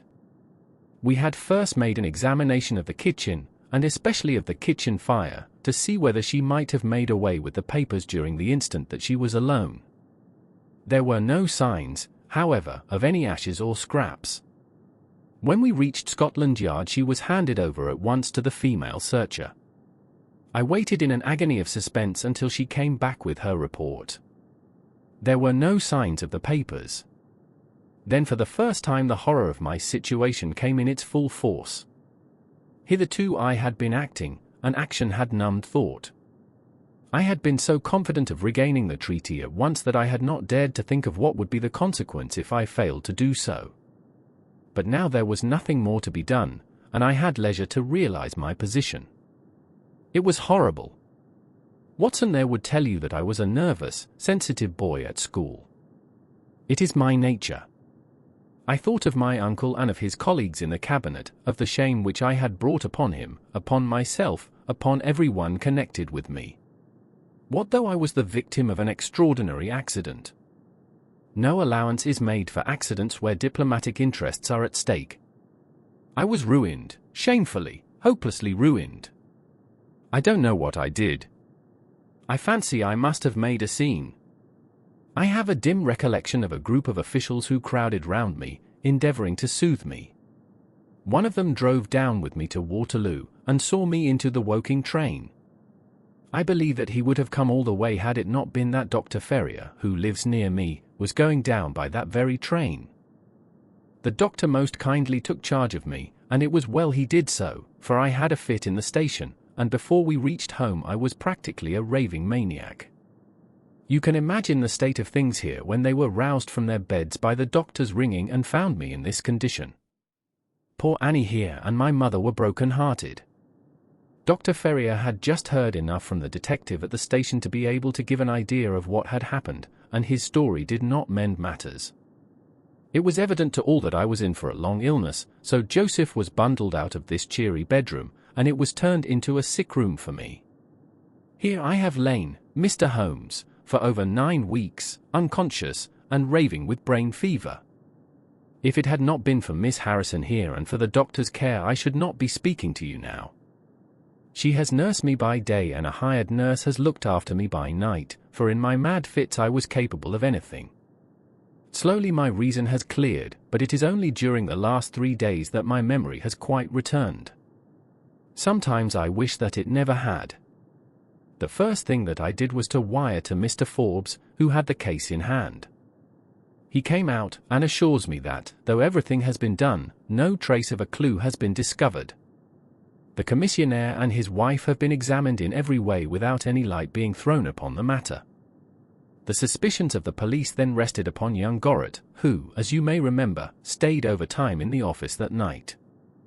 His remaining behind and his French name were really the only 2 points which could suggest suspicion, but, as a matter of fact, I did not begin work until he had gone, and his people are of Huguenot extraction, but as English in sympathy and tradition as you and I are. Nothing was found to implicate him in any way, and there the matter dropped. I turn to you, Mr. Holmes, as absolutely my last hope. If you fail me, then my honor as well as my position are forever forfeited. The invalid sank back upon his cushions, tired out by this long recital, while his nurse poured him out a glass of some stimulating medicine. Holmes sat silently, with his head thrown back and his eyes closed, in an attitude which might seem listless to a stranger, but which I knew betokened the most intense self-absorption. "Your statement has been so explicit," said he at last, "that you have really left me very few questions to ask. There is one of the very utmost importance, however. Did you tell anyone that you had this special task to perform?" "No one." "Not Miss Harrison here, for example?" "Number I had not been back to Woking between getting the order and executing the commission." "And none of your people had by chance been to see you?" "None." "Did any of them know their way about in the office?" "Oh, yes, all of them had been shown over it." "Still, of course, if you said nothing to anyone about the treaty, these inquiries are irrelevant." "I said nothing." "Do you know anything of the commissionaire?" "Nothing except that he is an old soldier." "What regiment?" "Oh, I have heard, Coldstream Guards." "Thank you. I have no doubt I can get details from Forbes. The authorities are excellent at amassing facts, though they do not always use them to advantage. What a lovely thing a rose is!" He walked past the couch to the open window, and held up the drooping stalk of a moss rose, looking down at the dainty blend of crimson and green. It was a new phase of his character to me, for I had never before seen him show any keen interest in natural objects. "There is nothing in which deduction is so necessary as in religion," said he, leaning with his back against the shutters. "It can be built up as an exact science by the reasoner. Our highest assurance of the goodness of Providence seems to me to rest in the flowers. All other things, our powers, our desires, our food, are all really necessary for our existence in the first instance. But this rose is an extra. Its smell and its color are an embellishment of life, not a condition of it. It is only goodness which gives extras, and so I say again that we have much to hope from the flowers." Percy Phelps and his nurse looked at Holmes during this demonstration with surprise and a good deal of disappointment written upon their faces. He had fallen into a reverie, with the moss rose between his fingers. It had lasted some minutes before the young lady broke in upon it. "Do you see any prospect of solving this mystery, Mr. Holmes?" she asked, with a touch of asperity in her voice. "Oh, the mystery," he answered, coming back with a start to the realities of life. "Well, it would be absurd to deny that the case is a very abstruse and complicated one, but I can promise you that I will look into the matter and let you know any points which may strike me. Do you see any clue? You have furnished me with 7, but, of course, I must test them before I can pronounce upon their value." "You suspect someone?" "I suspect myself." "What?" "Of coming to conclusions too rapidly." "Then go to London and test your conclusions." "Your advice is very excellent, Miss Harrison," said Holmes, rising. "I think, Watson, we cannot do better. Do not allow yourself to indulge in false hopes, Mr. Phelps. The affair is a very tangled one." "I shall be in a fever until I see you again," cried the diplomatist. "Well, I'll come out by the same train tomorrow, though it's more than likely that my report will be a negative one." "God bless you for promising to come," cried our client. "It gives me fresh life to know that something is being done. By the way, I have had a letter from Lord Holdhurst." "Ha! What did he say?" "He was cold, but not harsh." I dare say my severe illness prevented him from being that.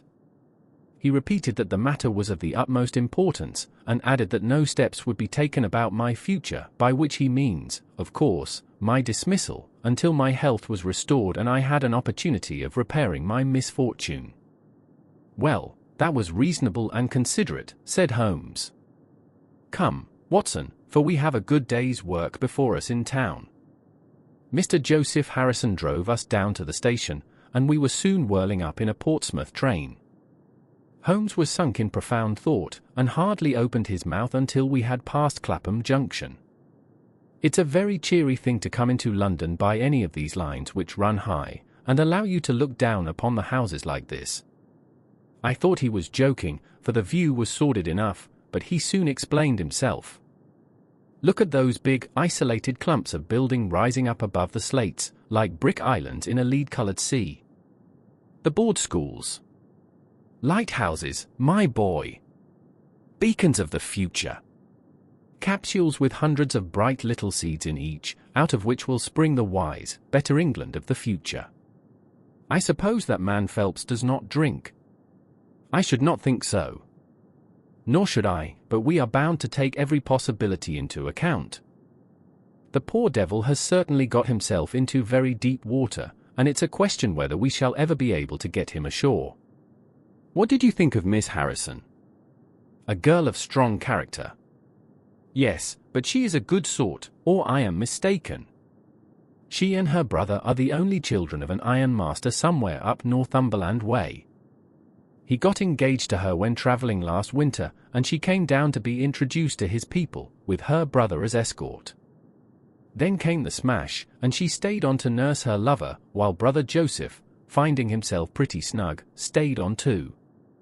I've been making a few independent inquiries, you see. But today must be a day of inquiries. My practice, I began. Oh, if you find your own cases more interesting than mine, said Holmes, with some asperity. I was going to say that my practice could get along very well for a day or two, since it is the slackest time in the year. Excellent, said he, recovering his good humour. Then we'll look into this matter together. I think that we should begin by seeing Forbes. He can probably tell us all the details we want until we know from what side the case is to be approached. You said you had a clue. Well, we have several, but we can only test their value by further inquiry. The most difficult crime to track is the one which is purposeless. Now this is not purposeless. Who is it who profits by it? There is the French ambassador, there is the Russian, there is whoever might sell it to either of these, and there is Lord Holdhurst. Lord Holdhurst. Well, it is just conceivable that a statesman might find himself in a position where he was not sorry to have such a document accidentally destroyed. Not a statesman with the honourable record of Lord Holdhurst. It is a possibility and we cannot afford to disregard it.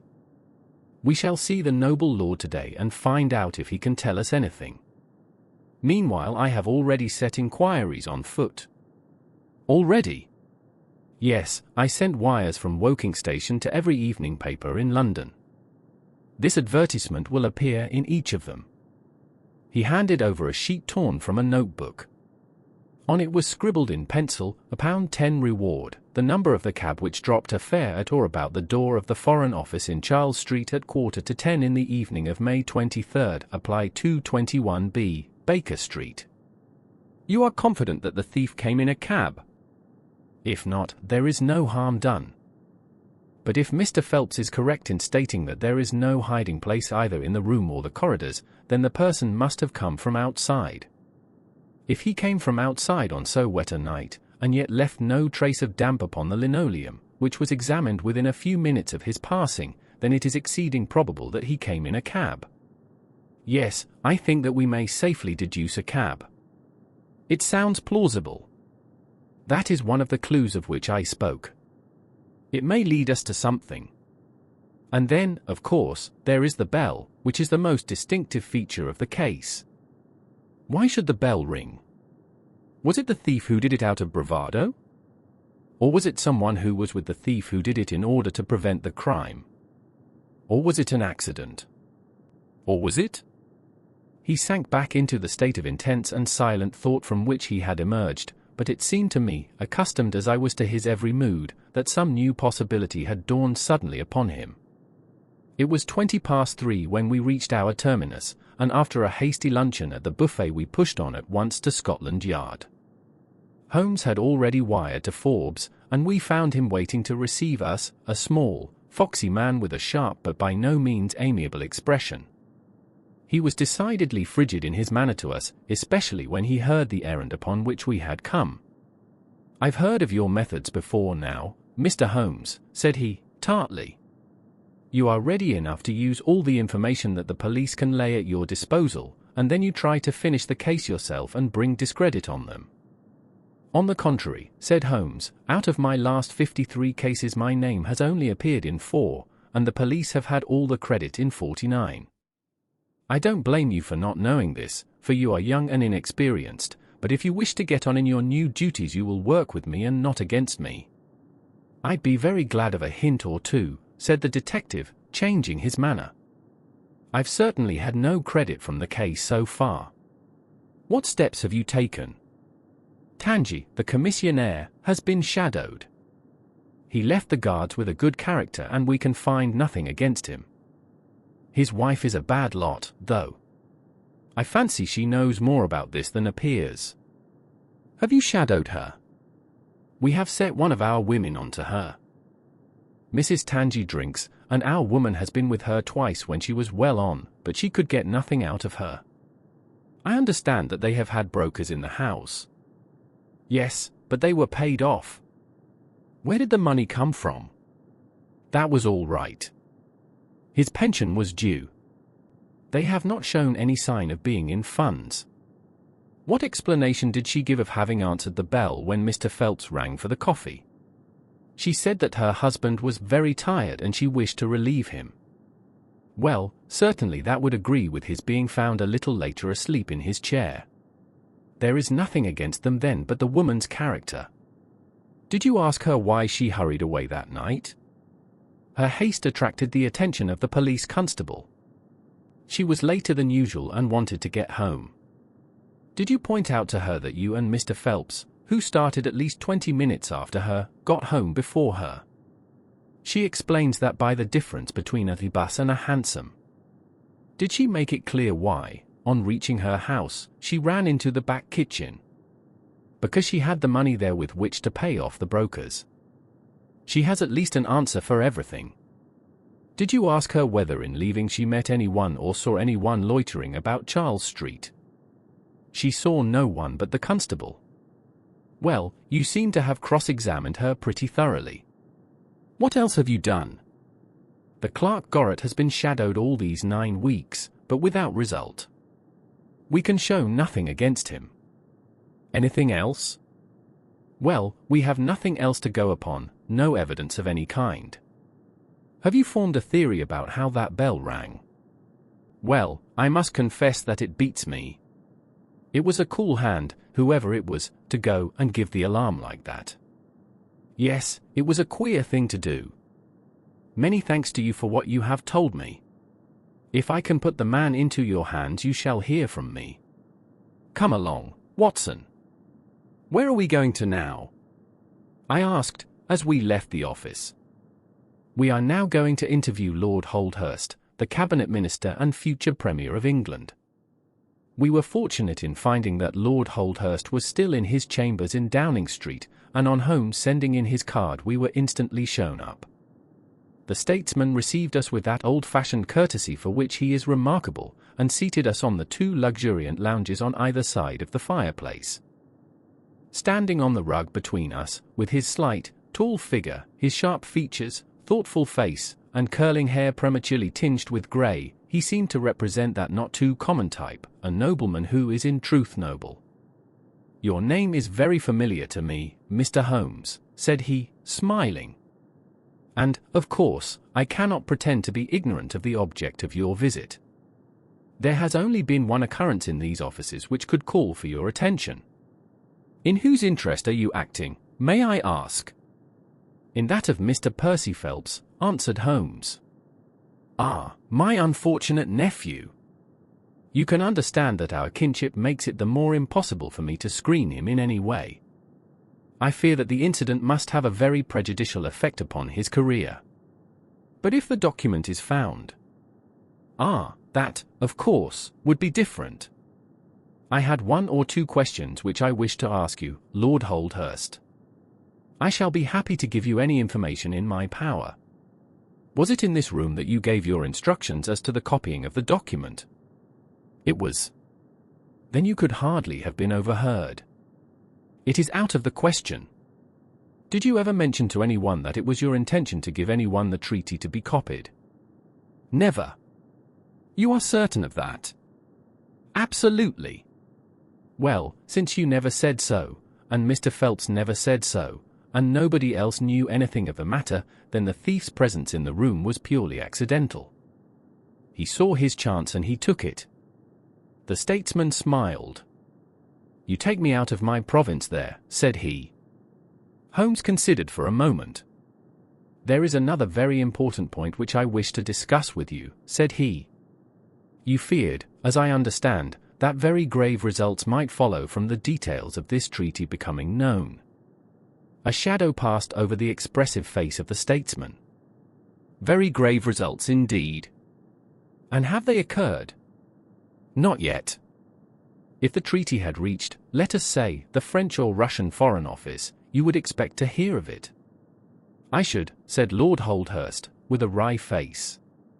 Since nearly 10 weeks have elapsed, then, and nothing has been heard, it is not unfair to suppose that for some reason the treaty has not reached them. Lord Holdhurst shrugged his shoulders. We can hardly suppose, Mr. Holmes, that the thief took the treaty in order to frame it and hang it up. Perhaps he is waiting for a better price.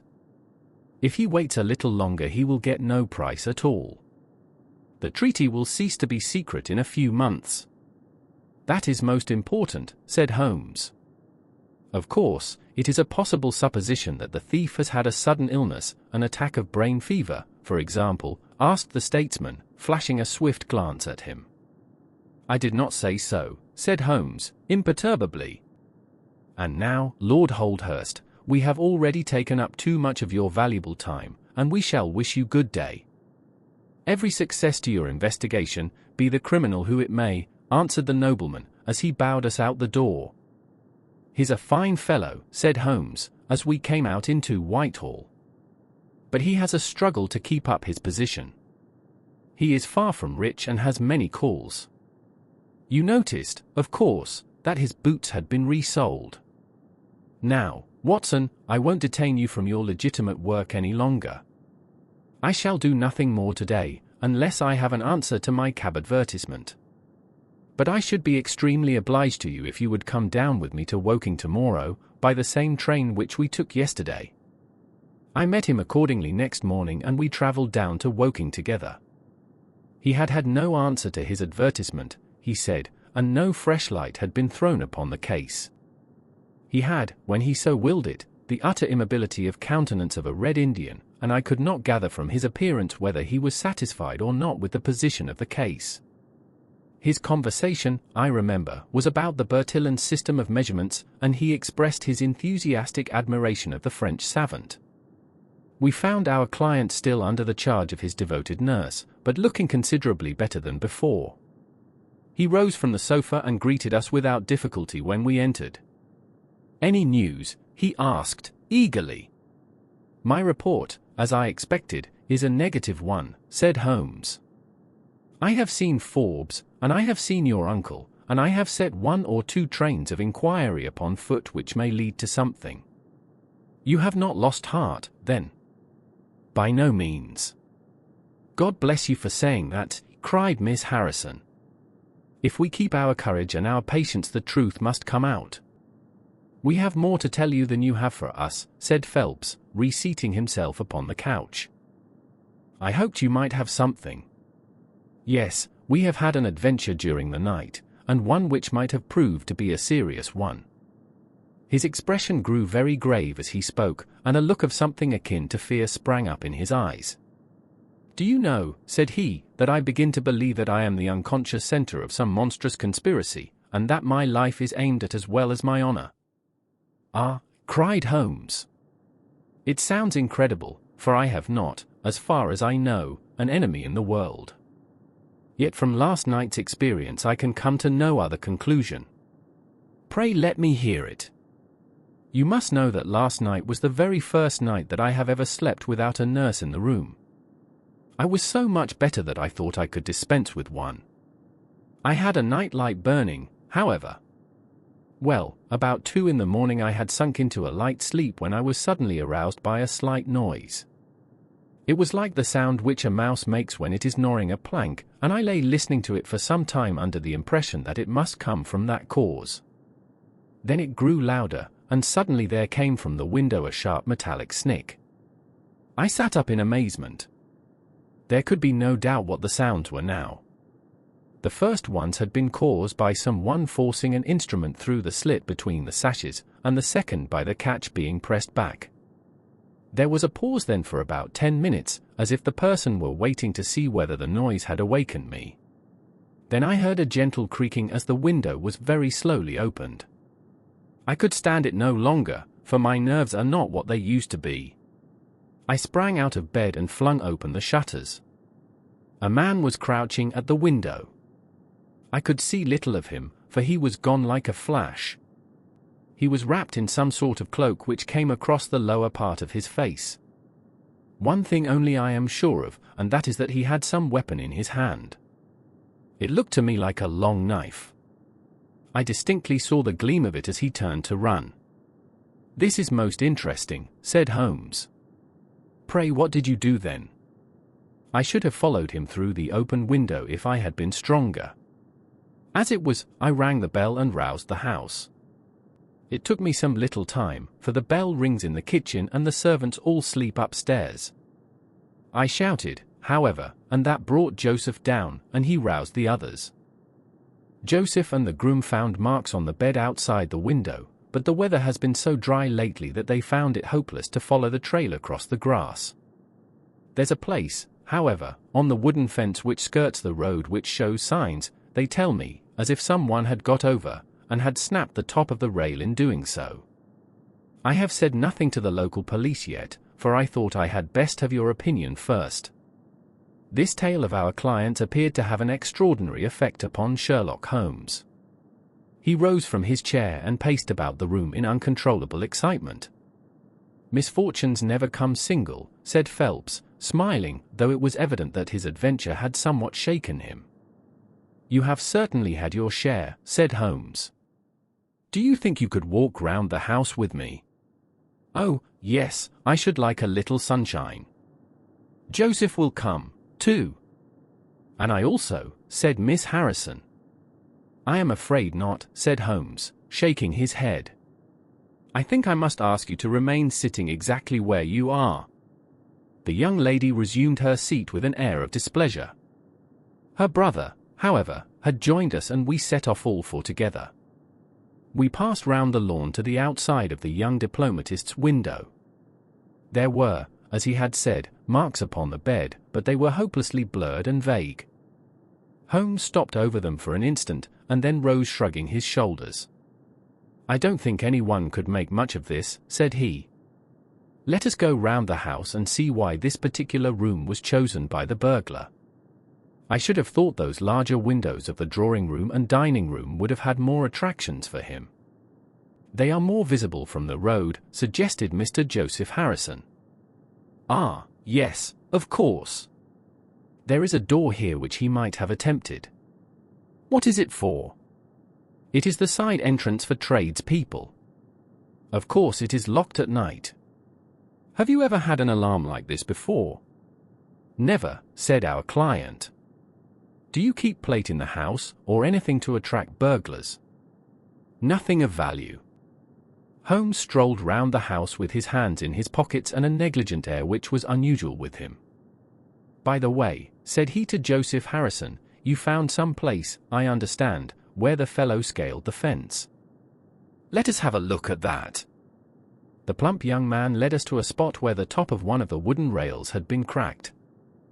A small fragment of the wood was hanging down. Holmes pulled it off and examined it critically. "Do you think that was done last night?" It looks rather old, does it not? Well, possibly so. There are no marks of anyone jumping down upon the other side. No, I fancy we shall get no help here. Let us go back to the bedroom and talk the matter over. Percy Phelps was walking very slowly, leaning upon the arm of his future brother-in-law. Holmes walked swiftly across the lawn, and we were at the open window of the bedroom long before the others came up.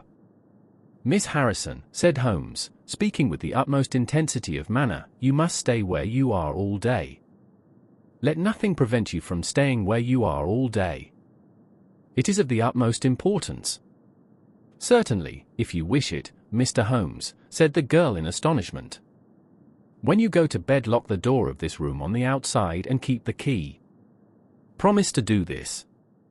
"But Percy? He will come to London with us. And am I to remain here?" "It is for his sake. You can serve him. Quick! Promise!" She gave a quick nod of assent just as the other two came up. "Why do you sit moping there, Annie?" cried her brother. "Come out into the sunshine."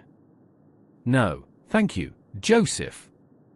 I have a slight headache and this room is deliciously cool and soothing." "What do you propose now, Mr. Holmes?" asked our client.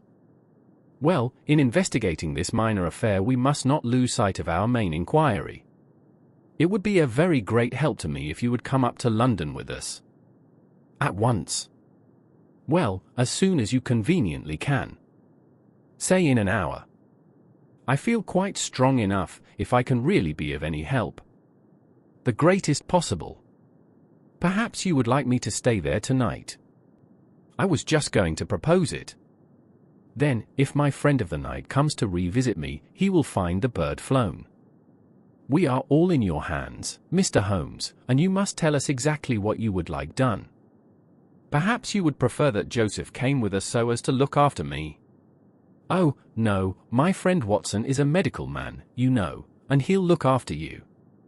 We'll have our lunch here, if you will permit us, and then we shall all three set off for town together."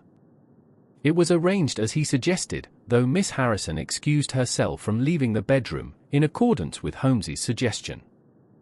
What the object of my friend's manoeuvres was I could not conceive, unless it were to keep the lady away from Phelps, who, rejoiced by his returning health and by the prospect of action, lunched with us in the dining-room. Holmes had a still more startling surprise for us, however, for, after accompanying us down to the station and seeing us into our carriage, he calmly announced that he had no intention of leaving Woking. "There are one or two small points which I should desire to clear up before I go," said he. "Your absence, Mr. Phelps, will in some ways rather assist me. Watson, when you reach London you would oblige me by driving at once to Baker Street with our friend here, and remaining with him until I see you again. It is fortunate that you are old schoolfellows, as you must have much to talk over. Mr. Phelps can have the spare bedroom tonight, and I will be with you in time for breakfast, for there is a train which will take me into Waterloo at 8. "But how about our investigation in London?" asked Phelps, ruefully. "We can do that tomorrow. I think that just at present I can be of more immediate use here." "You might tell them at Briarbury that I hope to be back tomorrow night," cried Phelps, as we began to move from the platform. "I hardly expect to go back to Briarbury," answered Holmes, and waved his hand to us cheerily as we shot out from the station. Phelps and I talked it over on our journey, but neither of us could devise a satisfactory reason for this new development. "I suppose he wants to find out some clue as to the burglary last night, if a burglar it was. For myself, I don't believe it was an ordinary thief." "What is your own idea, then?" "Upon my word, you may put it down to my weak nerves or not, but I believe there is some deep political intrigue going on around me, and that for some reason that passes my understanding my life is aimed at by the conspirators. It sounds high-flown and absurd, but consider the facts. Why should a thief try to break in at a bedroom window, where there could be no hope of any plunder, and why should he come with a long knife in his hand? You are sure it was not a housebreaker's jimmy?" "Oh, no, it was a knife. I saw the flash of the blade quite distinctly." But why on earth should you be pursued with such animosity? Ah, that is the question. Well, if Holmes takes the same view, that would account for his action, would it not? Presuming that your theory is correct, if he can lay his hands upon the man who threatened you last night, he will have gone a long way towards finding who took the naval treaty. It is absurd to suppose that you have two enemies, one of whom robs you, while the other threatens your life. But Holmes said that he was not going to Briarbury. I have known him for some time, said I, but I never knew him do anything yet without a very good reason, and with that our conversation drifted off onto other topics. But it was a weary day for me. Phelps was still weak after his long illness, and his misfortune made him querulous and nervous. In vain I endeavored to interest him in Afghanistan, in India, in social questions, in anything which might take his mind out of the groove. He would always come back to his lost treaty, wondering, guessing, speculating, as to what Holmes was doing, what steps Lord Holdhurst was taking, what news we should have in the morning. As the evening wore on, his excitement became quite painful. "You have implicit faith in Holmes?" he asked. "I have seen him do some remarkable things. But he never brought light into anything quite so dark as this." "Oh, yes, I have known him solve questions which presented fewer clues than yours. But not where such large interests are at stake." "I don't know that. To my certain knowledge he has acted on behalf of 3 of the reigning houses of Europe in very vital matters." "But you know him well, Watson." "He is such an inscrutable fellow that I never quite know what to make of him." "Do you think he is hopeful? Do you think he expects to make a success of it?" "He has said nothing." "That is a bad sign." "On the contrary, I have noticed that when he is off the trail he generally says so. It is when he is on a scent and is not quite absolutely sure yet that it is the right one that he is most taciturn. Now, my dear fellow, we can't help matters by making ourselves nervous about them, so let me implore you to go to bed and so be fresh for whatever may await us tomorrow." I was able at last to persuade my companion to take my advice, though I knew from his excited manner that there was not much hope of sleep for him. Indeed, his mood was infectious, for I lay tossing half the night myself, brooding over this strange problem, and inventing 100 theories, each of which was more impossible than the last. Why had Holmes remained at Woking? Why had he asked Miss Harrison to remain in the sick room all day? Why had he been so careful not to inform the people at Briarbury that he intended to remain near them? I cudgelled my brains until I fell asleep in the endeavour to find some explanation which would cover all these facts. It was 7 o'clock when I awoke, and I set off at once for Phelps's room, to find him haggard and spent after a sleepless night. His first question was whether Holmes had arrived yet. "He'll be here when he promised," said I, "and not an instant sooner or later." And my words were true, for shortly after 8 a hansom dashed up to the door and our friend got out of it. Standing in the window we saw that his left hand was swathed in a bandage and that his face was very grim and pale. He entered the house, but it was some little time before he came upstairs. "He looks like a beaten man," cried Phelps. I was forced to confess that he was right. "After all," said I, "the clue of the matter lies probably here in town." Phelps gave a groan. "I don't know how it is," said he, "but I had hoped for so much from his return. But surely his hand was not tied up like that yesterday. What can be the matter? You are not wounded, Holmes?" I asked, as my friend entered the room. "Tut, it is only a scratch through my own clumsiness," he answered, nodding his good mornings to us. "This case of yours, Mr. Phelps, is certainly one of the darkest which I have ever investigated. I feared that you would find it beyond you. It has been a most remarkable experience." "That bandage tells of adventures," said I. "Won't you tell us what has happened?" "After breakfast, my dear Watson. Remember that I have breathed 30 miles of Surrey air this morning. I suppose that there has been no answer from my cabman advertisement. Well, we cannot expect to score every time. The table was all laid, and just as I was about to ring, Mrs. Hudson entered with the tea and coffee. A few minutes later she brought in 3 covers, and we all drew up to the table, Holmes ravenous, I curious, and Phelps in the gloomiest state of depression. "Mrs. Hudson has risen to the occasion," said Holmes, uncovering a dish of curried chicken. "Her cuisine is a little limited, but she has as good an idea of breakfast as a Scotchwoman." "What have you here, Watson?" "Ham and eggs," I answered. "Good. What are you going to take, Mr. Phelps, curried fowl or eggs, or will you help yourself?" "Thank you." "I can eat nothing," said Phelps. "Oh, come. Try the dish before you." "Thank you, I would really rather not." "Well, then," said Holmes, with a mischievous twinkle, "I suppose that you have no objection to helping me." Phelps raised the cover, and as he did so he uttered a scream, and sat there staring with a face as white as the plate upon which he looked. Across the center of it was lying a little cylinder of blue-gray paper. He caught it up, devoured it with his eyes, and then danced madly about the room, pressing it to his bosom and shrieking out in his delight. Then he fell back into an armchair so limp and exhausted with his own emotions that we had to pour brandy down his throat to keep him from fainting. "There! There," said Holmes, soothing, patting him upon the shoulder. "It was too bad to spring it on you like this, but Watson here will tell you that I never can resist a touch of the dramatic." Phelps seized his hand and kissed it. "God bless you," he cried. "You have saved my honor." "Well, my own was at stake, you know," said Holmes. "I assure you it is just as hateful to me to fail in a case as it can be to you to blunder over a commission." Phelps thrust away the precious document into the innermost pocket of his coat. "I have not the heart to interrupt your breakfast any further, and yet I am dying to know how you got it and where it was." Sherlock Holmes swallowed a cup of coffee and turned his attention to the ham and eggs. Then he rose, lit his pipe, and settled himself down into his chair. "I'll tell you what I did first, and how I came to do it afterwards," said he.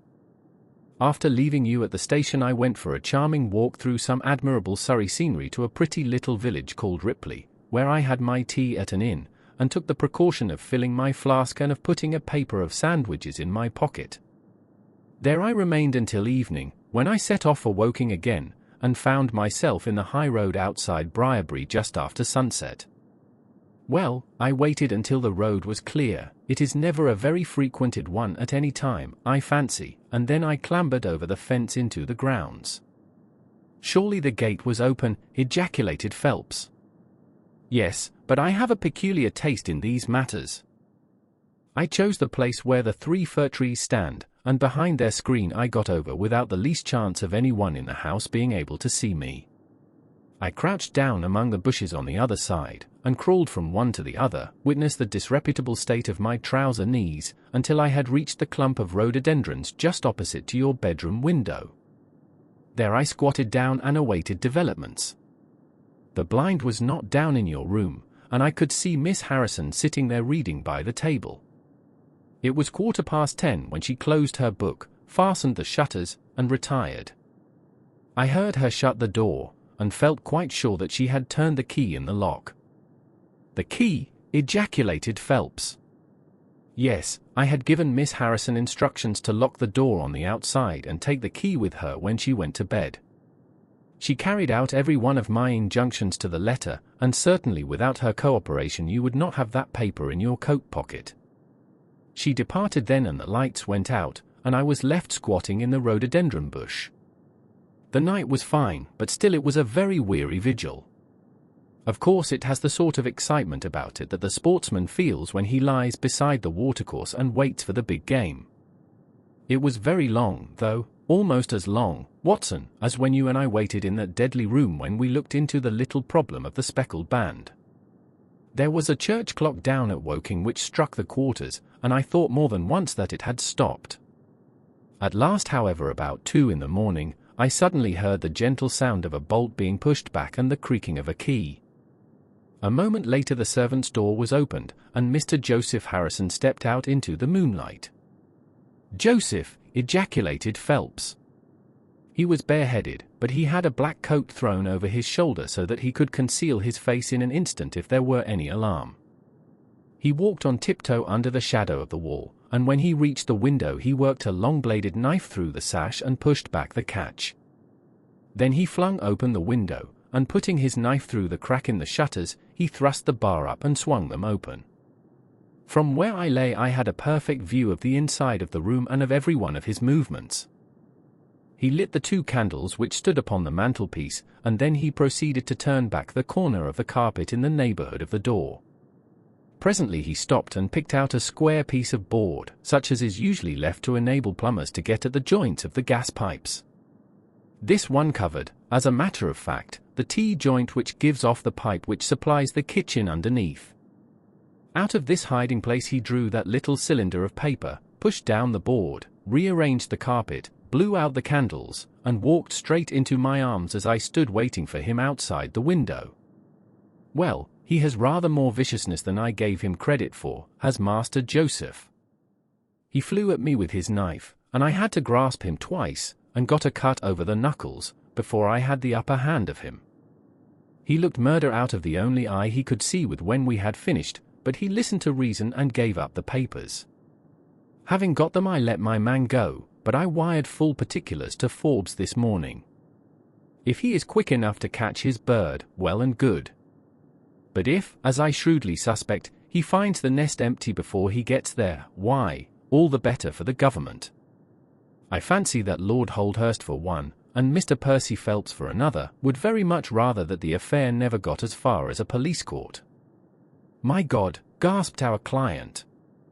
Do you tell me that during these long 10 weeks of agony the stolen papers were within the very room with me all the time?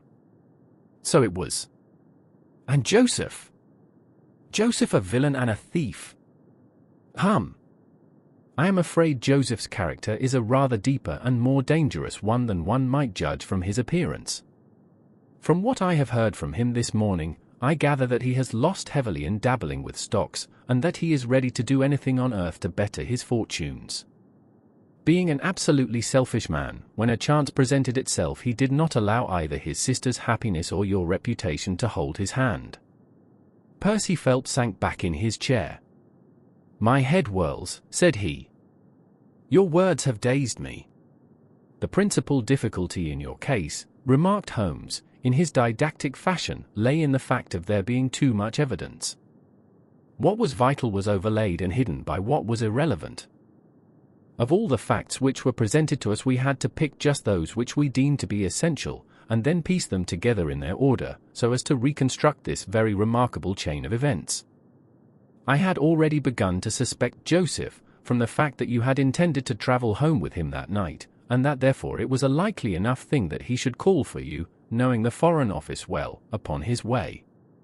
When I heard that some one had been so anxious to get into the bedroom, in which no one but Joseph could have concealed anything, you told us in your narrative how you had turned Joseph out when you arrived with the doctor, my suspicions all changed to certainties, especially as the attempt was made on the first night upon which the nurse was absent, showing that the intruder was well acquainted with the ways of the house.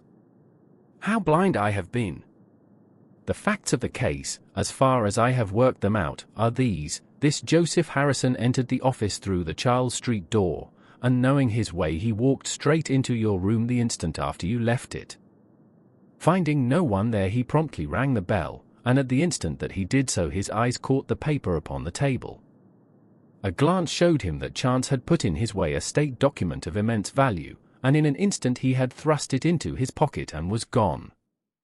A few minutes elapsed, as you remember, before the sleepy commissionaire drew your attention to the bell, and those were just enough to give the thief time to make his escape.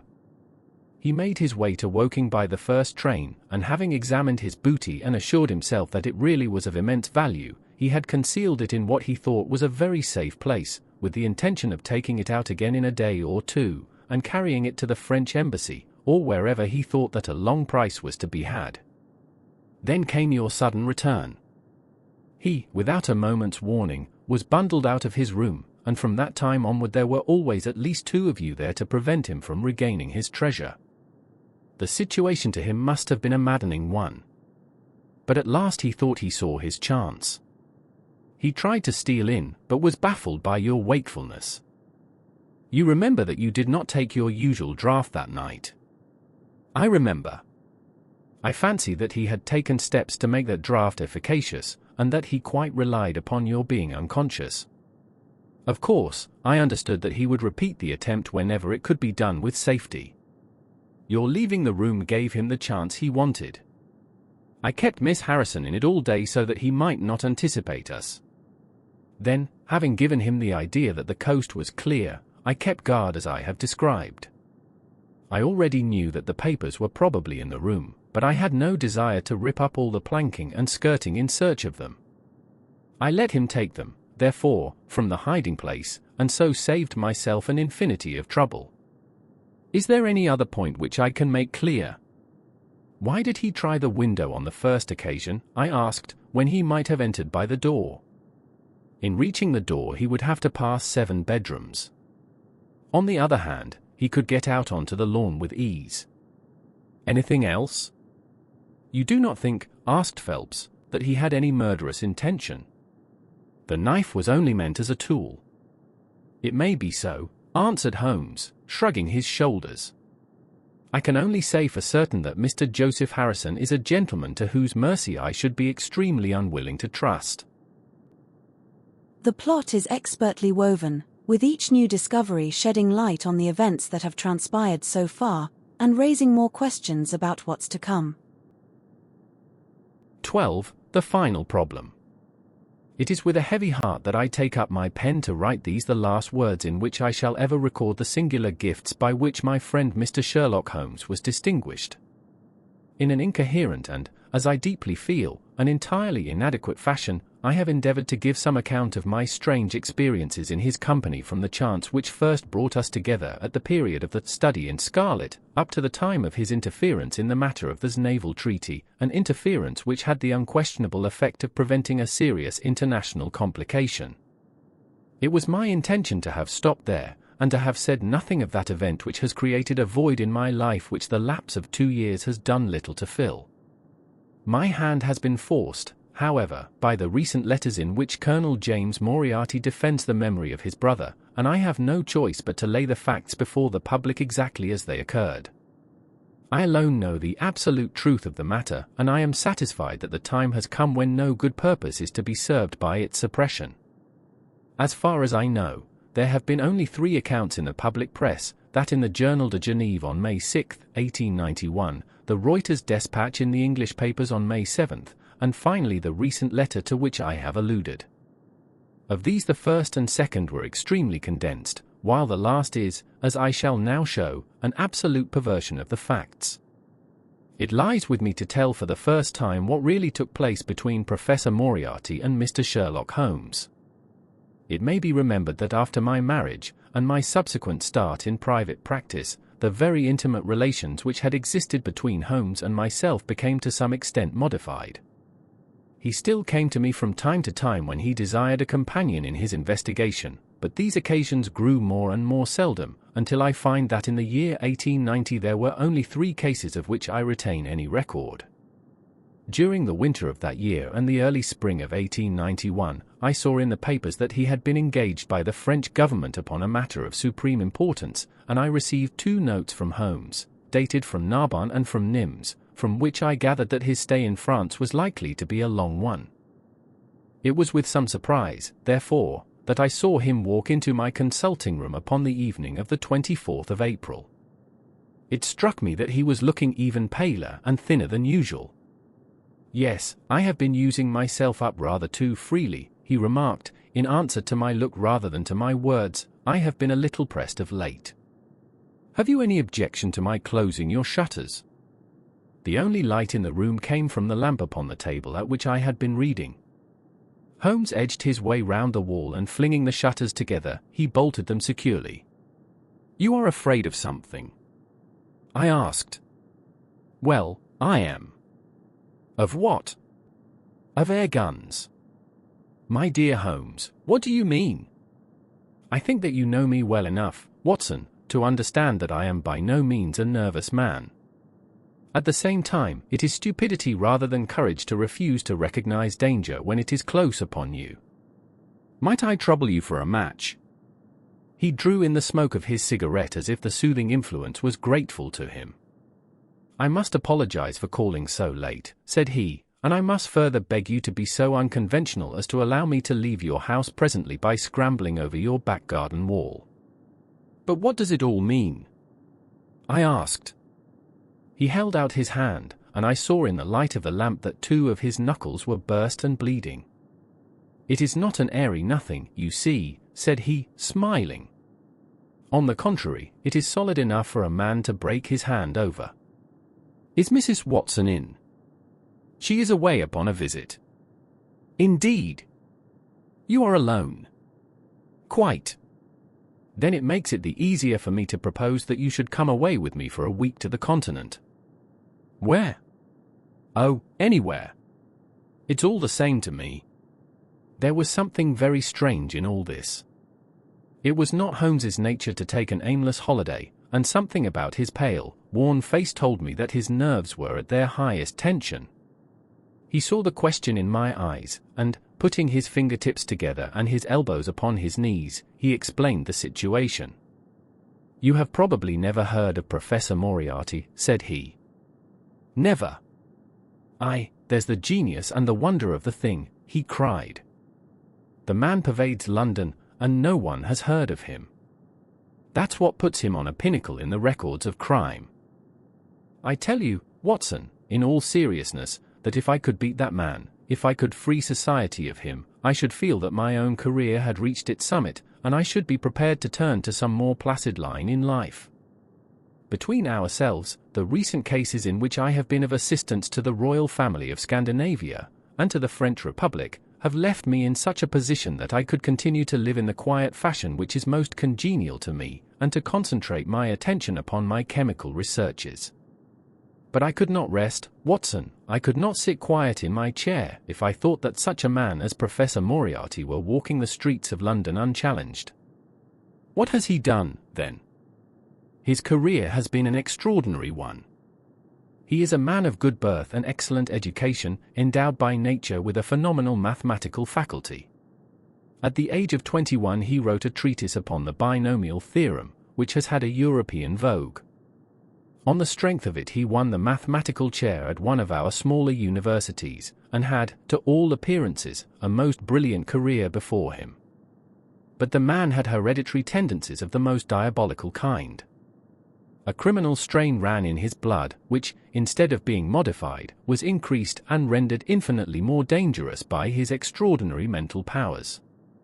Dark rumors gathered round him in the university town, and eventually he was compelled to resign his chair and to come down to London, where he set up as an army coach. So much is known to the world, but what I am telling you now is what I have myself discovered. As you are aware, Watson, there is no one who knows the higher criminal world of London so well as I do. For years past I have continually been conscious of some power behind the malefactor, some deep organizing power which forever stands in the way of the law, and throws its shield over the wrongdoer. Again and again in cases of the most varying sorts, forgery cases, robberies, murders, I have felt the presence of this force, and I have deduced its action in many of those undiscovered crimes in which I have not been personally consulted. For years I have endeavored to break through the veil which shrouded it, and at last the time came when I seized my thread and followed it, until it led me, after 1,000 cunning windings, to ex-Professor Moriarty of mathematical celebrity. He is the Napoleon of crime, Watson. He is the organizer of half that is evil and of nearly all that is undetected in this great city. He is a genius, a philosopher, an abstract thinker. He has a brain of the first order. He sits motionless, like a spider in the center of its web, but that web has 1,000 radiations, and he knows well every quiver of each of them. He does little himself. He only plans. But his agents are numerous and splendidly organized. Is there a crime to be done, a paper to be abstracted, we will say, a house to be rifled, a man to be removed, the word is passed to the professor, the matter is organized and carried out. The agent may be caught. In that case money is found for his bail or his defense. But the central power which uses the agent is never caught, never so much as suspected. This was the organization which I deduced, Watson, and which I devoted my whole energy to exposing and breaking up. But the professor was fenced round with safeguards so cunningly devised that, do what I would, it seemed impossible to get evidence which would convict in a court of law. You know my powers, my dear Watson, and yet at the end of 3 months I was forced to confess that I had at last met an antagonist who was my intellectual equal. My horror at his crimes was lost in my admiration at his skill. But at last he made a trip, only a little trip, but it was more than he could afford when I was so close upon him. I had my chance, and, starting from that point, I have woven my net round him until now it is all ready to close. In 3 days, that is to say, on Monday next, matters will be ripe, and the professor, with all the principal members of his gang, will be in the hands of the police. Then will come the greatest criminal trial of the century, the clearing up of over 40 mysteries, and the rope for all of them, but if we move at all prematurely, you understand, they may slip out of our hands even at the last moment. Now, if I could have done this without the knowledge of Professor Moriarty, all would have been well. But he was too wily for that. He saw every step which I took to draw my toils round him. Again and again he strove to break away, but I as often headed him off. I tell you, my friend, that if a detailed account of that silent contest could be written, it would take its place as the most brilliant bit of thrust and parry work in the history of detection. Never have I risen to such a height, and never have I been so hard pressed by an opponent. He cut deep, and yet I just undercut him. This morning the last steps were taken, and 3 days only were wanted to complete the business. I was sitting in my room thinking the matter over, when the door opened and Professor Moriarty stood before me. My nerves are fairly proof, Watson, but I must confess to a start when I saw the very man who had been so much in my thoughts standing there on my threshold. His appearance was quite familiar to me. He is extremely tall and thin, his forehead domes out in a white curve, and his 2 eyes are deeply sunken in his head. He is clean-shaven, pale, and ascetic-looking, retaining something of the professor in his features. His shoulders are rounded from much study, and his face protrudes forward, and is forever slowly oscillating from side to side in a curiously reptilian fashion. He peered at me with great curiosity in his puckered eyes. "You have less frontal development than I should have expected," said he, at last. "It is a dangerous habit to finger loaded firearms in the pocket of one's dressing gown." The fact is that upon his entrance I had instantly recognized the extreme personal danger in which I lay. The only conceivable escape for him lay in silencing my tongue. In an instant I had slipped the revolver from the drawer into my pocket, and was covering him through the cloth. At his remark I drew the weapon out and laid it cocked upon the table. He still smiled and blinked, but there was something about his eyes which made me feel very glad that I had it there. "You evidently don't know me," said he. "On the contrary," I answered, "I think it is fairly evident that I do. Pray take a chair. I can spare you 5 minutes if you have anything to say." "All that I have to say has already crossed your mind," said he. "Then possibly my answer has crossed yours," I replied. "You stand fast." "Absolutely." He clapped his hand into his pocket, and I raised the pistol from the table. But he merely drew out a memorandum book in which he had scribbled some dates. "You crossed my path on the 4th of January, said he.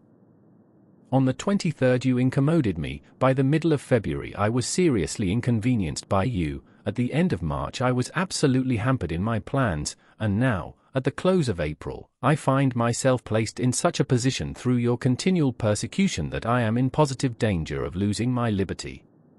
The situation is becoming an impossible one. Have you any suggestion to make?" I asked. "You must drop it, Mr. Holmes," said he, swaying his face about. "You really must, you know." "After Monday," said I. "Tut, tut," said he. "I am quite sure that a man of your intelligence will see that there can be but one outcome to this affair. It is necessary that you should withdraw. You have worked things in such a fashion that we have only one resource left. It has been an intellectual treat to me to see the way in which you have grappled with this affair, and I say, unaffectedly, that it would be a grief to me to be forced to take any extreme measure. You smile, sir, but I assure you that it really would. Danger is part of my trade, I remarked. That is not danger, said he. It is inevitable destruction. You stand in the way not merely of an individual, but of a mighty organization, the full extent of which you, with all your cleverness, have been unable to realize. You must stand clear, Mr. Holmes, or be trodden underfoot. I am afraid, said I, rising, that in the pleasure of this conversation I am neglecting business of importance which awaits me elsewhere. He rose also and looked at me in silence, shaking his head sadly. Well, well, said he, at last. It seems a pity, but I have done what I could. I know every move of your game. You can do nothing before Monday. It has been a duel between you and me, Mr. Holmes. You hope to place me in the dock. I tell you that I will never stand in the dock. You hope to beat me. I tell you that you will never beat me. If you are clever enough to bring destruction upon me, rest assured that I shall do as much to you. You have paid me several compliments, Mr. Moriarty, said I. Let me pay you one in return when I say that if I were assured of the former eventuality I would, in the interests of the public, cheerfully accept the latter. I can promise you the one, but not the other, he snarled, and so turned his rounded back upon me, and went peering and blinking out of the room. That was my singular interview with Professor Moriarty.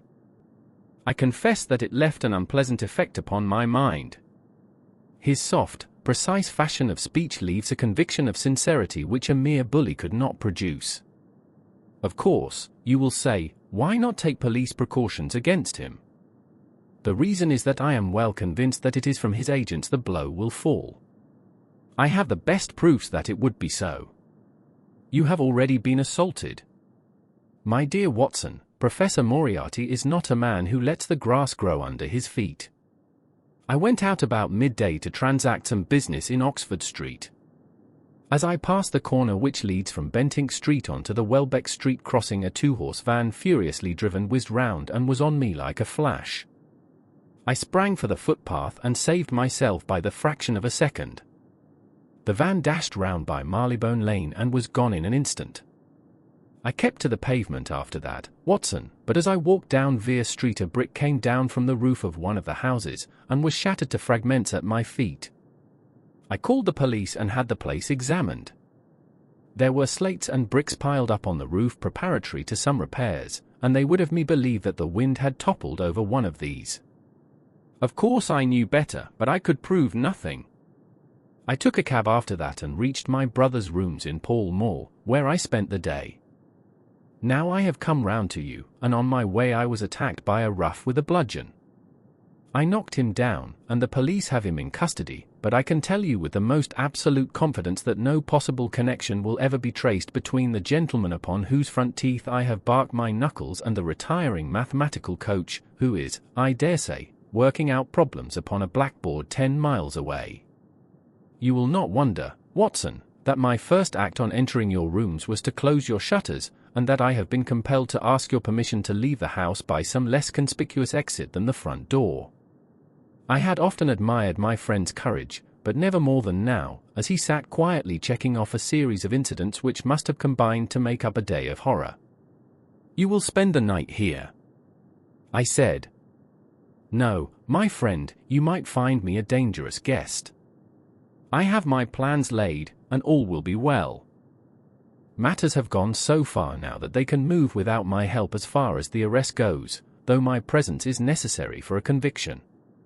It is obvious, therefore, that I cannot do better than get away for the few days which remain before the police are at liberty to act.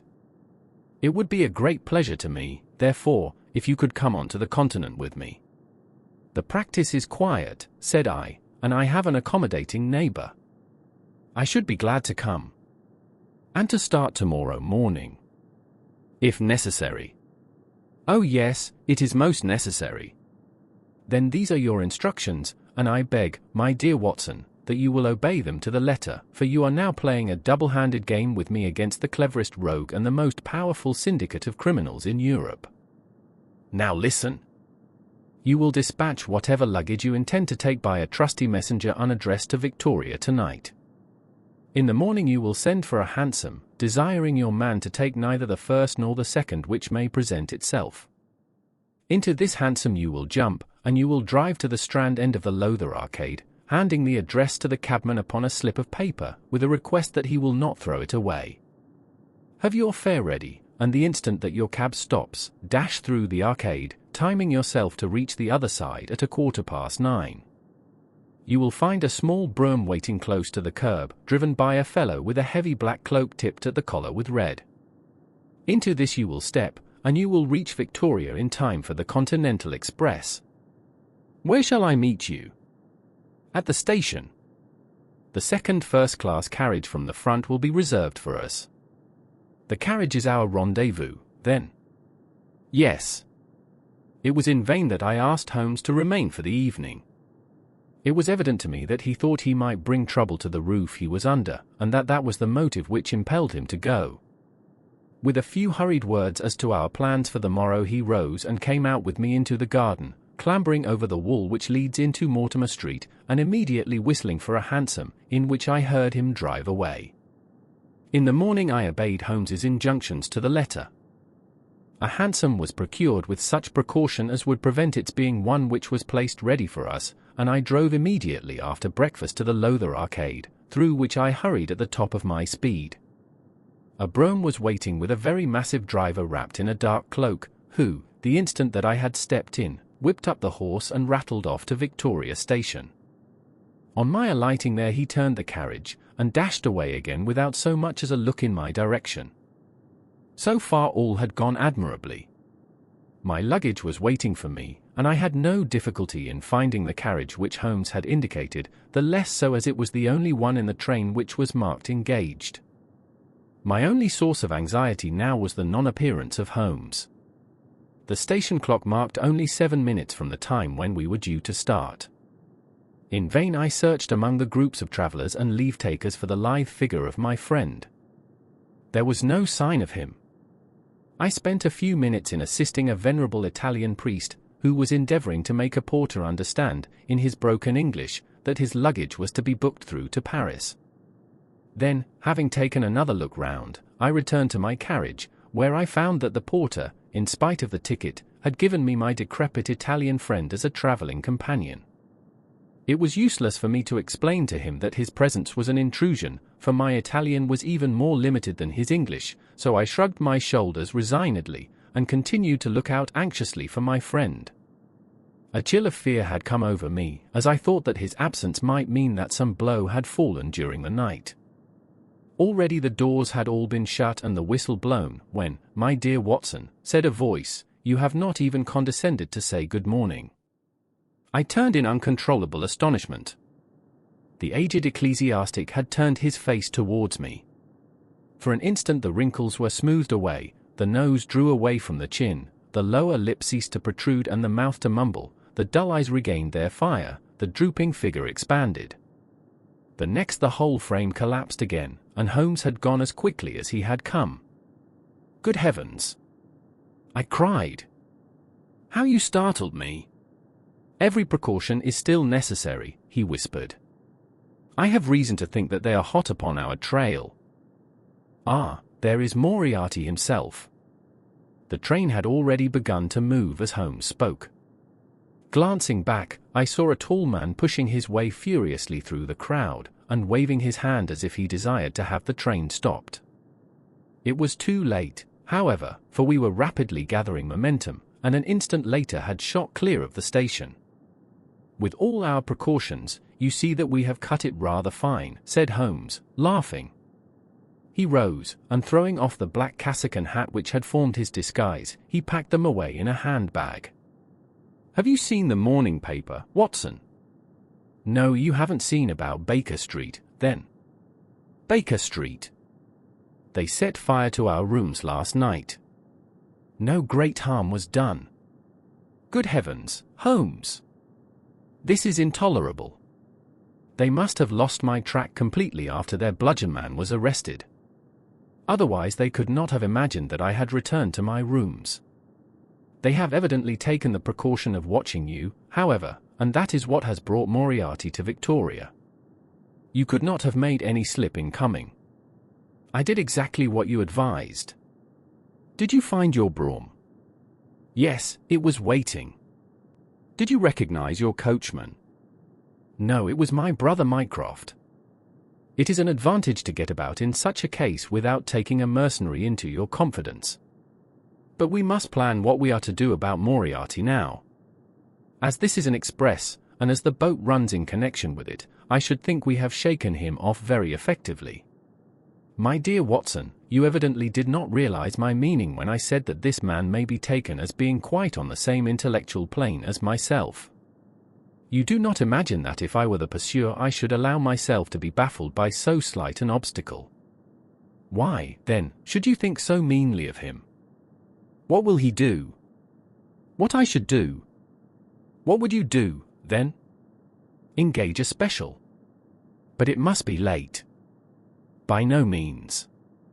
This train stops at Canterbury, and there is always at least a quarter of an hour's delay at the boat. He will catch us there. One would think that we were the criminals. Let us have him arrested on his arrival.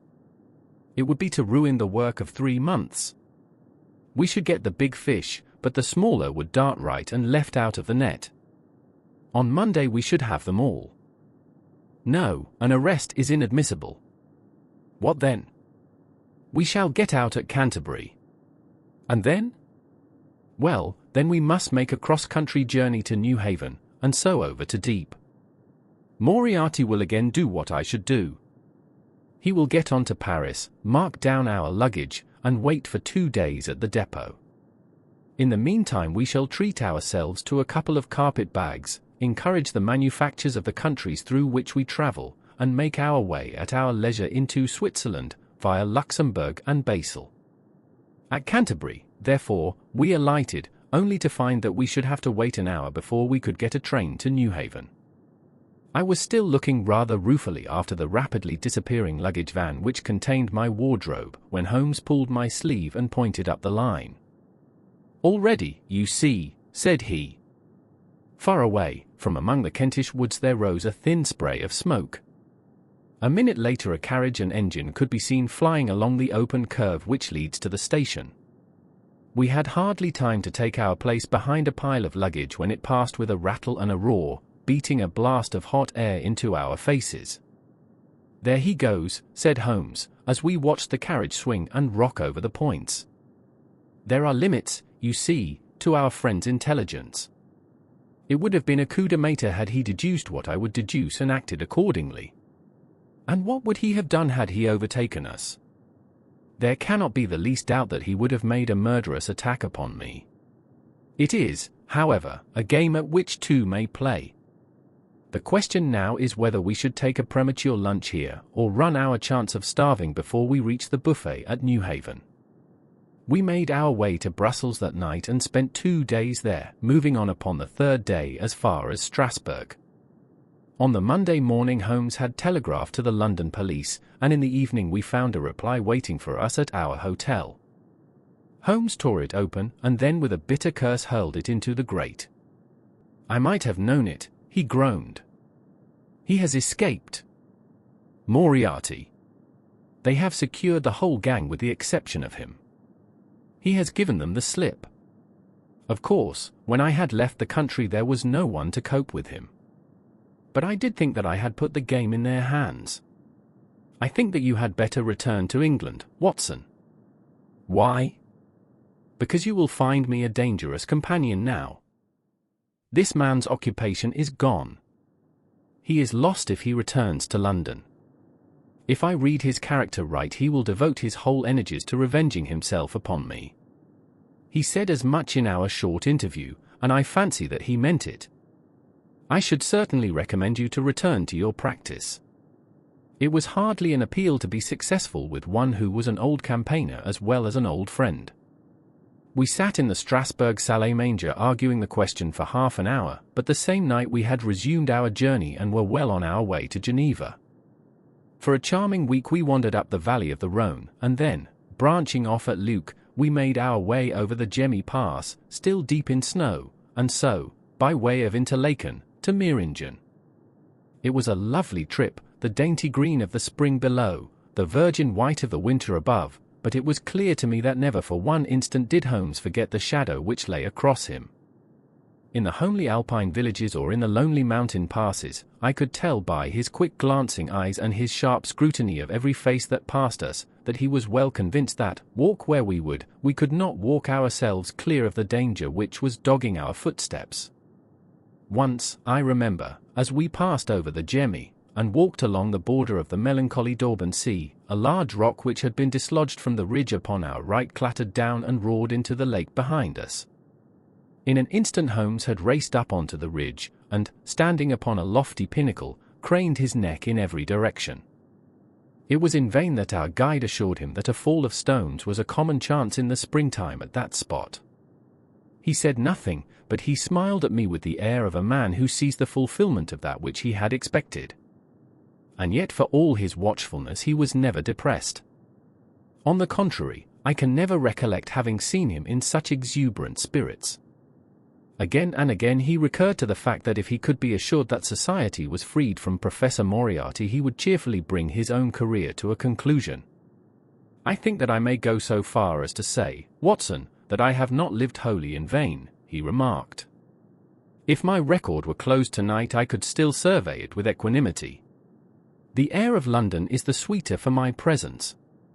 In over 1,000 cases I am not aware that I have ever used my powers upon the wrong side.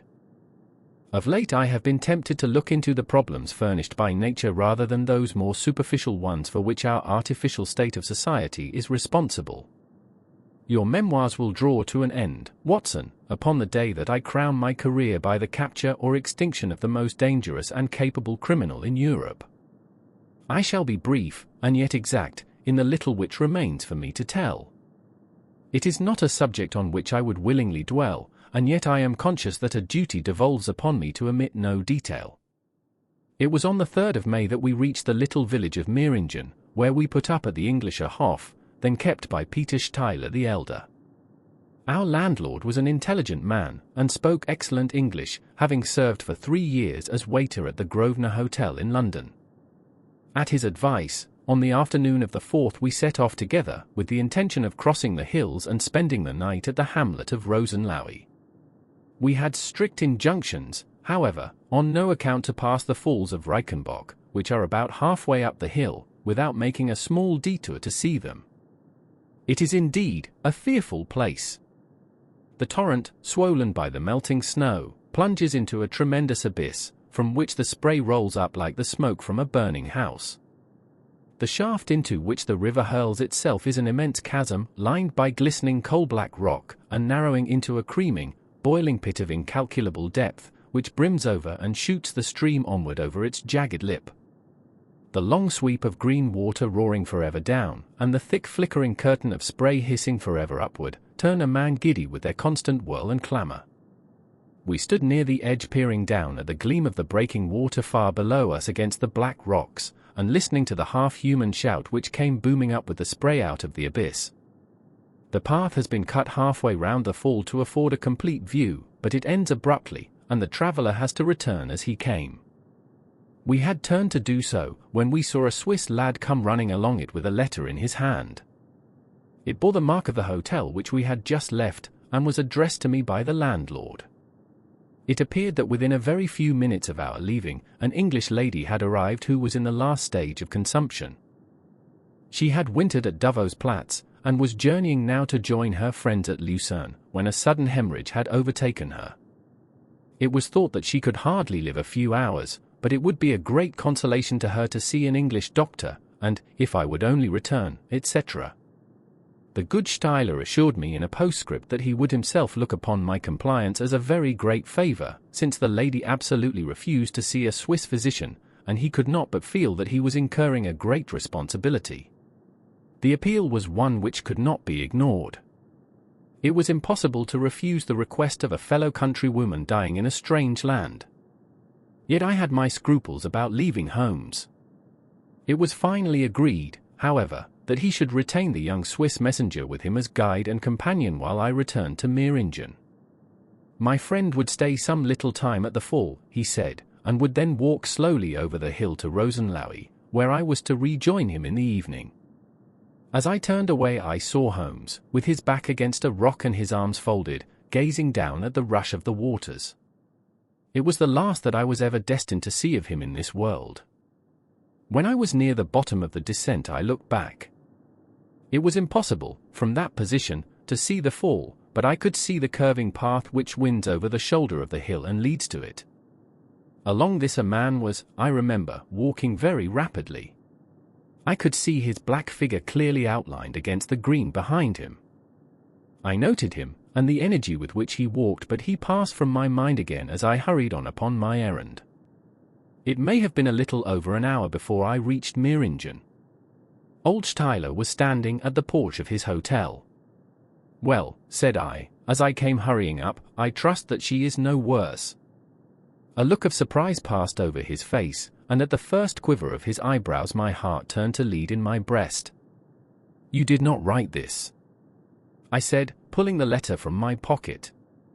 "There is no sick Englishwoman in the hotel."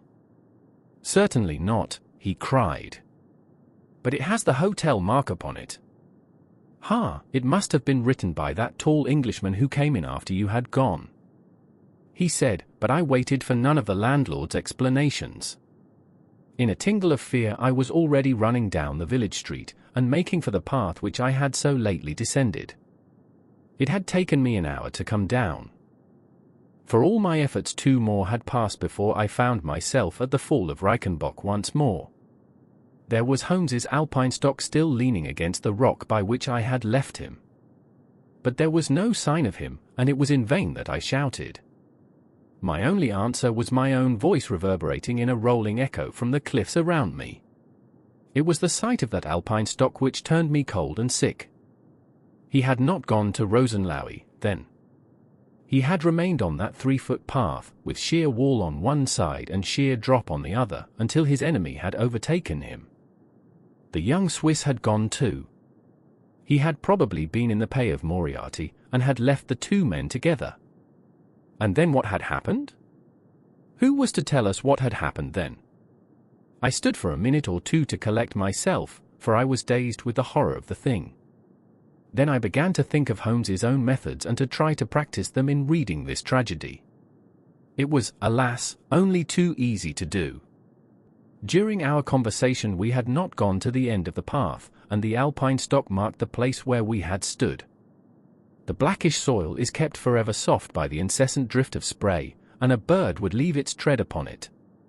2 lines of footmarks were clearly marked along the farther end of the path, both leading away from me. There were none returning. A few yards from the end the soil was all ploughed up into a patch of mud, and the branches and ferns which fringed the chasm were torn and bedraggled. I lay upon my face and peered over with the spray spouting up all around me. It had darkened since I left, and now I could only see here and there the glistening of moisture upon the black walls, and far away down at the end of the shaft the gleam of the broken water. I shouted, but only the same half-human cry of the fall was borne back to my ears. But it was destined that I should after all have a last word of greeting from my friend and comrade. I have said that his alpine stock had been left leaning against a rock which jutted onto the path.